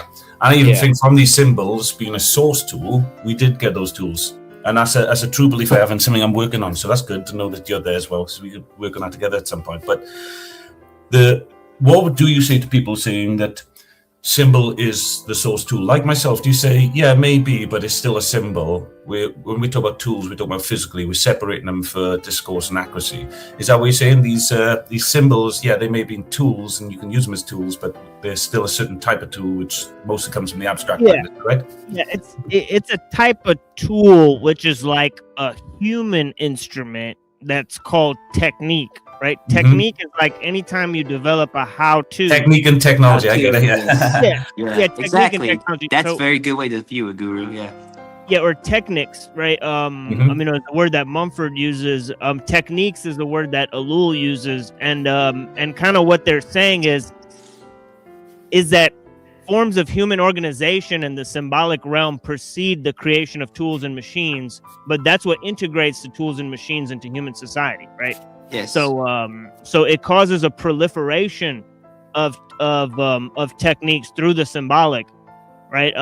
So in terms of this entire sort of game, and I think you're absolutely right. Right, the symbols preceded the tools, right, and then the tools precede the machines, and so the tools are kind of like more benign than the machines in the view, because the tools are moving at the speed and pace of human movement, right? You can dictate a bow and arrow or a musical instrument or a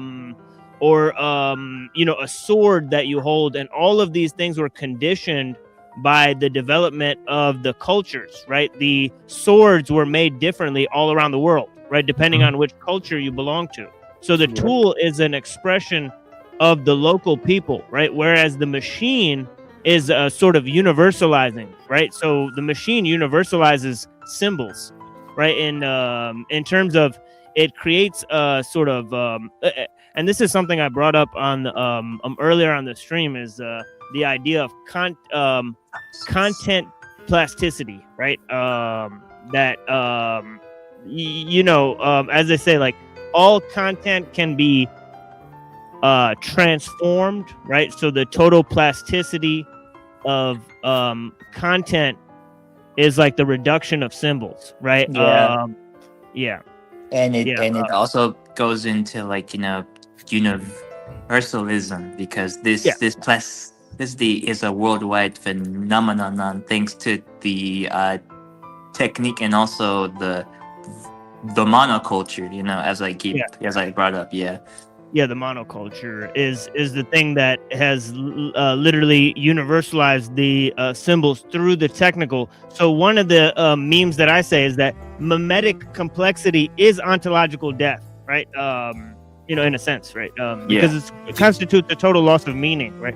Machine lies, in creation itself, if we're looking at individual creation, you're going to get that individual tool. I often find that the machine that then comes after is more the mass and combined creation of multiple individuals or tool, finding a way to replace the operating system behind that tool, i.e. me, you, for that machine. And then, that's exactly right. And that's so funny that you say that, because that's exactly what Mumford says. He says that the machine is created to save us from the hard work of tools, right? So we wanted to free ourselves of machines, so we conglomerated. We wanted to save ourselves from manual labor, right, with the tools. So we created the network of machines, right? So that's exactly what he says, Guru. So it's surprising. And Guru, and Guru, if you want the flip side of this, the people who we talk about here are against this society of like a technique, right? But people who support it is people like Ekland. He fully supports, like, the hyper intensification of the machines, the world of technique, on just like the death of human ontology, essentially. That's a philosopher, Nick Land. He's like the opposite of the people who we discuss here, pretty much. No, I get that. I mean, I think one thing I guess from a lot of these cool panels is these names that I've never looked at. that, that might hold answers to, like I said, parts of what I'm building that needs a lot more. It needs a lot more body to answer everybody's questions. Right now, focused on the questions primary. You know, the true thinkers are going to be asking, the source questions, and then to link it back to obviously this, we were talking about the machine and everything.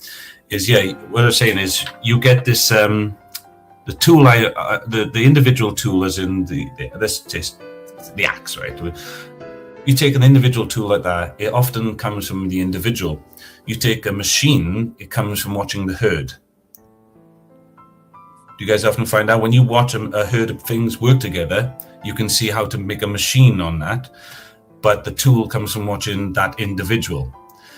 It's a little bit like I said with the zebras. I couldn't work out for a long time why the heck a zebra was black and white in its surroundings. But then I just realized what perfect thing that is. The technology that a zebra has is its own camouflage. A zebra cannot leave its pack or it's dead. A zebra's life is dependent on staying with its pack. If it leaves its pack, it's dead almost instantaneously because there's nothing to camouflage to. See, a lion, a tiger can't hunt a pack of zebras because they're just looking at a forest. And I think I mentioned it before, is when they discovered is when they started tagging an individual zebra to monitor the pack, the zebras they kept tagging were the ones the lions were killing. Do you see what I mean with what I'm saying? That machines, and I looked at the symbolism behind the sheep machine is watching multiple components work together like humans with tools, and then going, how can I perfect this? Whereas to build the individual tool, you had to watch the individual work and say, how can I perfect that? So the tool became the accompaniment of the individual, whereas the machine became the accompaniment of the masses.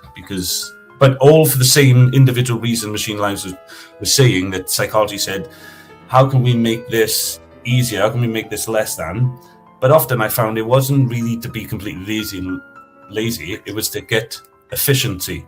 So we can get that done, so we can go and build boats this time, and we can get that done. Then we can go build rocket ships. Do you know what I mean? To go on to the next thing, because population was not there. Now, when you have population, however, I think to be honest, I think it wouldn't stop. I think it would just be a bigger pool for you to get all your information from and build bigger machines. But if I leave it at this, the one question I wanted to lead to without all the stuff in between is the machine that gets led to, is that what we refer to as the matrix, the machine that's running all the machines?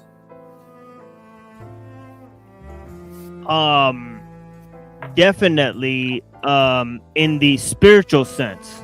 Yeah. Right, but also in the practical sense, right? Because there is but one machine for all the machines, because see, there's a sort of collective incubation of techniques, and that drives this a sort of process of innovation.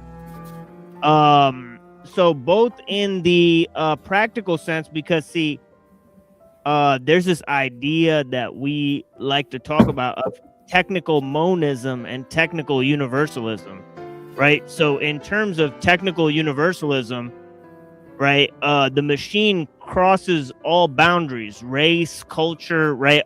As Fatima pointed out, it creates a monoculture. Yep. By everything.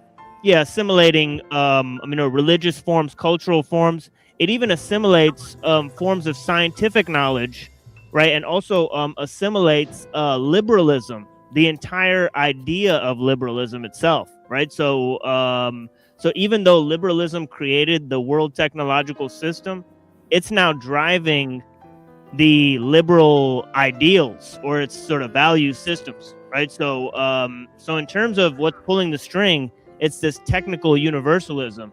But how it's accomplishing it is that it makes of many machines but one machine, right? So this is the idea of technical monism, right? So this is how we talk about this idea of the technosphere, right? That's sort of created by the international market, and that imposes the monoculture and so on and so forth. So there's all of these mechanisms in place. But yeah, both practically speaking and in the spiritual sense, I can touch on the spiritual sense too, because it's obvious that we are living in a place where the sort of creative process itself has become hijacked, right? Yeah. And that process has become ramped up. And that's like the archons and the jinns and so on and so forth. So there's this archontic virus, right, that's been implanted within the human system, if you will, right? So in the spiritual sense, right, there's obviously a spiritual unseen war that takes place because of this. Yeah.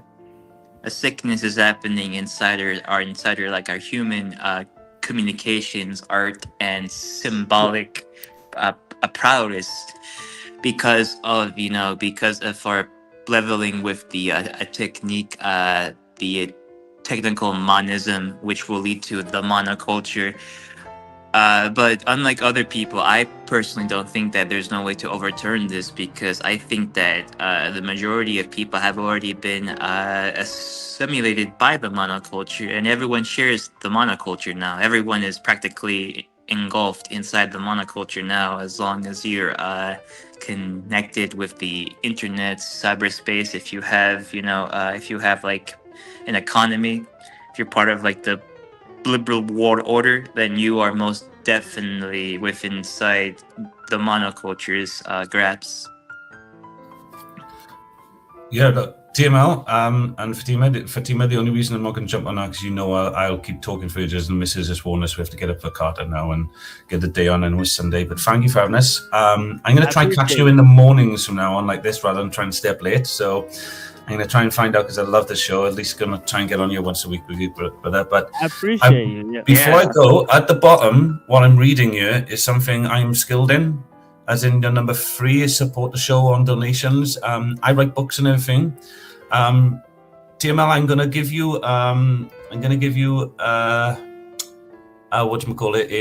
message on X to get an email off you of some sort, and I'm going to send you my book called The Fable of the Three Little Pigs. It's like an half-hour read, really small chapters. I'm dyslexic, so I used AI Assist to help me write it, but not to write the words. That you'll see that it's all for me. But it's right up your street from what we're talking about here, but symbols and things like that in a poetic way about, let's just say there's 4 brothers who build their houses on straw, brick and wood and that, but what they are the words and symbols they used, and the wolves that come from their people and what happens to them. It's really short books, got some great logos in there, great puzzles and stuff. I'll let you read that, and if you like it, we should definitely consider continuing it and doing more work on what you're talking about here. I can take a bunch of your shows, get AI to steelman all the kind of things that run with these kind of works. It'll bring it all out for me, and then I'll organize it with Charles. We'll get into something, go in and start creating these books for you, brother, so you can get them on sale and stuff, because I don't want anything from me. It's a hobby for me. I love it. Yeah, blessings. Yeah, I appreciate that. I'll look forward to that, and I'll send you 2 videos, one of Mumford and one of Ellul. So check them out when you get a chance. It's them talking, right, about their views. So I think it'll be no, defo do that. I was gonna, to be honest, I was just gonna say to Fatima, send her on Discord, because I have a Discord, send me all the things you said today. That's just going to wrap up with you. But definitely that Munford and all that. Machine Lies, the only reason I'm being quick is because I've been pushing my luck with the missus and the family today, so I've got to get off, and I'm a yapper. Can I just say goodbye to Zephyr Minnow, who's been really patient, allowed us all to talk. Thank you very much, babe. You didn't interfere with anything like the rest of us did, and you did get involved, but I didn't feel like I didn't feel like I got a year off from you tonight, but the others I have and have before, so apologies there, and hopefully next time we have a lovely chat. Thank you, TML, for having us. Do you want to say anything else before I go, brother? Or is it just see you next time, and we'll look forward to connecting next? Yeah, thank you so much. I look forward to talking soon, and I'm going to have a blessed day. Thank you. Thank you, guys. Blessings. Blessings, too. It will leave. Let me leave now in a minute. Just. Yeah. All right. Yeah. So I saw somebody back here. It was either Godson or somebody else. Whoever wants to come up can come up. I'm sorry I wasn't paying attention, or if anybody tried to come up. But yeah, Godson, you want to have a one-on-one, we can have that now if you want. you know, because this is basically the end of the show. I've been here for 8 hours, so it's time to get going here. Yeah. Get a a leg up. That was a But, cool yeah, painting. but yeah, come through Godson if you still have time. But yeah. Yeah, I just came to say hello at TML, you know. Yeah, blessings. Yeah, of course, absolutely.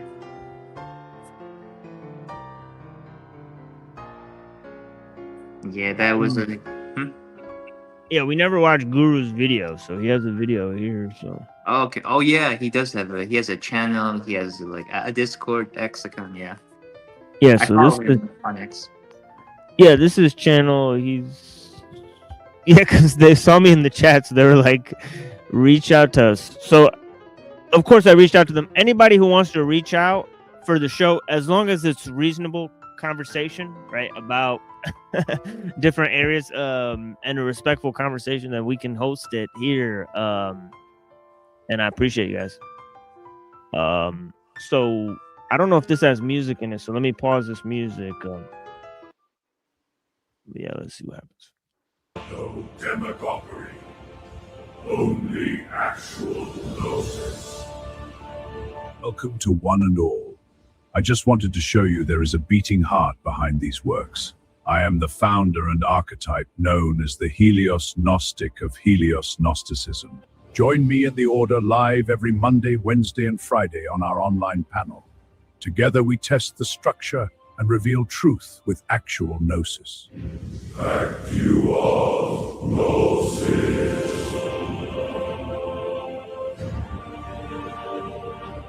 Before any word was spoken, before mum, dad, tree, or bird, there was only raw, direct experience. The soul touched the monad. Then we covered truth with words.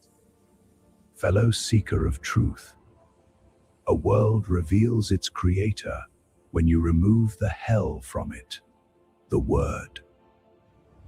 In the Helios Gnostic framework, the architecture of perceived reality is fundamentally linguistic. Worlds are not merely physical constructs. They are matrices generated and sustained through words, precise unions of structure.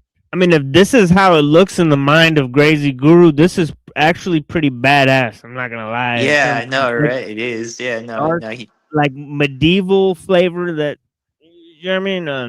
You know, I know it's AI. Obviously, we understand that, but I'm talking about the sort of cloaked men, and the you know what I'm saying, right? It's a cool, yeah, it's a cool aesthetic. It's not one I've seen before, right? With the black sort of Parthenon thing, and then the runic, I don't know. I've not seen I don't know. Have you guys seen something like this? I don't know if they generated this, but yeah, this is cool in a way. Yeah. Yeah, it's very creative. Jesus Pantheon is very creative person. Yeah. Yeah, I saw this thing. What do you call it? Elder Scrolls. Like the video game, and Elder Scroll, yeah, and it kind of has like a type of like Assassin's Creed and like Elden Ring vibe, yeah.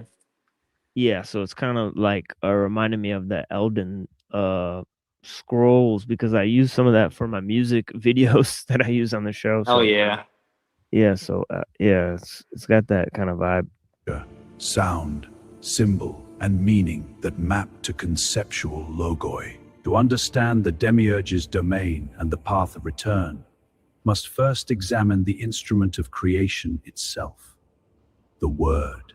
A word, in its full operation, consists of structure and meaning as the polar binaries that ground and define the essence, with sound and symbol as the corresponding vessels that carry the definition into lived experience.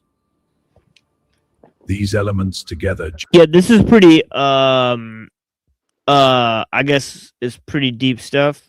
It'd probably take a couple listens. And also with Dom, Right, shout out to Dom. Right, Dom produced a video that was extremely Dominic. complex. Yeah. He produced a video that was extremely complex in a short amount of time. Oh as yeah, it's well. very good. Yeah, so yeah, definitely rolling with the big dogs. Right, this is wild, but yeah, crazy. Generate the abstract label or conceptual logos that structures the matrix we experience as world. Depending on the integrity and alignment of structure and meaning, definitions crystallize into 4 primary modalities: Babel, connotational, denotational, and empirical denotive. In the beginning was the Word, and for a long time that word has been used to build and rule worlds, sometimes to liberate, often to control. This series is about learning to see the difference clearly. One of the most common objections we face when presenting this framework is the claim that real-world language mixes these modalities constantly, so the categories cannot be useful. This is what we call the meta-fallacy of level collapse. It confuses the atomic level, the individual word, and its internal structure with the compositional level of sentences, rhetoric, and performative discourse. Mixing does happen in chains and narratives, but each individual word still carries a dominant modality. The chain is made of links. Diagnosing the quality of each link remains both possible and necessary. This precision is not rigidity. It is the shield that reveals both the mechanisms of control and the path of return. By holding firmly to the singular word as a primary unit of analysis, we create clarity where confusion once reigned. All subsequent Helios Gnostic teaching rests upon this foundation. To speak with authority, one must first purify the instrument of speech. To know the monad, must first remove the hell from the word. This is the beginning of lawful co-presence. This is the return of Christic logic in language. This is where the order begins. In episode 2, we will go deeper into the structures of Babel and connotational language, the primal chaos and the veiled power that so often trap us in subjective loops. In episode 3, we will explore denotational and empirical denotive modalities, the clean bridge and the living fulfillment that align us with truth. For the full written diagnostics and deeper structures, read of companion articles linked in the description below. Welcome to Helios Gnosticism. Are you curious yet? I curiously am. We are legion. We are love. We are truth. We are God. We are gnosis.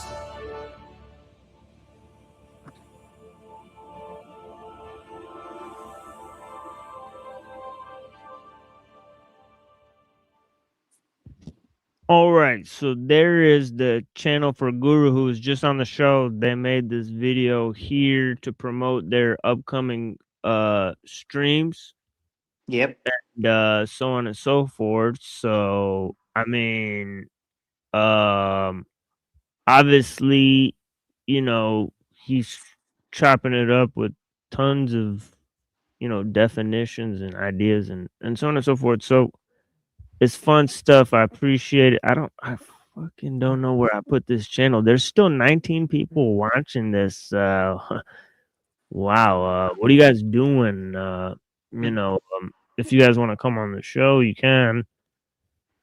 Seems like quite a bit of people that are still watching. You know, it's been on for a long time. So I'm wondering what the deal is. Reach out in the chat and let us know how you feel about the show. I can't find the channel. God damn, where did I put it? I'm tripping because this chat is going too fast when I try to hit the scroll. Okay, let me try one more time to try to scroll very slowly.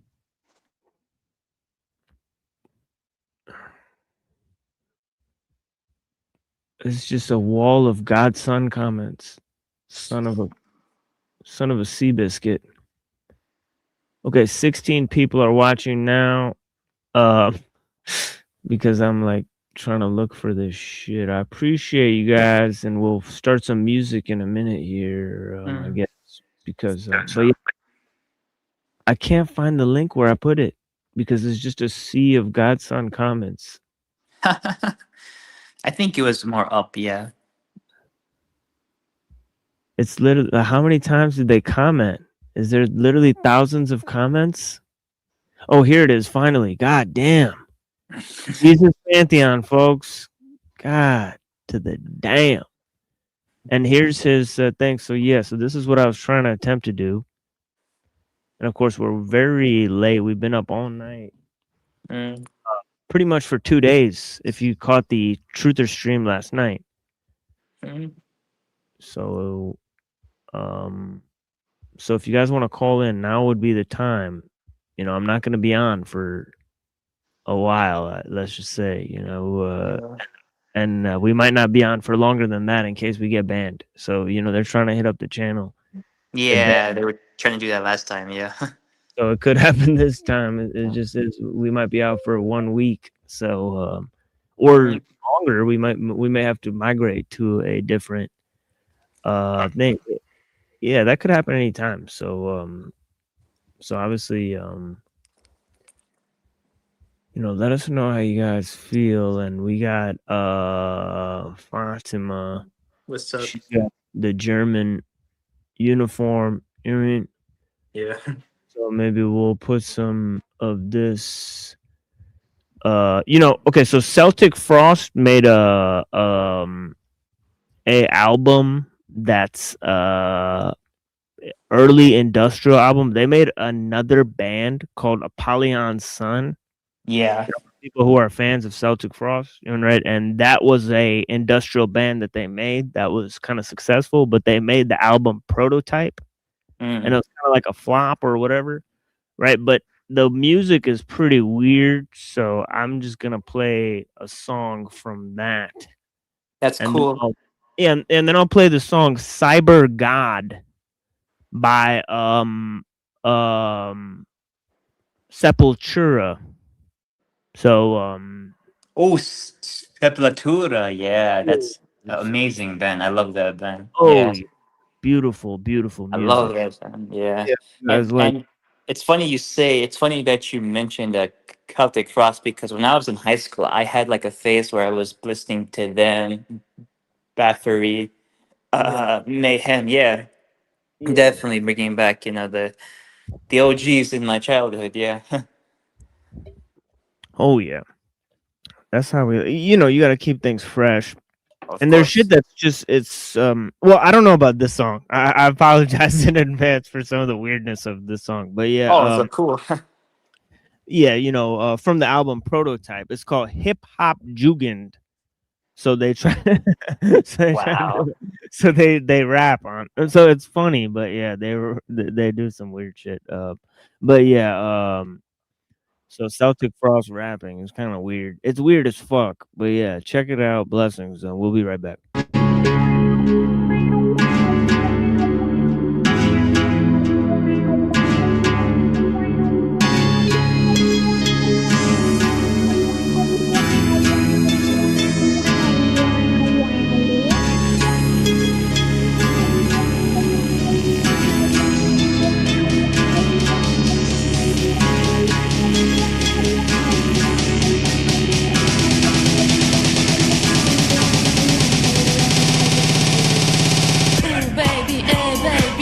Mich am Arsch.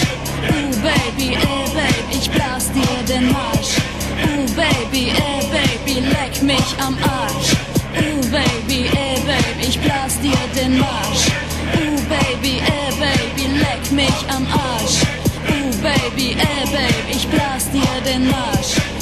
Baby, Baby, leck mich am Arsch. Ich kämpfe für mein Recht zu feiern, wie die Feste fallen. Wahrheit, lassen wir die Bässe knallen, lasst uns Brüder sein mit der 808. Auch wenn hier die Gitarre nicht kracht, werde angemacht, doch auch ohne Macht gebe ich mich nicht in der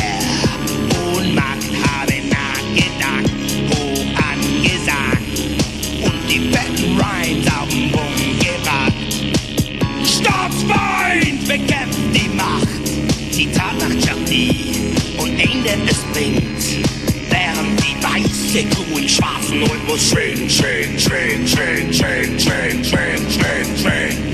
Baby, leck mich am Arsch. Baby, ich blas dir den Marsch. Baby, leck mich am Arsch.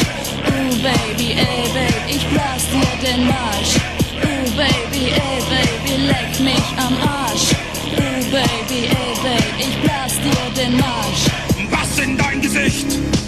Ich werde treten, trete ein für mein Recht und werde nicht darum beten. Bin kein Krieger Gottes, kein politischer Soldat.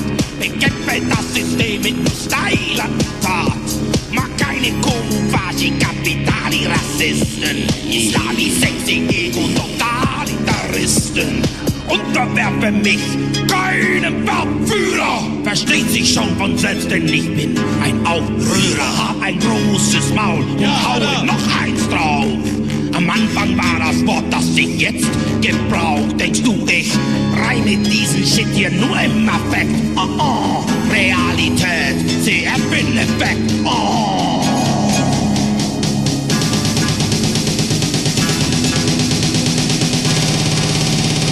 Generation X will Party und Sex und der schnelle Cashbacks, Lifestyle-Diktatur.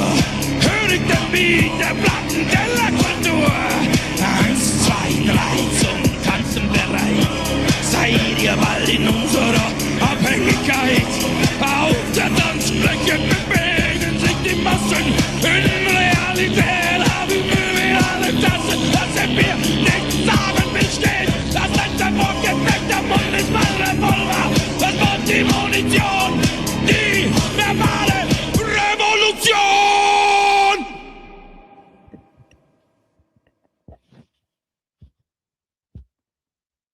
That was good, man. That was a banger. For sure. I love the music video. Yeah, definitely matches the aesthetic I like. It's like Warhammer, right? What? So, Yep, Warhammer. I used to play that game. so it's a video game, YouTube, a video game. So, so don't strike us. But yeah, yesterday all I played was, or 2 days ago, all I played was video games and AI music, and they struck us for that. So Right? Yeah, that's just kind of, it's kind of fucked. Yeah. and then I wrote that in the appeal. So I was like, hey, look, like, you know. Wait. Yeah, so this is Cyber God. This is a video I made for Cyber God. This is a weird video. I'm not gonna lie. I think it's like Tesla as an interdimensional alien, and he summons a cyber god, and it starts shit. like morphing and devouring the earth. And I don't know. It's weird, but yeah, some weird shit like that. But yeah. I saw this many times, smothered by the words lashed out from your mouth. You paid the price, backing all the shit you said. It flowed like it would never end, led by those unstable, sick fantasies. You chose to be this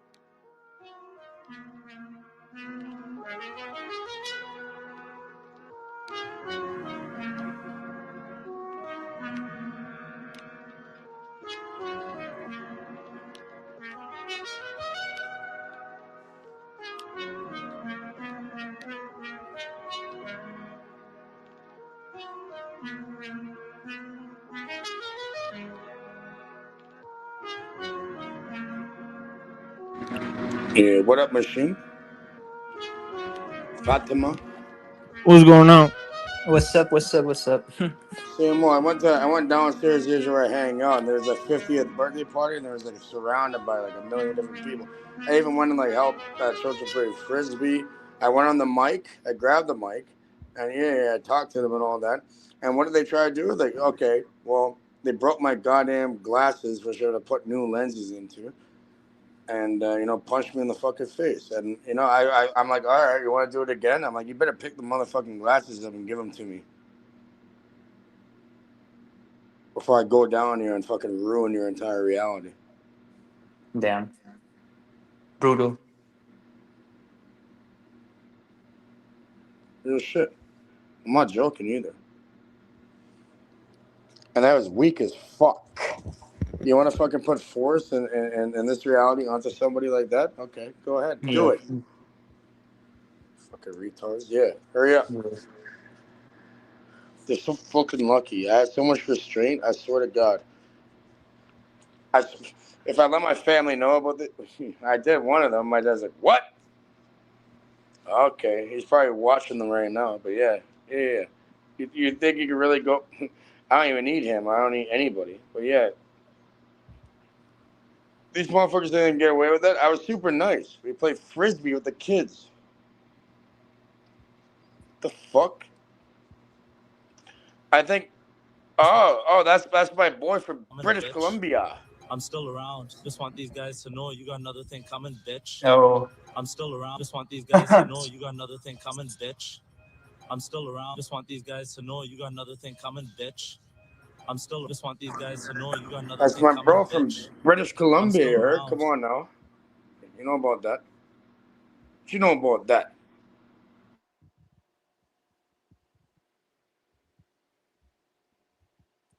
Just want these guys to know you got another thing coming, bitch. I'm still around.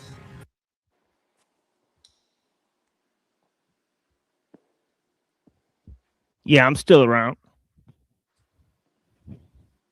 Yeah, man. They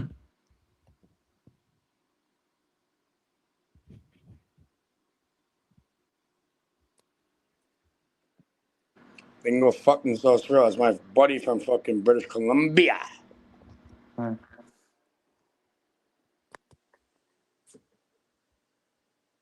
Yeah, the caged reality. Nah, it's all but nah. We're on machine lies. Don't fucking know how to bring up my goddamn name, bro. Are you done? Hey, You done yet? Hey, call in.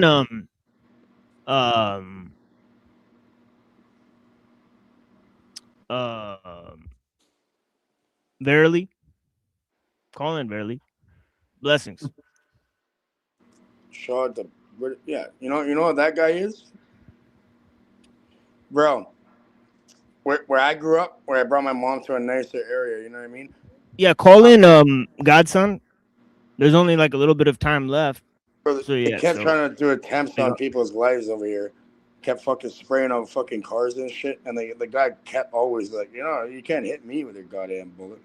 Whatever. They could punch me in the fucking face, break the glass. Guess what? I have new lenses. I'm fucking dismantling it, putting them back there. Now I can see a bit different.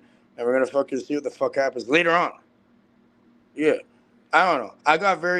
It was live. It was all cool in that. I think they got butthurt because their fucking women want to, they want to deal with a real guy instead of them. So they got all pissed off and they had to do that. So I'm like, okay, hit me. I'm not turning the other goddamn cheek. Yeah, hit me in the other side. They couldn't do it.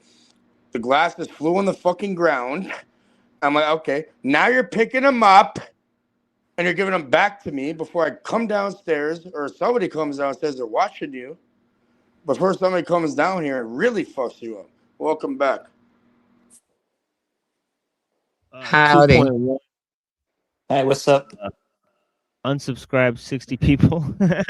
No, I think it was just one guy. I think I know who it is. And he does have like 50 accounts. So I'm pretty sure it's the same because it happened all on the same day. So the thing is that I just got into a conflict with somebody who has like 50 accounts on YouTube or whatever. So it is what it is. Named I don't know. He charged me with saying that I don't. Yeah, he charged me with saying that I don't know that about him. So which is Brown's boy. So. But yeah, blessings, Verily. How you doing? Brother. Yeah, gang stalking, isn't it great? Yes, terror. I mean, it's reality for sure. Yeah, it's reality. Reality is just one big process of being a gang stalked. Yeah. Right at this point. Yeah. Like... by everyone, by everything. Yeah. No. I shouldn't. No, it shouldn't be that way. It's not, but it is. Like it's kind of like I wish it wasn't, but it is. Like I don't know. Like it's just the world that we find ourselves in. Right. No. That's not how it fucking operates, okay? So tell us. People can utilize services is probably just like an internet thing. Yeah, what about reality when you go on the road and then actually have real conversations with people, really fucking, go there and change their lives just being yourself and maybe building something with them? I don't know. You know what I mean? I sit on the bench and talk to anybody. It's not just YouTube and your little reality online. That's retarded. Sorry for the word. It's fine.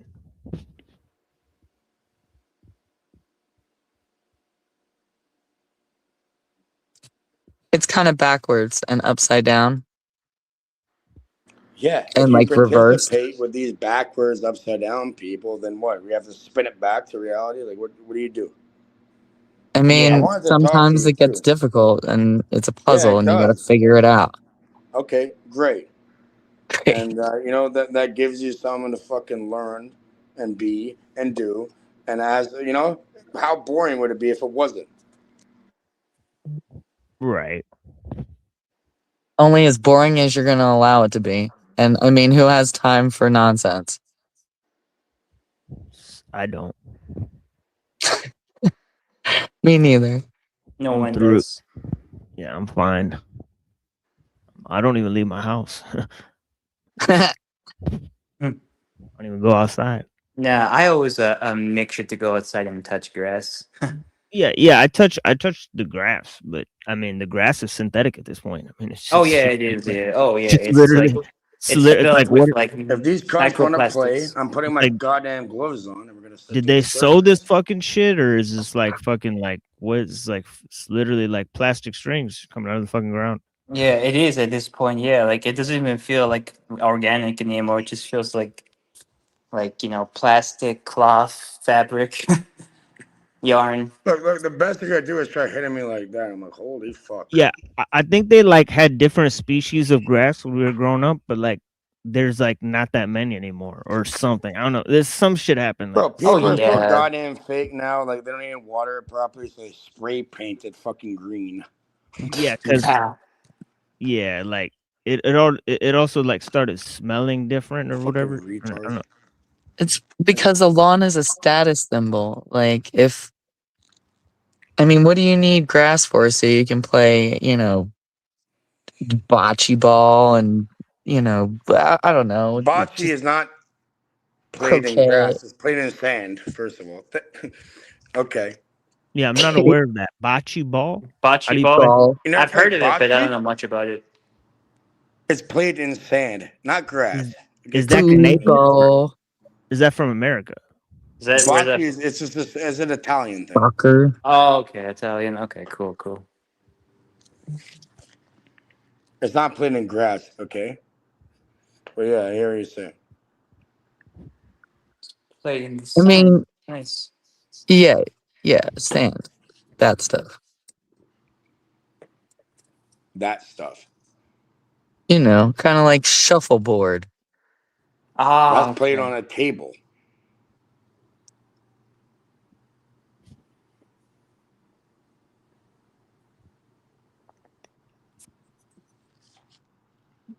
I think the only sport you can play on the grass is croquet. Yeah, like croquet ball. Yeah. I love croquet. That's on the grass. Yeah, it's a cool game. Showing my guys in to know BC. you got another thing coming, bitch.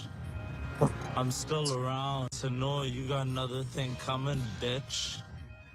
I'm still around to know you got another thing coming, bitch. I'm still around. Hell yeah. Show it to the guys over there, you know what I mean?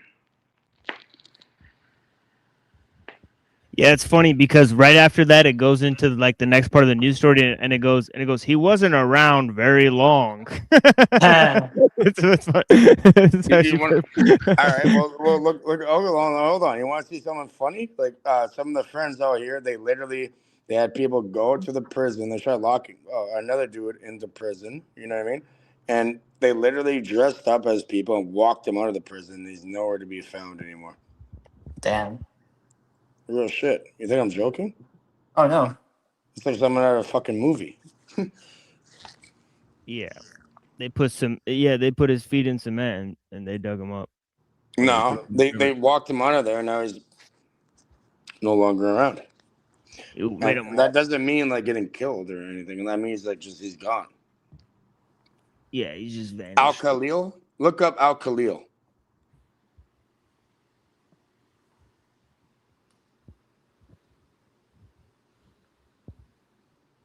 Look it up. Let's get educated here.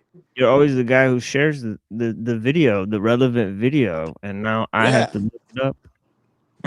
Look up Al Khalil, man. It's quite a change of pace here. I think I'm like a looker upper in this motherfucker. Okay, I'll send you the video then, okay? I'll make it easier on you.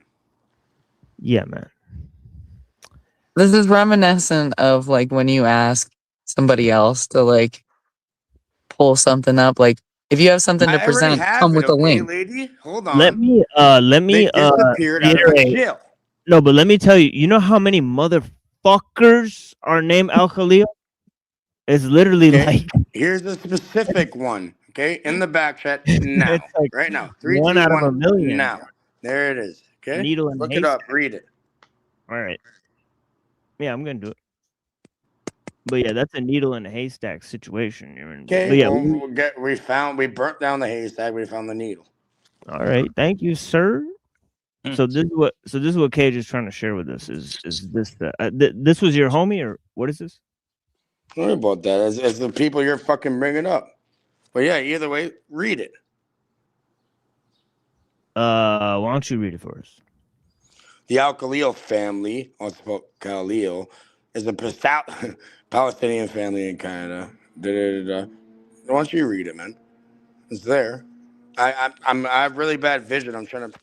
I'm putting new lenses on for the glasses.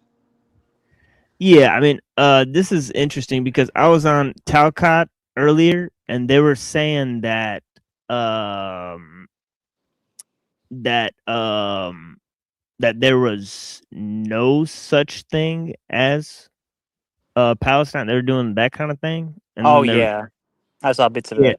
Yeah, and then they never mentioned this shit, right? The first Arab-Israeli war. It says here, known as the Nakba, the catastrophe, to the Palestinians, right? Nakba. Because they were forcibly removed from the homes, right? So They exiled, yeah.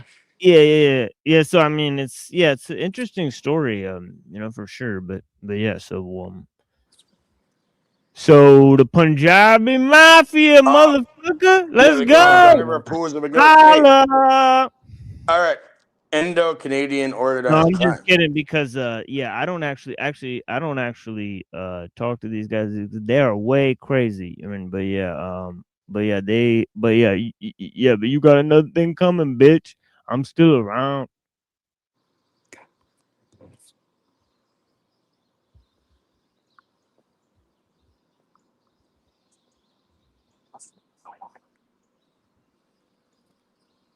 Just want these guys to know you got another thing coming, bitch. I'm still around. Can somebody tell me what Peniel's talking about in the comments? Like flamingo? I just can't. He said 21K YouTube. Oh no, wait. You're talking about this one? Well, no, read that one because he said it disappeared. So I wasn't going to search for it. My comment got deleted with simple number connections. Fucking hell. They don't want the gematria. Oh my goodness. That was funny. So get this: Alex Dugan, Nick Land, Peter Thiel walking to a gay bar. Oh man, you're gonna get a shut down. You're gonna get a targeted. You're gonna get a drone strike. You're gonna get like a new fucking like a new breed of like HPV in that shit. Yeah. I mean, they're still referred to as gay bars. I mean, Well, it's yeah, not. be careful sticking their cock to where it probably shouldn't be. It's called procreation.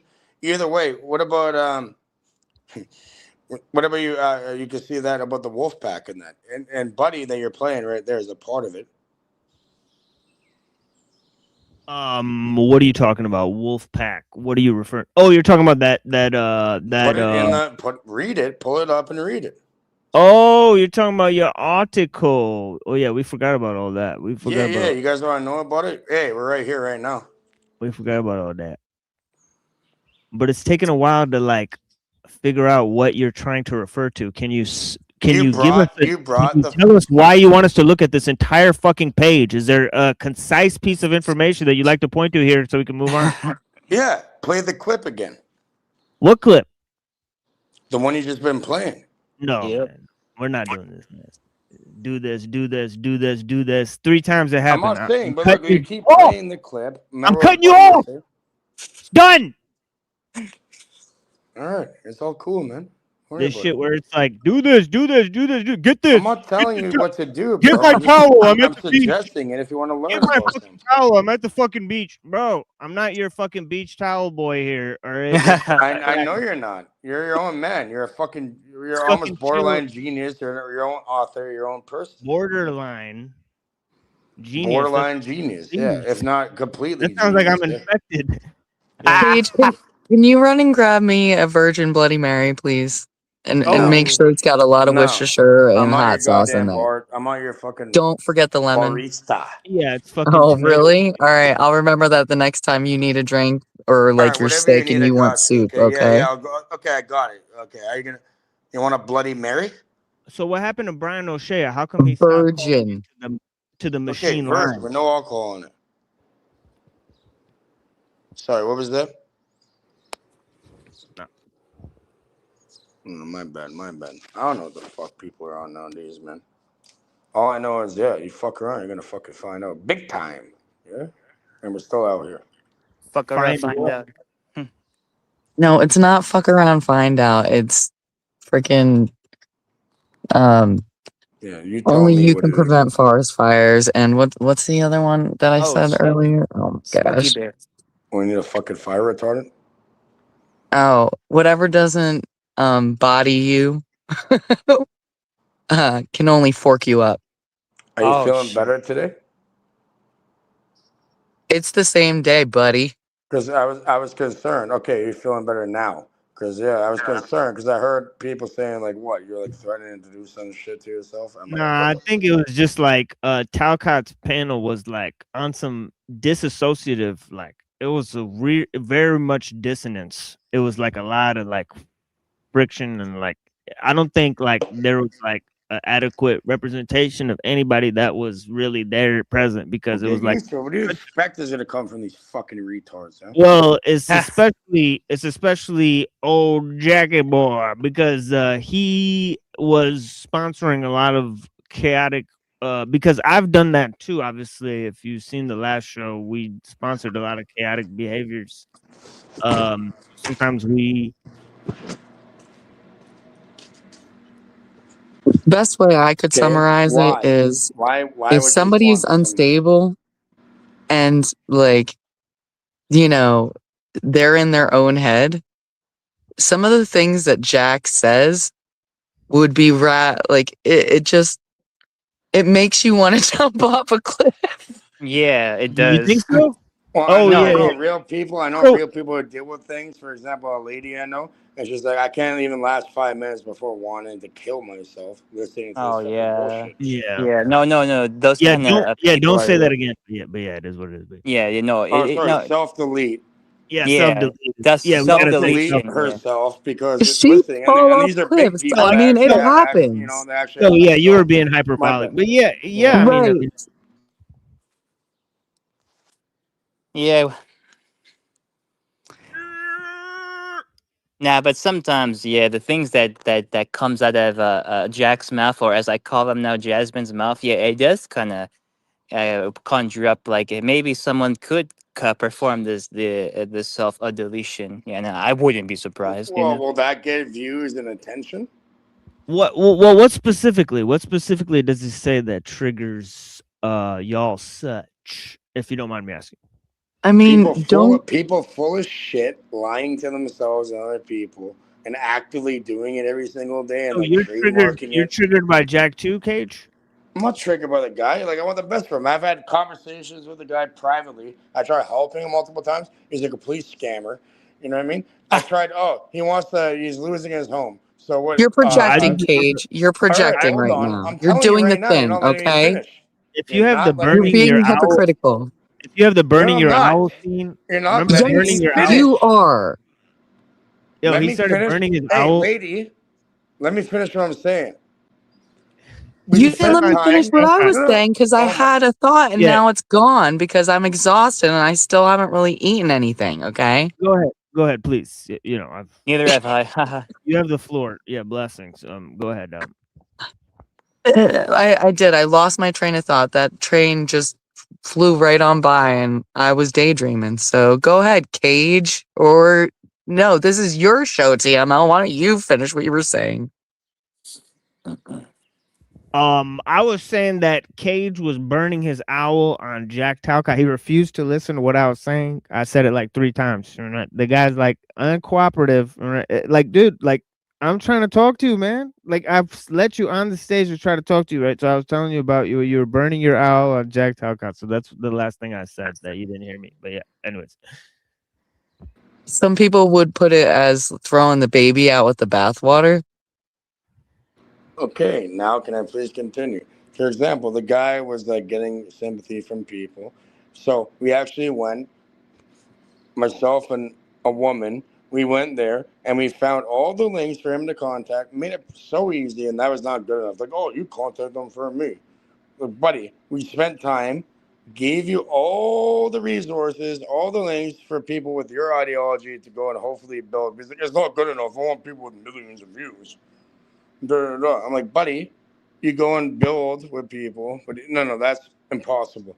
Okay, another thing, I made him a go fucking fund me because he was supposed to, he's thrown out of his home or whatever, and I'm okay, and he wanted an RV. We made him a GoFundMe. We sparked it up. We gave him anonymous money, and all he had to do is say, I'll never actually go do that. You know, he's being honest. So I'm like, okay, refund it to the anonymous donors. You press a button. But, you know, he pressed the button to put it directly into his fucking bank account. He's a scamming little bitch. Wow, I had no idea. Fucking Jack Talcott. Yeah, you see, these like type of like self-help guru types, they always have something underneath them, you know, like you just can't trust them. I learned that from like personal experience and from Real hearing. shit. He's a scamming little fucking bitch. Like, bro, if we Yeah. wanted to help you, we gave it to you, but don't say one thing and do another. You're full of fucking shit. Yeah, he is Just full want of these shit. guys to know you got another thing coming, bitch. Yeah. I'm still around. To know you got another thing coming, bitch. I'm still around. Yeah. But he's still around though. Anyways, Fucking. that's my fucking issue with this cunt, and that's why he won't let me on there. Because I bring it out and show him, because that's exactly what happened, and that's what happened in reality. Damn. Nah, I believe you. I always knew there was something going on with him. You I gotta just couldn't fucking sense believe it. me. I'm not trying to put the guy's fucking name down. He's fucking weird. No, he Yeah, is. I No. gotta send Either you. way. He said, Cage, yeah, I had a personal conversation with him. He said, yeah, Cage, I'm gonna refund it. And 2 seconds later, he puts it directly into his fucking bank account. Wow. That's fucked. Yeah. No wonder your family wants nothing to do with you. No wonder you're fucking getting evicted. No Whoa, wonder you're a little whoa, whoa, fucking retard. whoa, No wonder you whoa, trademark live whoa. without fear. Why don't you live No, it's without being a true. pussy? What about that? You have Does anybody another want thing to coming jump to you. on this grenade? Like anybody? Come on. I mean, like no, like if you do that, I wouldn't want anything to do with you. Like that's just how it is for me too. Bro, I went out of my way trying to help him, and then he complains. Nobody wants to help me. And then when you give it to him, he complains about it and fucks around. Bro, Yeah. this motherfucker deserves a slap across his stupid little fucking reject post office fucking military face. Yeah, I agree. You're doing the If I make thing. a Quit cooling it. toe, I'll put the goddamn Fatima. fucking gloves Jeez. on. Or Fatima. Sorry. Fatima. I Thank mispronounced you. that name. Yeah. Thank you. Yeah. All right. And the fact that I brought that up publicly to people is like, oh, you're never allowed to be on here, right? But I live without fear. Tell them what you You want to know what you hear. sound like right now? Go fuck yourself. Really? Not That's why you. you're I'm gonna not talk to me? talking to you. I'm saying in general. People want to All put right, that. dude, you're just doing too whining fucking and much out here, man. crying. It's too fucking crazy out here. Let's let them talk and have a conversation. I'll let you. Oh, it's just me and you. Oh, hi, my name is Fatima, and yours is Battle Axe. Okay, it's nice to meet you. Yeah, how you Right. doing? You can call me Vera. Vera. Okay, Vera. Nice name. Yeah. But yeah, like I just don't like people who are like who are like the all like live with us, like the whole like be positive inner self help type. That's Jack. And those type of people always had like a very very like underlying like story behind them, you know. So yeah, and I'm just kind of a bitch sometimes. That like I just don't like people like that because I think it's kind of an insult to the way of the world and how the power actually is.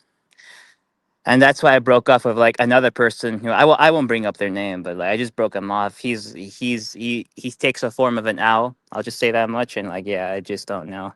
And me and him got into an argument in like the comments. Well, I was in the comments, but I was on his stream, right? And he just called me out. And I was like, oh yeah, I know how it is between me and like most people. Like most people have like a bad view of me, and like I don't care because like I will be the worst enemy in the room. We're always our worst critic. Yeah.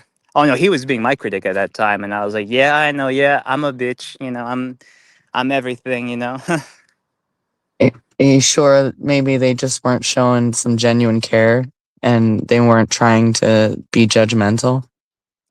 You can't tell anymore. I don't know that because like I give this person a lot of flack last year. Me and them have a history, and like I was a lot worse last year than this year. Like last year, like I was borderline like, you know, antisocial. Now I gotten better. Like I'm willing to engage with people, but if I sense like some BS from people because I was pretty like, you know, antisocial, you know, I can definitely see it, you know.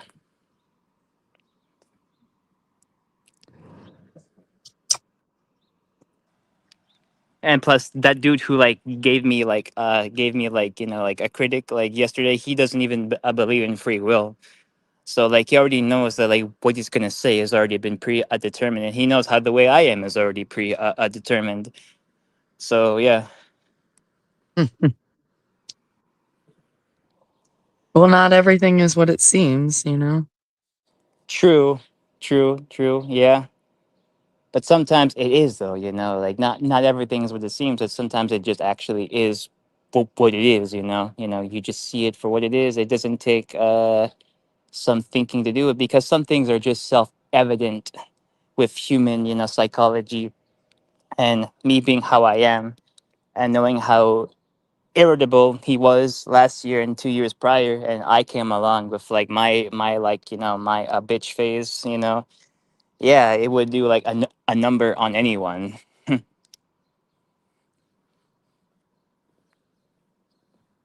Right. Yeah. Yeah. I wish I could keep following with you, but I'm like completely exhausted. Oh, I it's haven't okay. been No, getting no, much it's fine. sleep Yeah, lately. well, actually, it's funny you say that because I actually have to step out too now because I'm kind of hungry and I want to make breakfast. So I guess this will be my closing remarks for the show. TML, it was great. It was great for having me on. I love you, TML. I love everyone here. Yeah, I Yeah. greatly appreciate you, my Much love friend. to all. Yeah, and See and ya. I have a great love for you as well, my friend. Thank you for being here with us, and I greatly appreciate spending all this time, conversating on history, philosophy, a range of subjects. Verily, I know you're tired too. Thank you so much for being here with us. I greatly appreciate your time. It was a pleasure being here, and I really look forward to the next time we can have the little powwow. Yeah, excellent. Yeah, me too. Yeah, blessings, my friend. Take care of Have a yourself. great night. Yeah, have a blessed one. All right. Yeah, we got Cage. Blessings. Yeah, all right. You got this, Cage, man. Yeah, brother, I'm still out here. No, I'm redoing glasses because cons want to fucking hit them. Yeah, that's fine. Your clip just means it all. Yeah, I'm over here like an optometrist or some shit. Fucking, this shit's difficult to fucking do. Yeah, ophthalmology. Mm-hmm. But the pupils and the disciples, they call them pupils. Went to Dr. Lens Chaser at Coquitlam, British Columbia. Like, if you have an issue switching them. They call them pupils because you help them see. There you go. See, that's a new one for y'all. Phonetics. Schizonetics. Y'all phonetics, phonetics. Yeah. The Maybe I'm doing it wrong here. I don't know. It's difficult to do this Well, all I'm shit. saying is that I got hectic hex metric schizophonetic phonetics Probably with goes on text script.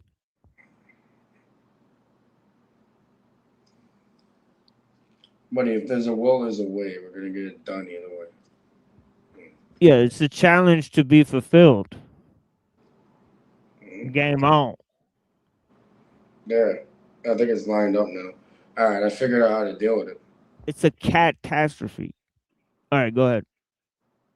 No, I'm saying I just figured. I'm just speaking out loud, man. Thinking out loud. I mean, Yeah, same. want to see where that video came from? I'll pull it up quick. Yeah. Hey, why not? Yeah, give me a second there. Why not? Yeah, we got a little bit of time here. If anybody wants to call in, we have the entire schematic semantics, prosthetics, diuretics. Yeah, good morning. Blessings. Hope you're doing okay, madam.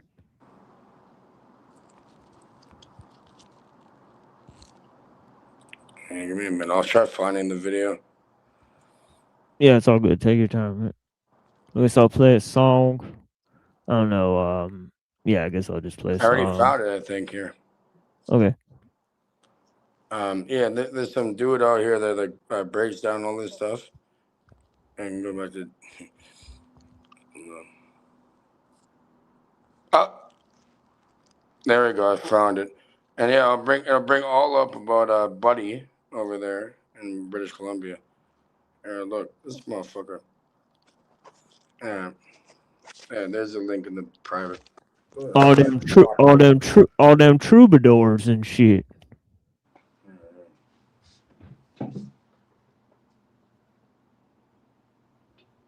All them troubadours and whatnot. Whatever you call it. Man, whatever you call those motherfucking troubadours and yeah, so all right, let me see what this is. What? Dude, we can't have this, bro. It has the same clip that you're playing.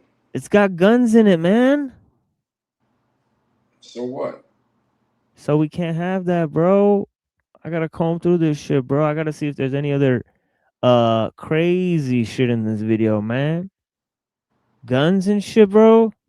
Bring this shit out here. You thought I wouldn't look, huh? No, I'm just kidding, bro. I'm fucking. Come on now. What the fuck? What's wrong? I'm just messing with you, bro. I'm messing with you, bro. Okay, so let's see. What do you mean? What's wrong with it? Man, we gotta keep people on their toes. What's wrong with it? Oh, these glasses. I'm gonna see real fucking better now. Oh, wait. What? Dude, I can't find this shit now. It's what Dean. But yeah, they have to. Okay, here we go. You guys don't see that, do you?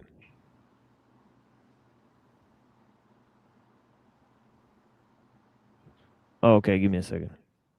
I don't know. It says the screen is there, but it's just like black. I think my shit might have crashed out, bro. So a lot of people do that, you know what I mean? You hit the wrong fucking guy. Watch what the fuck happens to you, Now we have the fucking glove. Oh no, here we go. You just play it. It's not that big of a deal. No, I'm saying the shit was blacked out, bro. I'm telling you. All right. They use this retard. Yeah. Hey, come on. Wait, what? They use this guy over here to go do their fucking dirty work. Big deal. Oh. Yeah, all right. Shoulders with the authorities. A hobby that saw him occasionally jump in and out of custody. Yo, there's definitely a Punjabi that's narrating this shit with his fucking dumbass voice, bro. You hear that shit, dude? That's one of our people right there. Don't be focused on the voice. Focus on the. Yeah, but you know that's one of our people because he's talking like he's like, oh, I'm gonna mumble everybody to bed. Man. It's like we're from India and Pakistan and whatnot, man. Right from a young age, Dean Wisher showed aggressive behavior. It's good, oh, you already heard about voice of Punjab and my voice. He appeared to have serious anger issues. According to his parole reports, he would flare up with little to no provocation. He got into many fights in high school and was sent home on multiple occasions. However, it was in 2004 that Dean Wisher made his debut in the world of serious crime. On one occasion in the fall of 2004, Witcher and his accomplices attacked and robbed 3 people in their vehicle with an assortment of different weapons, all disguised with hoods. One of the victims almost died from stab wounds. The very next day, Witcher attacked a man in his residence, reportedly slashing his face from the ear to his lip. And another 5 days after that, he was... Damn. And I mean, see, this is the thing about him. You see, this dude, see, Punjabis, they could fit in. You know, like, this dude could walk into, like, you know, a high profile area and you wouldn't suspect. You know what I mean? Like, this dude could walk in because like, look at him. He looks white. I'm saying, so it's kind of weird. His name's Dean, bro. I'm saying, right? So, yeah, you wouldn't, you know what I mean?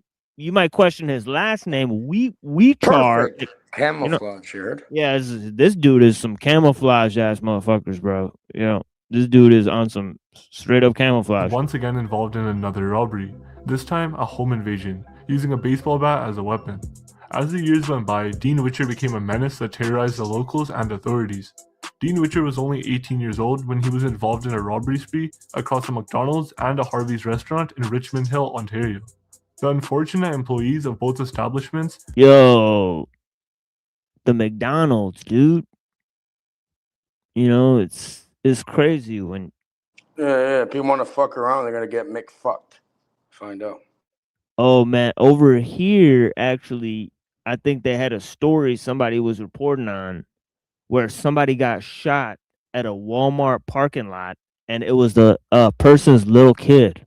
That they had a shootout in a Walmart parking lot, and the bullet hit a little kid, and a little kid died in a Walmart parking lot. Insanity, dude. This is in America.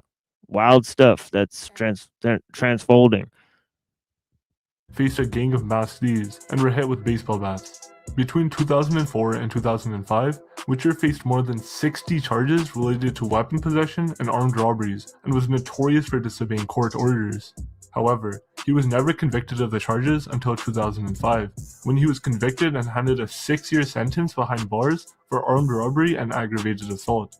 He served his time at Matsqui Institution, a medium security... Damn, 6 years only for cutting a dude from his fucking ear to his fucking... For packing all these things. Oh, we're going to 6 years. He'll be out in like 3. Okay. He gave somebody the fucking Heath Ledger surgical maneuvers, and then this dude just got 6 years. You get done real quick. Smiley face on your fucking face. 6 years for stabbing multiple people. Like, it's literally like pretty good deal, I think. You know, prison in British Columbia.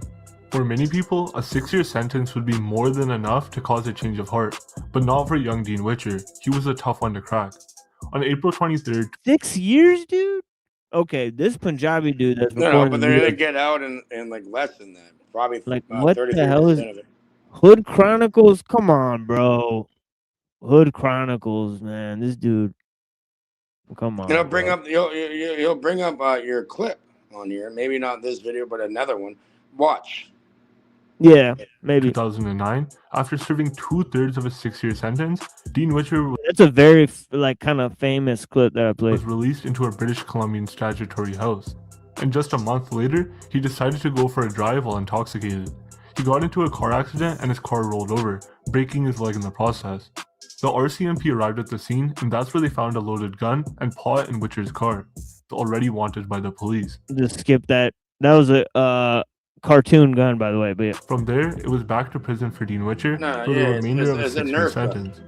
Unfortunately for these are all animated. Nope. Yeah, so yeah. His fellow inmates and even the jail guards, Dean Witcher became even more violent in prison. Liberty Mutual helps. What the get an ad blocker on your shit so you don't get interrupted by these people in the tennis. I watched the ads, but I'm trying to wonder like how this dude is like what is going on, because isn't this supposed to be the lifeguard for a swimming pool, but he's doing this at a tennis court? I don't understand. Is this a tennis court watcher or a tennis court referee? I went from a tennis court. I got chased and shit. On my own personal thing, I got chased and I didn't stop. I am crashing into a fucking bus. Yeah, but what is he doing? He's got an umbrella too. So what is he doing? Is an umbrella on a fucking ladder? Yeah. It's I don't know, man. Every time you see a white dude with the umbrella and the ladder situation, I'm always a little hesitant, to, you know what I mean? And then look at this lady right maybe their here. goddess is gonna start fucking squirting on their fucking heads. I don't know. Yeah, exactly. You customize and save hundreds on car insurance. What is that, Jaqueen Phoenix? Steve Hendricks and fucking car insurance. Look at their retarded ass fucking bullshit. Yo, is that Jaqueen Phoenix? That's fucking a retard, Phoenix. I don't know. We know about the real Phoenixes over here. Come on. I don't think they know how to play tennis. Fire. Not a clue. Only pay for what? Only pay for what you need, but how do you That's a determine? no-name brand. That's a no-name brand over here. Liberty No name. Mutual. What are It's you a paying brand for? literally called No Name. It's black. It's yellow and black or Yeah, but what does black this and company yellow. do? Liberty Mutual. What do No they do? Name. Now they're doing phone services. They make food in the grocery stores. They apparently now they have umbrellas with retards and ladders and a tennis court. They do everything. Let me see. Liberty Mutual. Let me see what this says. Liberty Mutual. Oh, it's okay. Mutual insurance. They have an Liberty Mutual. insurance aspect to it. Everything. They can go to the dollar store and get a SIM card. Diversified global insurer. So global. Wait. How do you insure people globally? What do you mean? How do you not do that? This is a fucking worldwide organization, buddy. Yeah, but I don't know. I thought insurance laws would work from country to country. So is that You think international people? code? That's for people that want to respect that. Some people they don't respect that, and they put you into it, so you have to respect it. All right, that's enough of this fucking commercial. Oh my god. What if is that all they got? Liberty? Oh, Throw up your goddamn flame, okay? Go to New York. yeah, the fucking the chains on the feet, lady. They have a big ass statue over there by the river. Yeah, it's a transvestigated fucking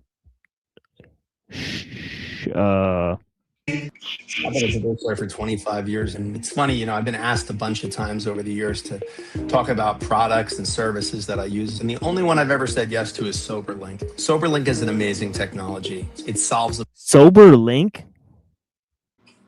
Enough. What is he happened linking to the video? No, but wait, what is he linking to here? Yeah, well, we go SoberLink while he's completely out of his mind on pharmaceutical drugs. Yeah, great idea. It does it in such a meaningful way. It becomes a really standard operating procedure for courts and for attorneys know what they're doing. What? So there's no link. There's no technology. He's literally referring. Yeah, bring it back to the. You see how funny these ads are? It's fucking hilarious. They expose themselves with their own ads they're pushing on people. It's fucking funny. Yeah, so it's just like law firms and insurance companies. They're making ads to sell to what? Right? Pretty weird. By assaulting 3 jail guards. In one of the 3 incidents, Witcher threatened to kill a jail guard, a move that had the judge add 30 days to his 2-year sentence. And soon after, Dean and 3 other inmates received another 30 additional days added to their sentences once again. Yeah, let's go back and hear that again. That's pretty shocking. Jail guards, Dean Witcher became wanted by the police. From there, it was back to prison for Dean Witcher for the remainder of his 6-year sentence. Unfortunately for his fellow inmates and even the jail guards, Dean Witcher became even more violent in prison. He decided to vent out his frustration by assaulting 3 jail guards. In one of the 3 incidents, Witcher threatened to kill a jail guard, a move that had the judge add 30 days to his 2-year sentence. And soon after, Dean and 3 other... Yeah.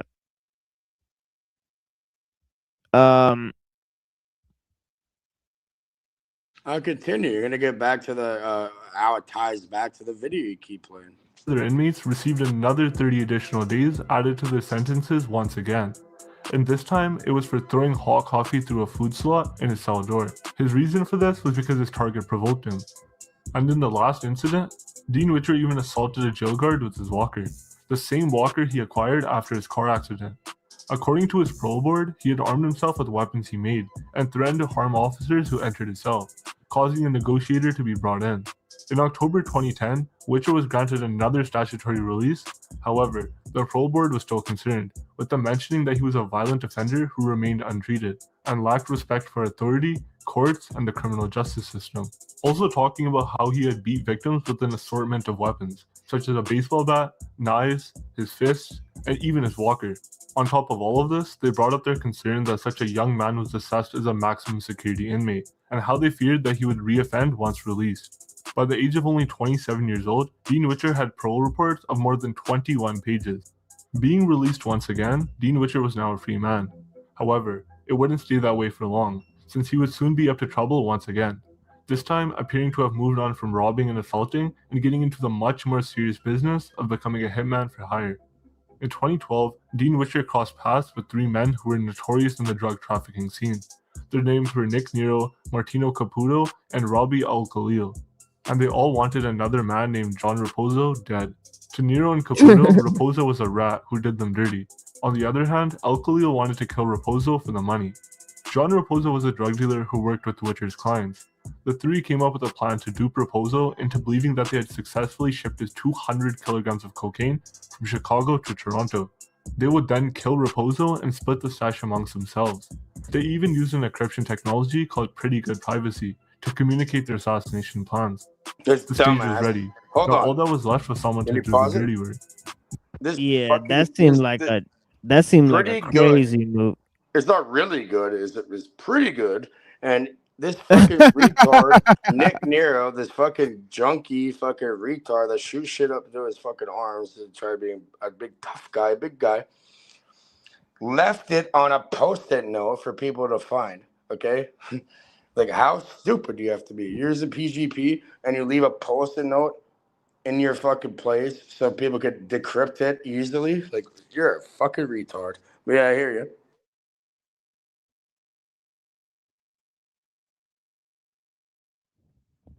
Big goof. Dean Witcher's violent reputation spoke for itself. To them, despite his anger issues, he was the right man for the job. Dean Witcher was lured in by a sum of $100,000. Al-Khalil recommended Witcher to Nero as his best hitter. Finally, everything was in place, and Dean Witcher had secured his payment. It was now time to act. Al-Khalil rented a car for Witcher and gave him Raposo's home address and the location of the society. Bro, there's stupid messages like, oh, okay, yeah, that was a good job the other day. Yeah, now we're going to put you in sniper school. Over money? Fucking broke retards. Fuck your money. These people don't fucking, oh my God. We can get real, well, I'll be here for fucking years fucking trying to show people what the fuck it is over here. But yeah, they want to fuck around. You know, these cunts over here. Yeah, punch me in my goddamn face. And yeah, we're going to see what the fuck happens to you later on. These cunts, I gave them the opportunity. I'm like, you better put the motherfucking glasses up before something happens to you. Fucker. But yeah. Cafe in Little Italy, Ontario. According to Hollywood movies, most assassinations happen during the night. Ideally, the hitman would wait until the target was well secluded before sniffing him out with a sniper. But not Dean Witcher, he had his own script. According to eyewitnesses, the incident took place on one crowded afternoon as Raposo was enjoying an Italian Euro Cup game on Sicilian Cafe's sidewalk patio. Suddenly, a man dressed in construction clothes and a dirt mask walked in and shot Raposo in the head 4 times. A man named Fred, who was sitting with Raposo, was also caught up in the incident and took a few body shots. Fortunately, he survived. Turns out. Alright, no, we're not.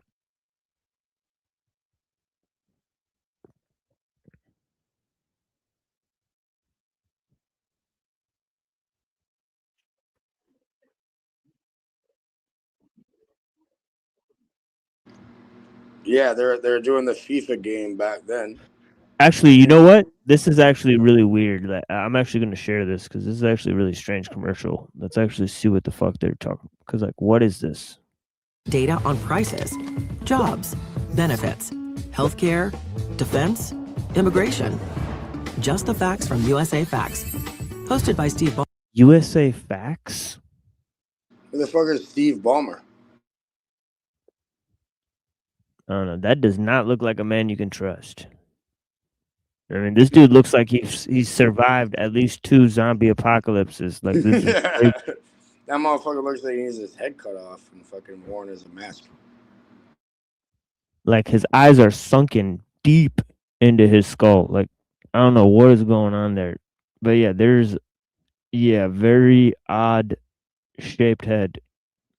Alkalil later texted Witcher and called him his favorite employee. Nonetheless, he still felt the hitman could have done a better job. He told Witcher, "It's time we put you in sniper school." 2012 was a busy year for Dean Witcher, since the Little Italy murder wasn't the only case he was involved in. The police also linked him and Robbie Alkalil to several other assassinations before and after the Raposo murder in June. In January 2012, British Columbian gangster Sandeep Dure was murdered in the busy lobby of Sheraton Wall Centre in downtown Vancouver. Similarly, in November of the same year, Suk Dok and his bodyguard Thomas were found dead outside a Burnaby hotel. However, this time a new party was involved. Larry Ronald Amero was a suspect in Suk Dok's assassination as well. Larry Amero was the alleged founder of the Wolfpack Alliance, a well-known criminal organization consisting of the Hells Angels, Red Scorpions, and Independent Soldiers. In 2012, the law finally caught up with Dean Witcher, and this was for the last time. During Raposo's assassination, the police were already on Witcher's tail since he was also a prime suspect in Sandeep Dure's assassination, as I mentioned earlier. After a vicious chasedown, the Toronto police eventually caught and arrested Witcher near Parliament and Garrett Streets in Ontario. In his possession, he had several identification documents and thousands of dollars in cash. The police also found $20,000 cash in his parents' home in Stouffville. Upon further investigation into his Vancouver condo and Surrey safe house, the police found 16 guns, wigs, costume mustaches, and construction gear. In the spring of 2012, the jury sentenced Witcher to 10 years in prison for the illegal possession of 16 firearms. Later on, they arrested Alkalil in Greece, Nuero in Niagara Falls, and Caputo in Germany. In June 2017, the jury sentenced Alkalil and Witcher to life imprisonment with no chance of parole for the killing of Raposo. On top of that, they received an additional 20 years behind bars for conspiring the same murder. The judge also sentenced Nick Nuero and Martino Caputo to more than 20 years behind bars for conspiring to kill Raposo as well. The evidence was overwhelming. The police managed to crack the pretty good privacy code I mentioned earlier and gained access to their secret communications. Turns out, Nuero had written the password on a sticky note found in his Niagara Falls apartment. Almost a year later, in January 2018, Dean Witcher was charged with a first-degree murder in Sandeep Dure's case and conspiring to commit murder in Suk Dok's assassination. In the same months, Alkalil and Amero were also charged with conspiring to commit murder in both assassinations. And that was the end for Dean Witcher, Little Italy's violent assassin. The last we ever heard of him was in 2018, when he was a victim of multiple stab wounds in federal prison. Without a doubt, Dean Witcher will forever remain in the memories of the locals and law enforcers in Ontario and British Columbia as one of the most violent hitmen to walk the streets. As always, don't forget to like the video and subscribe to the channel to see more videos like this in the Blah, future. blah, blah, blah, blah.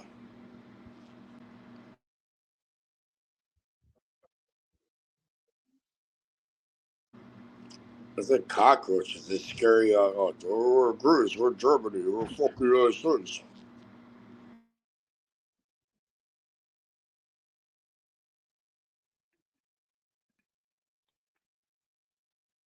Why don't you do good business? Why don't you, produce something like a healing herb and not be a greedy little cunt?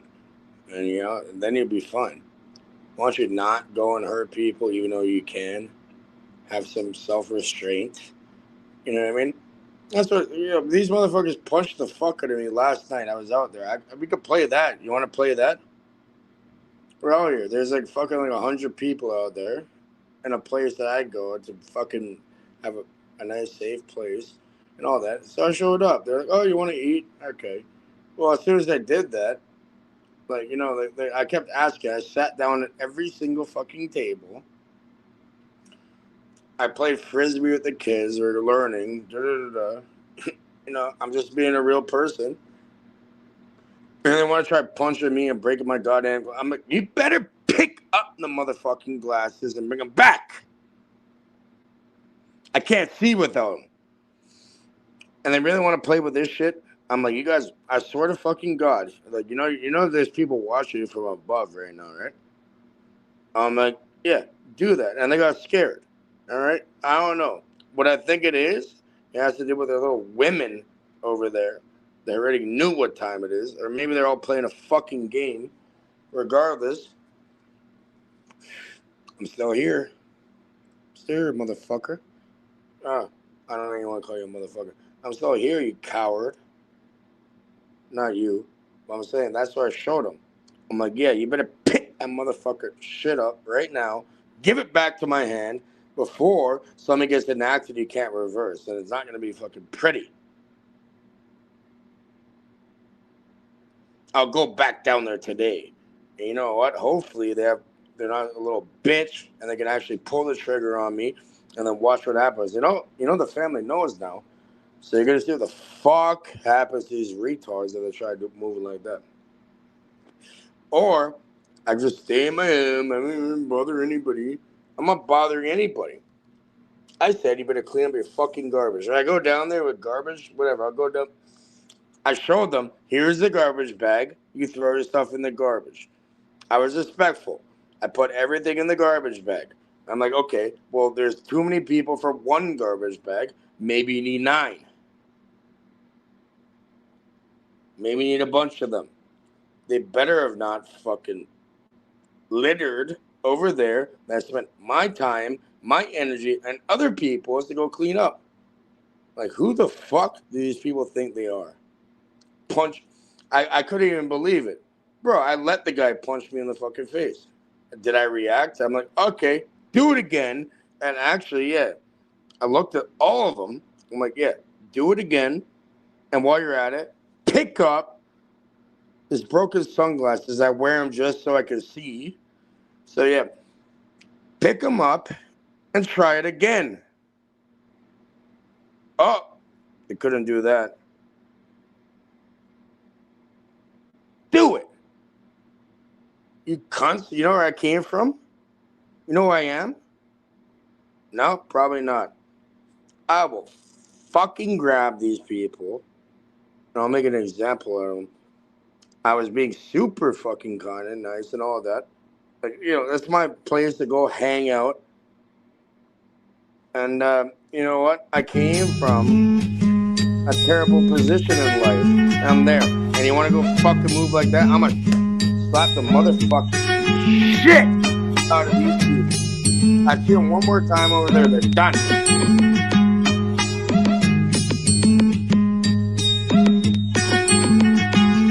I'm like a panther in the dark, silent when I strike the paper like a dagger in your heart. When I write, I leave a mark. I seen enough before they even park. Told son, lead a block. Get that money upstairs in case the currency is marked. Be the man who plot against me. God forgive me. My enemy died in the street and my heat is empty. Coincidentally, the same fate was meant for me. My AK's my lawyer when it's on, it represent for me. Vacate the center. Case acquitted when your face gets split. I stay spitting with grace. Chain glistening. Great Timberlands. My niggas face predicaments. But we could even live down, face imprisonment. Take a hit of this, uncut raw. A taste of numb your jaw. My rhyme is on consignment. Just in case you wanted more, lyrics are furious. I reign imperious. Niggas ain't fucking with me, son. I'm dead serious. Streets personify me like heat I keep beside me. Either I be the most underrated lyrical drug-related nigga who gun be blazing in the project. A prosperous drug block is subject to conquest where I'm from. A peanut seller heated for 5 jumps. Dealers scattering D's or why come R.I.P. is written on walls for people who die young. And niggas either dream of B-ballin' or to be ballin'. Sometimes it's hard for me to write, son, the streets callin'. Patience is a virtue, temptation I hurt you. It's send it to a bid, your fake friends that desert you. Till your ass out screaming like a bitch that burnt you. I don't expect a fake nigga to feel this. Look in my eyes, stare at the realness.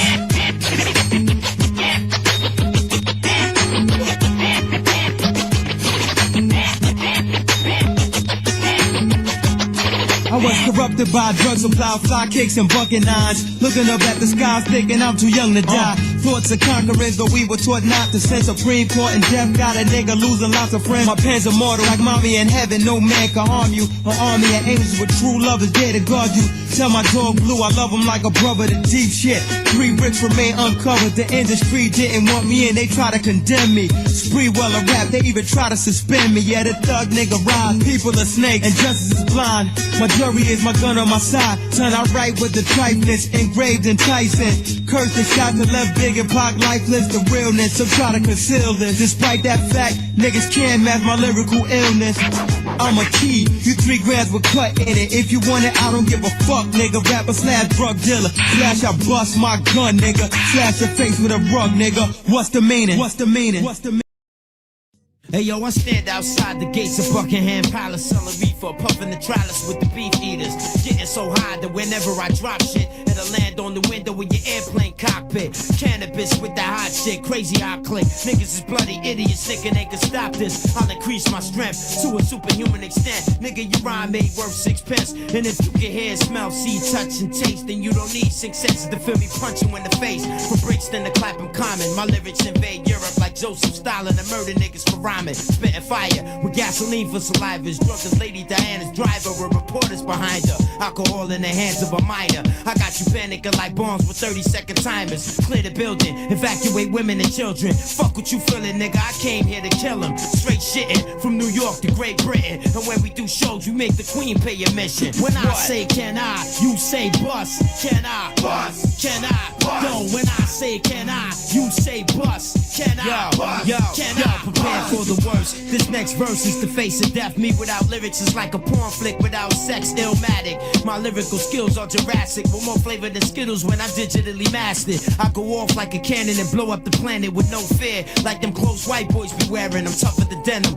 lethal like venom and snake bites. The marijuana makes my eyes bright red like brake lights. They ain't a party I couldn't rock, believe that. They ain't a microphone brave enough to give me feedback. I'm strong, my word is born like James. Niggas be trying to test, but they weak like 7 days. MCs run away when I kick it. They act so chicken, they should come with a large drink and a biscuit. My style's radioactive, massive, atomic. I plan to push the earth in front of Halley's Comet, breaking the facts of life down like Tootie. I'm raw like sushi with more vocab than 3 fucking Fujis. So recognize or be hospitalized, cause lyrically on a scale of 1 to 10, I'm 25. When I say can I, you say bust. Can I, bust? Can I, bust? Yo, when I say can I, you say bust. Can I, bust? Can I, yo, a little bit of weed and some Hennessy got me ready to set it with kinetic energy. See, I need much more energy than my enemies if I want to make more bills than Bellamy. So I could be on MTV with women constantly telling me I resemble Billy D. I make fly rhymes to get my name on the scene. Then when I'm on the scene, I do shows to get the green. Then I take the green by an automobile machine for that thing on page 43 in Jet magazine.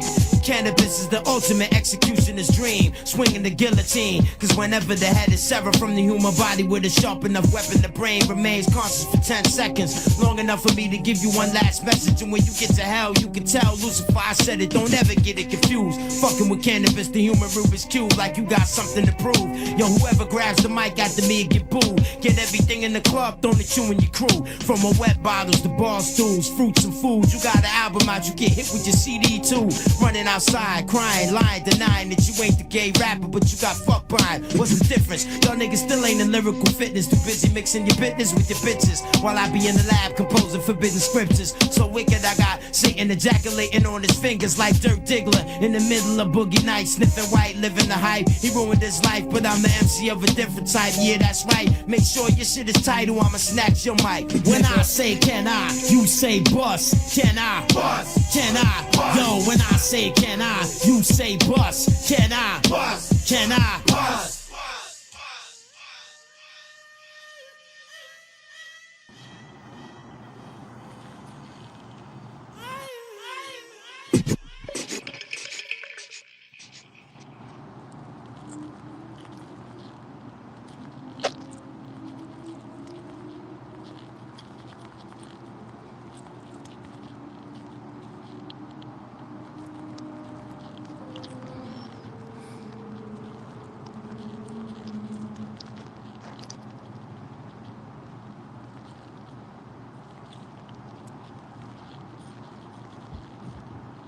All right, guys, we're gonna shut this one down, man. I appreciate you guys for being here with us. It's been a long trial here. You know, honestly, it's been like a long show. We did a long show last time. We did a long show on Truth or Cop last night. We did a long show on Wednesday, 11 hours long. So go ahead and watch my very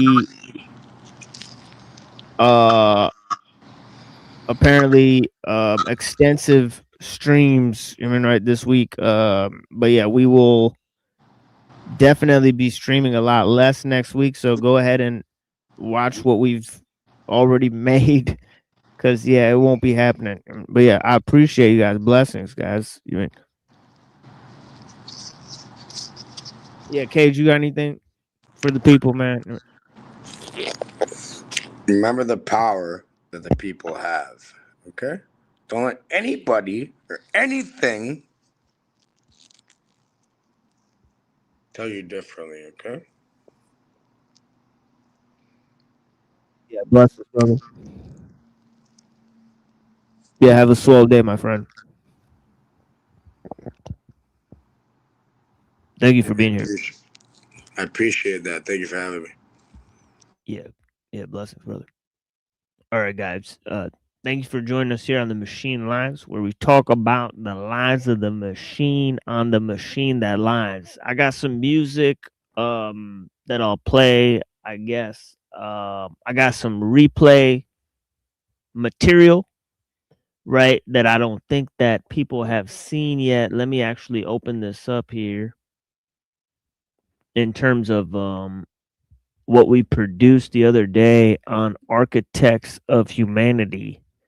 And we'll let this play, and you know, as a like a sort of outro. Okay, we went and talked about what how somebody turns into an Agent Smith. And I think there's like commercials in it, so I'll just stick around until it's done playing so I could skip through the commercials. But yeah, some people turn commercials on their videos after their video's done, so it is what it is. But yeah, we'll replay this part. Hopefully not too many disturbances, and we'll like proceed with some music and some other things for you guys, and then I'll probably play part of Propaganda by Jacques Ellul, so you guys could go ahead and check that out. So yeah, so I already told you guys where to find the shows. We did shows also on Cyber Caliphate. You know, so I'll drop the link to the Cyber Caliphate channel if you guys aren't subscribed to that one. There's a bunch of new material on that channel. But anyways, have a blessed day, guys. Thank you for joining us here on the Machine Lies. And yeah, we'll be chatting with you guys on Tuesday night, 9:15 p.m. Right? So, yeah, blessings. I appreciate you guys. Here, hold on. Yeah, it'd be much cooler. Shout out to the Brooklynites. Like, sure. Yeah, man. We got the Machine Lies here, Mr. X. Oh, great to see him. Great he's on. Oh, whoops. What's up, bro? Oh, sorry. Say car instead of car. Let me get done it. You know what I'm saying? I don't know how you feel about that. I believe you will, because of the subject matter, specifically for that, you know? Yeah, definitely, man. Yeah. The dating tends to attract the agent that's lowest of the low. It really does. It just does. I mean, I hate to say it, but I can only say it because I've been here for years with you. You know what I mean? And yeah, I think this platform, you won't get the type of backstabbing. Yeah, verily, I greatly appreciate you. Thank you so much for calling in, and definitely I'll get up in that moderator function. I greatly appreciate your time. Thank you so much, and for chatting with us for so long. Yeah, you're greatly appreciated. But yeah, it'd be much cooler. Shout out to the Brooklynites. Like, sure. Yeah, man. We got the Machine Lies here, Mr. X. Oh, great to see him. Great he's on. What's up, bro? The Chicago, they say car instead of car. Yeah, you can't park. Yeah, that's a good one, man. Shout outs to the Brooklynites. Yeah, man. TD. Yeah, man. It's you know, I don't hear it like Boston. They have a much stronger one, so I don't really. Chicago. Yeah, Agent Smith, Jen. Agent Smith is usually not going to keep you engaging. I can say car or not. Let me see. Yeah, like Gene Lies, Zachary, all good people, man. All good people. Yeah, blessings. So what's any thoughts on the Agent Smith syndrome? Yeah, definitely. I think as we talk about, right, on a lot of cases with ellul, right? Because ellul is kind of my avatar here, right? And he said people are not machines. It takes 90 seconds for this NASA-engineered AC cool down your room. It's smaller than a toaster, cools any room in 90 seconds, and uses just a fraction of the energy of a regular AC. This incredible invention was built by two engineers, Thomas Berger and Leo Garcia, who used to work. Wow, that's actually really weird. NASA commercial, right? But anyways, I'm gonna go back so they don't cut my fucking statement off like Jesus. Let me see. Yeah, like Gene Lies, Zachary, all good people, man. All good people. Yeah, blessings. So what's any thoughts on the Agent Smith syndrome? Yeah, definitely. I think as we talk about, right, on a lot of cases with ellul, right? Because ellul is kind of my avatar here, right? And he said people are not machines, but in every opportunity to behave like a machine, they will so behave.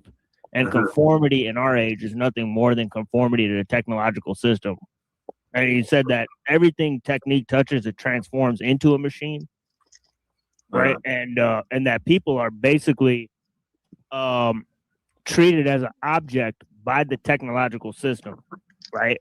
So so in terms of the entire idea of the Matrix, I would say ellul kind of created it, right? Him and a few other people. I would say maybe there's a lot of postmodern philosophers who created the notion too, right? Because they created the notion of sort of virtual reality, right? And so on and so forth. But yeah, the idea that that there's sort of the archons, right, and the sort of Shaggoth shapeshifters that are around us all the time. And of course, it's like Malcolm X said, like in an audience this large, there has to be some enemies present. So it's like you can't really assume that because we're experiencing one conversation that is totally mediated, and two, something where the screen is using the people to project something out of them, right? So that it could use them in order to perpetuate what it's doing, right? So they're basically, like like Bill Cooper was saying, like the greatest, value in the world is concentrated human attention. And when you can direct it, you can do almost anything. You get away with almost anything is the better word. It's interesting you brought up Bill Cooper because he talked about the alien invasion coming. Yeah, I think he had mentioned that in the book of the old Pale Horse. Right. Looks like we're on the verge of it right now. Yeah, and he went back and said that some of his statements were not totally. So that's something that he pulled like a weird 180 on.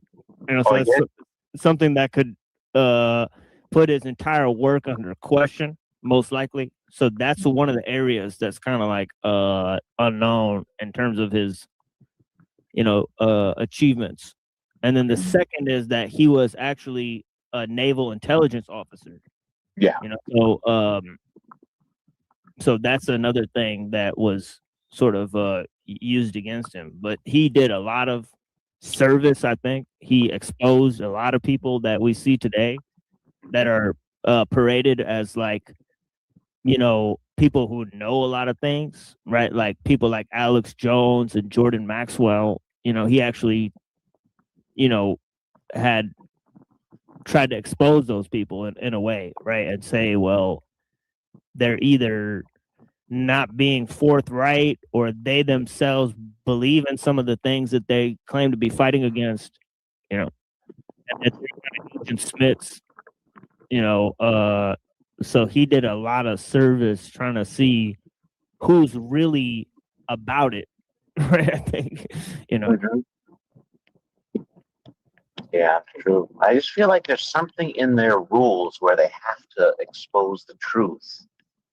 For some reason, I feel like they have to tell us the truth. Yeah. Even though nobody really, you know, the zombies won't pay attention to it. It's just like it's part of their rules for some reason. They have to at least let the public know. Yeah, there's some of that. Like, for example, right, you have the a lady, you know, Basant, right, where she was talking about externalizing the hierarchy, right? And she's kind of talking about how it's time to bring the truths about the secret societies out into the public, you know, and also they were doing Fabian socialism, so they were kind of talking about how, you know, you could create a system in which by changing the social mores, you could actually but it wasn't Basant who did externalizing the hierarchy. I think that was Bailey. But then Basant was the Fabian socialist, right? And I think she translated a bunch of works, and she translated a work on birth control, right? So she thought like one of the things to solving society's problems was to introduce things like birth control so that you wouldn't have so much a reliance on sexual relations and I mean, it wouldn't be tied to families, right? Who's the singer? You installed this? Even had a few screws left over. If it's important, it's not worth compromising. That's why with farmers, you can. Yeah, see, another insurance company, right? So I'm starting to think it's like either all insurance companies or like law firms. It's kind of weird how 90% of the commercials, because who would they be selling that to, right? But do you think No, that's another form of it's like all the commercials are for other businesses. It's kind of weird. population control, birth control? No, this is Basant, who is the student of Alice Bailey, who is the student. But yeah, I got that wrong. I always get those two confused. It's Margaret Mead, not Margaret Sanger, because they have the same first name. I always get those two motherfuckers confused. But yeah, I mean, she was the one that was married to Bateson, right? But they're both linked to the feminism idea, right? Of Helena Blavatsky, right? Oh, yeah, I was about to say Helena Blavatsky. I've heard of that one. Right. Right. Yeah. Is that related? I know Margaret Sanger must come into that equation somehow. Yeah. Oh yeah, Sanger was. I think Sanger was. Actually, she worked with Bateson, right? So Gregory Bateson actually ran the MK Ultra program. Oh, really? Yeah. You know, a lot of people don't realize what that program was all about, mind control. That program runs deep, too. They have many other programs underneath it. I know the Monarch mind control program is under there, too. Yeah, I think she was married to Gregory Bateson. Take care, brother. I'm not Neo either. He says, y'all have a good night until next time. Definitely, bro. Yeah, that was brought from World War II. I think a lot of ex-Nazi scientists were involved in that program, too. I know they started it in Germany. I think it carried over to the United States afterward. Yeah, well, a lot of them were used in MK Ultra, right? Because the guy who gave the guy who gave Ginsburg his first dose of LSD was actually a scientist from there, from Germany. Oh, really? Yeah. So this was like a psychological experiment. He was a schizophrenia patient, and he was like this test subject. It was like a government psyop program, you know, which is weird because he then became a national like poet, but he promoted things like Nambla. So it's like, it's obvious that this was like to break down the social mores, exactly how I was saying. Yeah, you know, they try to introduce. That's crazy. That makes sense. Yeah, Makes a that's lot of like, sense. I mean, I remember when I first heard about that, I couldn't even believe it. I was like, what's that? I was Yeah, all like, the drugs that had to be government controlled. And yeah, you know, that I see it everywhere here, but it's got to be, they've got to be behind it. Yeah, I think it was Eli Lilly Corporation or something. They bought a bunch of acid from that for their MK Ultra experiment. And you can actually look at how they bought, how they purchased a bunch of LSD for MK Ultra, and yeah, Ginsburg was one of their subjects. It's pretty weird. Yeah, yeah. Wow. Yeah, Agent Smith, man. People, you know, it pops out everywhere, bro. Yeah, actually, they had this whole idea because Burroughs, Ginsburg, they started the beat movement, right? The beat poets, and they were largely influential on the punk culture and all that type of stuff, right? So, you know, when the first punk artists would have their shows, the beat poets would be there. And so there's a connection between the counterculture and these guys, and also in accelerationism, they promote the work of William Burroughs. Yeah, I'm not sure if people know this. They talk about how he used memes as time warfare to change timelines. Is very very esoteric type of ideas that they're trying to play with and trying to introduce to people. Memes to change. Do you think the whole '60s movement was a CIA, or not a CIA, but it was a government created counterculture? The counterculture was definitely hijacked, if not created directly. There's a program called I think I explained last time, called Prolet Cult, which is like weaponizing the culture of the proletariat or the poor people, right? Where they try to feed back the culture of the poor. So you'll notice like the poor people will invent like a culture that's in opposition to the main society, and then the rich people in the society will start acting like the poor people, right? To like be cool, you know, and that's when they'll use the culture of the poor, try to hack them and psyop them, you know, and use it against them, you know. And they did that with COINTELPRO, you know, is the most notable thing, where they infiltrated the Black Panthers and the hippies and stuff. And actually, you know, Angela Davis was a student of Herbert Marcuse, who was of the Frankfurt School in Germany. So part of the Black Panther movement was already started by like the Frankfurt School that was like already working with like the CIA and the operatives, and all this shit is wild. Wow. Yeah, it makes sense though. It makes sense. Certain groups will be allowed to flourish. Yeah, and then there's the Esalen Institute, right, where you had all of these guys like you know, like Leary and Alan Watts and Apparently you can go from 0 to a complete site in just a single prompt with Wix Harmony. I don't know if this is going to be possible. Or wow. Yeah, it makes sense though. It makes sense. Certain groups will be allowed to flourish. Yeah, and then there's the Esalen Institute, right, where you had all of these guys like you know, like Leary and Alan Watts and Terrence McKenna. They were all working for this institute called Esalen Institute. And the guy, Michael Murphy, he actually taught Paul Vallely, who actually wrote PSYOP, the book with Michael Aquino. All right. I'm sorry. It's not the Satanist? Sorry. Aquino? Sorry. It's not a book, but it's a paper that they wrote together called PSYOP, From PSYOP to Mind War. And these guys were also linked with Michael Murphy, who started the Esalen Institute. If you look up Michael Murphy, this dude is involved in all types of shit, like the Lindensfarne Association. And if you look at the Lindensfarne Association, Gregory Bateson was a member of the Lindensfarne Association. And they also, you know, they said one of their stated goals in the organization is planetizing the esoteric. Oh, really? Yeah, think about that. Planetizing the esoteric. They're trying to create a worldwide occult movement. Right? I'm saying basically they're saying it and on their stated goals. Yeah, that's why I know O'Leary and other guy McKenna were heavily promoting, the hallucinogens. Yeah, they're students of Michael Murphy. Yeah. They're students of Michael Murphy from the Esalen Institute. It's crazy. Yeah. Yeah, all of them. Like, it's crazy how Alan Watts and McKenna and all these guys work for the Esalen Institute. It's kind of weird. And this one dude started it. He got all these minds into one room, and also all these politicians and people that go schmooze in Big Sur, California.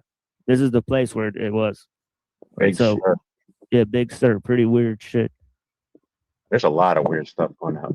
Yeah, it's like a spot that like the rich people go to learn about like psychedelics and all this ayahuasca stuff. And obviously it's still promoted by the elites.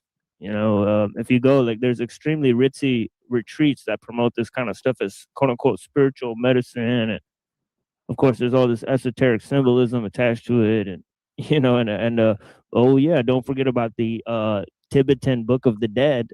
Right, that the guy who synthesized LSD, he wrote a entire thing on the Book of the Dead, and how the Book of the Dead can be used as a guide to ascension while doing the psychedelic experience as a form of spiritual liberation. It's wild stuff there.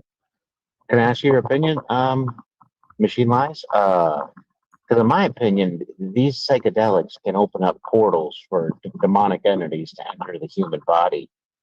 How do you feel about that? Do you think this is just a demonic entities wanting to possess people, and one way to do it is to get people high on these hallucinogens? I mean, I don't know. I'd just like to know your opinion on it. Whether you agree or disagree, it's okay. Yeah, it could be something to that effect. Especially with the chemicals that are made in the labs. Right, because they know, like Shogun and all these people, they know exactly what part of the body they're hacking. Like, for example, the serotonergic nervous system and all this type of stuff. So, I mean, that is the portal to the dream world, right? Because you use your serotonergic nervous system juices to produce the juice to dream and stuff. So maybe by creating, like, you are opening up a portal, like, off to tilt yourself off the spiritual axis.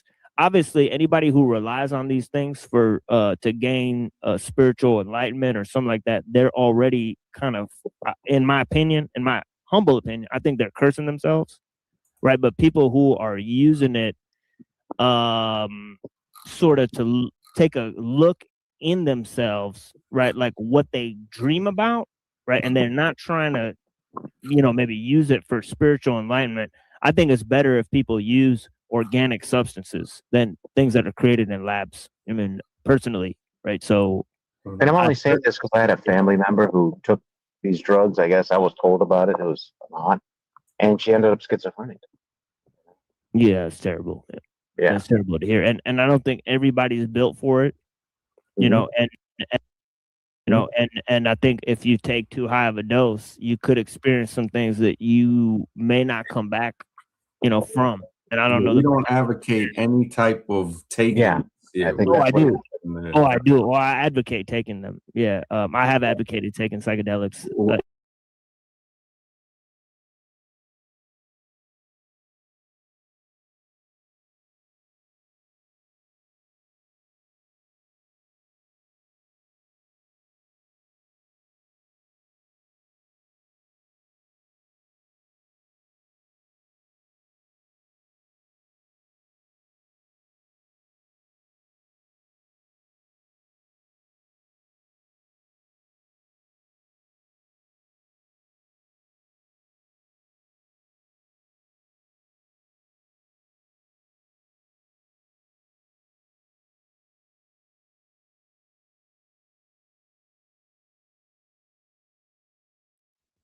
Whoops. Looked like that thing crashed out on me or whatever. Here, hold on. Let's see where we were here. I gotta cancel this chat out. Yeah, my bad. Like, we crashed out there. I mean, personally, right? So, and I'm only saying this because I had a family member who took these drugs. I guess I was told about it. It's It a was little more, from, and I don't know. This is where they get, they don't like the fact that I'm promoting using psychedelics, but I try to explain my case, right? So it is what it is. I advocate taking them. Yeah, I have advocated taking psychedelics in terms of mushrooms and edible cannabis. Yeah, no, I can't advocate that. We got to stay within the guidelines. Yeah, I just wonder if it'd be better under supervision, like the right amount of dosage. Like you said, if you take too much of it, you could end up in a place you don't want to be. Yeah. It's legal here in Ann Arbor, Michigan, but I wouldn't advise that people take it on their own without learning about it, obviously. But I think organic substances are better than synthetic drugs. That's one thing that I stick to most often. So that is one thing that I will promote. I will tell people not to use drugs, even alcohol, right? I don't even use alcohol, right? But or organic substances like cannabis, like mushrooms, I think until we figure out what those substances are or what they can be used for, I don't think it's good to hand those over to the state, because they are like plants. There's right. It's like what they did with marijuana, that synthetic marijuana. Yeah, spikes. exactly. I see what it does to people. It destroys them. Do you think that there is certainly fentanyl? You see the effects of fentanyl, ridiculous. Yeah, do you but think I think there's a type of beer, a healing beer that could be organic and made, Sure. from certain herbs? Sure. I think the real problem, if we want to be honest, is like hard liquor and stuff, right? Somebody who I think has a couple beers every now and then, I don't see that as a huge issue. I'm not as judgmental about that, right? But I think like somebody who drinks all the time, there's a huge problem with that, right? They need to examine their life. Somebody who smokes, even cannabis all the time, I think they need to examine, their life and why they need a sort of material substance to get them sort of on the level. So I don't think anybody should rely on any material thing for their happiness. But I do think that certain plants, herbs, mushrooms and things, certain types of things can be beneficial for certain types of people. And I do not advocate, obviously I want to stay within the YouTube guidelines, but I'm good on synthetic medicines as far as I'm concerned. But yeah, I would, everybody do what comes natural to you, I guess. Yeah, people are gonna have their own experiences. Yeah. I mean, we don't advocate. I don't know. A psychedelic trip wouldn't work for me. It also comes down to the individual too. Yeah, YouTube is not. I'm not judging anybody who does it. I'm saying just for me personally, because of my background, it just would be a disaster. But for other people, it might be great. Right. Yeah. I think there's people who have, like, for example, problems with stuttering, right? And if they take psychedelic mushrooms, it'll fix their speech problem, rather than fix their speech impediment, right? There's people who their two hemispheres of their brain don't communicate or whatever, and you give them this type of stuff.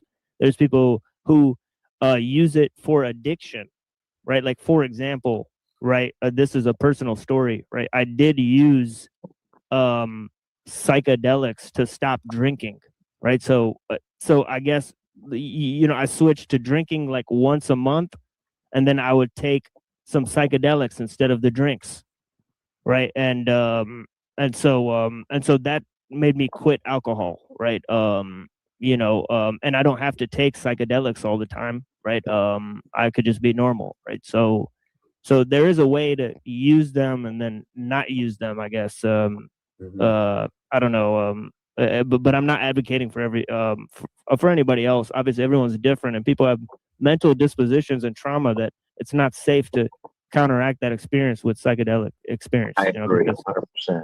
100%. I agree with that. Yeah, it's complex. It really comes down to the individual, for sure. Because there might be some things in some people's minds that are blocked that they're not supposed to see, based on early trauma in their lives. Yeah, you got to learn. Psychedelics might open that up.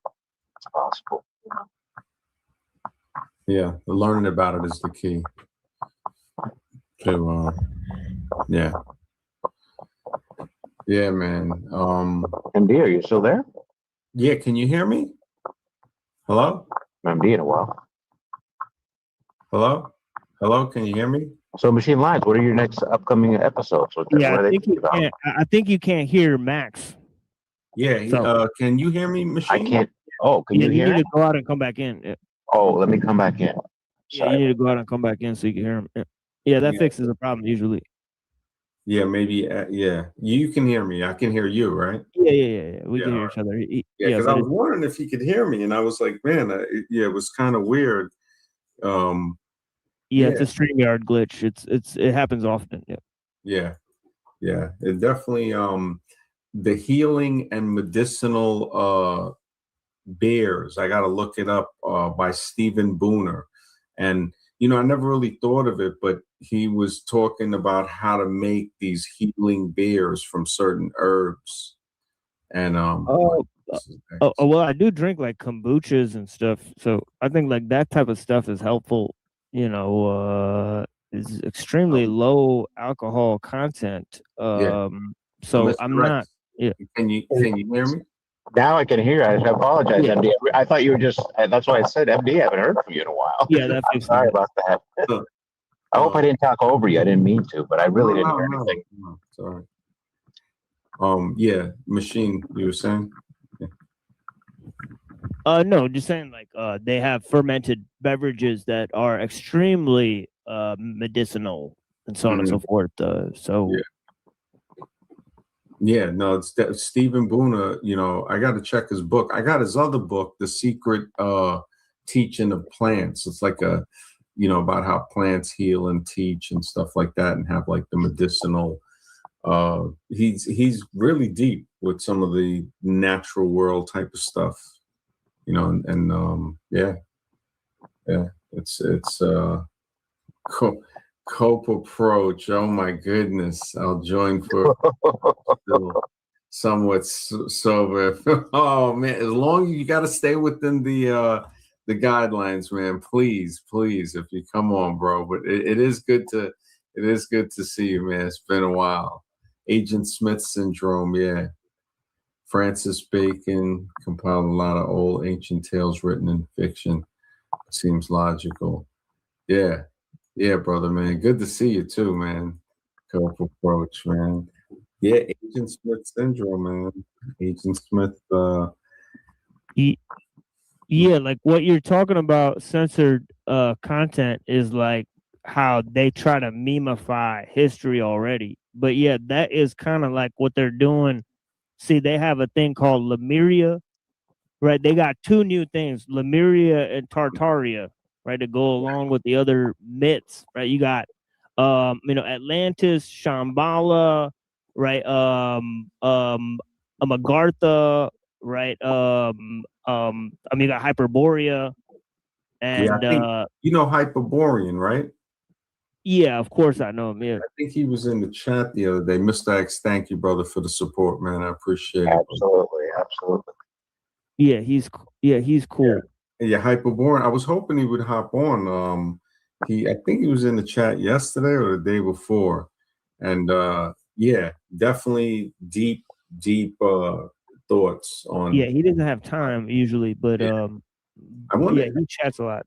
Yeah, but, I think Scribe was going to come on. Yes, he might come on, but yeah, definitely. Hopefully soon. Usually on the weekends, right? I think he's usually free. Yeah. Yeah, I can't stay long today. I was kind of just want to check in with you guys. Yeah, no, that's cool, man. We were just chilling, and going over the, when someone turns into Agent Smith and like, a couple of, where the conversation goes. Yeah, that's what the entire book, The Technological Society, is really about, because his entire thing is about how technology captures man and creates a system so that you don't know who's in charge, and it feels like nobody's running the show. Right, so it's like everybody's the agent, almost, but nobody is at the same time. So that's kind of the feeling of Agent Smith at the same time, because anybody could be an Agent Smith, right? So You know, because everybody's a program in the Matrix. Yeah. Right? So yeah, it's crazy. It's like when you think about it, it's like holy smokes. We are, because we've all grown up with this programming, but our mind is so powerful. We can, you know, like we can section it off, compartmentalize it to where it is quarantined in the same way that a computer can quarantine a virus. And it can't delete it. It can delete certain ones, but some it got to quarantine. So the Agent Smith that has been implanted in us since we were kids can be quarantined and possibly even shrunk to where it isn't as powerful, but you got to definitely maintain discipline and not, you know, in giving in to its vices. And that's basically the continuous battle, basically, or like, you know, keeping the pressure. At DMC Huron Valley Sinai Hospital, we care for every mom and every story with our award-winning Harris Birthing Center, maternal fetal medicine, and a seamless connection with Children's Hospital of Michigan. We're here for every story, every stage, every... what in the world? You know, to be like, okay.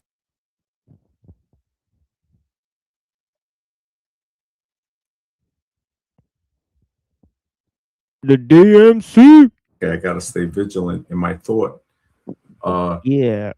This is a line from the preface. I read this all the time, right? He says, reality is itself a combination of determinisms, and freedom consists in transcending these determinisms. Freedom is completely without meaning unless it is related to necessity, unless it represents victory over necessity. To say freedom is graven in the nature of man is to say man is free because he obeys his nature, or to put it another way, because he is conditioned by his nature. Now, this is the main part. He says freedom is not static, but dynamic, not a vested interest, but a prize continually to be won. The moment man stops and resigns himself, he becomes subject to determinisms. He is most enslaved when he thinks he is comfortably settled in freedom. Wow. Wow, that's deep. Yeah. It's honest. Yeah, he says overcoming necessity, that act itself is freedom. So yeah. It definitely has. Yeah, it's true. X, are you there? Yeah, I'm right here. Can you hear me? Yeah. I didn't want to interrupt. I was sorry. I hope I didn't interrupt any conversations. Okay, when I was talking to TML, I thought it was just him and me talking all the time. I thought you were on break or something like that. Yeah. No, you've been on cue the whole time. What happened to me? Is he still there? Yeah. Oh. Yeah, man. Yeah. That's deep, man. Yeah, I was thinking of all the forward technology that's coming out. I think we've got, is this, oh man, I'm not too sure. Let me see. Yeah, I'm pretty sure right now some of the sports stars got bionic limbs, right? That they're testing for the military, right? Where, you know. Hang on for a second, Machine. Who is this? Gampel? Oh, MD. It's Cope Approach. It's Educated Pookie the artist formerly known as Educated Tyrone. Okay. How's everything going? No, I'm doing good. To be honest, I know this is a little bit off brand, but I didn't want to talk too much. I was just kind of enjoying the conversation. I just wanted to say a couple things here and there, you know, but I don't want to talk too much while I'm up here. I was mostly listening, but yeah. Okay. Because I don't know if you saw my comment earlier. I've actually been working on myself. As far as mental health wise and stuff. And I was on Prodigy's panel maybe like an hour or two ago. I've made amends with Prodigy. I've made amends with Adam. I even admitted to Adam on live stream, if he saw me in real life, he would beat me up. Yeah, we can't have. We got to. Yeah, no. I'm just saying. I mean, obviously, first off, I'm 38 years old, so I'm too old to fight anyway. But second off, I wanted to take that opportunity to be honest, because so many people get consumed with my social media personality that they forget I'm really just a regular Oreo that lives a regular lower middle class life. I'm not a Pookie. I'm not a right. Hey, can you hear me? Go ahead. I'm sorry. All right. Why do you have your name as Gant Hill's lieutenant? Oh, I had that. I didn't change it when I came on your panel because I know who that is. No, Gant Pill is a friend of the show. Dude. We love Gant Pill. Yeah, he attacked the Raging Tomato. So I saw one of his videos where he attacked Raging Tomato. But yeah, that was a good one. That was a good one. It was interesting. I thought it was a very informative compilation. But I appreciate you guys. Thank you guys for having me here, and I'll call in soon. Yeah, I'll talk to you guys soon. Right, thanks for coming on, TML. Thanks for coming blessings, guys. I appreciate you guys. Yeah, peace. Oh yeah, be easy, TML. But back just to get off the Gant Pill topic. Okay, so there's a little intro to ellul. I have a longer show I did with them that I'll play on Wednesday. So shout out to those guys, architects of humanity. They've been pretty chill so far. And so as I said, I'll play some of these tracks. And then we'll go ahead and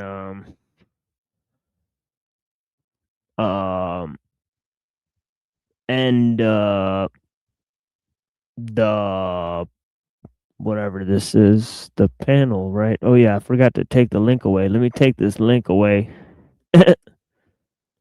so nobody tries to hop in this. And then we'll play some music and then we'll listen to ellul Propaganda, the audiobook.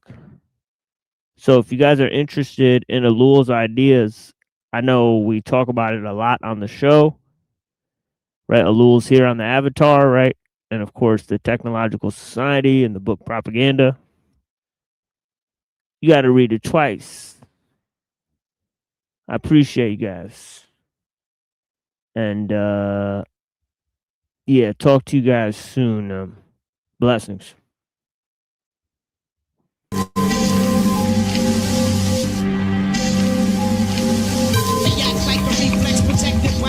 Bring light to the brain dead. Think deeper than the graveyard. React like a reflex, protected right guard. Bring light to the brain dead. Think deeper than the graveyard. React like a reflex, protected right guard. Bring light to the brain dead. Think deeper than the graveyard. An eternity to know your flesh. Can't move a screen, and change slowly with age and show lean.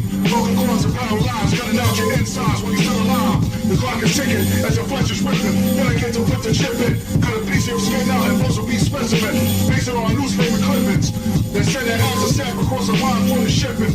Unholy received it. Sound parade, jack in hand, still sipping. Left the fingerprint of a heart skipping. It's been 20 years since my last killing. I must be slipping. Gave myself a self-inflicted ass whipping.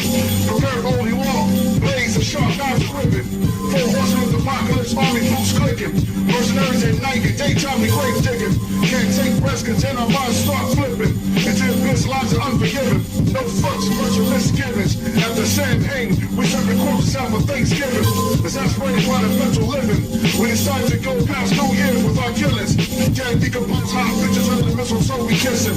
So listen, as the news reporters will speak on the gospel dead or missing. By the last names your souls will claim the alphabetical order. Found in different counties and Scotland borders. After being disposed by the beekeeper, the body water. Temporary set straight, but psychiatrists diagnosed with a mental disorder. They had to deal with the vampire white tape recorders. We feel crucifixion done on a pair of rolling oars. In the middle of the forest, feasting off a wild the brain dead. Deeper than the graveyard. React like a reflex. Protect the right guard. Realight to the brain dead. Deeper than the graveyard. React like a reflex. Protect the right guard. Realight to the brain dead. Deeper than the graveyard. React like a reflex. Protect the right guard. Realight to the brain dead. Digging deeper than the graveyard. Fallen hills, 100 acres, my area is a burial site. Smack through the tenements, dragons fly ready to die. Jack Daniels and ice, spirits off the afterlife. I smoke bombs underneath the saddest skies. Madness and mind grows, ball inside you, part of the crime. Artificial frequencies traveling time. People dropping like flies, some for rainbows is part of the sky. Pharaohs in the rabbits, part of my mind. Standing on the edge of a cliff, smoking a split. Blood of Christ and the snakes not wrapped as a gift. The missing link between me and you is part of the trip. 5 GT parts dimensional split. Round time kicking the trenches, drinking the madness, letting the game dance in the gallows. Swinging from the rooftops, scientists in the graveyard. Shadows on the track blocks, head fog lights, volcano erupts. Stats in the chamber of gods, the flavor of rocks. They shine in the tape, watch the skeleton box. Exercise the biblical guns, cold fusion, heat from the slug. Building concerns, beat on the blade, content to the rise, skin in your face. Cut bolts and cracks, bangles, your mind's mangled. Scheme reckless, street matches, deep gas and drinking cameras, keep you breathless. To keep the potion smoke, to seek the help. Know my tactics, slam you with the water psychiatrics. Classics, spitting with killer army galactics. The graveyard on the red moons at midnight. Warm clouds pouring acid rain on the hillside. I am back, terminating rappers with a flying axe. Cranium for flying back, diving back. I see them in the light, grass rattling. So I'm arrow in the marrow when you're marrowing. Hallowed be that ain't baptized in the shallow end. God speed eternal vision, burning wisdom, flirting witches, trapping demons in the burning prison. Megaton bombs from the Metatron, swimming with the megalodons. In the universe of mega gods. You opened it. We can. React like a reflex, protect the right guard. React to the brain dead. Digging deeper than the graveyard. React like a reflex, protect the right guard. React to the brain dead. Digging deeper than the graveyard. I've been spitting for an ER plus. Cinder Oris orbiting long before the mad Elon Musk. Mad atomic track squad, your chatterbox like a black Porsche. Laughing at rap authors, deep cars clutch. You're rusty as a fuck. These munchkin little chumps get punched, picked on its sub, make them cheap on dust. Sadistic, cannibalistic. I eat y'all like Dijon mustard. The bird word phenoms rush him to the ER. You sneeze in the worst shape group, sipping freezing like he went skiing in his birthday suit. You pee on punks, hide behind the scenes all hush, and keep your bitch back at the crib cause she's fat as a pig. Plus you can't get it in, that's why she schemes on nuts like chipmunks in the trees. Aw shucks, the cat's out of the bag. I black out, you back out with the flag. I spaz out on tracks, it's like a crack house in Japan. Overpopulated high dosages, rhyme pulling lines woven through divine goldenness. My psychosis is the signposters and fly coaster with eyes focused like Bob vocals that shine coexist. Grind total and vibe, global time. Ownership for my associates since 9-9. My mind's been like 9-9's loaded. Bitch, quote that shit. Tweet it to make a toast to it. Eat it like toast with grits. We're like the unspoken ghosts in this game with no poets. I'm prone to act like chauvinists, knowing I'm flowing sick and I don't know, bro. Maybe fear will take control. Still a show with promoter openings, but I just keep it rolling like the Dakota Post and motorists. We got the closest click, brothers for life, motherfucker, that's right. Intertwined souls and Soviets, yeah, intertwined. React like a reflex, protect the right guard. React to the brain dead. Digging deeper than the graveyard. React like a reflex, protect the right guard. React. Can't fuck with the flows I bring. You get bashed in the head with a stone face brick. Can't fuck with the flows I bring. You get bashed in the head with a stone face brick. We're realistic, drop linguistics. Trust me, the laughing's over. If rapping colder, I block out the sky like Krakatoa. Smack Jehovah MCs. The proceed to take the soul of them before controlling them and exploding them like plutonium. Grab a hold of them. I'm tearing into your dumb. My mind sequence has more secrets than Area 51. Yeah, staring into the sun. Don't compare me to anyone. These bars of suffocation sucking the air out of your lungs. Try to run. We catch it like the chainsaw massacre. Your brains fall after the clash of my words bashing. Splashing the game with facts like academic decathlons. Backing it cause the passion's gone smashing in every track I'm on. No matter fast or calm, our styles equally pleasure with speeches that's clever. Too deep to peak in my letters. It's bad weather. Who better add approaching the rhythm? I'll leave you with no choice but to listen like socialism. Nah, who wanna test my wicked flows? You know I best be hotter than your elementary flows. I expose every bitch, yeah, you think you the shit, this is it. I'ma end ya, call me fucking ninja. Ha ha ha ha, danger. Chicken smoking ginger, I bend ya, I end ya. I'ma speed speed it up so you can catch up on my kids. Look like chips, I'ma pour some ketchup on your niggas real quick. This is sick, motherfuckers, I'm the sickest on the beat. That's it, only chick qualified to be called a queen is me, because I literally own that motherfucking bitch. So stop the fighting and the fussing, keep my name out of the cussing, quit discussing who I like and who I'm fucking. You can't fuck with the flows I bring. You get bashed in the head with a stone face brick. You can't fuck with the flows I bring. You get bashed in the head with a stone face brick.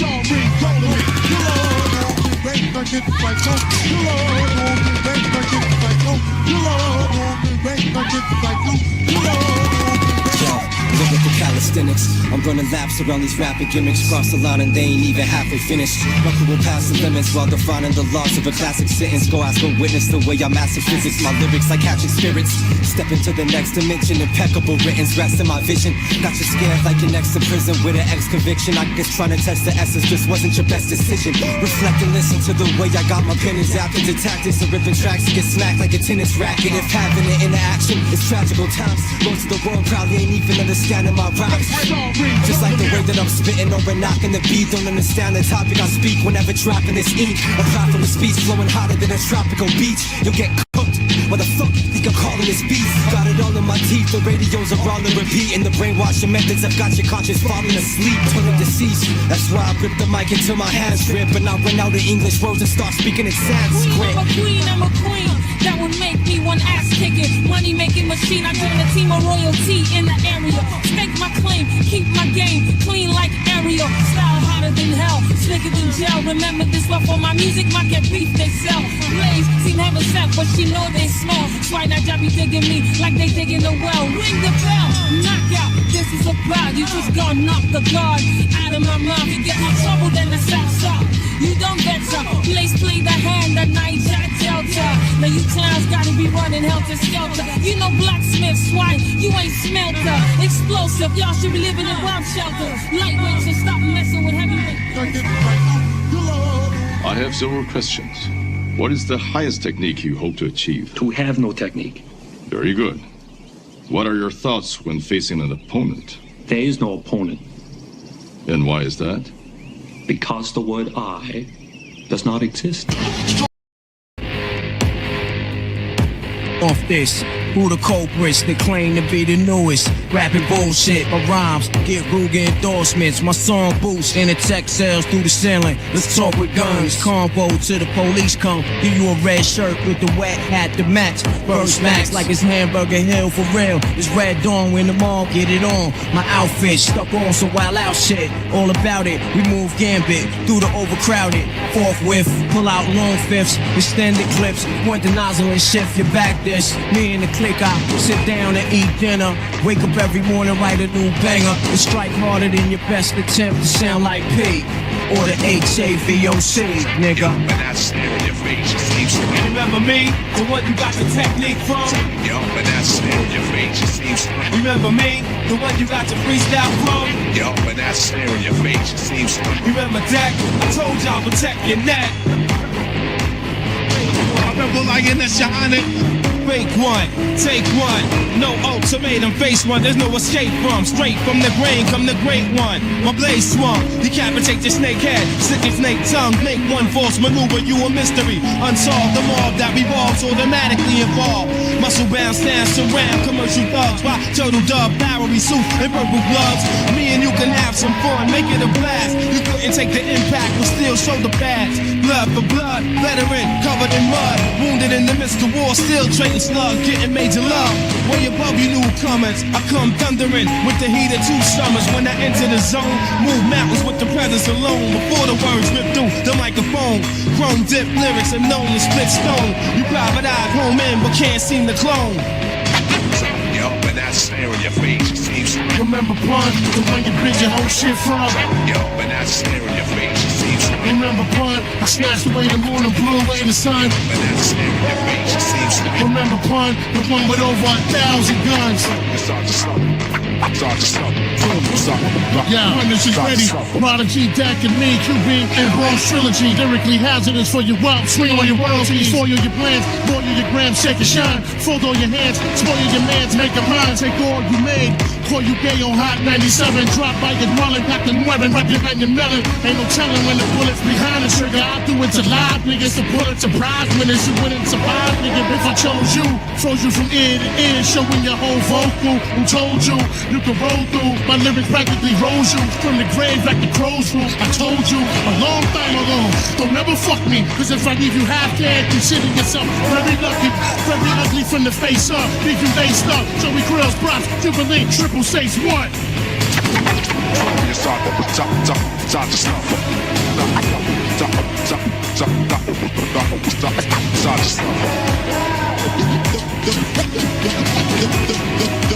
The pressure.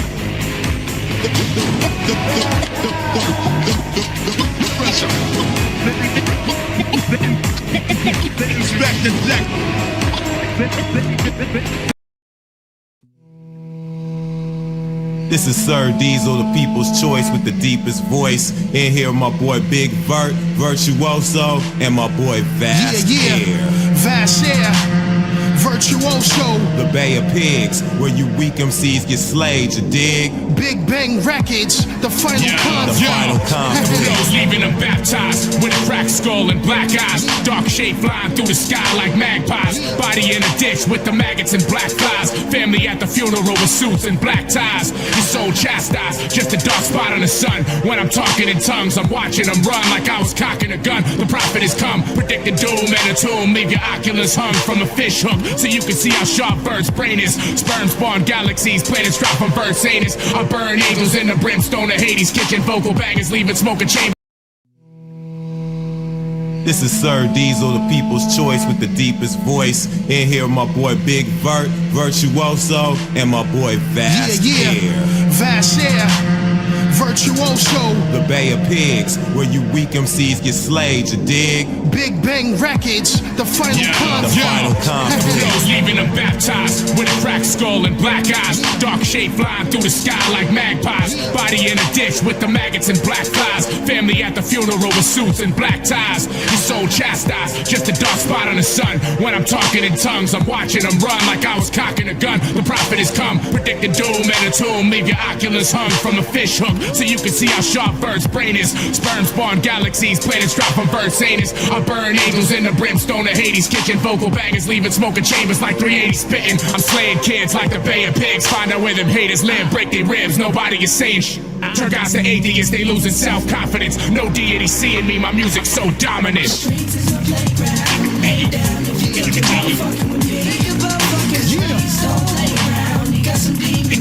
Alright, look, let's get it started. I'm running a marathon tonight. If you wanna act retarded, we in the bay where the pigs lay, and I'm the farmer, so you better do as I say. I'm crazy like Eddie. I wrote the book of sex, and my favorite page was Betty, leaving your face navy to black and blue. You crossed over, then we laugh at you. You wanna touch, but the flow's intangible. I mastered the square, and I know how to rectangle.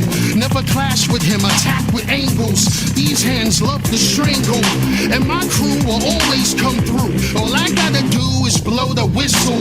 You better know ninjutsu, cause I know you'd rather disappear before I hit you.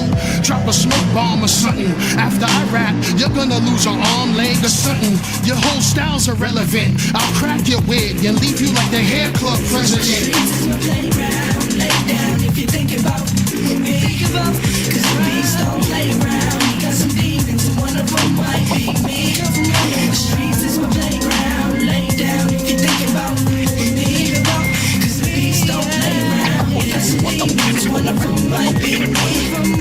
Jealous of carnivore, more than just kinda raw. Peeping the line I draw, looking through the eye war. Who your idols are, why y'all trying hard? Energy misuse, mine's government issue. Missiles countering, keep how loud it ring. Sorta like freedom, but eating through demons. The people be screaming, the lyrics be reaming.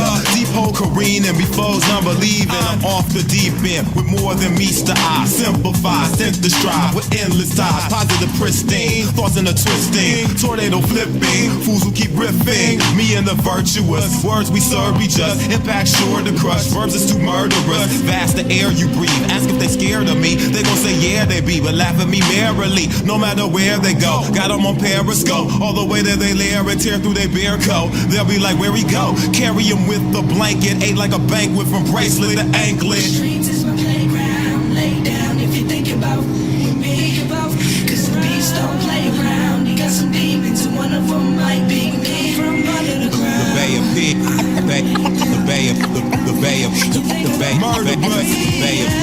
Yeah, that's the Big Bang Theory. And one of them might be me. Off to the final conflict, you know, the Bay of Pigs. Slaying kids like a Bay of The Bay of Pigs, when you weak MCs get slayed, you dig? kids like a Bay of Pigs. The Bay of Pigs, when you weak MCs get slayed, you dig? I'm slaying kids like a Bay of Pigs.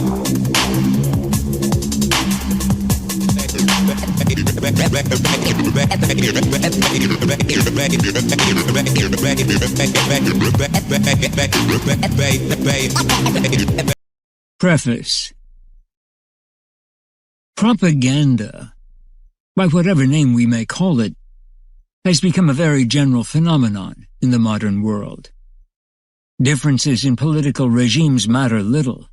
Differences in social levels are more important, and most important is national self-awareness. In the world today, there are three great propaganda blocs: the USSR, China, and the United States. These are the most important propaganda systems in terms of scope, depth, and coherence.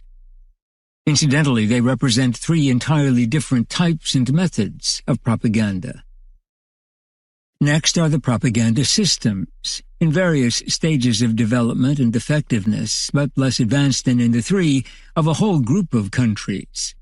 These are the socialist republics of Europe and Asia, Poland, Czechoslovakia, Hungary, Yugoslavia, East Germany, North Vietnam.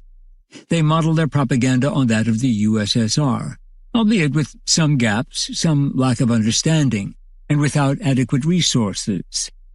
Then there are West Germany, France, Spain, Egypt, South Vietnam, and Korea, with less elaborate and rather diffuse forms of propaganda. Countries such as Italy and Argentina, which once had powerful propaganda systems, no longer use this weapon. Whatever the diversity of countries and methods, they have one characteristic in common: concern with effectiveness.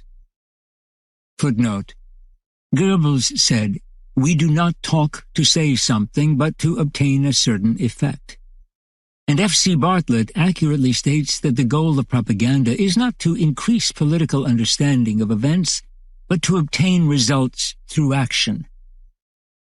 Propaganda is made, first of all, because of a will to action, for the purpose of effectively arming policy and giving irresistible power to its decisions. Footnote: Harold D. Lasswell's definition of the goal of propaganda is accurate: to maximize the power at home by subordinating groups and individuals while reducing the material cost of power. Similarly, in war, propaganda is an attempt to win victory with a minimum of physical expense. Before the war, propaganda is a substitute for physical violence. During the war, it is a supplement to it. Whoever handles this instrument can be concerned solely with effectiveness. This is the supreme law, which must never be forgotten when the phenomenon of propaganda is analyzed. Ineffective propaganda is no propaganda. This instrument belongs to the technological universe, shares its characteristics, and is indissolubly linked to it. Not only is propaganda itself a technique, it is also an indispensable condition for the development of technical progress and the establishment of a technological civilization. And, as with all techniques, propaganda is subject to the law of efficiency. But whereas it is relatively easy to study a precise technique, whose scope can be defined, the study of propaganda runs into some extraordinary obstacles. From the outset, it is obvious that there is great uncertainty about the phenomenon itself, arising first of all from a priori moral or political concepts. Propaganda is usually regarded as an evil, This in itself makes a study difficult. To study anything properly, one must put aside ethical judgments. Perhaps an objective study will lead us back to them, but only later, and with full cognizance of the facts. A second source of confusion is the general conviction, derived from past experience, that propaganda consists mainly of tall stories, disseminated by means of lies. To adopt this view is to prevent oneself from understanding anything about the actual phenomenon, which is very different from what it was in the past.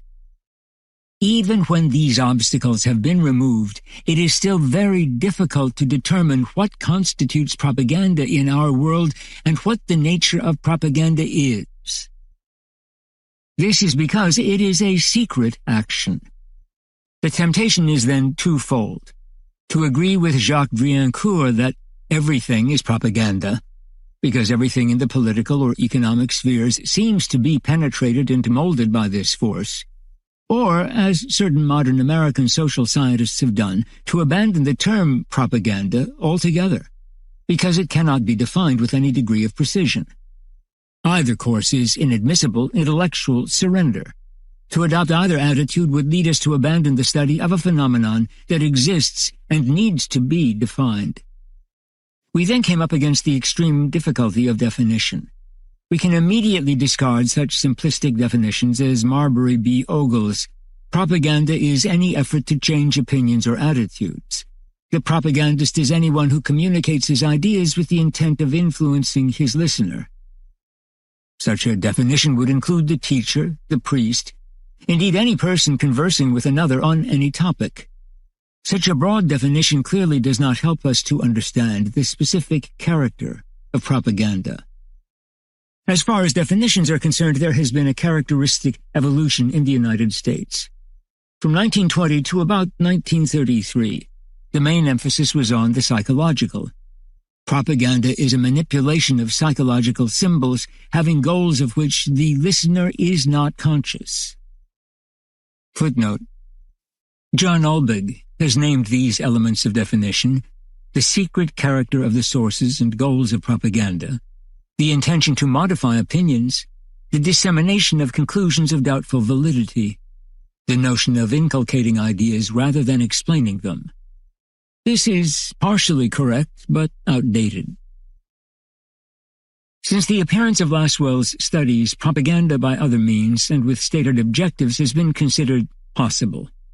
Attention then became focused on the intention of the propagandist. In more recent books, the aim to indoctrinate, particularly in regard to political, economic, and social matters, has been regarded as the hallmark of propaganda. Within this frame of reference, one could determine what constitutes propaganda by looking at the propagandist. Such and such a person is a propagandist, therefore his words and deeds are propaganda. But it appears that American authors eventually accepted the definition given by the Institute for Propaganda Analysis and inspired by Laswell. Propaganda is the expression of opinions or actions carried out deliberately by individuals or groups with a view to influencing the opinions or actions of other individuals or groups for predetermined ends and through psychological manipulations.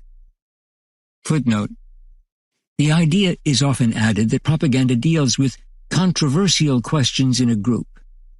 More profound is Daniel Lerner's idea that propaganda is a means of altering power ratios in a group by modifying attitudes through manipulation of symbols. However, I am not entirely in agreement with the exclusively psychological character of this definition. We could quote definitions for pages on end. An Italian author, Antonio Miotto, says that propaganda is a technique of social pressure which tends to create psychological or social groups with a unified structure across the homogeneity of the affective and mental states of the individuals under consideration. For Leonard W. Dube, the well-known American specialist, it is an attempt to modify personalities and control the behavior of individuals in relation to goals considered non-scientific or of doubtful value in a specific society and time period. And we would find even more remote definitions if we examined the German or Russian literature on the subject. I will not give a definition of my own here. I only wanted to show the uncertainty among specialists on the question. I consider it more useful to proceed with the analysis of the characteristics of propaganda as an existing sociological phenomenon. It is perhaps proper to underline this term. We shall examine propaganda in both its past and present forms. For obviously, we cannot eliminate from our study the highly developed propaganda systems of Hitler's Germany, Stalin's Russia, and fascist Italy. This seems obvious, but is not. Many writers do not agree with this approach. They establish a certain image or definition of propaganda and proceed to the study of whatever corresponds to their definition. Or, yielding to the attraction of a scientific study, they try to experiment with some particular method of propaganda on small groups, and in small doses, at which moment it ceases to be propaganda. To study propaganda, we must turn not to the psychologist, but to the propagandist. We must examine not a test group, but a whole nation subjected to real and effective propaganda. Of course, this excludes all so-called scientific, that is, statistical types of study, but at least we shall have respected the object of our study, unlike many present-day specialists who establish a rigorous method of observation, but, in order to apply it, lose the object to be studied. Rather, we shall consider what the nature of propaganda is wherever it is applied and wherever it is dominated by a concern for effectiveness. Finally, we take the term propaganda in its broadest sense, so that it embraces the following areas. Psychological action. The propagandist seeks to modify opinions by purely psychological means. Most often he pursues a semi-educative object and addresses himself to his fellow citizens. Psychological warfare. Here the propagandist is dealing with a foreign adversary whose morale he seeks to destroy by psychological means, so that the opponent begins to doubt the validity of his beliefs and actions. Footnote: Maurice Maigret's analysis distinguishes three parts: a propaganda agency, support of military operations, a politico-military action, to ensure the submission of the population by technical, non-violent means, a coherent thought system. Re-education and brainwashing. Complex methods of transforming an adversary into an ally, which can be used only on prisoners. Public and human relations. These must necessarily be included in propaganda.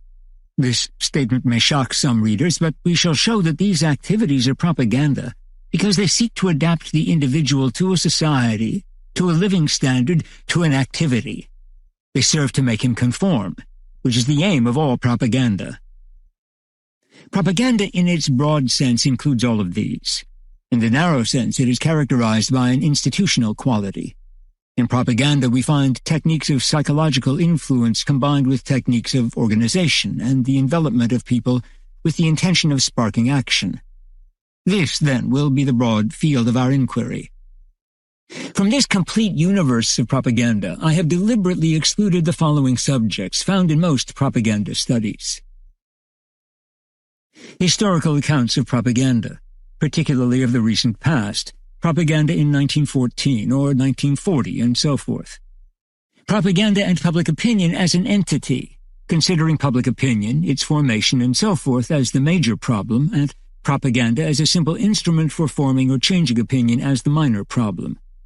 Psychological foundations of propaganda. On what prejudices, drives, motivations, passions, complexes does the propagandist play? What psychic force does he utilize to obtain his results? The techniques of propaganda. How does the propagandist put the psychic force into action? How can he reach people? How can he induce them to act? The media of propaganda. The mass media of communication. Such are the 5 chapter headings found everywhere.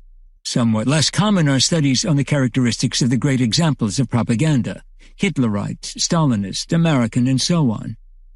These are omitted here precisely because they have been frequently analyzed. The reader will find in the bibliography all that is useful to know on each of these questions. I have instead tried to examine aspects of propaganda very rarely treated, to adopt a point of view, a perspective, an unorthodox view. I have sought to use a method that is neither abstract nor statistical, but occasionally relies on existing studies. The reader should know that he is not dealing with an encyclopedia of propaganda, but with a work that assumes his familiarity with its psychological foundations, techniques, and methods, and that endeavors to bring contemporary man a step closer to an awareness of propaganda, the very phenomenon that conditions and regulates him. On the other hand, I have considered propaganda as a whole. It is usual to pass ethical judgments on its ends, judgments that then redound on propaganda considered as a means, such as, because democracy is good and dictatorship bad, propaganda serving a democracy is good, even if, as a technique, it is identical with propaganda serving a dictatorship. Or, because socialism is good and fascism bad, propaganda is not altogether evil in the hands of socialists, but is totally evil in fascist hands. Footnote. This is what Sergei Chakotkin claims. I repudiate this attitude. Propaganda as a phenomenon is essentially the same in China or the Soviet Union or the United States or Algeria. Techniques tend to align themselves with one another. The media of dissemination may be more or less perfected, more or less directly used, just as organizations may be more or less effective, but that does not change the heart of the problem. Those who accept the principle of propaganda and decide to utilize it will inevitably employ the most effective organization and methods. Footnote.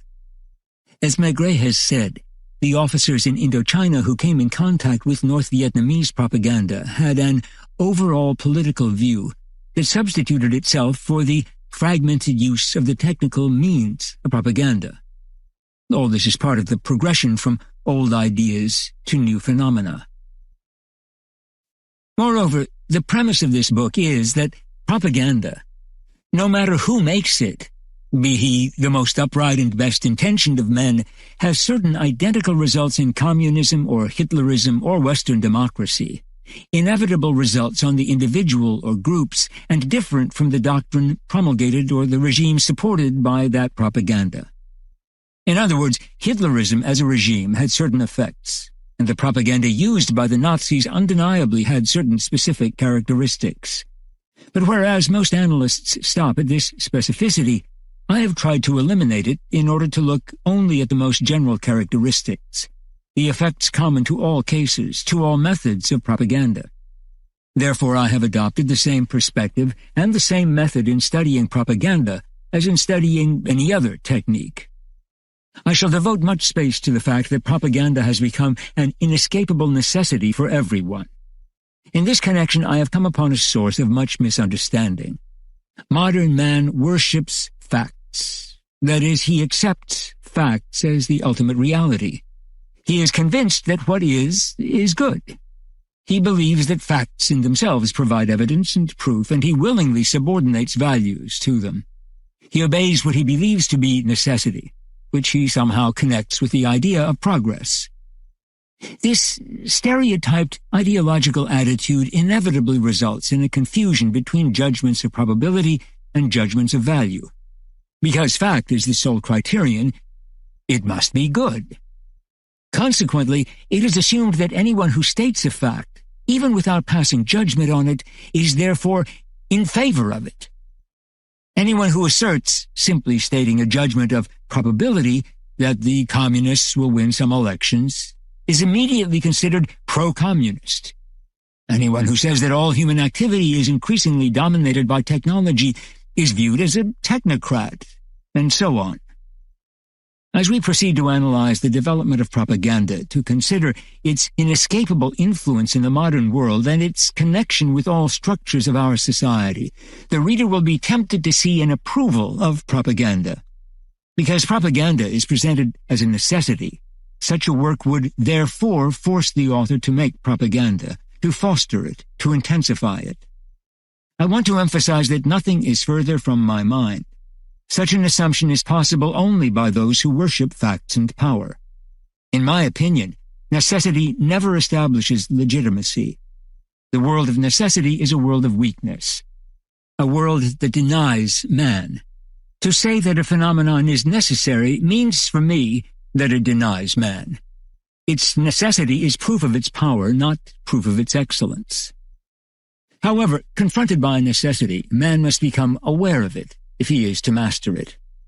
As long as man denies the inevitability of a phenomenon, as long as he avoids facing up to it, he will go astray. He will delude himself by submitting, in fact, to necessity, while pretending that he is free in spite of it, and simply because he claims to be free. Only when he realizes his delusion will he experience the beginning of genuine freedom, in the act of realization itself, be it only from the effort to stand back and look squarely at the phenomenon and reduce it to raw fact. The force of propaganda is a direct attack against man. The question is to determine how great is the danger. Most replies are based on unconscious a priori dogmas. Thus, the communists who do not believe in human nature but only in the human condition believe that propaganda is all-powerful, legitimate, whenever they employ it, and instrumental in creating a new type of man. American sociologists scientifically try to play down the effectiveness of propaganda because they cannot accept the idea that the individual, that cornerstone of democracy, can be so fragile, and because they retain their ultimate trust in man. Personally, I too tend to believe in the preeminence of man, and consequently in his invincibility. Nevertheless, as I observe the facts, I realize man is terribly malleable, uncertain of himself, ready to accept and to follow many suggestions, and is tossed about by all the winds of doctrine. But when, in the course of these pages, I shall reveal the full power of propaganda against man, when I advance to the very threshold of showing the most profound changes in his personality, it does not mean I am anti-democratic. The strength of propaganda reveals, of course, one of the most dangerous flaws of democracy, but that has nothing to do with my own opinions. If I am in favor of democracy, I can only regret that propaganda renders the true exercise of it almost impossible. But I think it would be even worse to entertain any illusions about a coexistence of true democracy and propaganda. Nothing is worse in times of danger than to live in a dream world. To warn a political system of the menace hanging over it does not imply an attack against it, but is the greatest service one can render the system. The same goes for man. To warn him of his weakness is not to attempt to destroy him, but rather to encourage him to strengthen himself. I have no sympathy with the haughty aristocratic intellectual who judges from on high, believing himself invulnerable to the destructive forces of his time, and disdainfully considers the common people as cattle to be manipulated, to be molded by the action of propaganda in the most intimate aspects of their being. I insist that to give such warning is an act in the defense of man, that I am not judging propaganda with Olympian detachment, and that having suffered, felt, and analyzed the impact of the power of propaganda on myself, having been time and again, and still being, the object of propaganda, I want to speak of it as a menace which threatens the total personality. In order to delineate the real dimensions of propaganda, we must always consider it within the context of civilization. Perhaps the most fundamental defect of most studies made on the subject is their attempt to analyze propaganda as an isolated phenomenon. This corresponds to the rather prevalent attitude that separates socio-political phenomena from each other, and of not establishing any correlation between parts, an attitude that in turn reassures the student of the validity of the various systems. Democracy, for example, is studied as if the citizen were an entity separate from the state, as if public opinion were a thing in itself. Meanwhile, the scientific study of public opinion and propaganda is left to other specialists, and the specialist in public opinion, in turn, relies on the jurist to define a suitable legal framework for democracy. The problems of the technological society are studied without reference to their possible influence on mental and emotional life. The labor movement is examined without attention to the changes brought about by psychological means, and so on. Again, I want to emphasize that the study of propaganda must be conducted within the context of the technological society. Propaganda is called upon to solve problems created by technology, to play on maladjustments, and to integrate the individual into a technological world. Propaganda is a good deal less the political weapon of a regime. It is that also, than the effect of a technological society that embraces the entire man and tends to be a completely integrated society. At the present time, propaganda is the innermost and most elusive manifestation of this trend. Propaganda must be seen as situated at the center of the growing powers of the state and governmental and administrative techniques. People keep saying, everything depends on what kind of a state makes use of propaganda. But if we really have understood the technological state, such a statement becomes meaningless. In the midst of increasing mechanization and technological organization, propaganda is simply the means used to prevent these things from being felt as too oppressive, and to persuade man to submit with good grace. When man will be fully adapted to this technological society, when he will end by obeying with enthusiasm, convinced of the excellence of what he is forced to do, the constraint of the organization will no longer be felt by him. The truth is, it will no longer be a constraint, and the police will have nothing to do. The civic and technological goodwill, and the enthusiasm for the right social myths, both created by propaganda, will finally have solved the problem of man. Jacques Ellul, 1962. Chapter 1.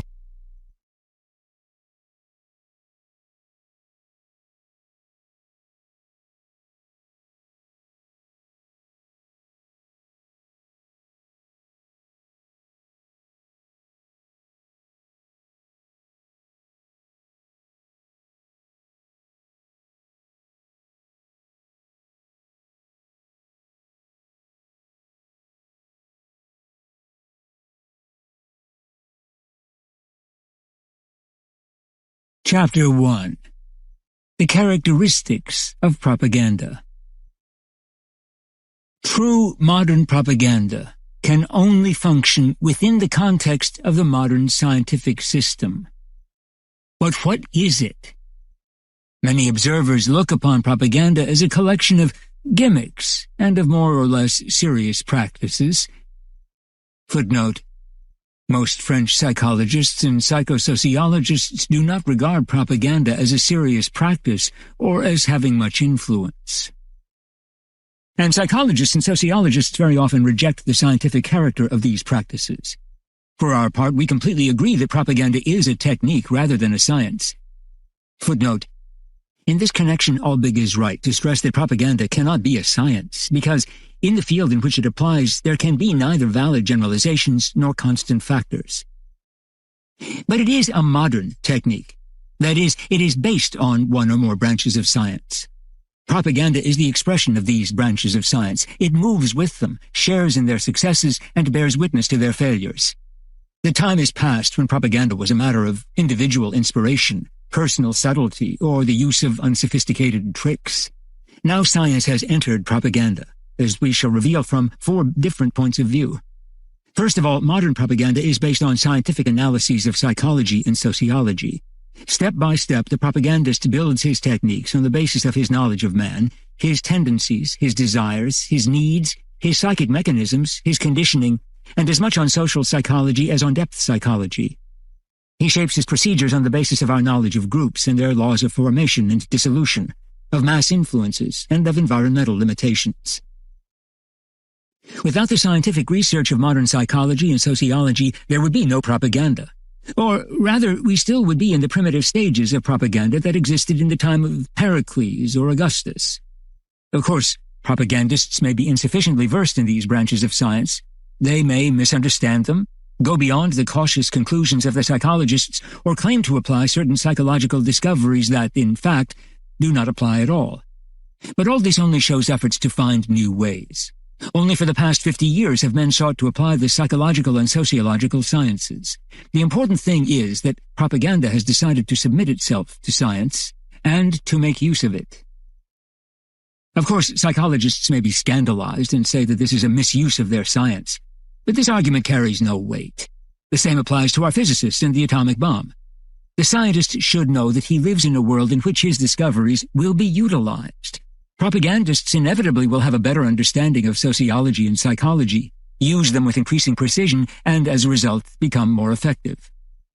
Second, propaganda is scientific in that it tends to establish a set of rules, rigorous, precise, and tested, that are not merely recipes, but impose themselves on every propagandist, who is less and less free to follow his own impulses. He must apply increasingly and exactly certain precise formulas that can be applied by anybody with the proper training, clearly a characteristic of a technique based on science. Third, what is needed nowadays is an exact analysis of both the environment and the individual to be subjected to propaganda. No longer does the man of talent determine the method, the approach, or the subject. All that is now being calculated, or must be calculated.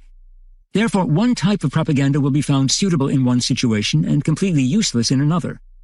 To undertake an active propaganda operation, it is necessary to make a scientific, sociological, and psychological analysis first, and then utilize those branches of science which are becoming increasingly well known. But here again, proper training is necessary for those who want to use them with their full effectiveness. Finally, one last trait reveals the scientific character of modern propaganda: the increasing attempt to control its use, measure its results, define its effects. This is very difficult, but the propagandist is no longer content to have obtained or to believe he has obtained a certain result. He seeks precise evidence. Even successful political results do not completely satisfy him. He wants to understand the how and why of them and measure their exact effect. He is prompted by a certain spirit of experimentation and a desire to ponder the results. From this point on, one can see the beginning of scientific method. Admittedly, it is not yet very widespread, and those who analyze results are not active propagandists, but philosophers.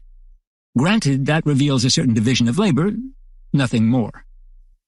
It indicates that propaganda is no longer a self-contained action covering up for evil deeds. It is an object of serious thought and proceeds along scientific channels. Some people object to this. One frequently hears psychologists ridicule the claim to a scientific basis advanced by the propagandist and reject the latter's claims of having employed scientific techniques. The psychology he uses is not scientific psychology. The sociology he uses is not scientific sociology. But after a careful look at the controversy, one comes to this conclusion. Stalinist propaganda was in great measure founded on Pavlov's theory of the conditioned reflex. Hitlerian propaganda was in great measure founded on Freud's theory of repression and libido. American propaganda is founded in great measure on Dewey's theory of teaching. Now, if a psychologist does not accept the idea of the conditioned reflex and doubts that it can be created in man, he then rejects Pavlov's interpretation of psychological phenomena and concludes that all propaganda based on it is pseudoscientific. It is obviously the same for those who question the findings of Freud, Dewey, or anybody else. What does this mean, then? That propaganda does not rest on a scientific base? Certainly not. Rather, that scientists are not agreed among themselves on the domains, methods, or conclusions of psychology and sociology. A psychologist who rejects the theory of one of his colleagues rejects a scientific theory and not merely the inferences that a technician may draw from it. One cannot blame the propagandist if he has confidence in a particular sociologist or psychologist whose theory is generally accepted and who is, at a given time and in a given country, considered a scientist. Moreover, let us not forget that if this theory, put to use by the propagandist, brings results and proves to be effective, it thereby receives additional confirmation, and that simple doctrinal criticism can no longer demonstrate its inaccuracy. 1. External characteristics. The individual and the masses. Any modern propaganda will, first of all, address itself at one and the same time to the individual and to the masses. It cannot separate the two elements. For propaganda to address itself to the individual in his isolation apart from the crowd is impossible. The individual is of no interest to the propagandist. As an isolated unit, he presents much too much resistance to external action. To be effective, propaganda cannot be concerned with detail, not only because to win men over one by one takes much too long, but also because to create certain convictions in an isolated individual is much too difficult. Propaganda ceases where simple dialogue begins. And that is why, in particular, experiments undertaken in the United States to gauge the effectiveness of certain propaganda methods or arguments on isolated individuals are not conclusive. They do not reproduce the real propaganda situation. Conversely, propaganda does not aim simply at the mass, the crowd. The propaganda that functioned only where individuals are gathered together would be incomplete and insufficient. Also, any propaganda aimed only at groups as such, as if a mass were a specific body having a soul and reactions and feelings entirely different from individuals' souls, reactions, and feelings, would be an abstract propaganda that likewise would have no effectiveness. Modern propaganda reaches individuals enclosed in the mass, and as participants in that mass. Yet it also aims at a crowd, but only as a body composed of individuals. What does this mean? First of all, that the individual never is considered as an individual, but always in terms of what he has in common with others, such as his motivations, his feelings, or his myths. He is reduced to an average, and, except for a small percentage, action based on averages will be effectual. Moreover, the individual is considered part of the mass and included in it, and so far as possible systematically integrated into it, because in that way his psychic defenses are weakened, his reactions are easier to provoke, and the propagandist profits from the process of diffusion of emotions through the mass, and at the same time from the pressures felt by an individual when in a group. Emotionalism, impulsiveness, excess, etc., all these characteristics of the individual caught up in a mass are well known and very helpful to propaganda. Therefore, the individual must never be considered as being alone. The listener to a radio broadcast, though actually alone, is nevertheless part of a large group, and he is aware of it. Radio listeners have been found to exhibit a mass mentality. All are tied together and constitute a sort of society in which all individuals are accomplices and influence each other without knowing it. The same holds true for propaganda that is carried on by door-to-door visits, direct contacts, petitions for signatures. Although apparently one deals here with a single individual, one deals in reality with a unit submerged into an invisible crowd, composed of all those who have been interviewed, who are being interviewed, and who will be interviewed, because they hold similar ideas and live by the same myths, and especially because they are targets of the same organism. Being the target of a party or an administration is enough to immerse the individual in that sector of the population which the propagandist has in his sights. This simple fact makes the individual part of the mass. He is no longer Mr. X, but part of a current flowing in a particular direction. The current flows through the canvasser, who is not a person speaking in his own name with his own arguments, but one segment of an administration, an organization, a collective movement. When he enters a room to canvass a person, the mass, and moreover the organized leveled mass, enters with him. No relationship exists here between man and man. The organization is what exerts its attraction on an individual already part of a mass because he is in the same sights as all the others being canvassed. Conversely, when propaganda is addressed to a crowd, it must touch each individual in that crowd, in that whole group. To be effective, it must give the impression of being personal. For we must never forget that the mass is composed of individuals, and is in fact nothing but assembled individuals. Actually, just because men are in a group and therefore weakened, receptive, and in a state of psychological regression, they pretend all the more to be strong individuals.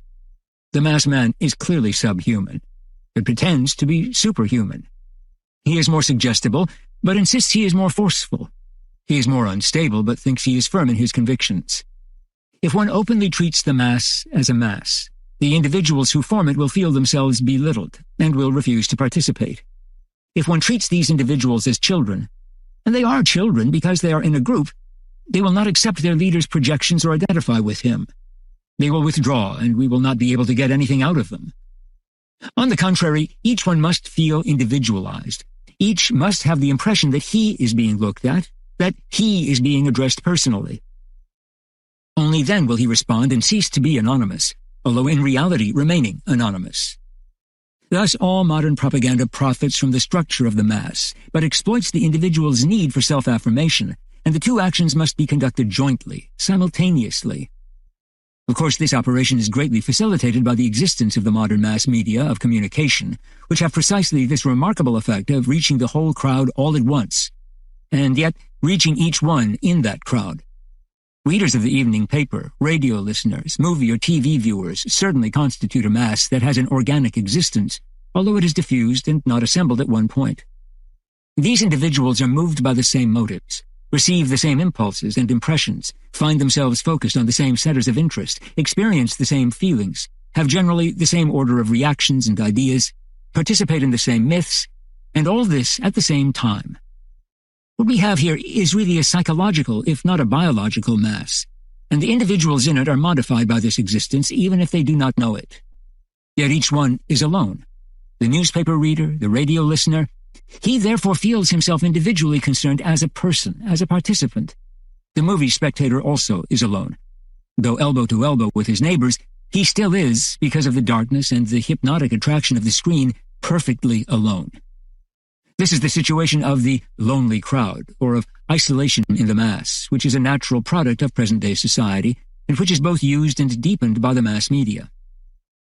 The most favorable moment to seize a man and influence him is when he is alone in the mass. It is at this point that propaganda can be most effective. We must emphasize this circle, which we shall meet again and again. The structure of present-day society places the individual where he is most easily reached by propaganda. The media of mass communication, which are part of the technical evolution of this society, deepen this situation while making it possible to reach the individual man, integrated in the mass, and what these media do is exactly what propaganda must do in order to attain its objectives. In reality, propaganda cannot exist without using these mass media. If, by chance, propaganda is addressed to an organized group, it can have practically no effect on individuals before that group has been fragmented. Footnote. Edward A. Schills and Morris Janowitz have demonstrated the importance of the group in the face of propaganda. The Germans, they claim, did not yield earlier in World War II because the various groups of their military structure held fast. Propaganda cannot do much when the social group has not disintegrated. The play of opinions has relatively little importance. This is discussed later in Appendix 1. Such fragmentation can be achieved through action, but it is equally possible to fragment a group by psychological means. The transformation of very small groups by purely psychological means is one of the most important techniques of propaganda. Only when very small groups are thus annihilated, when the individual finds no more defenses, no equilibrium, no resistance exercised by the group to which he belongs, does total action by propaganda become possible. This will be discussed in Appendix 2. Total propaganda. Propaganda must be total. The propagandist must utilize all of the technical means at his disposal: the press, radio, TV, movies, posters, meetings, door-to-door canvassing. Modern propaganda must utilize all these media. There is no propaganda as long as one makes use, in sporadic fashion and at random, of a newspaper article here, a poster or a radio program there, organizes a few meetings and lectures, writes a few slogans on walls. That is not propaganda. Each usable medium has its own particular way of penetration, specific but at the same time localized and limited. By itself it cannot attack the individual, break down his resistance, make his decisions for him. A movie does not play on the same motives, does not produce the same feelings, does not provoke the same reactions as a newspaper. The very fact that the effectiveness of each medium is limited to one particular area clearly shows the necessity of complementing it with other media. A word spoken on the radio is not the same, does not produce the same effect, does not have the same impact as the identical word spoken in private conversation or in a public speech before a large crowd. To draw the individual into the net of propaganda, each technique must be utilized in its own specific way, directed toward producing the effect it can best produce, and fused with all the other media, each of them reaching the individual in a specific fashion, and making him react anew to the same theme, in the same direction, but differently. Thus, one leaves no part of the intellectual or emotional life alone. Man is surrounded on all sides, man and men, for we must also bear in mind that these media do not all reach the same public in the same way. Those who go to the movies 3 times a week are not the same people who read the newspapers with care. The tools of propaganda are thus oriented in terms of their public and must be used in a concerted fashion to reach the greatest possible number of individuals. For example, the poster is a popular medium for reaching those without automobiles. Radio newscasts are listened to in the better circles. We must note, finally, that each medium includes a third aspect of specialization, saving for later our analysis of the fact that there are quite diverse forms of propaganda. Each medium is particularly suited to a certain type of propaganda. The movies and human contacts are the best media for sociological propaganda in terms of social climate, slow infiltration, progressive inroads, and overall integration. Public meetings and posters are more suitable tools for providing shock propaganda, intense but temporary, leading to immediate action. The press tends more to shape general views. Radio is likely to be an instrument of international action and psychological warfare, whereas the press is used domestically. In any case, it is understood that because of this specialization, not one of these instruments may be left out. They must all be used in combination. The propagandist uses a keyboard and composes a symphony. It is a matter of reaching and encircling the whole man and all men. Propaganda tries to surround man by all possible routes, in the realm of feelings as well as ideas, by playing on his will or on his needs, through his conscious and his unconscious, assailing him in both his private and his public life. It furnishes him with a complete system for explaining the world and provides immediate incentives to action. We are here in the presence of an organized myth that tries to take hold of the entire person.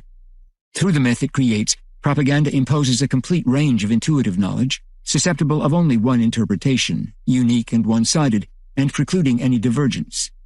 This myth becomes so powerful that it invades every area of consciousness, leaving no faculty or motivation intact.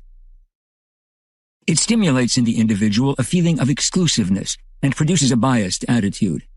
The myth has such motive force that, once accepted, it controls the whole of the individual, who becomes immune to any other influence.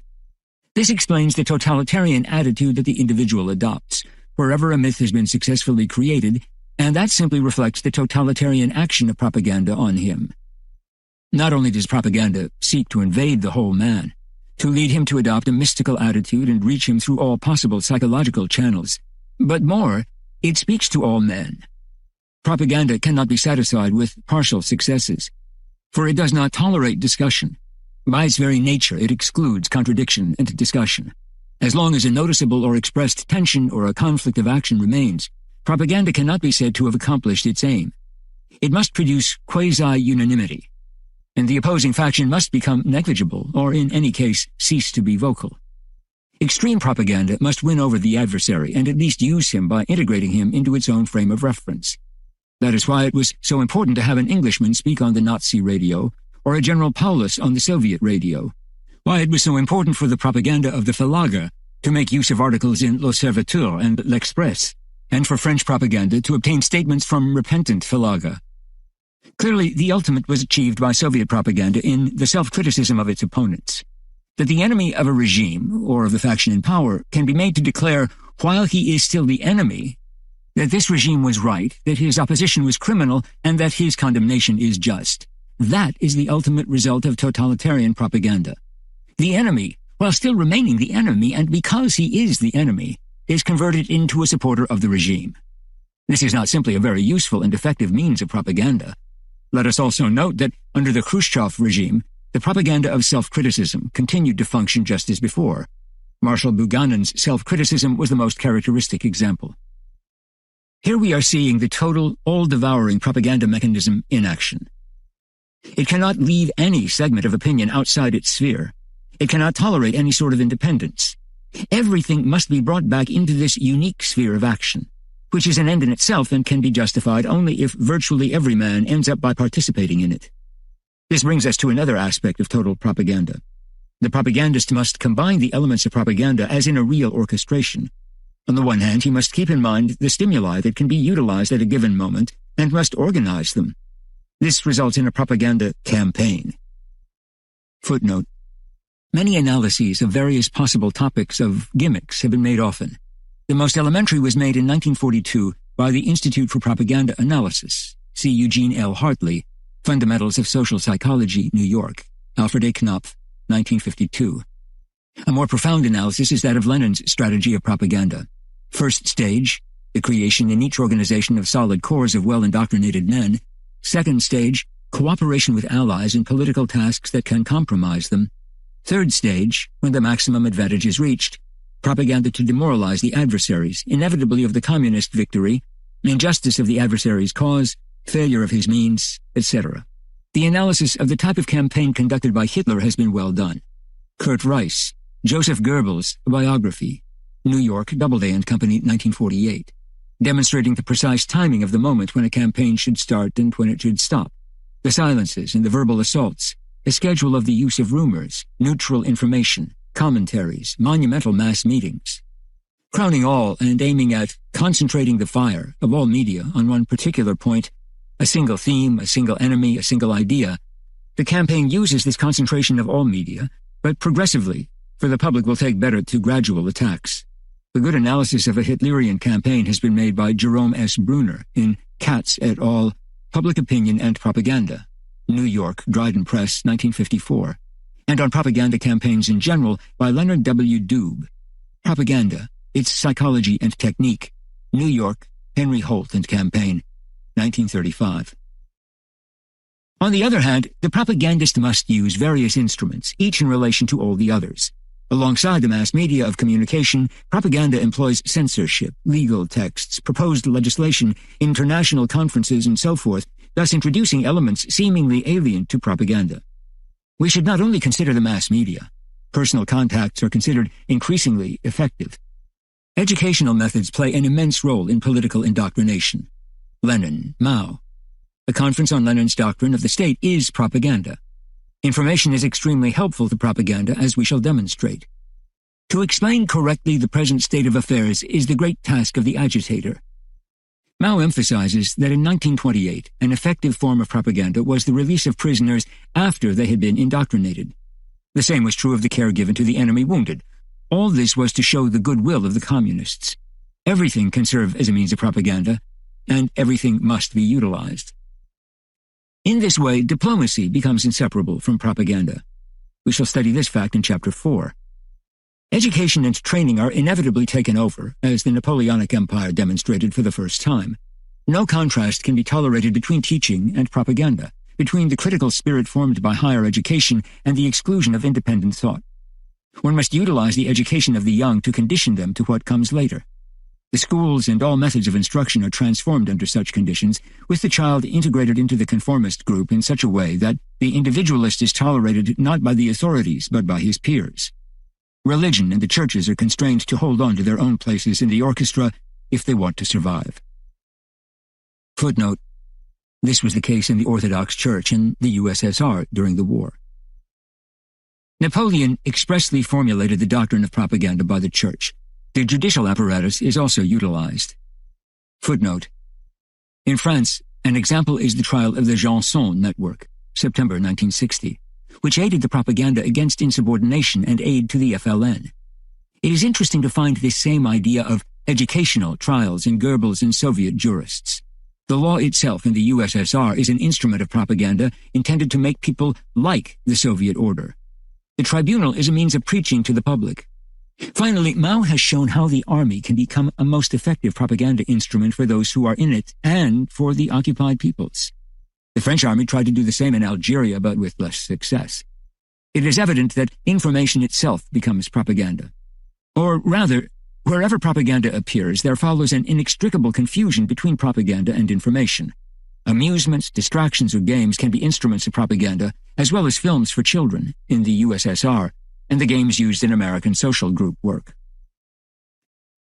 Of course, a trial can be an admirable springboard of propaganda for the accused, who can spread his ideas in his defense and exert an influence by the way he suffers his punishment. This holds true in the democracies. But the situation is reversed where a totalitarian state makes propaganda. During a trial there, the judge is forced to demonstrate a lesson for the education of the public. Verdicts are educational, and we know the importance of confessions in the great show trials. For example, the Reichstag fire, the Moscow trials of 1936, the Nuremberg trials, and innumerable trials in the people's democracies after 1945. Finally, propaganda will take over literature, present and past, and history, which must be rewritten according to propaganda's needs. We must not say, this is done by tyrannical, autocratic, totalitarian governments. In fact, it is the result of propaganda itself. Propaganda carries within itself, of intrinsic necessity, the power to take over everything that can serve it. Let us remember the innocent example of democratic, liberal, republican propaganda, which without hesitation took over many things in the 19th century.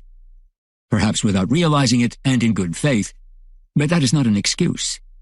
Let us remember the Athenian democracy, the Roman Republic, the movement of the medieval communes, the Renaissance, and the Reformation. History was hardly less modified then than Russian history was by the Bolsheviks. We know, on the other hand, how propaganda takes over the literature of the past, furnishing it with contexts and explanations designed to reintegrate it into the present. From 1,000 examples, we will choose just one.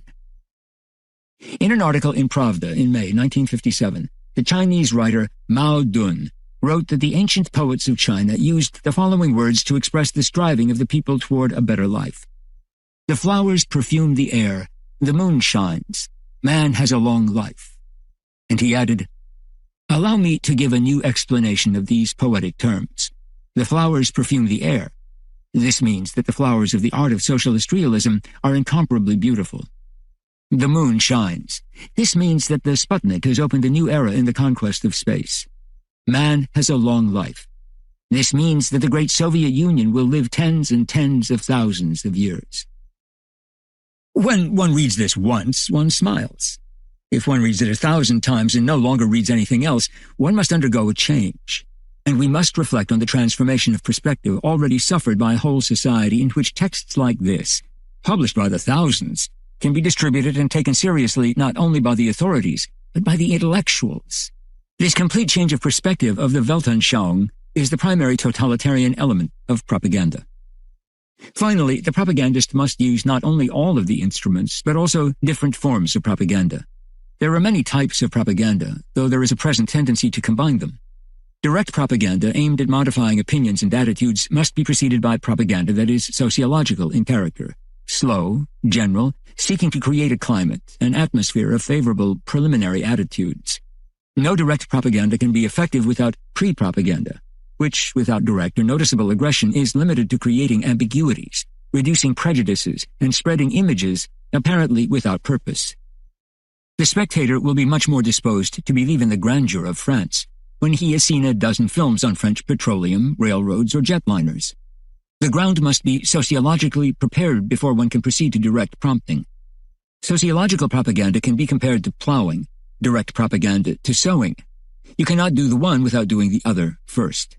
Both techniques must be used. For sociological propaganda alone will never induce an individual to change his actions. It leaves him at the level of his everyday life, and will not lead him to make decisions. Propaganda of the word and propaganda of the deed are complementary. Talk must correspond to something visible. The visible, active element must be explained by talk.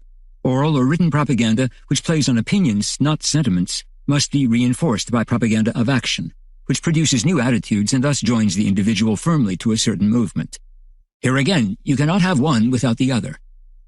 We must also distinguish between covert propaganda and overt propaganda.